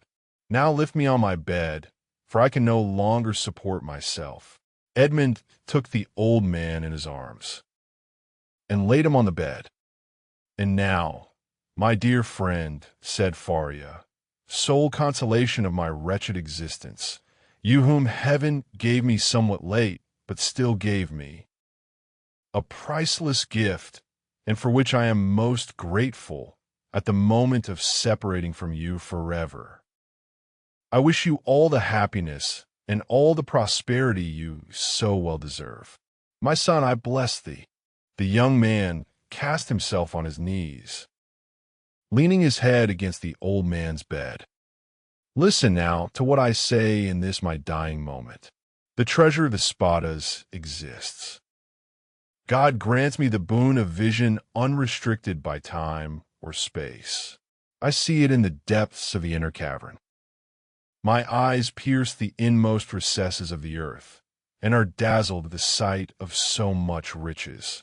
If you do escape, remember that the poor abbé, whom all the world called mad, was not so. Hasten to Monte Cristo, avail yourself of the fortune, for you have indeed suffered long enough." A violent convulsion attacked the old man. Dantès raised his head and saw Faria's eyes injected with blood. It seemed as if a flow of blood had ascended from the chest to the head. "Adieu, adieu," murmured the old man, clasping Edmond's hand convulsively. "Adieu." "Oh, no, no, not yet," he cried. "Do not forsake me. Oh, succor him. Help, help, help." "Hush, hush," murmured the dying man, "that they may not separate us if you save me." "You are right. Oh, yes, yes, be assured I shall save you. Besides, although you suffer much, you do not seem to be in such agony as you were before. Do not mistake. I suffer less because there is in me less strength to endure. At your age we have faith in life. It is the privilege of youth to believe and hope, but old men see death more clearly. Oh, 'tis here, 'tis here, 'tis over my sight, is gone, my senses fail. Your hand, Dantès. Adieu, adieu." And, raising himself by a final effort, in which he summoned all his faculties, he said, "Monte Cristo, forget not Monte Cristo," and he fell back on the bed. The crisis was terrible. In a rigid form with twisted limbs, swollen eyelids, and lips flecked with bloody foam, lay on the bed of torture. In place of the intellectual being who so lately rested there, Dantès took the lamp, placed it on a projecting stone above the bed, whence its tremulous light fell with strange and fantastic ray on the distorted countenance and motionless, stiffened body. With steady gaze, he awaited confidently the moment for administering the restorative. When he believed that the right moment had arrived, he took the knife, pried open the teeth, which offered less resistance than before, counted one after the other 12 drops, and watched. The file contained perhaps twice as much more. He waited 10 minutes, a quarter of an hour, half an hour. No change took place. Trembling, his hair erect, his brow bathed with perspiration, he counted the seconds by the beating of his heart. Then he thought it was time to make the last trial. And he put the file to the purple lips of Faria, and without having occasion to force open his jaws, which had remained extended, he poured the whole of the liquid down his throat. The draught produced a galvanic effect. A violent trembling pervaded the old man's limbs. His eyes opened until it was fearful to gaze upon them. He heaved a sigh which resembled a shriek, and then his convulsed body returned gradually to its former immobility. The eyes remaining open. Half an hour, an hour and a half elapsed, and during this period of anguish, Edmond leaned over his friend, his hand applied to his heart, and felt the body gradually grow cold, and the heart's pulsation become more and more deep and dull, until at length it stopped. The last movement of the heart ceased, the face became livid, the eyes remained open, but the eyeballs were glazed. It was 6 o'clock in the morning. The dawn was just breaking, and its feeble ray came into the dungeon and paled the ineffectual light of the lamp. Strange shadows passed over the countenance of the dead man, and at times gave it the appearance of life. While the struggle between day and night lasted, Dantès still doubted, but as soon as the daylight gained a preeminence, he saw that he was alone with the corpse. Then an invincible and extreme terror seized upon him, and he dared not again press the hand that hung out of bed. He dared no longer to gaze on those fixed and vacant eyes, which he tried many times to close, but in vain they opened again as soon as shut. He extinguished the lamp, carefully concealed it, and then went away, closing as well as he could the entrance to the secret passage by the large stone as he descended. It was time, for the jailer was coming. On this occasion he began his rounds at Dantès' cell, and on leaving him he went on to Faria's dungeon, taking thither breakfast and some linen. Nothing betokened that the man knew anything of what had occurred. He went on his way. Dantès was then seized with an indescribable desire to know what was going on in the dungeon of his unfortunate friend. He therefore returned by the subterraneous gallery, and arrived in time to hear the exclamations of the turnkey, who called out for help. Other turnkeys came, and then was heard the regular tramp of soldiers. Last of all came the governor. Edmond heard the creaking of the bed as they moved the corpse, heard the voice of the governor, who asked them to throw water on the dead man's face, and seeing that, in spite of this application, the prisoner did not recover, they sent for the doctor. Break time equals 0. 5s/. The governor then went out, and words of pity fell on Dantès' listening ears, mingled with brutal laughter. "Well, well," said one, "the madman has gone to look after his treasure. Good journey to him. With all his millions, he will not have enough to pay for his shroud," said another. "Oh," added a third voice, "the shrouds of the Château d'If are not dear." "Perhaps," said one of the previous speakers, as he was a churchman, "break time equals 0. 5s/. They may go to some expense in his behalf.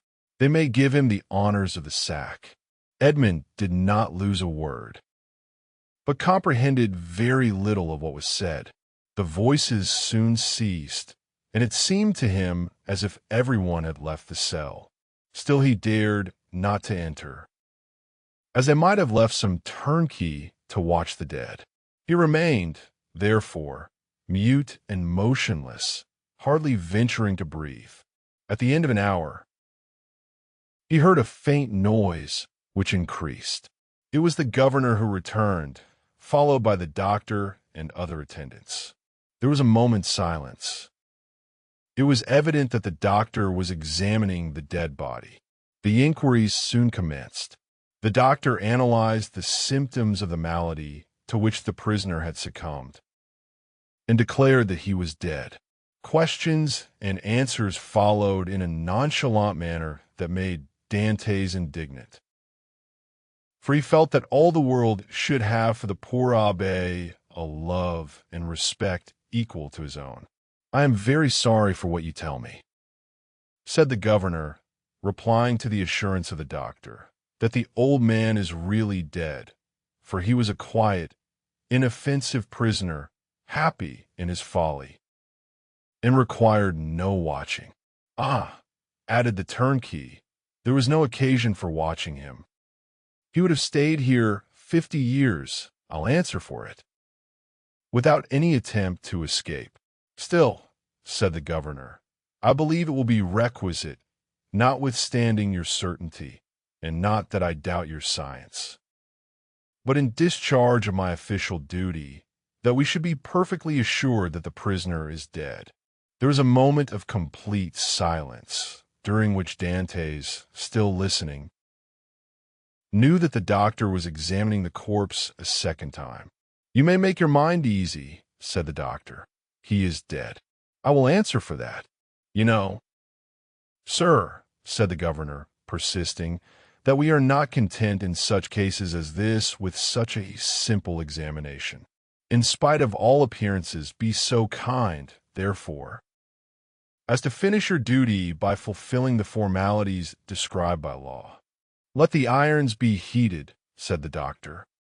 "But really it is a useless precaution." This order to heat the irons made Dantès shudder. He heard hasty steps, the creaking of a door, people going and coming, and some minutes afterwards a turnkey entered, saying, "Here is the brazier lighted."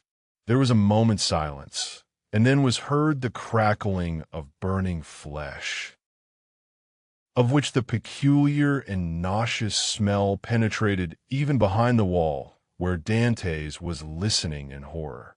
The perspiration poured forth upon a young man's brow, and he felt as if he should faint. "You see, sir, he is really dead," said the doctor. "This burn in the heel is decisive. The poor fool is cured of his folly and delivered from his captivity." "Wasn't his name Faria?" inquired one of the officers who accompanied the governor. "Yes, sir." "And?" "As he said, it was an ancient name. He was, too, very learned and rational enough on all points which did not relate to his treasure, but on that, indeed, he was intractable. It is the sort of malady which we call monomania," said the doctor. "You had never anything to complain of?" said the governor to the jailer who had charge of the abbé. "Never, sir," replied the jailer. "Never. On the contrary, he sometimes amused me very much by telling me stories. One day, too, when my wife was ill, he gave me a prescription which cured her."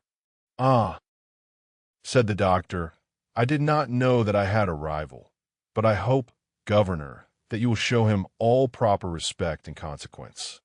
"Yes, yes. Make your mind easy. He shall be decently interred in the newest sack we can find. Will that satisfy you? Must this last formality take place in your presence, sir?" inquired a turnkey. "Certainly.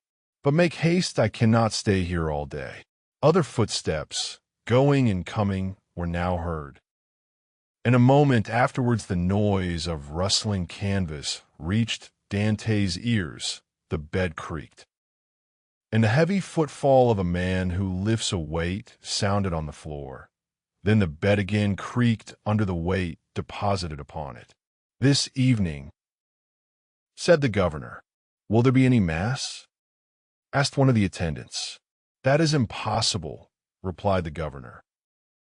"The chaplain of the Château came to me yesterday to beg for leave of absence, in order to take a trip to Hyères for a week. I told them I would attend to the prisoners in his absence. If the poor abbé had not been in such a hurry, he might have had his requiem. Pooh! Pooh! Said the doctor, with the impiety usual in persons of his profession. He is a churchman. God will respect his profession, and not give the devil the wicked delight of sending him a priest. A shout of laughter followed this brutal jest. Meanwhile, the operation of putting the body in the sack was going on. "This evening," said the governor, when the task was ended. "At what hour?" inquired a turnkey. "Why, about 10 or 11 o'clock. Shall we watch by the corpse?" "Of what use would it be?" "Shut the dungeon as if he were alive, that is all." Then the steps retreated, and the voices died away in the distance. The noise of the door, with its creaking hinges and bolts, ceased, and a silence more somber than that of solitude ensued, the silence of death, which was all-pervasive and struck its icy chill to the very soul of Dantès. Then he raised the flagstone cautiously with his head and looked carefully around the chamber. It was empty, and Dantès emerged from the tunnel.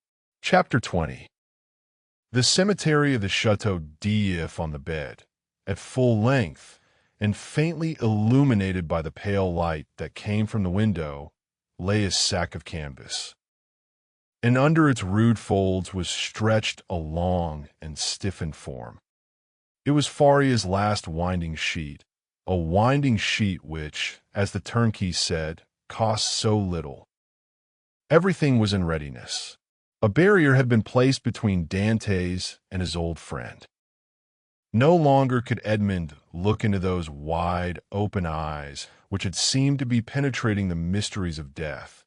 No longer could he clasp the hand which had done so much to make his existence blessed.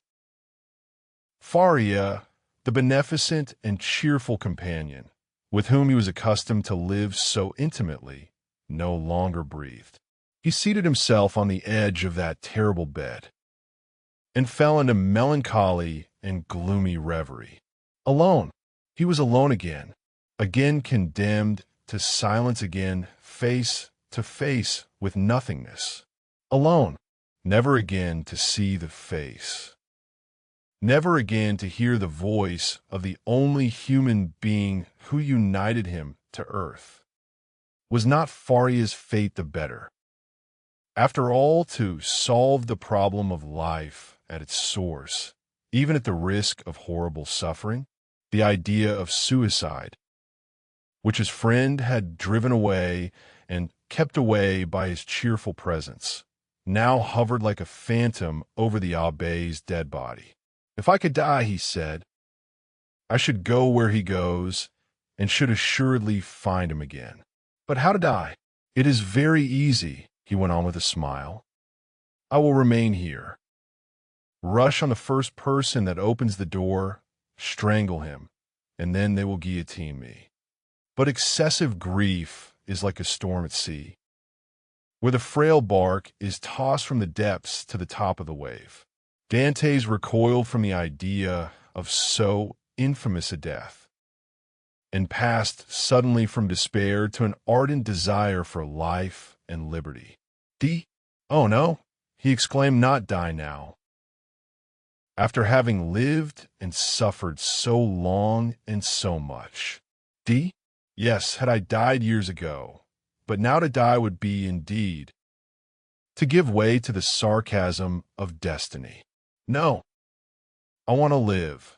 I shall struggle to the very last. I will yet win back the happiness of which I have been deprived. Before I die, I must not forget that I have my executioners to punish, and perhaps, too, who knows, some friends to reward.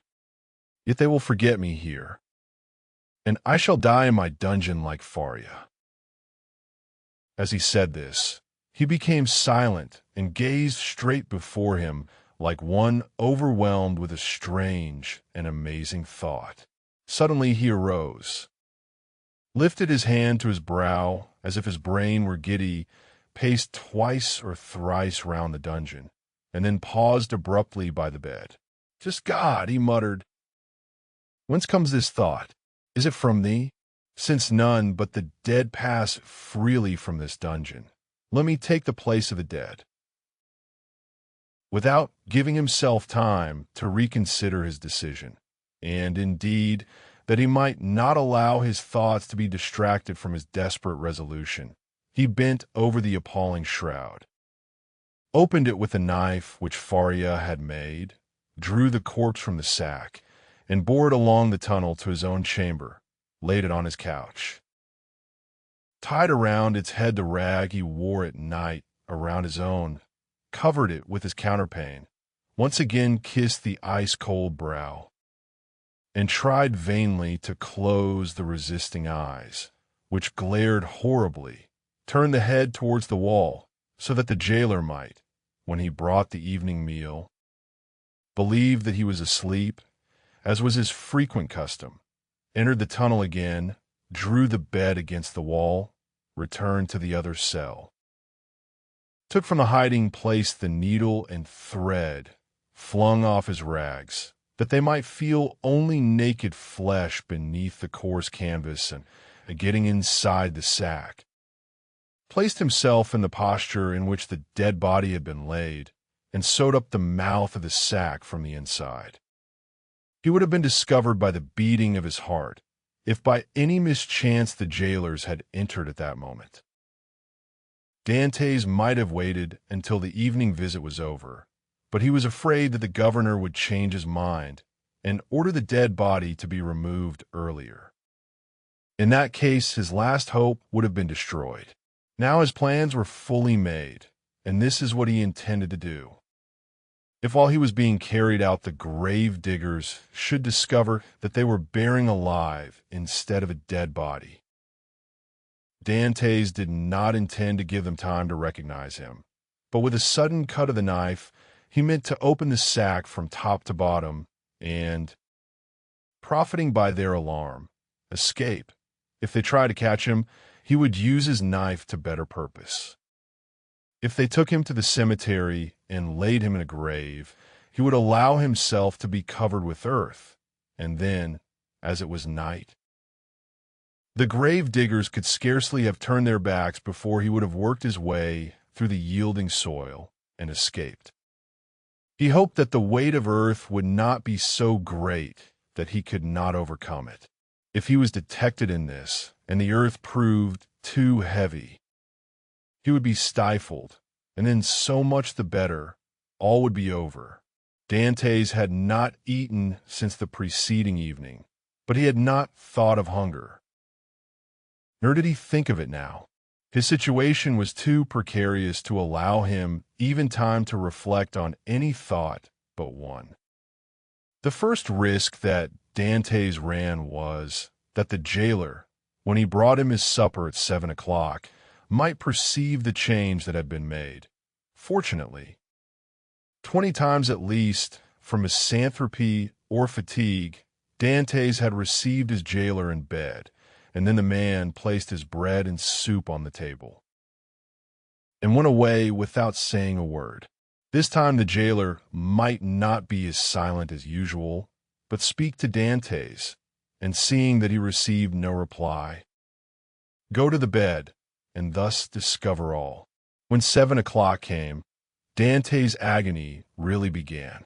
His hand, placed upon his heart, was unable to redress its throbbings, while, with the other, he wiped the perspiration from his temples. From time to time chills ran through his whole body and clutched his heart in a grasp of ice. Then he thought he was going to die. Yet the hours passed on without any unusual disturbance, and Dantès knew that he had escaped the first peril. It was a good augury. At length, about the hour the governor had appointed, footsteps were heard on the stairs. Edmond felt that the moment had arrived, summoned up all his courage, held his breath, and would have been happy if at the same time he could have repressed the throbbing of his veins.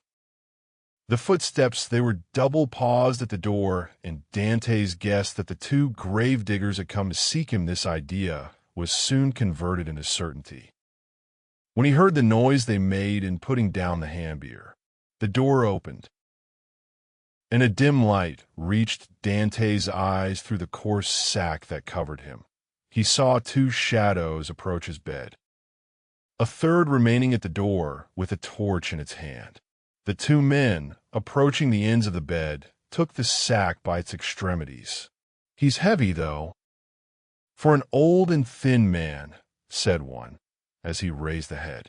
"They say every year adds half a pound to the weight of the bones," said another, lifting the feet. "Have you tied the knot?" inquired the first speaker. "What would be the use of carrying so much more weight?"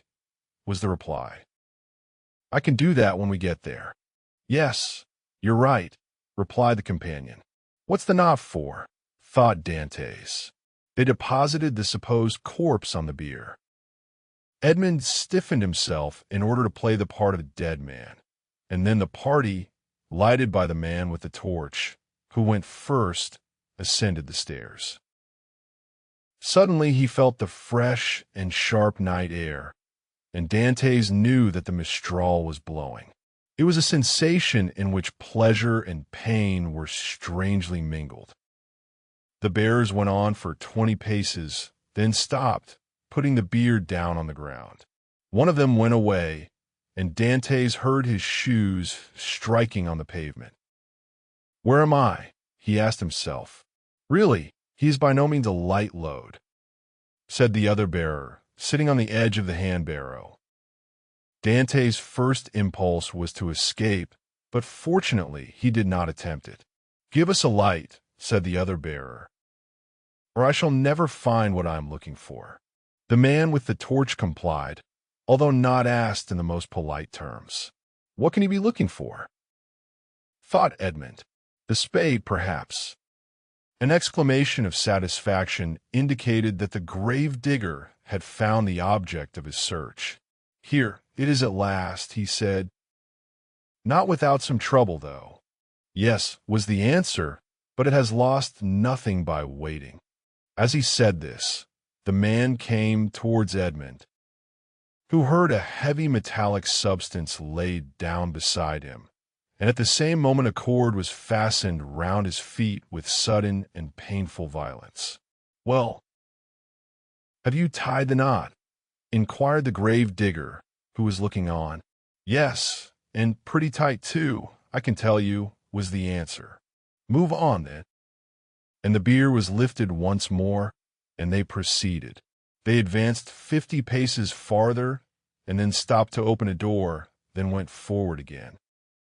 The noise of the waves dashing against the rocks on which the château is built reached Dante's ear distinctly as they went forward. "Bad weather," observed one of the bearers. "Not a pleasant night for a dip in the sea." "Why, yes, the abbé runs a chance of being wet," said the other, and then there was a burst of brutal laughter. Dantès did not comprehend the jest, but his hair stood erect on his head. "Well, here we are at last," said one of them. A little farther," said the other. "You know very well that the last was stopped on his way.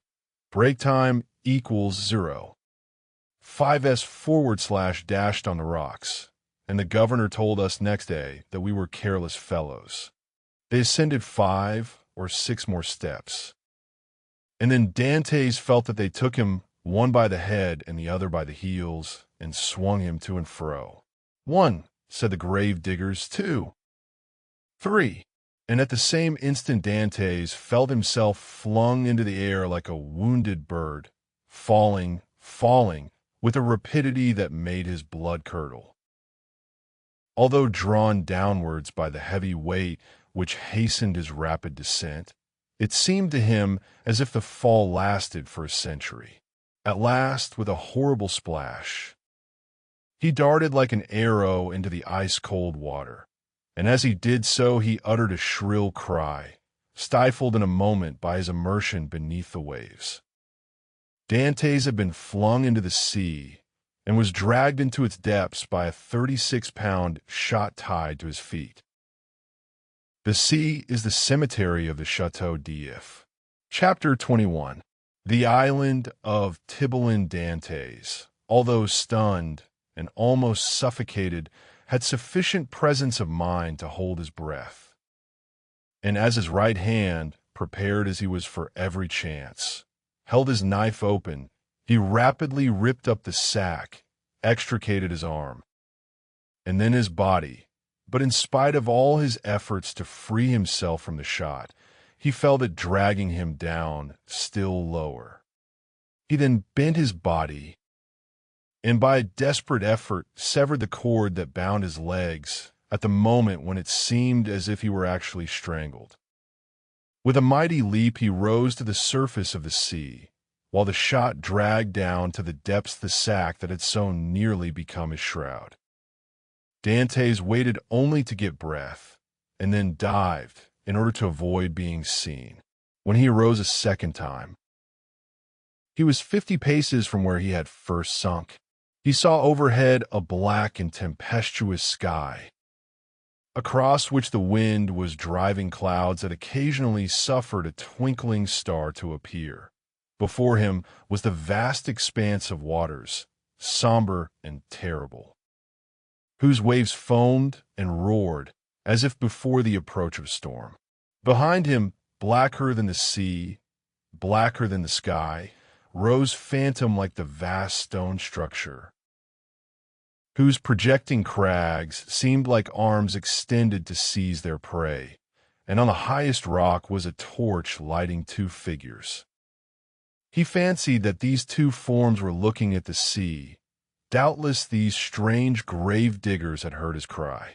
Dantès dived again, and remained a long time beneath the water. This was an easy feat to him, for he usually attracted a crowd of spectators in the bay before the lighthouse at Marseilles when he swam there, and was unanimously declared to be the best swimmer in the port. When he came up again, the light had disappeared. He must now get his bearings. Ratonneau and Pong are the nearest islands of all those that surround the Château d'If, but Ratonneau and Pong are inhabited, as is also the islet of Dôme. Tibelin and Le Maire were therefore the safest for Dantès' venture. The islands of Tibelin and Le Maire are a league from the Château d'If. Dantès, nevertheless, determined to make for them. But how could he find his way in the darkness of the night? At this moment he saw the light of Planier gleaming in front of him like a star. By leaving this light on the right, he kept the island of Tibelin a little on the left. By turning to the left, therefore, he would find it. But, as we have said, it was at least a league from the Château d'If to this island. Often imprisoned Faria had said to him, when he saw him idle and inactive, "Dantès, you must not give way to this listlessness. You will be drowned if you seek to escape. And your strength has not been properly exercised and prepared for exertion." These words rang in Dantès' ears. Break time equals 0. 5s/, even beneath the waves. He hastened to cleave his way through them to see if he had not lost his strength.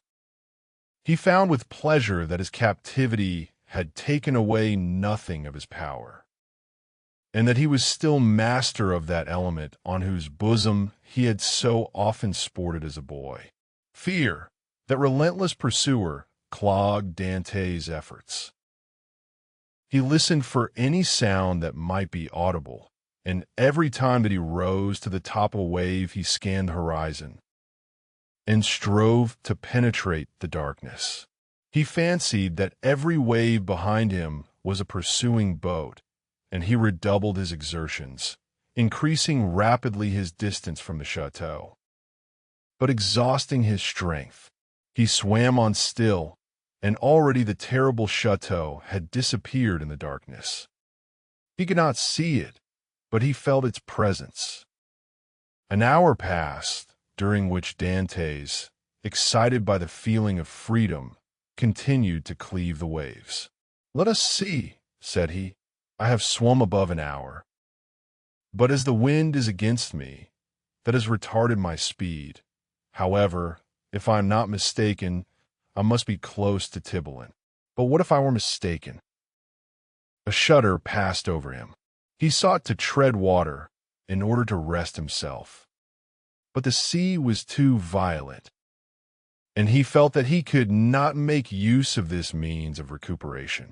"Well," said he, "I will swim on until I am worn out, or the cramp seizes me, and then I shall sink." And he struck out with the energy of despair. Suddenly the sky seemed to him to become still darker and more dense, and heavy clouds seemed to sweep down towards him. At the same time, he felt a sharp pain in his knee. He fancied for a moment that he had been shot and listened for the report, but he heard nothing. Then he put out his hand and encountered an obstacle, and with another stroke knew that he had gained shore. Before him rose a grotesque mass of rocks that resembled nothing so much as a vast fire petrified at the moment of its most fervent combustion. It was the island of Tibelin. Dantès rose, advanced a few steps, and, with a fervent prayer of gratitude, stretched himself on the granite, which seemed to him softer than down. Then, in spite of the wind and rain, he fell into the deep, sweet sleep of utter exhaustion. At the expiration of an hour, Edmond was awakened by the roar of thunder. The tempest was let loose and beating the atmosphere with its mighty wings. From time to time, a flash of lightning stretched across the heavens like a fiery serpent, lighting up the clouds that rolled on in vast chaotic waves. Dantès had not been deceived. He had reached the first of the two islands, which was, in fact, Tibelin. He knew that it was barren and without shelter, but when the sea became more calm, he resolved to plunge into its waves again and swim to Le Maire, equally arid, but larger and consequently better adapted for concealment. An overhanging rock offered him a temporary shelter, and scarcely had he availed himself of it when the tempest burst forth in all its fury. Edmond felt the trembling of the rock beneath which he lay. The waves, dashing themselves against it, wetted him with their spray. He was safely sheltered, and yet he felt dizzy in the midst of the warring of the elements and the dazzling brightness of the lightning. It seemed to him that the island trembled to its base, and that it would, like a vessel at anchor, break moorings and bear him off into the center of the storm. He then recollected that he had not eaten or drunk for 24 hours.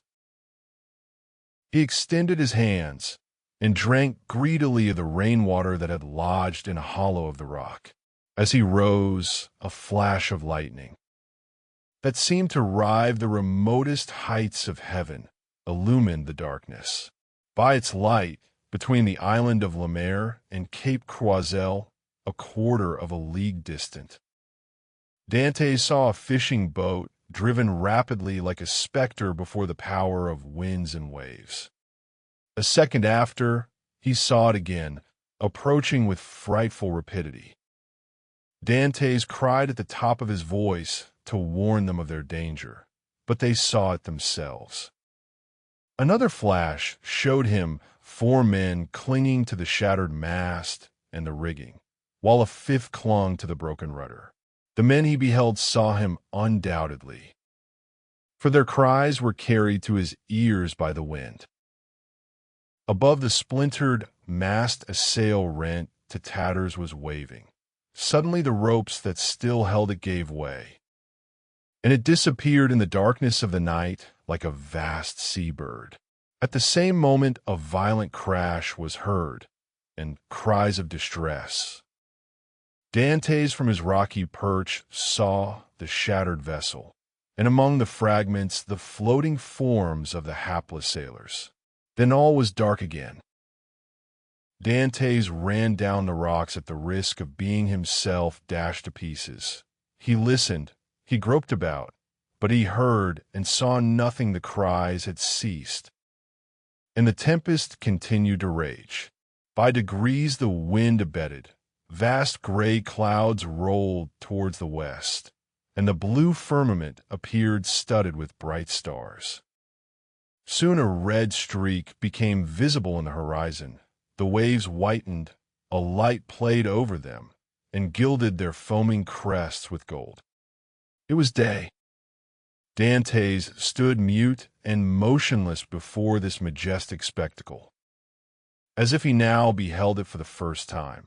And indeed, since his captivity in Château d'If, he had forgotten that such scenes were ever to be witnessed. He turned towards the fortress and looked at both sea and land. The gloomy building rose from the bosom of the ocean with imposing majesty and seemed to dominate the scene. It was about 5 o'clock. The sea continued to get calmer. In 2 or 3 hours, thought Dantès, the turnkey will enter my chamber, find a body of my poor friend, recognize it, seek for me in vain, and give the alarm. Then the tunnel will be discovered. The men who cast me into the sea and who must have heard the cry I uttered will be questioned. Then boats filled with armed soldiers will pursue the wretched fugitive. The cannon will warn everyone to refuse shelter to a man wandering about naked and famished. The police of Marseilles will be on the alert by land, whilst the governor pursues me by sea. I am cold, I am hungry. I have lost even the knife that saved me. Oh, my God, I have suffered enough, surely. Have pity on me, and do for me what I am unable to do for myself. As Dantès, his eyes turned in the direction of the Château d'If, uttered this prayer, he saw off the farther point of the island of Pomg a small vessel with lateen sail skimming the sea like a gull in search of prey, and with the sailor's eye he knew it to be a Genoese tartan. She was coming out of Marseilles harbor and was standing out to sea rapidly, her sharp prow cleaving through the waves. "Oh," cried Edmond, "to think that in half an hour I could join her! Did I not fear being questioned, detected, and conveyed back to Marseilles? What can I do? What story can I invent? Under pretext of trading along the coast, these men, who are in reality smugglers, will prefer selling me to doing a good action. I must wait, but I cannot. I am starving. In a few hours my strength will be utterly exhausted. Besides, perhaps I have not been missed at the fortress. I can pass as one of the sailors wrecked last night. My story will be accepted, for there is no one left to contradict me." As he spoke, Dantès looked toward the spot where the fishing vessel had been wrecked and started. The red cap of one of the sailors hung to a point of the rock, and some timbers that had formed part of the vessel's keel floated at the foot of the crag. In an instant Dantès' plan was formed. He swam to the cap, placed it on his head, seized one of the timbers, and struck out so as to cut across the course the vessel was taking. "I am saved," murmured he, and this conviction restored his strength. He soon saw that the vessel, with the wind dead ahead, was tacking between the Château d'If and the Tower of Planier. For an instant he feared lest, instead of keeping in shore, she should stand out to sea, but he soon saw that she would pass, like most vessels bound for Italy, between the islands of Jaros and Calaserane. However, the vessel and the swimmer insensibly neared one another, and in one of its tacks the tartan bore down within 1/4 of a mile of him. He rose on the waves, making signs of distress, but no one on board saw him, and the vessel stood on another tack. Dantès would have shouted, but he knew that the wind would drown his voice. It was then he rejoiced at his precaution in taking the timber, for without it he would have been unable, perhaps, to reach the vessel, certainly to return ashore, should he be unsuccessful in attracting attention. Dantès, though almost sure as to what course the vessel would take, had yet watched it anxiously until it tacked and stood towards him. Then he advanced, but before they could meet, the vessel again changed her course. By a violent effort he rose half out of the water, waving his cap and uttering a loud shout peculiar to sailors. This time he was both seen and heard, and the tartan instantly steered towards him. At the same time, he saw they were about to lower the boat. An instant after, the boat, rowed by two men, advanced rapidly towards him.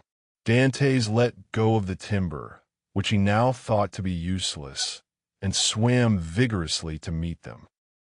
But he had reckoned too much upon his strength, and then he realized how serviceable the timber had been to him. His arms became stiff, his legs lost their flexibility, and he was almost breathless. He shouted again. The two sailors redoubled their efforts, and one of them cried in Italian, "Courage!" The word reached his ear as a wave which he no longer had the strength to surmount passed over his head. He rose again to the surface, struggled with the last desperate effort of a drowning man, uttered a third cry, and felt himself sinking, as if the fatal cannon shot were again tied to his feet. The water passed over his head, and the sky turned gray. A convulsive movement again brought him to the surface. He felt himself seized by the hair. Then he saw and heard nothing. He had fainted. When he opened his eyes, Dantès found himself on the deck of the tartan. His first care was to see what course they were taking. They were rapidly leaving the Château d'If behind. Dantès was so exhausted that the exclamation of joy he uttered was mistaken for a sigh. As we have said, he was lying on the deck. A sailor was rubbing his limbs with a woolen cloth. Another, whom he recognized as the one who had cried out courage, held a gourd full of rum to his mouth, while the third, an old sailor, at once the pilot and captain, looked on with that egotistical pity men feel for a misfortune that they have escaped yesterday, and which may overtake them tomorrow. A few drops of the rum restored suspended animation, while the friction of his limbs restored their elasticity. "Who are you?" said the pilot in bad French. "I am," replied Dantès in bad Italian, a Maltese sailor. "We were coming from Syracuse laden with grain. The storm of last night overtook us at Cape Morgiou, and we were wrecked on these rocks." "Where do you come from?" "From these rocks that I had the good luck to cling to while our captain and the rest of the crew were all lost. I saw your vessel, and fearful of being left to perish on the desolate island, I swam off on a piece of wreckage to try and intercept your course. You have saved my life, and I thank you," continued Dantès. "I was lost when one of your sailors caught hold of my hair." "It was I," said a sailor of a frank and manly appearance, "and it was time, for you were sinking." "Yes," returned Dantès, holding out his hand, "I thank you again." "I almost hesitated, though," replied the sailor.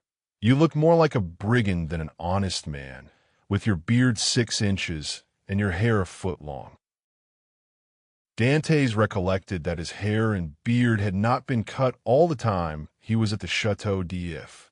"Yes," said he, "I made a vow to Our Lady of the Grotto not to cut my hair or beard for 10 years if I were saved in a moment of danger. But today the vow expires." "Now what are we to do with you?" said the captain. "Alas, anything you please. My captain is dead. I have barely escaped, but I am a good sailor." Leave me at the first port you make. I shall be sure to find employment. Do you know the Mediterranean? I have sailed over it since my childhood.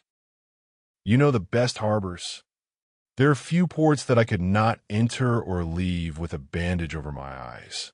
I say, Captain, said the sailor who had cried courage to Dantès, if what he says is true, what hinders his staying with us? If he says true, said the captain doubtingly. But in his present condition he will promise anything, and take his chance of keeping it afterwards. I will do more than I promise, said Dantès. We shall see, returned the other, smiling.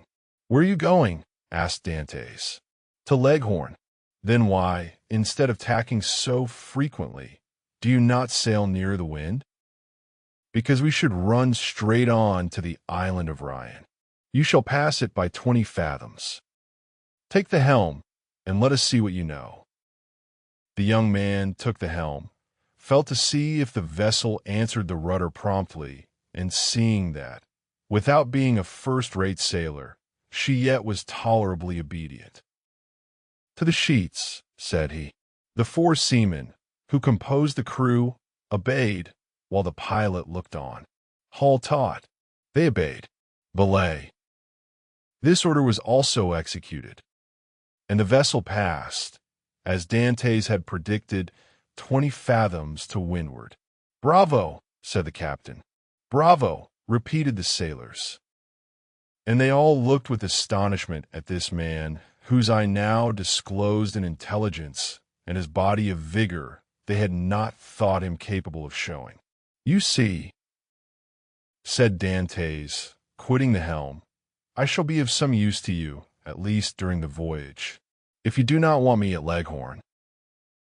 You can leave me there, and I will pay you out of the first wages I get for my food and the clothes you lend me. Ah, said the captain, we can agree very well, if you are reasonable. Give me what you give the others, and it will be all right, returned Dantès. That's not fair, said the seaman who had saved Dantès, for you know more than we do. What is that to you, Jacopo? Returned the captain. Everyone is free to ask what he pleases. That's true, replied Jacopo. I only make a remark. Well, you would do much better to find him a jacket and a pair of trousers, if you have them. No, said Jacopo, but I have a shirt and a pair of trousers. That is all I want, interrupted Dantès. Jacopo dived into the hold and soon returned with what Edmond wanted. Now, then, do you wish for anything else? Said the patron. A piece of bread and another glass of the capital rum I tasted, for I have not eaten or drunk for a long time. He had not tasted food for 40 hours. A piece of bread was brought, and Jacopo offered him the gourd. Larboard your helm, cried the captain to the steersman. Dantès glanced that way as he lifted the gourd to his mouth, then paused with hand in mid-air. Hullo, what's the matter at the Château d'If? Said the captain. A small white cloud, which had attracted Dantès' attention, crowned the summit of the bastion of the Château d'If. At the same moment, the faint report of a gun was heard. The sailors looked at one another. What is this? Asked the captain. A prisoner has escaped from the Château d'If, and they're firing the alarm gun, replied Dantès. The captain glanced at him. But he had lifted the rum to his lips and was drinking it with so much composure that suspicions, if the captain had any, died away. Pretty strong rum, said Dantès, wiping his brow with his sleeve. At any rate, murmured he, if it be, so much the better, for I have made a rare acquisition.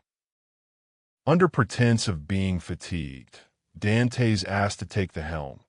The steersman, glad to be relieved, looked at the captain, and the latter by a sign indicated that he might abandon it to his new comrade. Dantès could thus keep his eyes on Marseilles. "What is the day of the month?" asked he of Jacopo, who sat down beside him. "The 28th of February." "In what year?" "In what year you asked me in what year?" "Yes," replied the young man. "I ask you in what year. You have forgotten then." "I got such a fright last night," replied Dantès, smiling, "that I have almost lost my memory." "I ask you what year is it?" "The year 1829, returned Jacopo. It was 14 years, day for day, since Dantès' arrest. He was 19 when he entered the Château d'If. He was 33 when he escaped. A sorrowful smile passed over his face. He asked himself what had become of Mercedes, who must believe him dead. Then his eyes lighted up with hatred as he thought of the 3 men who had caused him so long and wretched a captivity. He renewed against Danglars Fernand and Villefort the oath of implacable vengeance he had made in his dungeon. This oath was no longer a vain menace, for the fastest sailor in the Mediterranean would have been unable to overtake the little tartan that with every stitch of canvas set was flying before the wind to Leghorn. Chapter 22. The smuggler's Dantès had not been a day on board before he had a very clear idea of the men with whom his lot had been cast. Without having been in the school of the Abbé Faria, the worthy master of La Jeune Amélie, the name of the Genoese tartan, knew a smattering of all the tongues spoken on the shores of that large lake called the Mediterranean, from the Arabic to the Provençal, and this, while it spared him interpreters, persons always troublesome and frequently indiscreet, gave him great facilities of communication, either with the vessels he met at sea, with the small boats sailing along the coast, or with the people without name, country, or occupation, who are always seen on the quays of seaports, and who live by hidden and mysterious means which we must suppose to be a direct gift of Providence. As they have no visible means of support, it is fair to assume that Dantès was on board a smuggler. At first the captain had received Dantès on board with a certain degree of distrust. He was very well known to the customs officers of the coast, and as there was between these worthies and himself a perpetual battle of wits, he had at first thought that Dantès might be an emissary of these industrious guardians of rights and duties, who perhaps employed this ingenious means of learning some of the secrets of his trade. But the skillful manner in which Dantès had handled the lugger had entirely reassured him, and then, when he saw the light plume of smoke floating above the bastion of the Château d'If, and heard the distant report, he was instantly struck with the idea that he had on board his vessel one whose coming and going, like that of kings, was accompanied with salutes of artillery. This made him less uneasy, it must be owned, than if the newcomer had proved to be a customs officer, but this supposition also disappeared like the first, when he beheld the perfect tranquillity of his recruit. Edmond thus had the advantage of knowing what the owner was, without the owner knowing who he was, and however the old sailor and his crew tried to pump him, they extracted nothing more from him. He gave accurate descriptions of Naples and Malta, which he knew as well as Marseilles, and held stoutly to his first story.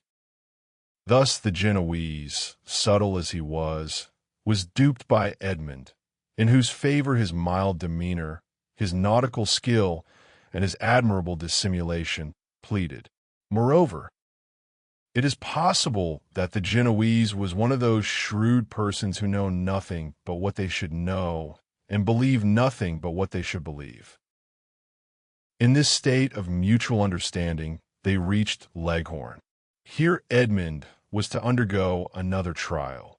He was to find out whether he could recognize himself, as he had not seen his own face for 14 years. He had preserved a tolerably good remembrance of what the youth had been, and was now to find out what the man had become.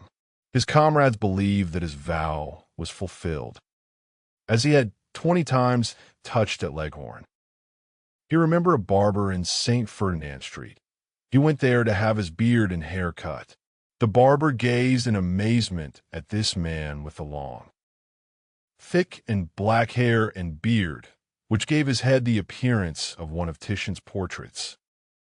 At this period, it was not the fashion to wear so large a beard and hair so long. Now a barber would only be surprised if a man gifted with such advantages should consent voluntarily to deprive himself of them. The Leghorn barber said nothing and went to work. When the operation was concluded, and Edmond felt that his chin was completely smooth and his hair reduced to its usual length, he asked for a looking-glass. He was now, as we have said, 33 years of age, and his 14 years' imprisonment had produced a great transformation in his appearance. Dantès had entered the Château d'If with the round, open, smiling face of a young and happy man, with whom the early paths of life have been smooth, and who anticipates a future corresponding with his past. This was now all changed. The oval face was lengthened. His smiling mouth had assumed the firm and marked lines which betoken resolution. His eyebrows were arched beneath a brow furrowed with thought. His eyes were full of melancholy, and from their depths occasionally sparkled gloomy fires of misanthropy and hatred. His complexion, so long kept from the sun, had now that pale color which produces, when the features are encircled with black hair, the aristocratic beauty of the man of the North. The profound learning he had acquired had besides diffused over his features a refined intellectual expression, and he had also acquired, being naturally of a goodly stature, that vigor which a frame possesses which has so long concentrated all its force within itself. To the elegance of a nervous and slight form had succeeded the solidity of a rounded and muscular figure. As to his voice, prayers, sobs, and imprecations had changed it, so that at times it was of a singularly penetrating sweetness, and at others rough and almost hoarse. Moreover, from being so long in twilight or darkness, his eyes had acquired the faculty of distinguishing objects in the night, common to the hyena and the wolf. Edmond smiled when he beheld himself. It was impossible that his best friend, if, indeed, he had any friend left, could recognize him. He could not recognize himself. The master of La Jeune Amélie, who was very desirous of retaining amongst his crew a man of Edmond's value, had offered to advance him funds out of his future profits, which Edmond had accepted. His next care on leaving the barbers who had achieved his first metamorphosis was to enter a shop and buy a complete sailor's suit of garb, as we all know, very simple, and consisting of white trousers, a striped shirt, and a cap. It was in this costume, in bringing back to Jacopo the shirt and trousers he had lent him, that Edmond reappeared before the captain of the lugger, who had made him tell his story over and over again before he could believe him, or recognize in the neat and trim sailor the man with thick and matted beard, hair tangled with seaweed, and body soaking in sea brine, whom he had picked up naked and nearly drowned. Attracted by his prepossessing appearance, he renewed his offers of an engagement to Dantès, but Dantès, who had his own projects, would not agree for a longer time than 3 months. La Jeune Amélie had a very active crew, very obedient to their captain, who lost as little time as possible. He had scarcely been a week at Leghorn before the hold of his vessel was filled with printed muslins, contraband cottons, English powder, and tobacco on which the excise had forgotten to put its mark. The master was to get all this out of Leghorn free of duties, and landed on the shores of Corsica, where certain speculators undertook to forward the cargo to France. They sailed. Edmond was again cleaving the azure sea which had been the first horizon of his youth, and which he had so often dreamed of in prison. He left Gorgone on his right and La Pianosa on his left, and went towards the country of Paoli and Napoleon, the next morning going on deck. As he always did at an early hour, the patron found Dantès leaning against the bulwarks, gazing with intense earnestness at a pile of granite rocks, which the rising sun tinged with rosy light. It was the island of Monte Cristo. La Jeune Amélie left it 3/4 of a league to the larboard and kept on for Corsica.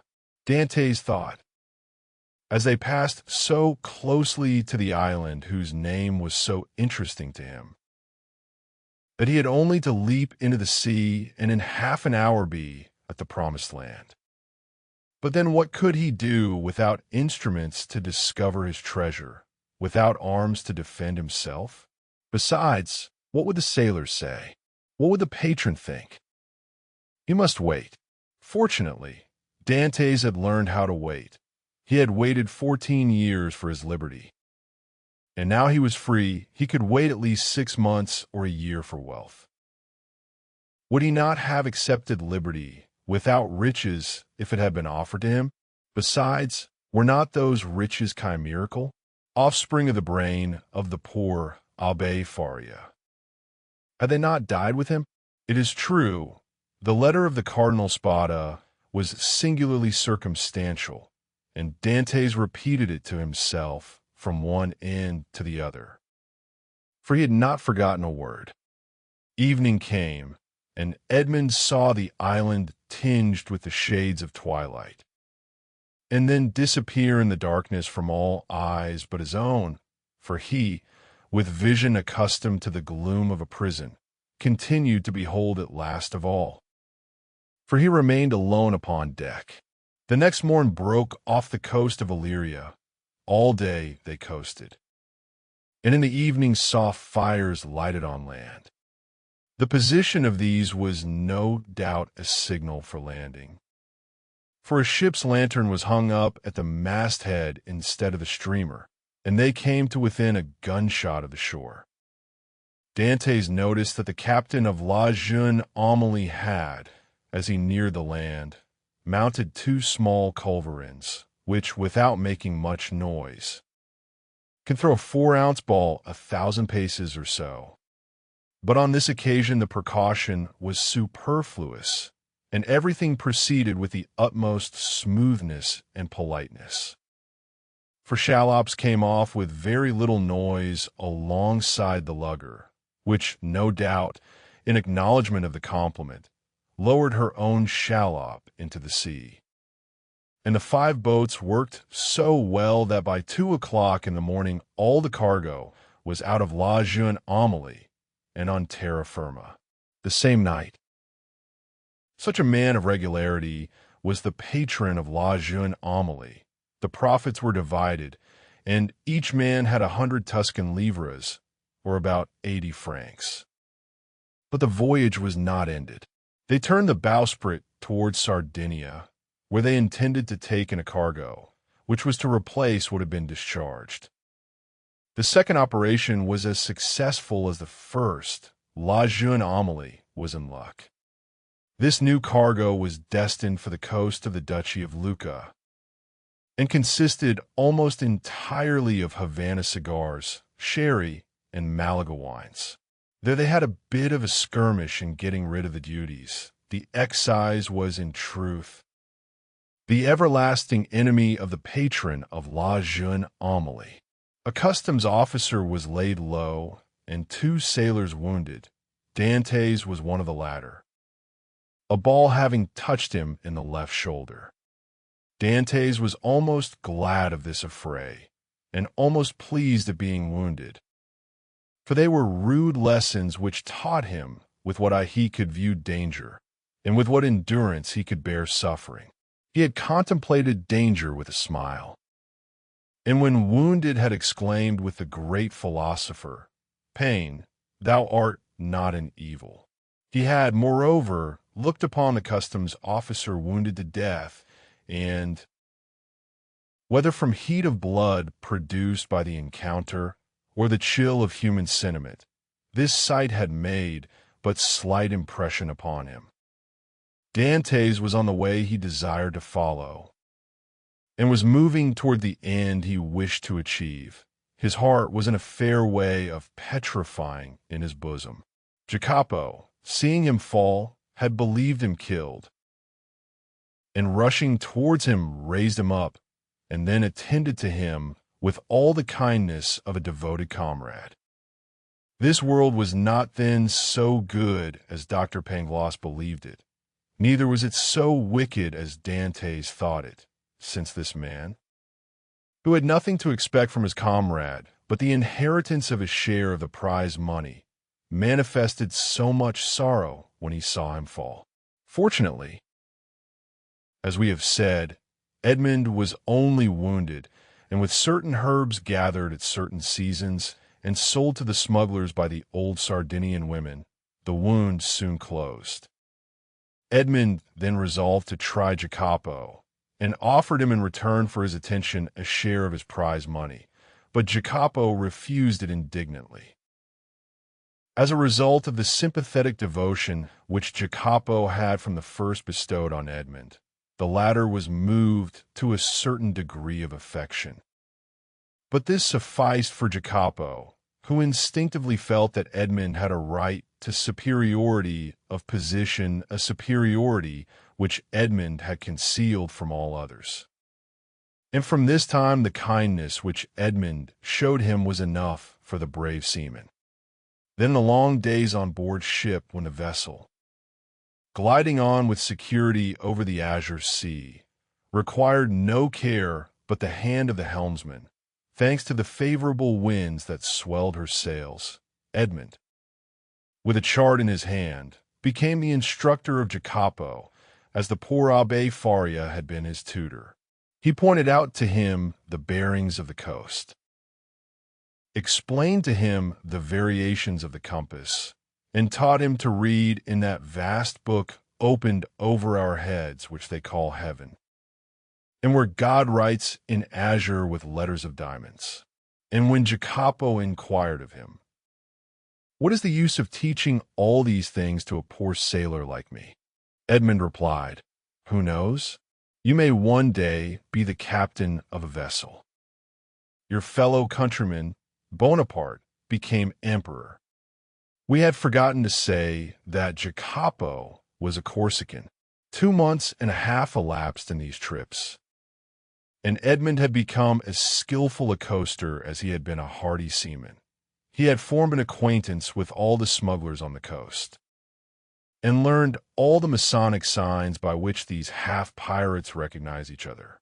He had passed and repassed his island of Monte Cristo 20 times, but not once had he found an opportunity of landing there. He then formed a resolution. As soon as his engagement with the patron of La Jeune Amélie ended, he would hire a small vessel on his own account, for in his several voyages he had amassed 100 piastres, and under some pretext land at the island of Monte Cristo.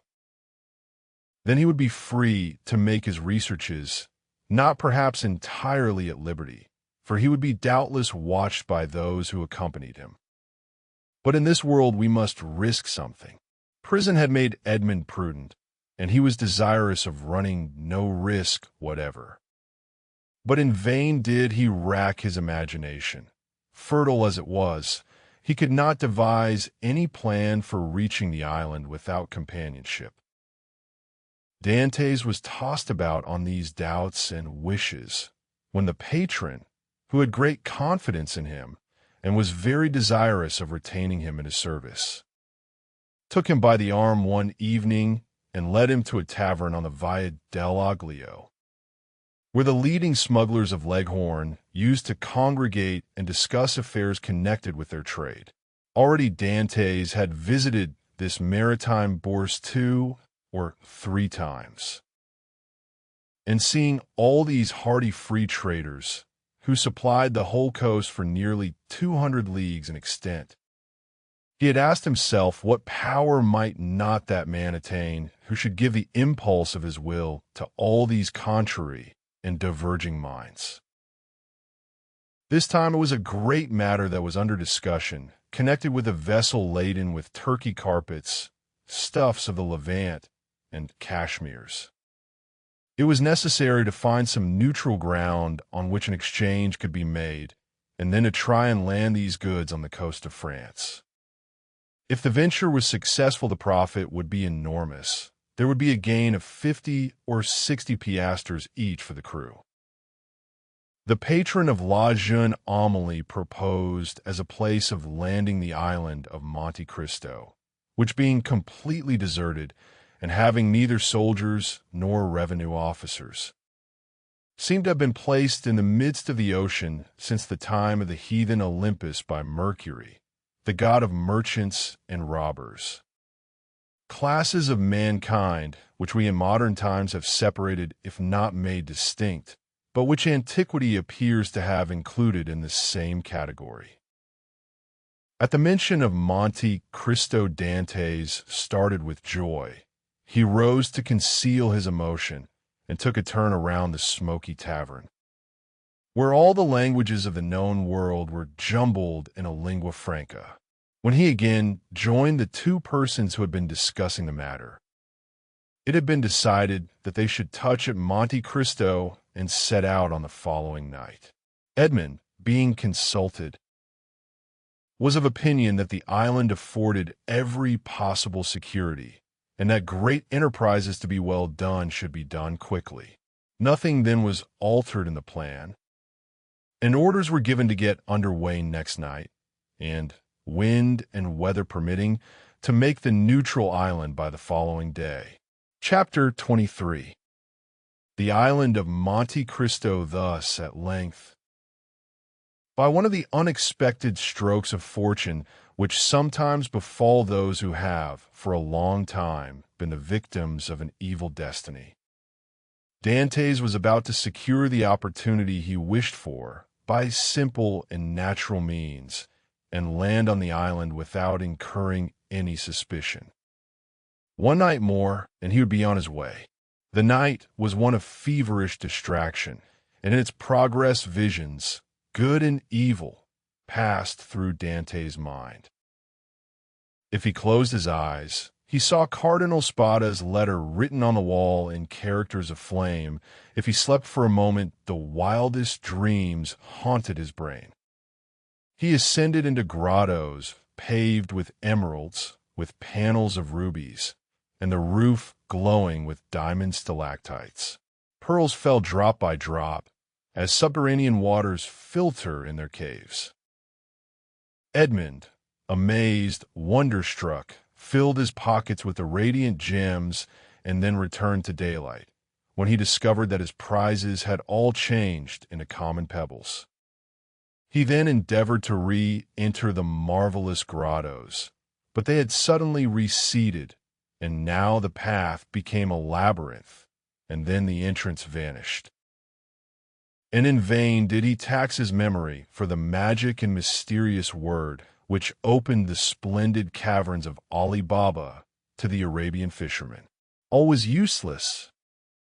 The treasure disappeared, and had again reverted to the genii from whom for a moment he had hoped to carry it off. The day came at length, and was almost as feverish as the night had been, but it brought reason to the aid of imagination. And Dantès was then enabled to arrange a plan which had hitherto been vague and unsettled in his brain. Night came, and with it the preparation for departure. And these preparations served to conceal Dantès' agitation. He had by degrees assumed such authority over his companions that he was almost like a commander on board, and as his orders were always clear, distinct, and easy of execution, his comrades obeyed him with celerity and pleasure. The old patron did not interfere, for he too had recognized the superiority of Dantès over the crew and himself. He saw in the young man his natural successor, and regretted that he had not a daughter, that he might have bound Edmond to him by a more secure alliance. At 7 o'clock in the evening all was ready, and at 10 minutes past 7 they doubled the lighthouse just as the beacon was kindled. The sea was calm, and, with a fresh breeze from the southeast, they sailed beneath a bright blue sky, in which God also lighted up in turn his beacon lights, each of which is a world. Dantès told them that all hands might turn in, and he would take the helm. When a Maltese, for so they called Dantès, had said this, it was sufficient, and all went to their bunks contentedly. This frequently happened. Dantès, cast from solitude into the world, frequently experienced an imperious desire for solitude, and what solitude is more complete, or more poetical, than that of a ship floating in isolation on the sea during the obscurity of the night, in the silence of immensity, and under the eye of heaven? Now this solitude was peopled with his thoughts, the night lighted up by his illusions, and the silence animated by his anticipations. When the patron awoke, the vessel was hurrying on with every sail set, and every sail full with the breeze. They were making nearly 10 knots an hour. The island of Monte Cristo loomed large in the horizon. Edmond resigned the lugger to the master's care, and went and laid down in his hammock. But, in spite of a sleepless night, he could not close his eyes for a moment. 2 hours afterwards, he came on deck. As the boat was about to double the island of Elba, they were just abreast of Mauritiana and beyond the flat but verdant island of La Pianosa. The peak of Monte Cristo, reddened by the burning sun, was seen against the azure sky. Dantès ordered the helmsman to put down his helm, in order to leave La Pianosa to starboard, as he knew that he should shorten his course by 2 or 3 knots. About 5 o'clock in the evening the island was distinct, and everything on it was plainly perceptible, owing to that clearness of the atmosphere peculiar to the light which the rays of the sun cast at its setting. Edmond gazed very earnestly at the mass of rocks, which gave out all the variety of twilight colors, from the brightest pink to the deepest blue, and from time to time his cheeks flushed, his brow darkened, and a mist passed over his eyes. Never did a gamester, whose whole fortune is staked on one cast of the die, experience the anguish which Edmond felt in his paroxysms of hope. Night came, and at 10 o'clock they anchored. La jeune Amélie was first at the rendezvous. In spite of his usual command over himself, Dantès could not restrain his impetuosity. He was the first to jump on shore, and had he dared he would, like Lucius Brutus, have kissed his Mother Earth. It was dark, but at 11 o'clock the moon rose in the midst of the ocean, whose every wave she silvered, and then, ascending high, played in floods of pale light on the rocky hills of this second Pelion. The island was familiar to the crew of La Jeune Amélie. It was one of her regular haunts. As to Dantès, he had passed it on his voyage to and from the Levant, but never touched at it. He questioned Jacopo. "Where shall we pass the night?" he inquired. "Why, on board the tartan," replied the sailor.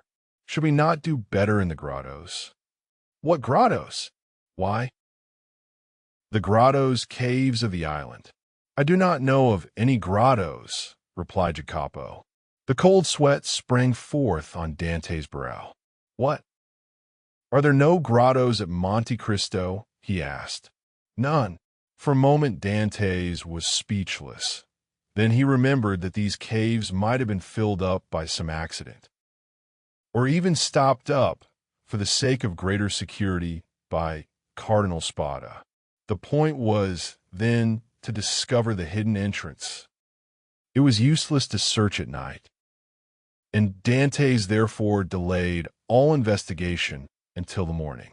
Besides, a signal made half a league out at sea, and to which La Jeune Amélie replied by a similar signal, indicated that the moment for business had come.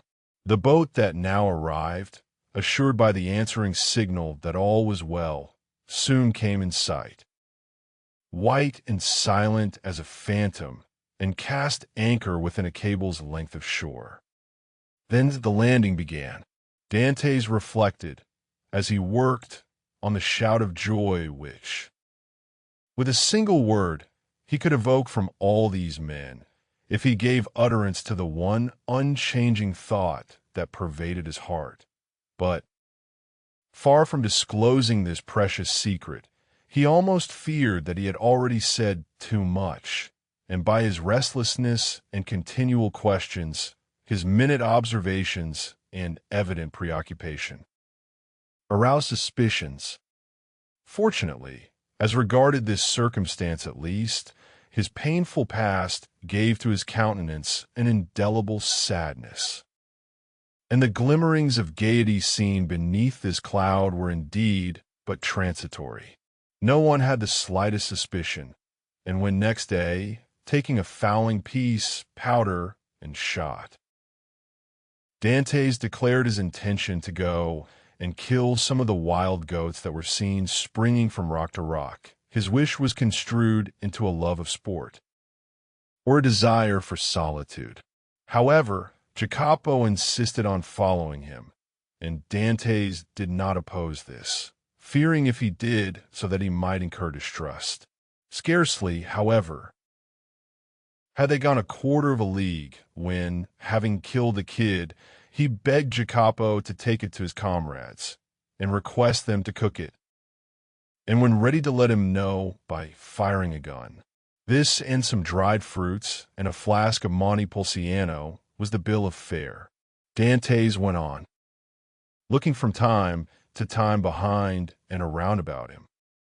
Having reached the summit of a rock, he saw, 1,000 feet beneath him, his companions, whom Jacopo had rejoined, and who were all busy preparing the repast, which Edmond's skill as a marksman had augmented with a capital dish. Edmond looked at them for a moment with the sad and gentle smile of a man superior to his fellows. "In 2 hours' time," said he, "these persons will depart richer by 50 piastres each. Break time equals 0. 5s forward slash to go and risk their lives again by endeavoring to gain 50 more. Then they will return with a fortune of 600 francs, and waste this treasure in some city with the pride of sultans and the insolence of nabobs. At this moment hope makes me despise their riches, which seem to me contemptible. Yet perchance tomorrow deception will so act on me that I shall, on compulsion, consider such a contemptible possession as the utmost happiness." "Oh no," exclaimed Edmond, "that will not be." The wise, unerring Faria could not be mistaken in this one thing. Besides, it were better to die than to continue to lead this low and wretched life. Thus Dantès, who but 3 months before had no desire but liberty, had now not liberty enough, and panted for wealth. The cause was not in Dantès, but in Providence, while limiting the power of man, has filled him with boundless desires. Meanwhile, by a cleft between 2 walls of rock, following a path worn by a torrent, and which, in all human probability, human foot had never before trod, Dantès approached the spot where he supposed the grottos must have existed, keeping along the shore, and examining the smallest object with serious attention. He thought he could trace, on certain rocks, marks made by the hand of man. Time, which encrusts all physical substances with its mossy mantle, as it invests all things of the mind with forgetfulness, seem to have respected these signs, which apparently have been made with some degree of regularity, and probably with a definite purpose. Occasionally the marks were hidden under tufts of myrtle, which spread into large bushes laden with blossoms, or beneath parasitical lichen. So Edmond had to separate the branches or brush away the moss to know where the guide marks were. The sight of marks renewed Edmond's fondest hopes. Might it not have been the cardinal himself who had first traced them, in order that they might serve as a guide for his nephew in the event of a catastrophe, which he could not foresee would have been so complete? This solitary place was precisely suited to the requirements of a man desirous of burying treasure. Only, might not these betraying marks have attracted other eyes than those for whom they were made? And had the dark and wondrous island indeed faithfully guarded its precious secret? It seemed, however, to Edmond, who was hidden from his comrades by the inequalities of the ground, that at 60 paces from the harbor the marks ceased, nor did they terminate at any grotto. A large round rock, placed solidly on its base, was the only spot to which they seemed to lead. Edmond concluded that perhaps instead of having reached the end of the route, he had only explored its beginning, and he therefore turned round and retraced his steps. Meanwhile his comrades had prepared the repast, had got some water from a spring, spread out the fruit and bread, and cooked the kid, just at the moment when they were taking the dainty animal from the spit. They saw Edmond springing with the boldness of a chamois from rock to rock, and they fired the signal agreed upon. The sportsman instantly changed his direction and ran quickly towards them. But even while they watched his daring progress, Edmond's foot slipped, and they saw him stagger on the edge of a rock and disappear. They all rushed towards him, for all loved Edmond in spite of his superiority. Yet Jacopo reached him first. He found Edmond lying prone, bleeding, and almost senseless. He had rolled down a declivity of 12 or 15 feet. They poured a little rum down his throat, and this remedy, which had before been so beneficial to him, produced the same effect as formerly. Edmond opened his eyes, complained of great pain in his knee, a feeling of heaviness in his head, and severe pains in his loins. They wished to carry him to the shore, but when they touched him, although under Jacopo's directions, he declared, with heavy groans, that he could not bear to be moved. Break time equals 0. 5s/ it may be supposed that Dantès did not now think of his dinner, but he insisted that his comrades, who had not his reasons for fasting, should have their meal. As for himself, he declared that he had only need of a little rest, and that when they returned he should be easier. The sailors did not require much urging. They were hungry, and the smell of the roasted kid was very savory, and your tars are not very ceremonious. An hour afterwards they returned. All that Edmond had been able to do was to drag himself about a dozen paces forward to lean against a moss-grown rock. But, instead of growing easier, Dantès' pains appeared to increase in violence. The old patron, who was obliged to sail in the morning in order to land his cargo on the frontiers of Piedmont and France, between Nice and Frejus, urged Dantès to try and rise. Edmond made great exertions in order to comply, but at each effort he fell back, moaning and turning pale. "He has broken his ribs," said the commander, in a low voice. "No matter. He is an excellent fellow, and we must not leave him. We will try and carry him on board the tartan." Dantès declared, however, that he would rather die where he was than undergo the agony which the slightest movement cost him. "Well," said the patron, "let what may happen. It shall never be said that we deserted a good comrade like you. We will not go till evening." This very much astonished the sailors, although not one opposed it. The patron was so strict that this was the first time they had ever seen him give up an enterprise or even delay in its execution. Dantès would not allow that any such infraction of regular and proper rules should be made in his favor. "No, no," he said to the patron, "I was awkward, and it is just that I pay the penalty of my clumsiness. Leave me a small supply of biscuit, a gun, powder, and balls, to kill the kids or defend myself at need, and a pickaxe, that I may build a shelter if you delay in coming back for me." "But you'll die of hunger," said the patron. "I would rather do so," was Edmond's reply, "than suffer the inexpressible agonies which the slightest movement causes me." The patron turned towards his vessel, which was rolling on the swell in the little harbor, and, with sails partly set, would be ready for sea when her toilet should be completed. "What are we to do, Maltese?" asked the captain. "We cannot leave you here so." "And yet we cannot stay." "Go, go," exclaimed Dantès. "We shall be absent at least a week," said the patron. "And then we must run out of our course to come here and take you up again." "Why?" said Dantès. "If in 2 or 3 days you hail any fishing boat, desire them to come here to me. I will pay 25 piastres for my passage back to Leghorn. If you do not come across one, return for me." The patron shook his head. "Listen, Captain Baldy, there's one way of settling this," said Jacopo. "Do you go? And I will stay and take care of the wounded man." "And give up your share of the venture," said Edmond, "to remain with me?"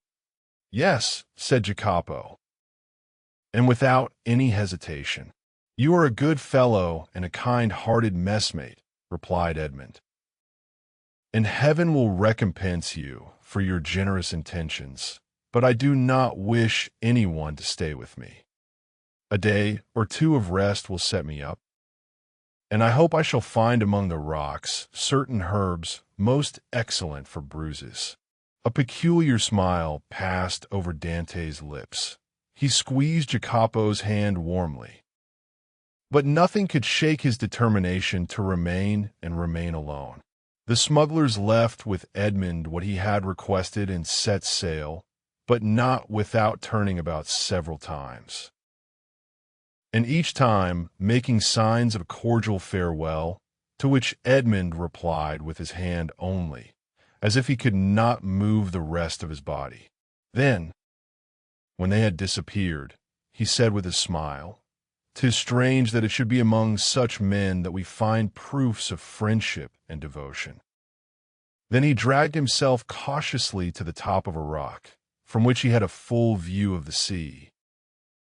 And thence he saw the tartan complete her preparations for sailing, weigh anchor, and, balancing herself as gracefully as a waterfowl ere it takes to the wing, set sail. At the end of an hour she was completely out of sight. At least, it was impossible for the wounded man to see her any longer from the spot where he was. Then Dantès rose more agile and light than the kid among the myrtles and shrubs of these wild rocks, took his gun in one hand, his pickaxe in the other, and hastened towards the rock on which the marks he had noted terminated. "And now," he exclaimed, remembering the tale of the Arabian fisherman, which Faria had related to him. "Now open sesame." Chapter 24. The secret cave the sun had nearly reached the meridian, and his scorching rays fell full on the rocks, which seemed themselves sensible of the heat. Thousands of grasshoppers, hidden in the bushes, chirped with a monotonous and dull note. The leaves of the myrtle and olive trees waved and rustled in the wind. At every step that Edmond took, he disturbed the lizards glittering with the hues of the emerald. Afar off, he saw the wild goats bounding from crag to crag.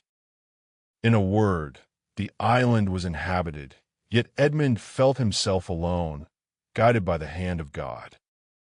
He felt an indescribable sensation, somewhat akin to dread, that dread of the daylight, which even in the desert makes us fear we are watched and observed.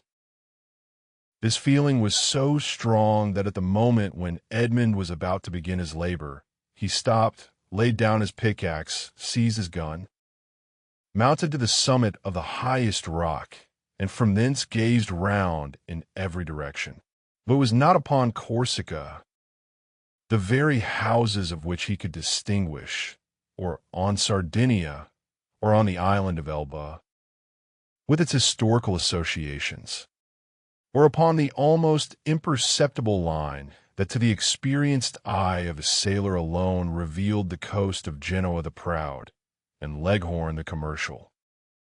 But he gazed. It was at the brigantine that had left in the morning, and the tartan that had just set sail, that Edmond fixed his eyes. The first was just disappearing in the straits of Bonifacio. The other, following an opposite direction, was about to round the island of Corsica. This sight reassured him. He then looked at the objects near him. He saw that he was on the highest point of the island, a statue on this vast pedestal of granite. Nothing human appearing in sight, while the blue ocean beat against the base of the island and covered it with a fringe of foam. Then he descended with cautious and slow step, for he dreaded lest an accident similar to that he had so adroitly feigned should happen in reality. Dantès, as we have said, had traced the marks along the rocks, and he had noticed that they led to a small creek, which was hidden like the bath of some ancient nymph. This creek was sufficiently wide at its mouth and deep in the center to admit of the entrance of a small vessel of the lugger class, which would be perfectly concealed from observation. Then, following the clue that, in the hands of the Abbé Faria, had been so skillfully used to guide him through the Daedalian labyrinth of probabilities, he thought that the Cardinal Spada, anxious not to be watched, had entered the creek, concealed his little bark, followed the line marked by the notches in the rock, and at the end of it had buried his treasure. It was this idea that had brought Dantès back to the circular rock. One thing only perplexed Edmond and destroyed his theory. How could this rock, which weighed several tons, have been lifted to this spot without the aid of many men? Suddenly an idea flashed across his mind. Instead of raising it, thought he, they have lowered it. And he sprang from the rock in order to inspect the base on which it had formerly stood. He soon perceived that a slope had been formed, and the rock had slid along this until it stopped at the spot it now occupied. A large stone had served as a wedge. Flints and pebbles had been inserted around it, so as to conceal the orifice. This species of masonry had been covered with earth, and grass and weeds had grown there. Moss had clung to the stones. Myrtle bushes had taken root, and the old rock seemed fixed to the earth. Dantès dug away the earth carefully and detected, or fancied he detected, the ingenious artifice. He attacked this wall, cemented by the hand of time, with his pickaxe. After 10 minutes' labor, the wall gave way, and a hole large enough to insert the arm was opened. Dantès went and cut the strongest olive tree he could find, stripped off its branches, inserted it in the hole, and used it as a lever. But the rock was too heavy and too firmly wedged to be moved by any one man. Were he Hercules himself, Dantès saw that he must attack the wedge. But how? He cast his eyes around. and saw the horn full of powder which his friend Jacopo had left him. He smiled. The infernal invention would serve him for this purpose. With the aid of his pickaxe, Dantès, after the manner of a labor-saving pioneer, dug a mine between the upper rock and the one that supported it, filled it with powder, then made a match by rolling his handkerchief in saltpetre. He lighted it and retired. The explosion soon followed. The upper rock was lifted from its base by the terrific force of the powder. The lower one flew into pieces. Thousands of insects escaped from the aperture Dantès had previously formed. And a huge snake, like the guardian demon of the treasure, rolled himself along in darkening coils and disappeared. Dantès approached the upper rock, which now, without any support, leaned towards the sea. The intrepid treasure-seeker walked round it, and, selecting the spot from whence it appeared most susceptible to attack, placed his lever in one of the crevices and strained every nerve to move the mass. The rock, already shaken by the explosion, tottered on its base. Dantès redoubled his efforts. He seemed like one of the ancient Titans, who uprooted the mountains to hurl against the father of the gods. The rock yielded, rolled over, break time equals 0. 5s/, bounded from point to point, and finally disappeared in the ocean. On the spot it had occupied was a circular space. Exposing an iron ring led into a square flagstone. Dantès uttered a cry of joy and surprise. Never had a first attempt been crowned with more perfect success. He would fain have continued, but his knees trembled, and his heart beat so violently, and his sight became so dim, that he was forced to pause. This feeling lasted but for a moment. Edmond inserted his lever in the ring and exerted all his strength. The flagstone yielded, and disclosed steps that descended until they were lost in the obscurity of a subterraneous grotto. Anyone else would have rushed on with a cry of joy. Dantès turned pale, hesitated, and reflected. "Come," said he to himself, "be a man. I am accustomed to adversity. I must not be cast down by the discovery that I have been deceived. What, then, will be the use of all I have suffered? The heart breaks when, after having been elated by flattering hopes, it sees all its illusions destroyed. Faria has dreamed this. The Cardinal Spada buried no treasure here. Perhaps he never came here, or if he did, Caesar Borgia, the intrepid adventurer, the stealthy and indefatigable plunderer, has followed him, discovered his traces, pursued them as I have done, raised the stone, and descending before me, has left me nothing." He remained motionless and pensive, his eyes fixed on the gloomy aperture that was open at his feet. "Now that I expect nothing, now that I no longer entertain the slightest hopes, the end of this adventure becomes simply a matter of curiosity." And he remained again motionless and thoughtful. Yes, this is an adventure worthy a place in the varied career of that royal bandit. This fabulous event formed but a link in a long chain of marvels. Yes, Borgia has been here, a torch in one hand, a sword in the other, and within 20 paces at the foot of this rock. Perhaps 2 guards kept watch on land and sea, while their master descended, as I am about to descend, dispelling the darkness before his awe-inspiring progress. But what was the fate of the guards who thus possessed his secret? Asked Dantès of himself.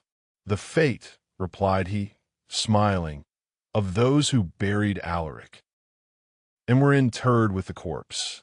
Yet, had he come, thought Dantès, he would have found the treasure, and Borgia, he who compared Italy to an artichoke, which he could devour leaf by leaf, knew too well the value of time to waste it in replacing this rock. I will go down. Then he descended, a smile on his lips, and murmuring that last word of human philosophy, perhaps. But instead of the darkness and the thick and mephitic atmosphere he had expected to find, Dantès saw a dim and bluish light, which, as well as the air, entered not merely by the aperture he had just formed, but by the interstices and crevices of the rock, which were visible from without, and through which he could distinguish the blue sky and the waving branches of the evergreen oaks and the tendrils of the creepers that grew from the rocks.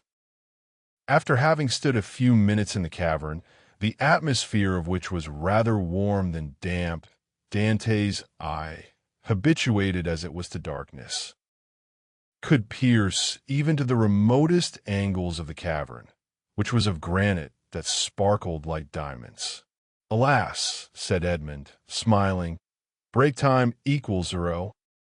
5s / these are the treasures the cardinal has left." And the good abbé, seeing in a dream these glittering walls, has indulged in fallacious hopes.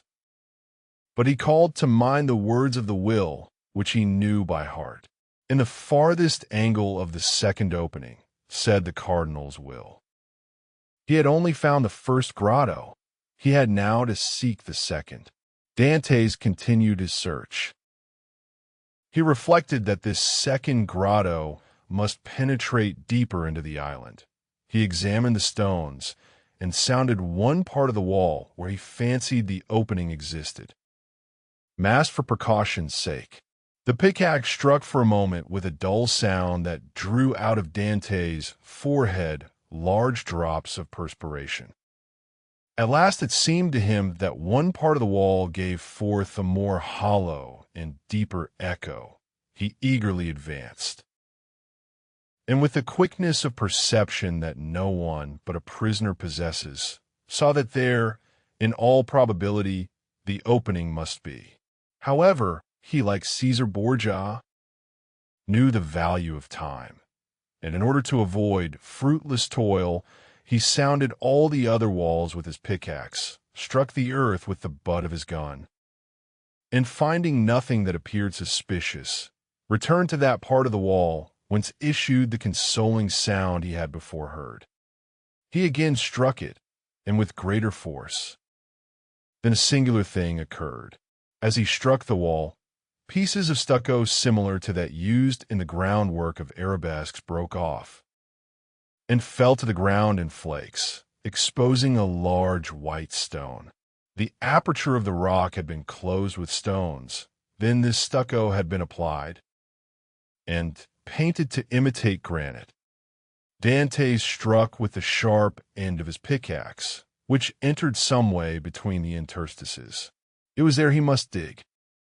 But by some strange play of emotion, in proportion as the proofs that Faria had not been deceived became stronger, so did his heart give way, and a feeling of discouragement stole over him.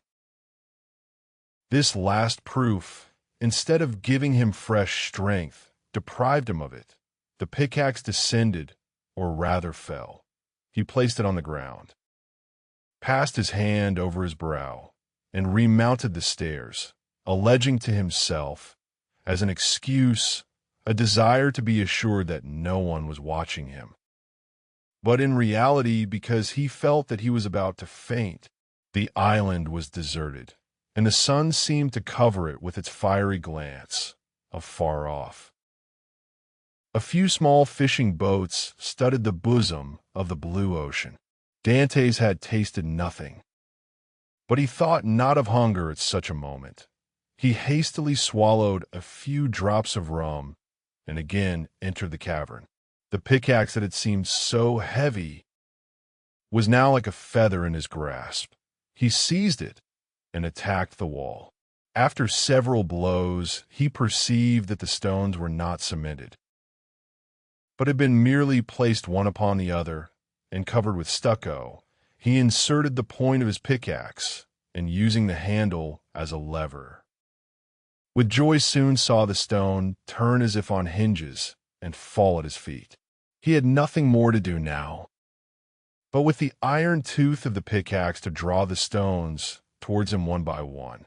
The aperture was already sufficiently large for him to enter, but by waiting, he could still cling to hope and retard the certainty of deception. At last, after renewed hesitation, Dantès entered the second grotto. The second grotto was lower and more gloomy than the first. The air that could only enter by the newly formed opening had the mephitic smell Dantès was surprised not to find in the outer cavern. He waited in order to allow pure air to displace the foul atmosphere, and then went on. At the left of the opening was a dark and deep angle. But to Dantès' eye there was no darkness. He glanced around this second grotto. It was like the first, empty. The treasure, if it existed, was buried in this corner. The time had at length arrived, 2 feet of earth removed, and Dantès' fate would be decided. He advanced towards the angle, and summoning all his resolution, attacked the ground with the pickaxe. At the 5th or 6th blow the pickaxe struck against an iron substance. Never did funeral knell, never did alarm bell produce a greater effect on the hearer. Had Dantès found nothing, he could not have become more ghastly pale. He again struck his pickaxe into the earth, and encountered the same resistance, but not the same sound. It is a casket of wood bound with iron, thought he. At this moment, a shadow passed rapidly before the opening. Dantès seized his gun, sprang through the opening, and mounted the stair. A wild goat had passed before the mouth of the cave and was feeding at a little distance.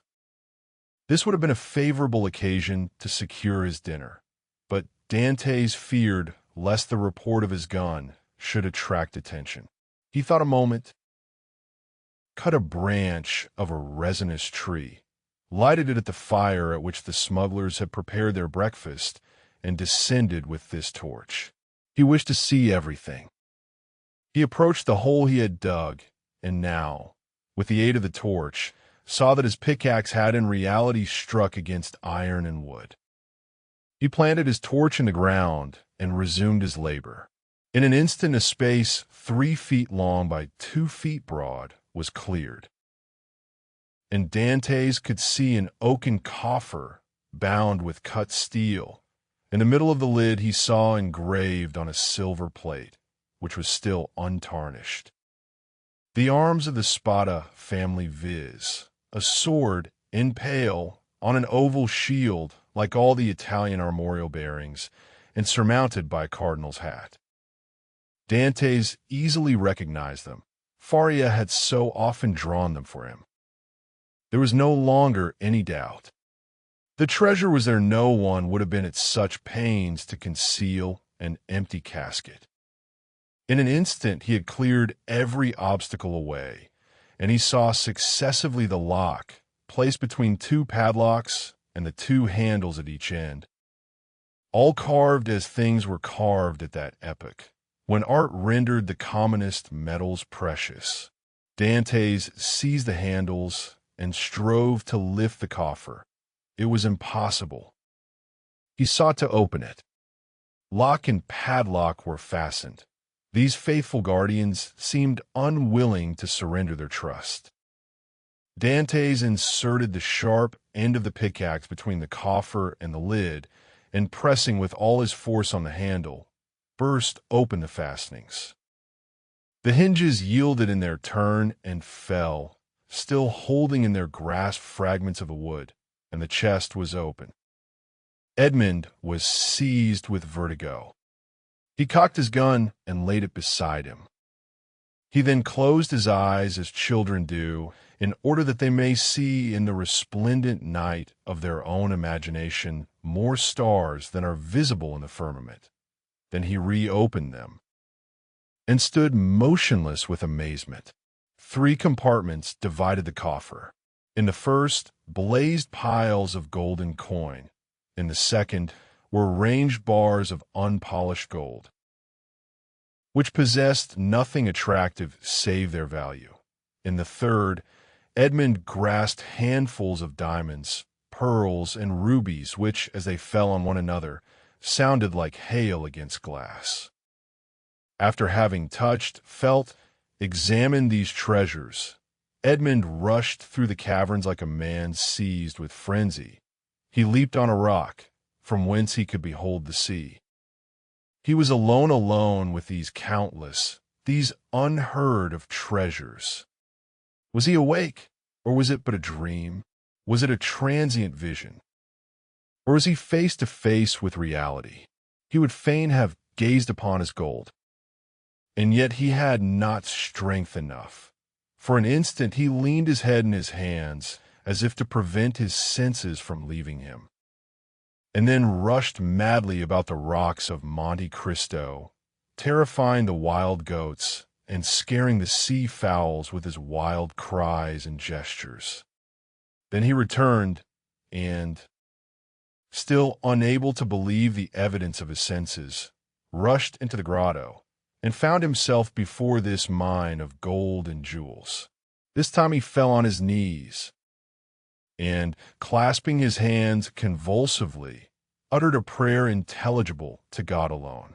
He soon became calmer and more happy, for only now did he begin to realize his felicity. He then set himself to work to count his fortune.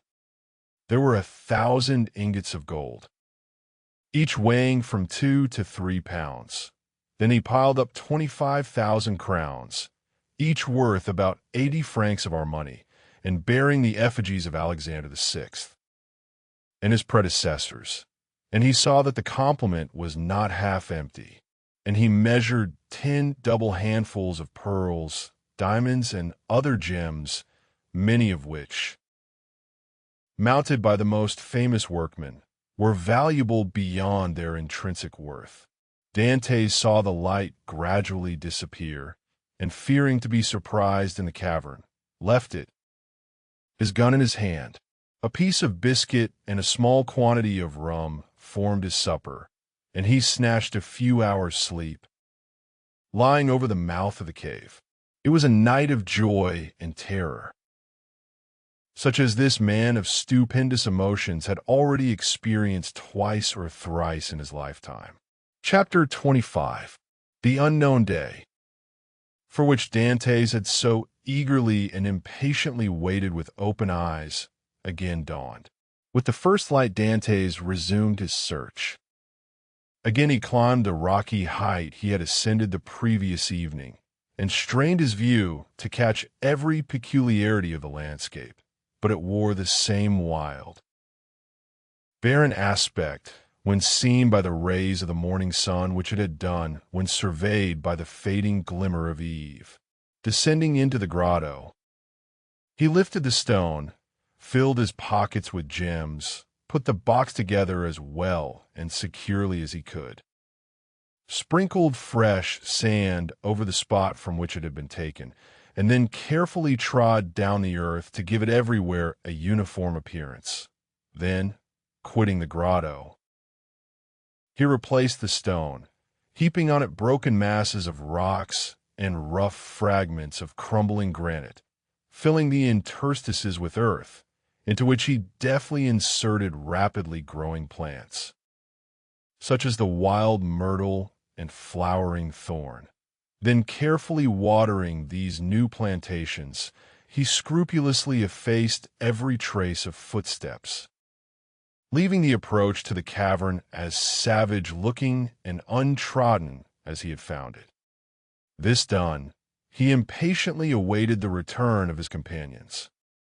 To wait at Monte Cristo for the purpose of watching like a dragon over the almost incalculable riches that had thus fallen into his possession satisfied not the cravings of his heart, which yearned to return to dwell among mankind and to assume the rank, power, and influence which are always accorded to wealth, that first and greatest of all the forces within the grasp of man. On the sixth day, the smugglers returned. From a distance, Dantès recognized the rig and handling of La Jeune Amélie, and dragging himself with affected difficulty towards the landing place. He met his companions with an assurance that, although considerably better than when they quitted him, he still suffered acutely from his late accident. He then inquired how they had fared in their trip.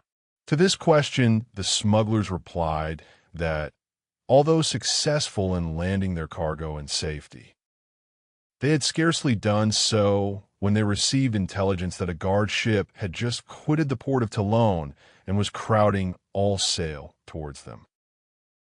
This obliged them to make all the speed they could to evade the enemy, when they could but lament the absence of Dantès, whose superior skill in the management of a vessel would have availed them so materially. In fact, the pursuing vessel had almost overtaken them when, fortunately, night came on, and enabled them to double the Cape of Corsica, and so elude all further pursuit. Upon the whole, however, the trip had been sufficiently successful to satisfy all concerned, while the crew, and particularly Jacopo, expressed great regrets that Dantès had not been an equal sharer with themselves in the profits, which amounted to no less a sum than 50 piastres each. Edmond preserved the most admirable self-command, not suffering the faintest indication of a smile to escape him at the enumeration of all the benefits he would have reaped had he been able to quit the island.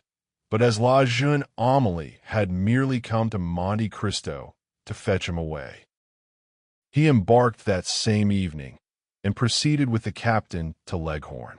Arrived at Leghorn, he repaired to the house of a Jew, a dealer in precious stones, to whom he disposed of 4 of his smallest diamonds for 5,000 francs each.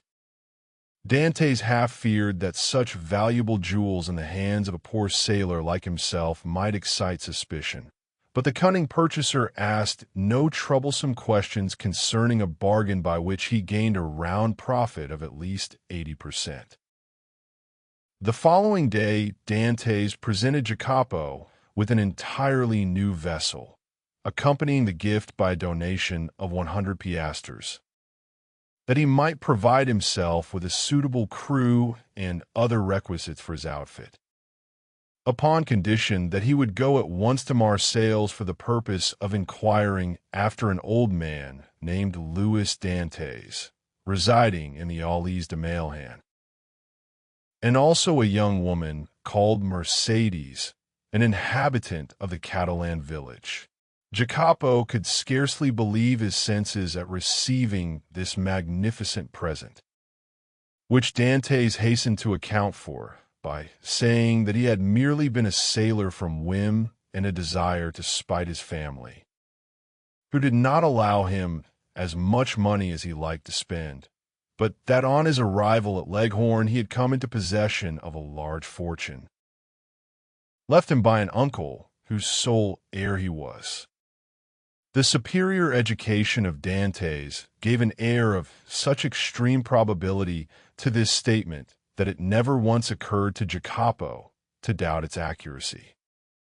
The term for which Edmond had engaged to serve on board La Jeune Amélie having expired, Dantès took leave of the captain, who at first tried all his powers of persuasion to induce him to remain as one of the crew, but having been told the history of the legacy, he ceased to importune him further. The following morning Jacopo set sail for Marseilles, with directions from Dantès to join him at the island of Monte Cristo. Having seen Jacopo fairly out of the harbor, Dantès proceeded to make his final adieus on board La Jeune Amélie, distributing so liberal a gratuity among her crew as to secure for him the good wishes of all, and expressions of cordial interest in all that concerned him. To the captain he promised to write when he had made up his mind as to his future plans. Then Dantès departed for Genoa. At the moment of his arrival, a small yacht was under trial in the bay. This yacht had been built by order of an Englishman, who, having heard that the Genoese excelled all other builders along the shores of the Mediterranean in the construction of fast-sailing vessels, was desirous of possessing a specimen of their skill. The price agreed upon between the Englishman and the Genoese builder was 40,000 francs. Dantès, struck with the beauty and capability of the little vessel, applied to its owner to transfer it to him, offering 60,000 francs, upon condition that he should be allowed to take immediate possession. The proposal was too advantageous to be refused, the more so as the person for whom the yacht was intended had gone upon a tour through Switzerland, and was not expected back in less than 3 weeks or a month, by which time the builder reckoned upon being able to complete another. A bargain was therefore struck. Dantès led the owner of the yacht to the dwelling of a Jew, retired with the latter for a few minutes to a small back parlor, and upon their return the Jew counted out to the shipbuilder the sum of 60,000 francs in bright gold pieces. The delighted builder then offered his services in providing a suitable crew for the little vessel, but this Dantès declined with many thanks, saying he was accustomed to cruise about quite alone, and his principal pleasure consisted in managing his yacht himself. The only thing the builder could oblige him in would be to contrive a sort of secret closet in the cabin at his bed's head. The closet to contain 3 divisions, so constructed as to be concealed from all but himself. The builder cheerfully undertook the commission, and promised to have these secret places completed by the next day, Dantès furnishing the dimensions and plan in accordance with which they were to be constructed. 2 hours afterward, Dantès sailed from the port of Genoa, under the inspection of an immense crowd drawn together by curiosity to see the rich Spanish nobleman who preferred managing his own yacht. But their wonder was soon changed to admiration at seeing the perfect skill with which Dantès handled the helm. The boat, indeed, seemed to be animated with almost human intelligence. So promptly did it obey the slightest touch, and Dantès required but a short trial of his beautiful craft to acknowledge that the Genoese had not without reason attained their high reputation in the art of shipbuilding. The spectators followed the little vessel with their eyes as long as it remained visible. They then turned their conjectures upon her probable destination. Some insisted she was making for Corsica, others the island of Elba. Bets were offered to any amount that she was bound for Spain, while Africa was positively reported by many persons as her intended course, but no one thought of Monte Cristo. Yet thither it was that Dantès guided his vessel, and at Monte Cristo he arrived at the close of the 2nd day. His boat had proved herself a first-class sailor, and had come a distance from Genoa in 35 hours. Dantès had carefully noted the general appearance of the shore, and, instead of landing at the usual place, he dropped anchor in the little creek. The island was utterly deserted, and bore no evidence of having been visited since he went away. His treasure was just as he had left it. Early on the following morning, he commenced the removal of his riches, and ere nightfall the whole of his immense wealth was safely deposited in the compartments of the secret locker. A week passed by. Dantès employed it in maneuvering his yacht round the island, studying it as a skillful horseman with the animal he destined for some important service. So at the end of that time, he was perfectly conversant with its good and bad qualities. The former Dantès proposed to augment, the latter to remedy. Upon the 8th day, he discerned a small vessel under full sail approaching Monte Cristo.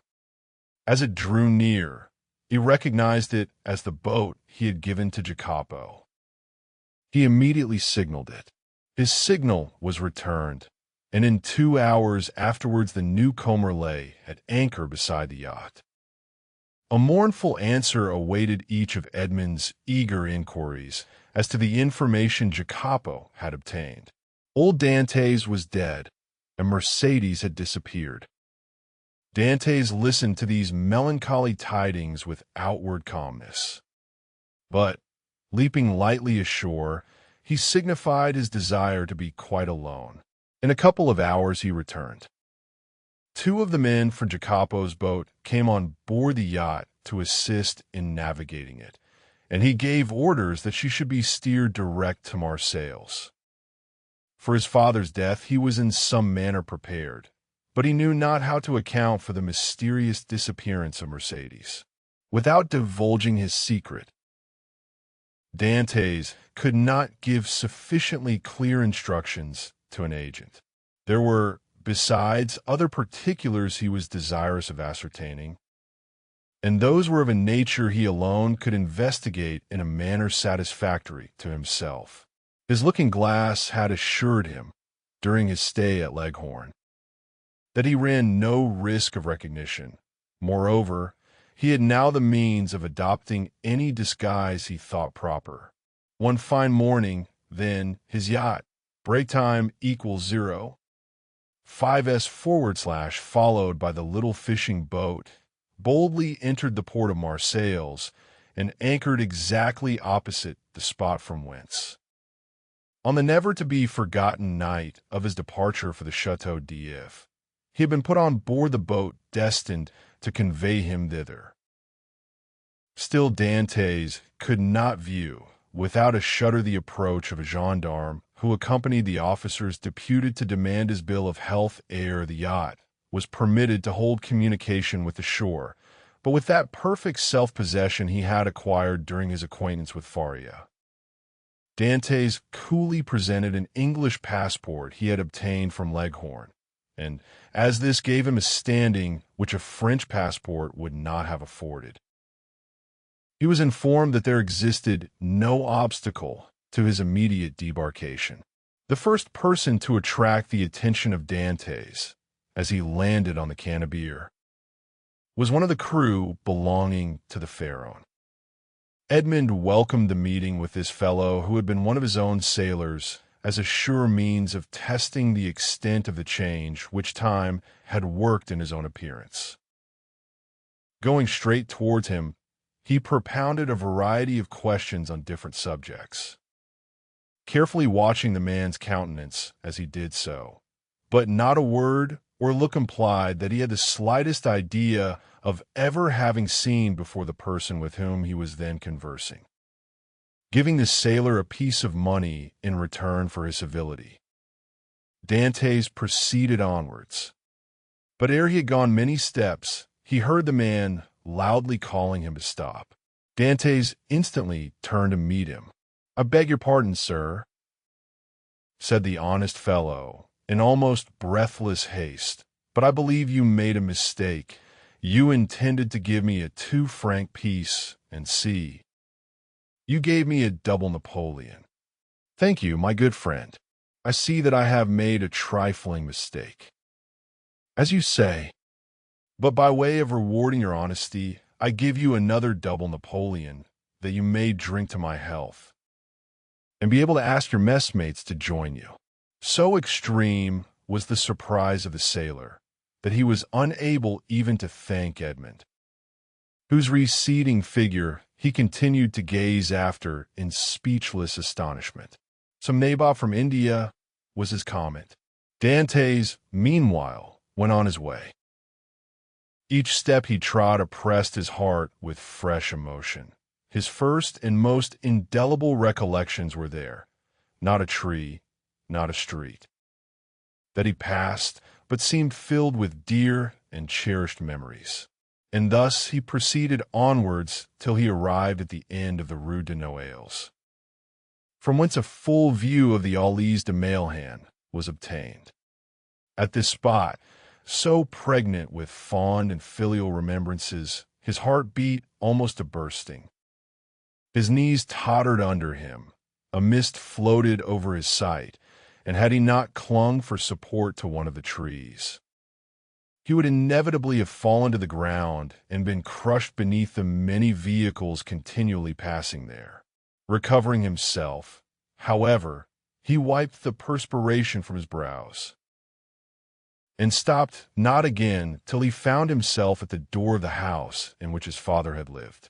The nasturtiums and other plants, which his father had delighted to train before his window, had all disappeared from the upper part of the house. Leaning against the tree, he gazed thoughtfully for a time at the upper stories of the shabby little house. Then he advanced to the door and asked whether there were any rooms to be let. Though answered in the negative, he begged so earnestly to be permitted to visit those on the 5th floor that, in despite of the oft-repeated assurance of the concierge that they were occupied, Dantès succeeded in inducing the man to go up to the tenants and ask permission for a gentleman to be allowed to look at them. The tenants of the humble lodging were a young couple who had been scarcely married a week. And seeing them, Dantès sighed heavily. Nothing in the 2 small chambers forming the apartments remained as it had been in the time of the elder Dantès. The very paper was different. While the articles of antiquated furniture with which the rooms had been filled in Edmond's time had all disappeared, the 4 walls alone remained as he had left them. The bed belonging to the present occupants was placed as the former owner of the chamber had been accustomed to have his, and, in spite of his efforts to prevent it, the eyes of Edmond were suffused in tears as he reflected that on that spot the old man had breathed his last. Vainly calling for his son, the young couple gazed with astonishment at the sight of their visitor's emotion, and wondered to see the large tears silently chasing each other down his otherwise stern and immovable features. But they felt the sacredness of his grief, and kindly refrained from questioning him as to its cause, while, with instinctive delicacy, they left him to indulge his sorrow alone. When he withdrew from the scene of his painful recollections, they both accompanied him downstairs, reiterating their hope that he would come again whenever he pleased, and assuring him that their poor dwelling would ever be open to him. As Edmond passed the door on the 4th floor, he paused to inquire whether Catullus the tailor still dwelt there, but he received for reply that the person in question had got into difficulties, and at the present time kept a small inn on the route from Bellegarde to Beaucaire. Having obtained the address of the person to whom the house in the Allées de Mailhan belonged, Dantès next proceeded thither, and, under the name of Lord Wilmore, the name and title inscribed on his passport, purchased the small dwelling for the sum of 25,000 francs, at least 10,000 more than it was worth.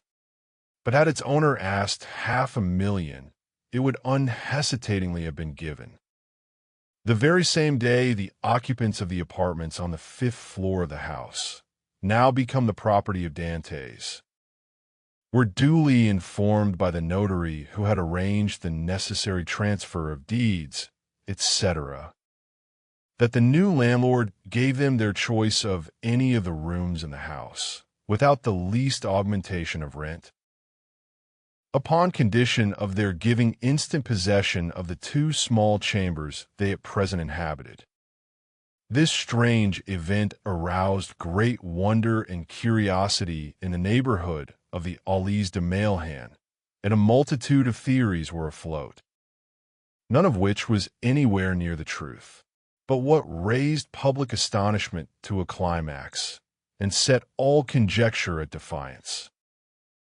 Was the knowledge that the same stranger who had in the morning visited the Aulies de Mailhan had been seen in the evening walking in the little village of the Catalans, and afterwards observed to enter a poor fisherman's hut, and to pass more than an hour in inquiring after persons who had either been dead or gone away for more than 15 or 16 years. But on the following day, the family from whom all these particulars had been asked received a handsome present, consisting of an entirely new fishing boat, with 2 seines and a tender. The delighted recipients of these munificent gifts would gladly have poured out their thanks to their generous benefactor, but they had seen him, upon quitting the hut, merely give some orders to a sailor, and then springing lightly on horseback, leave Marseilles by the Port d'Aix. Chapter 26. The Pont du Gard and such of my readers as have made a pedestrian excursion to the south of France may perchance have noticed. About midway between the town of Beaucaire and the village of Bellegarde, a little nearer to the former than to the latter, a small roadside inn, from the front of which hung, creaking and flapping in the wind, a sheet of tin covered with a grotesque representation of the Pont du Gard. This modern place of entertainment stood on the left-hand side of the post road and backed upon the Rhone. It also boasted of what in Languedoc is styled a garden, consisting of a small plot of ground, on the side opposite to the main entrance reserved for the reception of guests. A few dingy olives and stunted fig trees struggled hard for existence, but their withered, dusty foliage abundantly proved how unequal was the conflict. Between these sickly shrubs grew a scanty supply of garlic, tomatoes, and eschalots, while, lone and solitary, like a forgotten sentinel, a tall pine raised its melancholy head in one of the corners of this unattractive spot, and displayed its flexible stem and fan-shaped summit dried and cracked by the fierce heat of the subtropical sun. All these trees, great or small, were turned in the direction to which the mistral blows, one of the 3 curses of Provence, the others being the durance and the Parliament. In the surrounding plain, which more resembled a dusty lake than solid ground, were scattered a few miserable stalks of wheat, the effect, no doubt, break time equals 0. 5s/ of a curious desire on the part of the agriculturists of the country to see whether such a thing as the raising of grain in those parched regions was practicable. Each stalk served as a perch for a grasshopper, which regaled the passers-by through this Egyptian scene with its strident, monotonous note.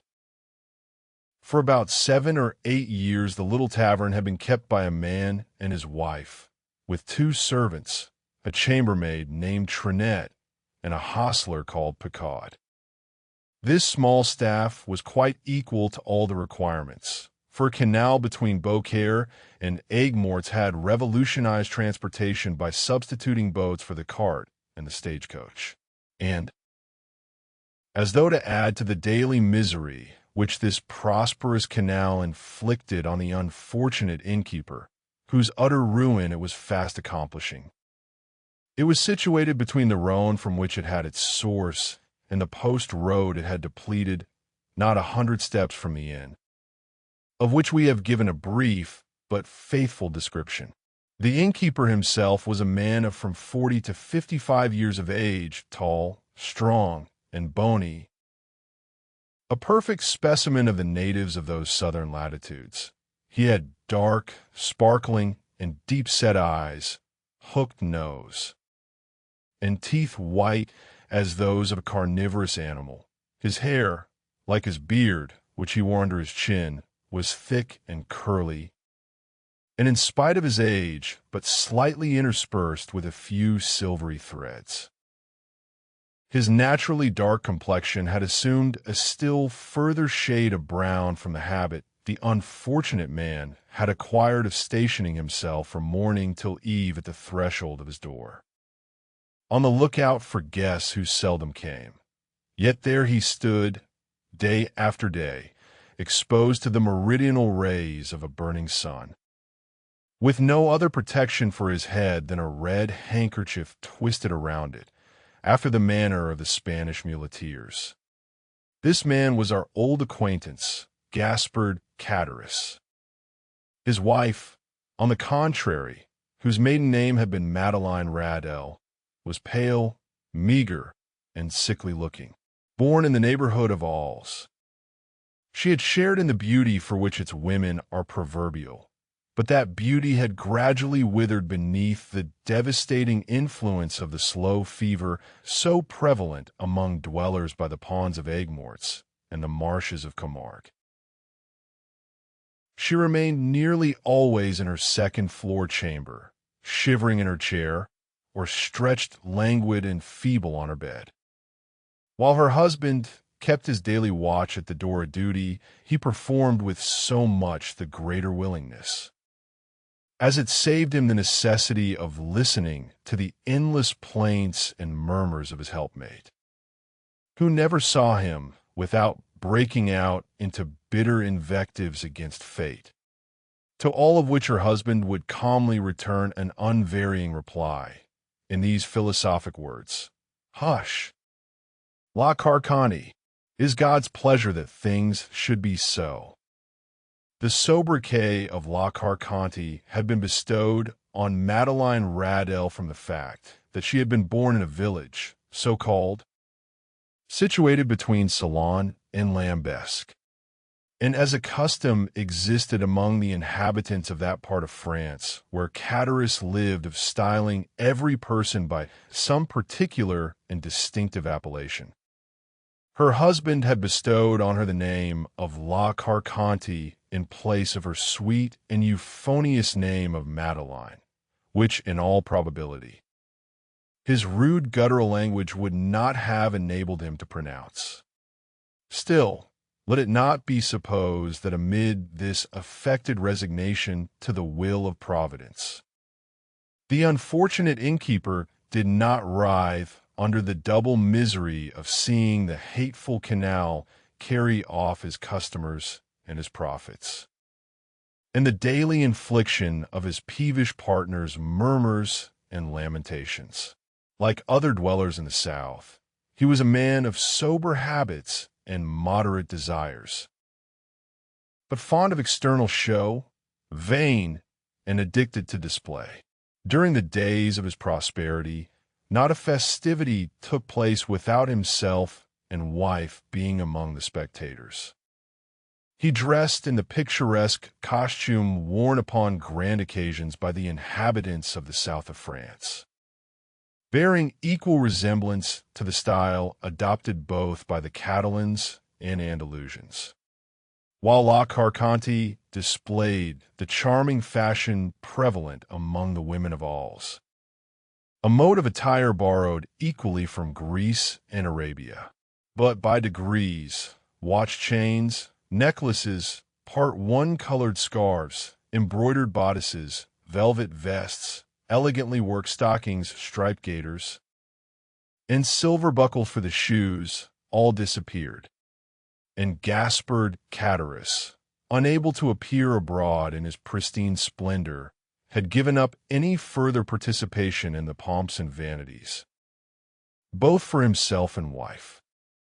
Although a bitter feeling of envious discontent filled his mind as the sound of mirth and merry music from the joyous revelers reached even the miserable hostelry to which he still clung, more for the shelter than the profit it afforded. Catullus, then, was, as usual, at his place of observation before the door, his eyes glancing listlessly from a piece of closely shaven grass on which some fowls were industriously, though fruitlessly, endeavoring to turn up some grain or insect suited to their palate to the deserted road, which led away to the north and south, when he was aroused by the shrill voice of his wife, and grumbling to himself as he went, he mounted to her chamber, first taking care, however, to set the entrance door wide open as an invitation to any chance traveler who might be passing. At the moment, Chatteris quitted his sentry-like watch before the door. The road on which he so eagerly strained his sight was void and lonely as a desert at midday. There it lay stretching out into one interminable line of dust and sand, with its sides bordered by tall, meager trees, altogether presenting so uninviting an appearance that no one in his senses could have imagined that any traveler, at liberty to regulate his hours for journeying, would choose to expose himself in such a formidable Sahara. Nevertheless, had Chatteris but retained his post a few minutes longer, he might have caught a dim outline of something approaching from the direction of Bellegarde, as the moving object drew nearer. He would easily have perceived that it consisted of a man and horse, between whom the kindest and most amiable understanding appeared to exist. The horse was of Hungarian breed, and ambled along at an easy pace. His rider was a priest dressed in black and wearing a three-cornered hat, and, spite of the ardent rays of a noonday sun, the pair came on with a fair degree of rapidity. Having arrived before the Pont du Gard, the horse stopped. But whether for his own pleasure or that of his rider would have been difficult to say. However that might have been, the priest, dismounting, led his steed by the bridle in search of some place to which he could secure him. Availing himself of a handle that projected from a half-fallen door, he tied the animal safely, and having drawn a red cotton handkerchief from his pocket, wiped away the perspiration that streamed from his brow.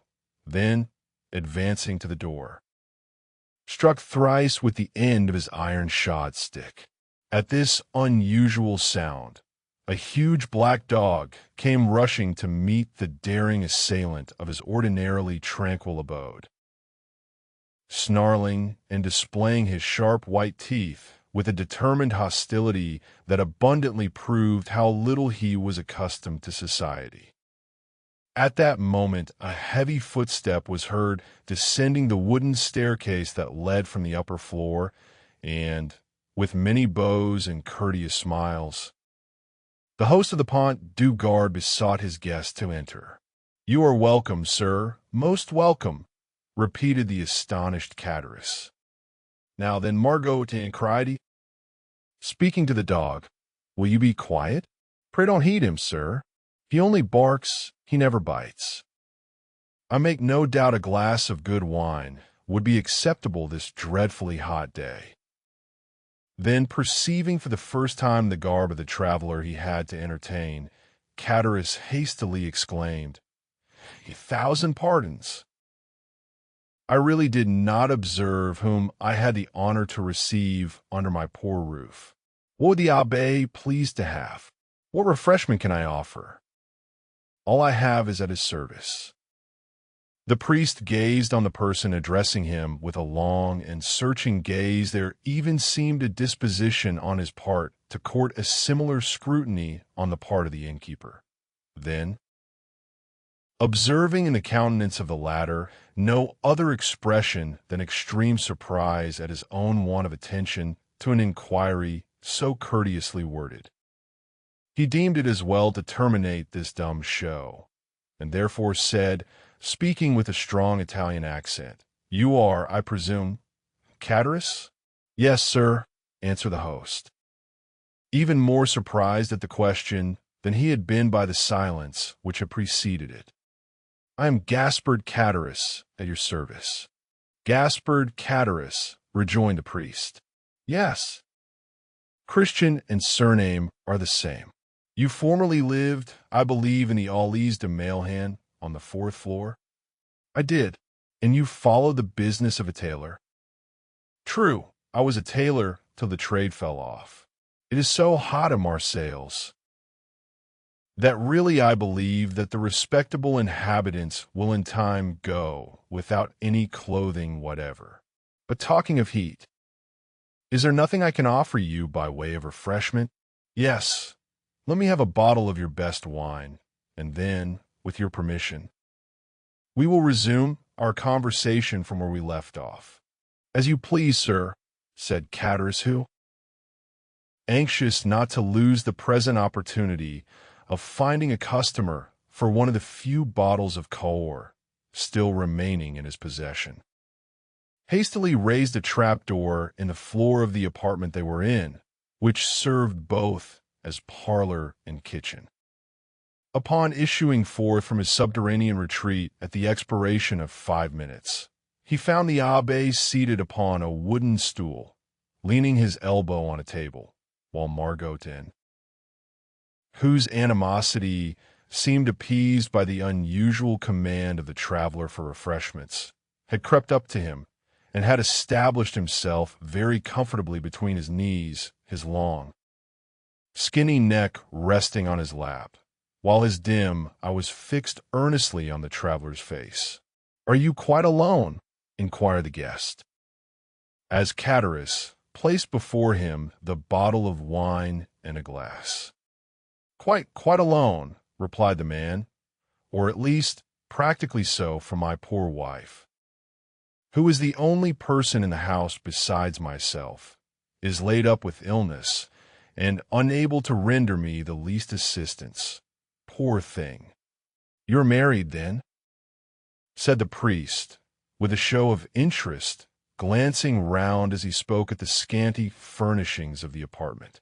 "Ah, sir," said Chatteris with a sigh, "it is easy to perceive I am not a rich man, but in this world a man does not thrive the better for being honest." The abbé fixed on him a searching, penetrating glance. "Yes, honest, I can certainly say that much for myself," continued the innkeeper, fairly sustaining the scrutiny of the abbé's gaze. "I can boast with truth of being an honest man, and," continued he significantly, with a hand on his breast and shaking his head, "that is more than everyone can say nowadays. So much the better for you, if what you assert be true," said the abbé, "for I am firmly persuaded that, sooner or later, the good will be rewarded and the wicked punished." "Such words as those belong to your profession," answered Chatteris, "and you do well to repeat them. But," added he, with a bitter expression of countenance, "one is free to believe them or not, as one pleases." "You are wrong to speak thus," said the abbé, "and perhaps I may, in my own person, be able to prove to you how completely you are in error." "What mean you?" inquired Chatteris with a look of surprise.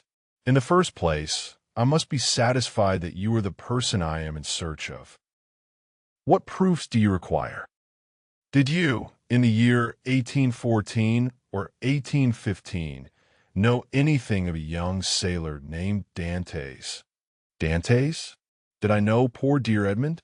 Why, Edmond Dantès and myself were intimate friends," exclaimed Chatteris, whose countenance flushed darkly as he caught the penetrating gaze of the abbé fixed on him, while the clear, calm eye of the questioner seemed to dilate with feverish scrutiny. "You remind me," said the priest, "that the young man concerning whom I asked you is said to bear the name of Edmond." "Said to bear the name," repeated Chatteris, becoming excited and eager. "Why, he was so called as truly as I myself bore the appellation of Gaspard Chatteris. But tell me, I pray, what has become of poor Edmond? Did you know him? Is he alive and at liberty? Is he prosperous and happy? He died a more wretched, hopeless, heartbroken prisoner than the felons who pay the penalty of their crimes at the galleys of Toulon." A deadly pallor followed the flush on the countenance of Chatteris, who turned away, And the priest saw him wiping the tears from his eyes with the corner of the red handkerchief twisted round his head. Poor fellow, murmured Chatteris. Well, there, sir, is another proof that good people are never rewarded on this earth, and that none but the wicked prosper. Ah, continued Chatteris, speaking in the highly colored language of the South, the world grows worse and worse. Why does not God, if he really hates the wicked, as he is said to do, send down brimstone and fire and consume them altogether? You speak as though you had loved this young Dantès, observed the abbé, without taking any notice of his companion's vehemence. And so I did, replied Chatteris, though once I confess I envied him his good fortune. But I swear to you, sir, I swear to you, by everything a man holds dear, I have since then deeply and sincerely lamented his unhappy fate.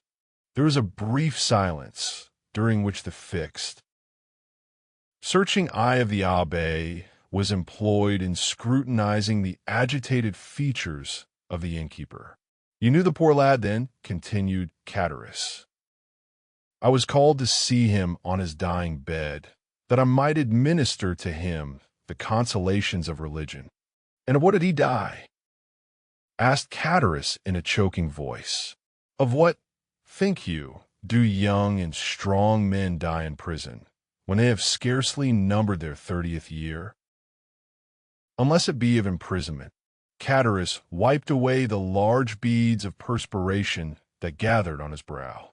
But the strangest part of the story is, resumed the abbé, that Dantès, even in his dying moments, swore by his crucified Redeemer that he was utterly ignorant of the cause of his detention. And so he was, murmured Chatteris. How should he have been otherwise? Ah, sir, the poor fellow told you the truth. And for that reason, he besought me to try and clear up a mystery he had never been able to penetrate, and to clear his memory should any foul spot or stain have fallen on it. And here the look of the abbé, becoming more and more fixed, seemed to rest with ill-concealed satisfaction on the gloomy depression which was rapidly spreading over the countenance of Chatteris. A rich Englishman, continued the abbé, break time equals 0. 5s/, who had been his companion in misfortune, but had been released from prison during the Second Restoration, was possessed of a diamond of immense value. This jewel he bestowed on Dantès upon himself, quitting the prison. As a mark of his gratitude for the kindness and brotherly care with which Dantès had nursed him in a severe illness he underwent during his confinement. Instead of employing this diamond in attempting to bribe his jailers, who might only have taken it and then betrayed him to the governor, Dantès carefully preserved it, that in the event of his getting out of prison, he might have wherewithal to live. For the sale of such a diamond would have quite sufficed to make his fortune. Then, I suppose, asked Chatteris, with eager, glowing looks, that it was a stone of immense value? Why, everything is relative, answered the abbé. To one in Edmond's position, the diamond certainly was of great value. It was estimated at 50,000 francs. Bless me, exclaimed Chatteris, 50,000 francs. Surely the diamond was as large as a nut to be worth all that. No, replied the abbé, it was not of such a size as that, but you shall judge for yourself. I have it with me. The sharp gaze of Chatteris was instantly directed towards the priest's garments, as though hoping to discover the location of the treasure. Calmly drawing forth from his pocket a small box covered with black shagreen, the abbé opened it and displayed to the dazzled eyes of Chatteris the sparkling jewel it contained, set in a ring of admirable workmanship. And that diamond, cried Chatteris, almost breathless with eager admiration. You say, is worth 50,000 francs?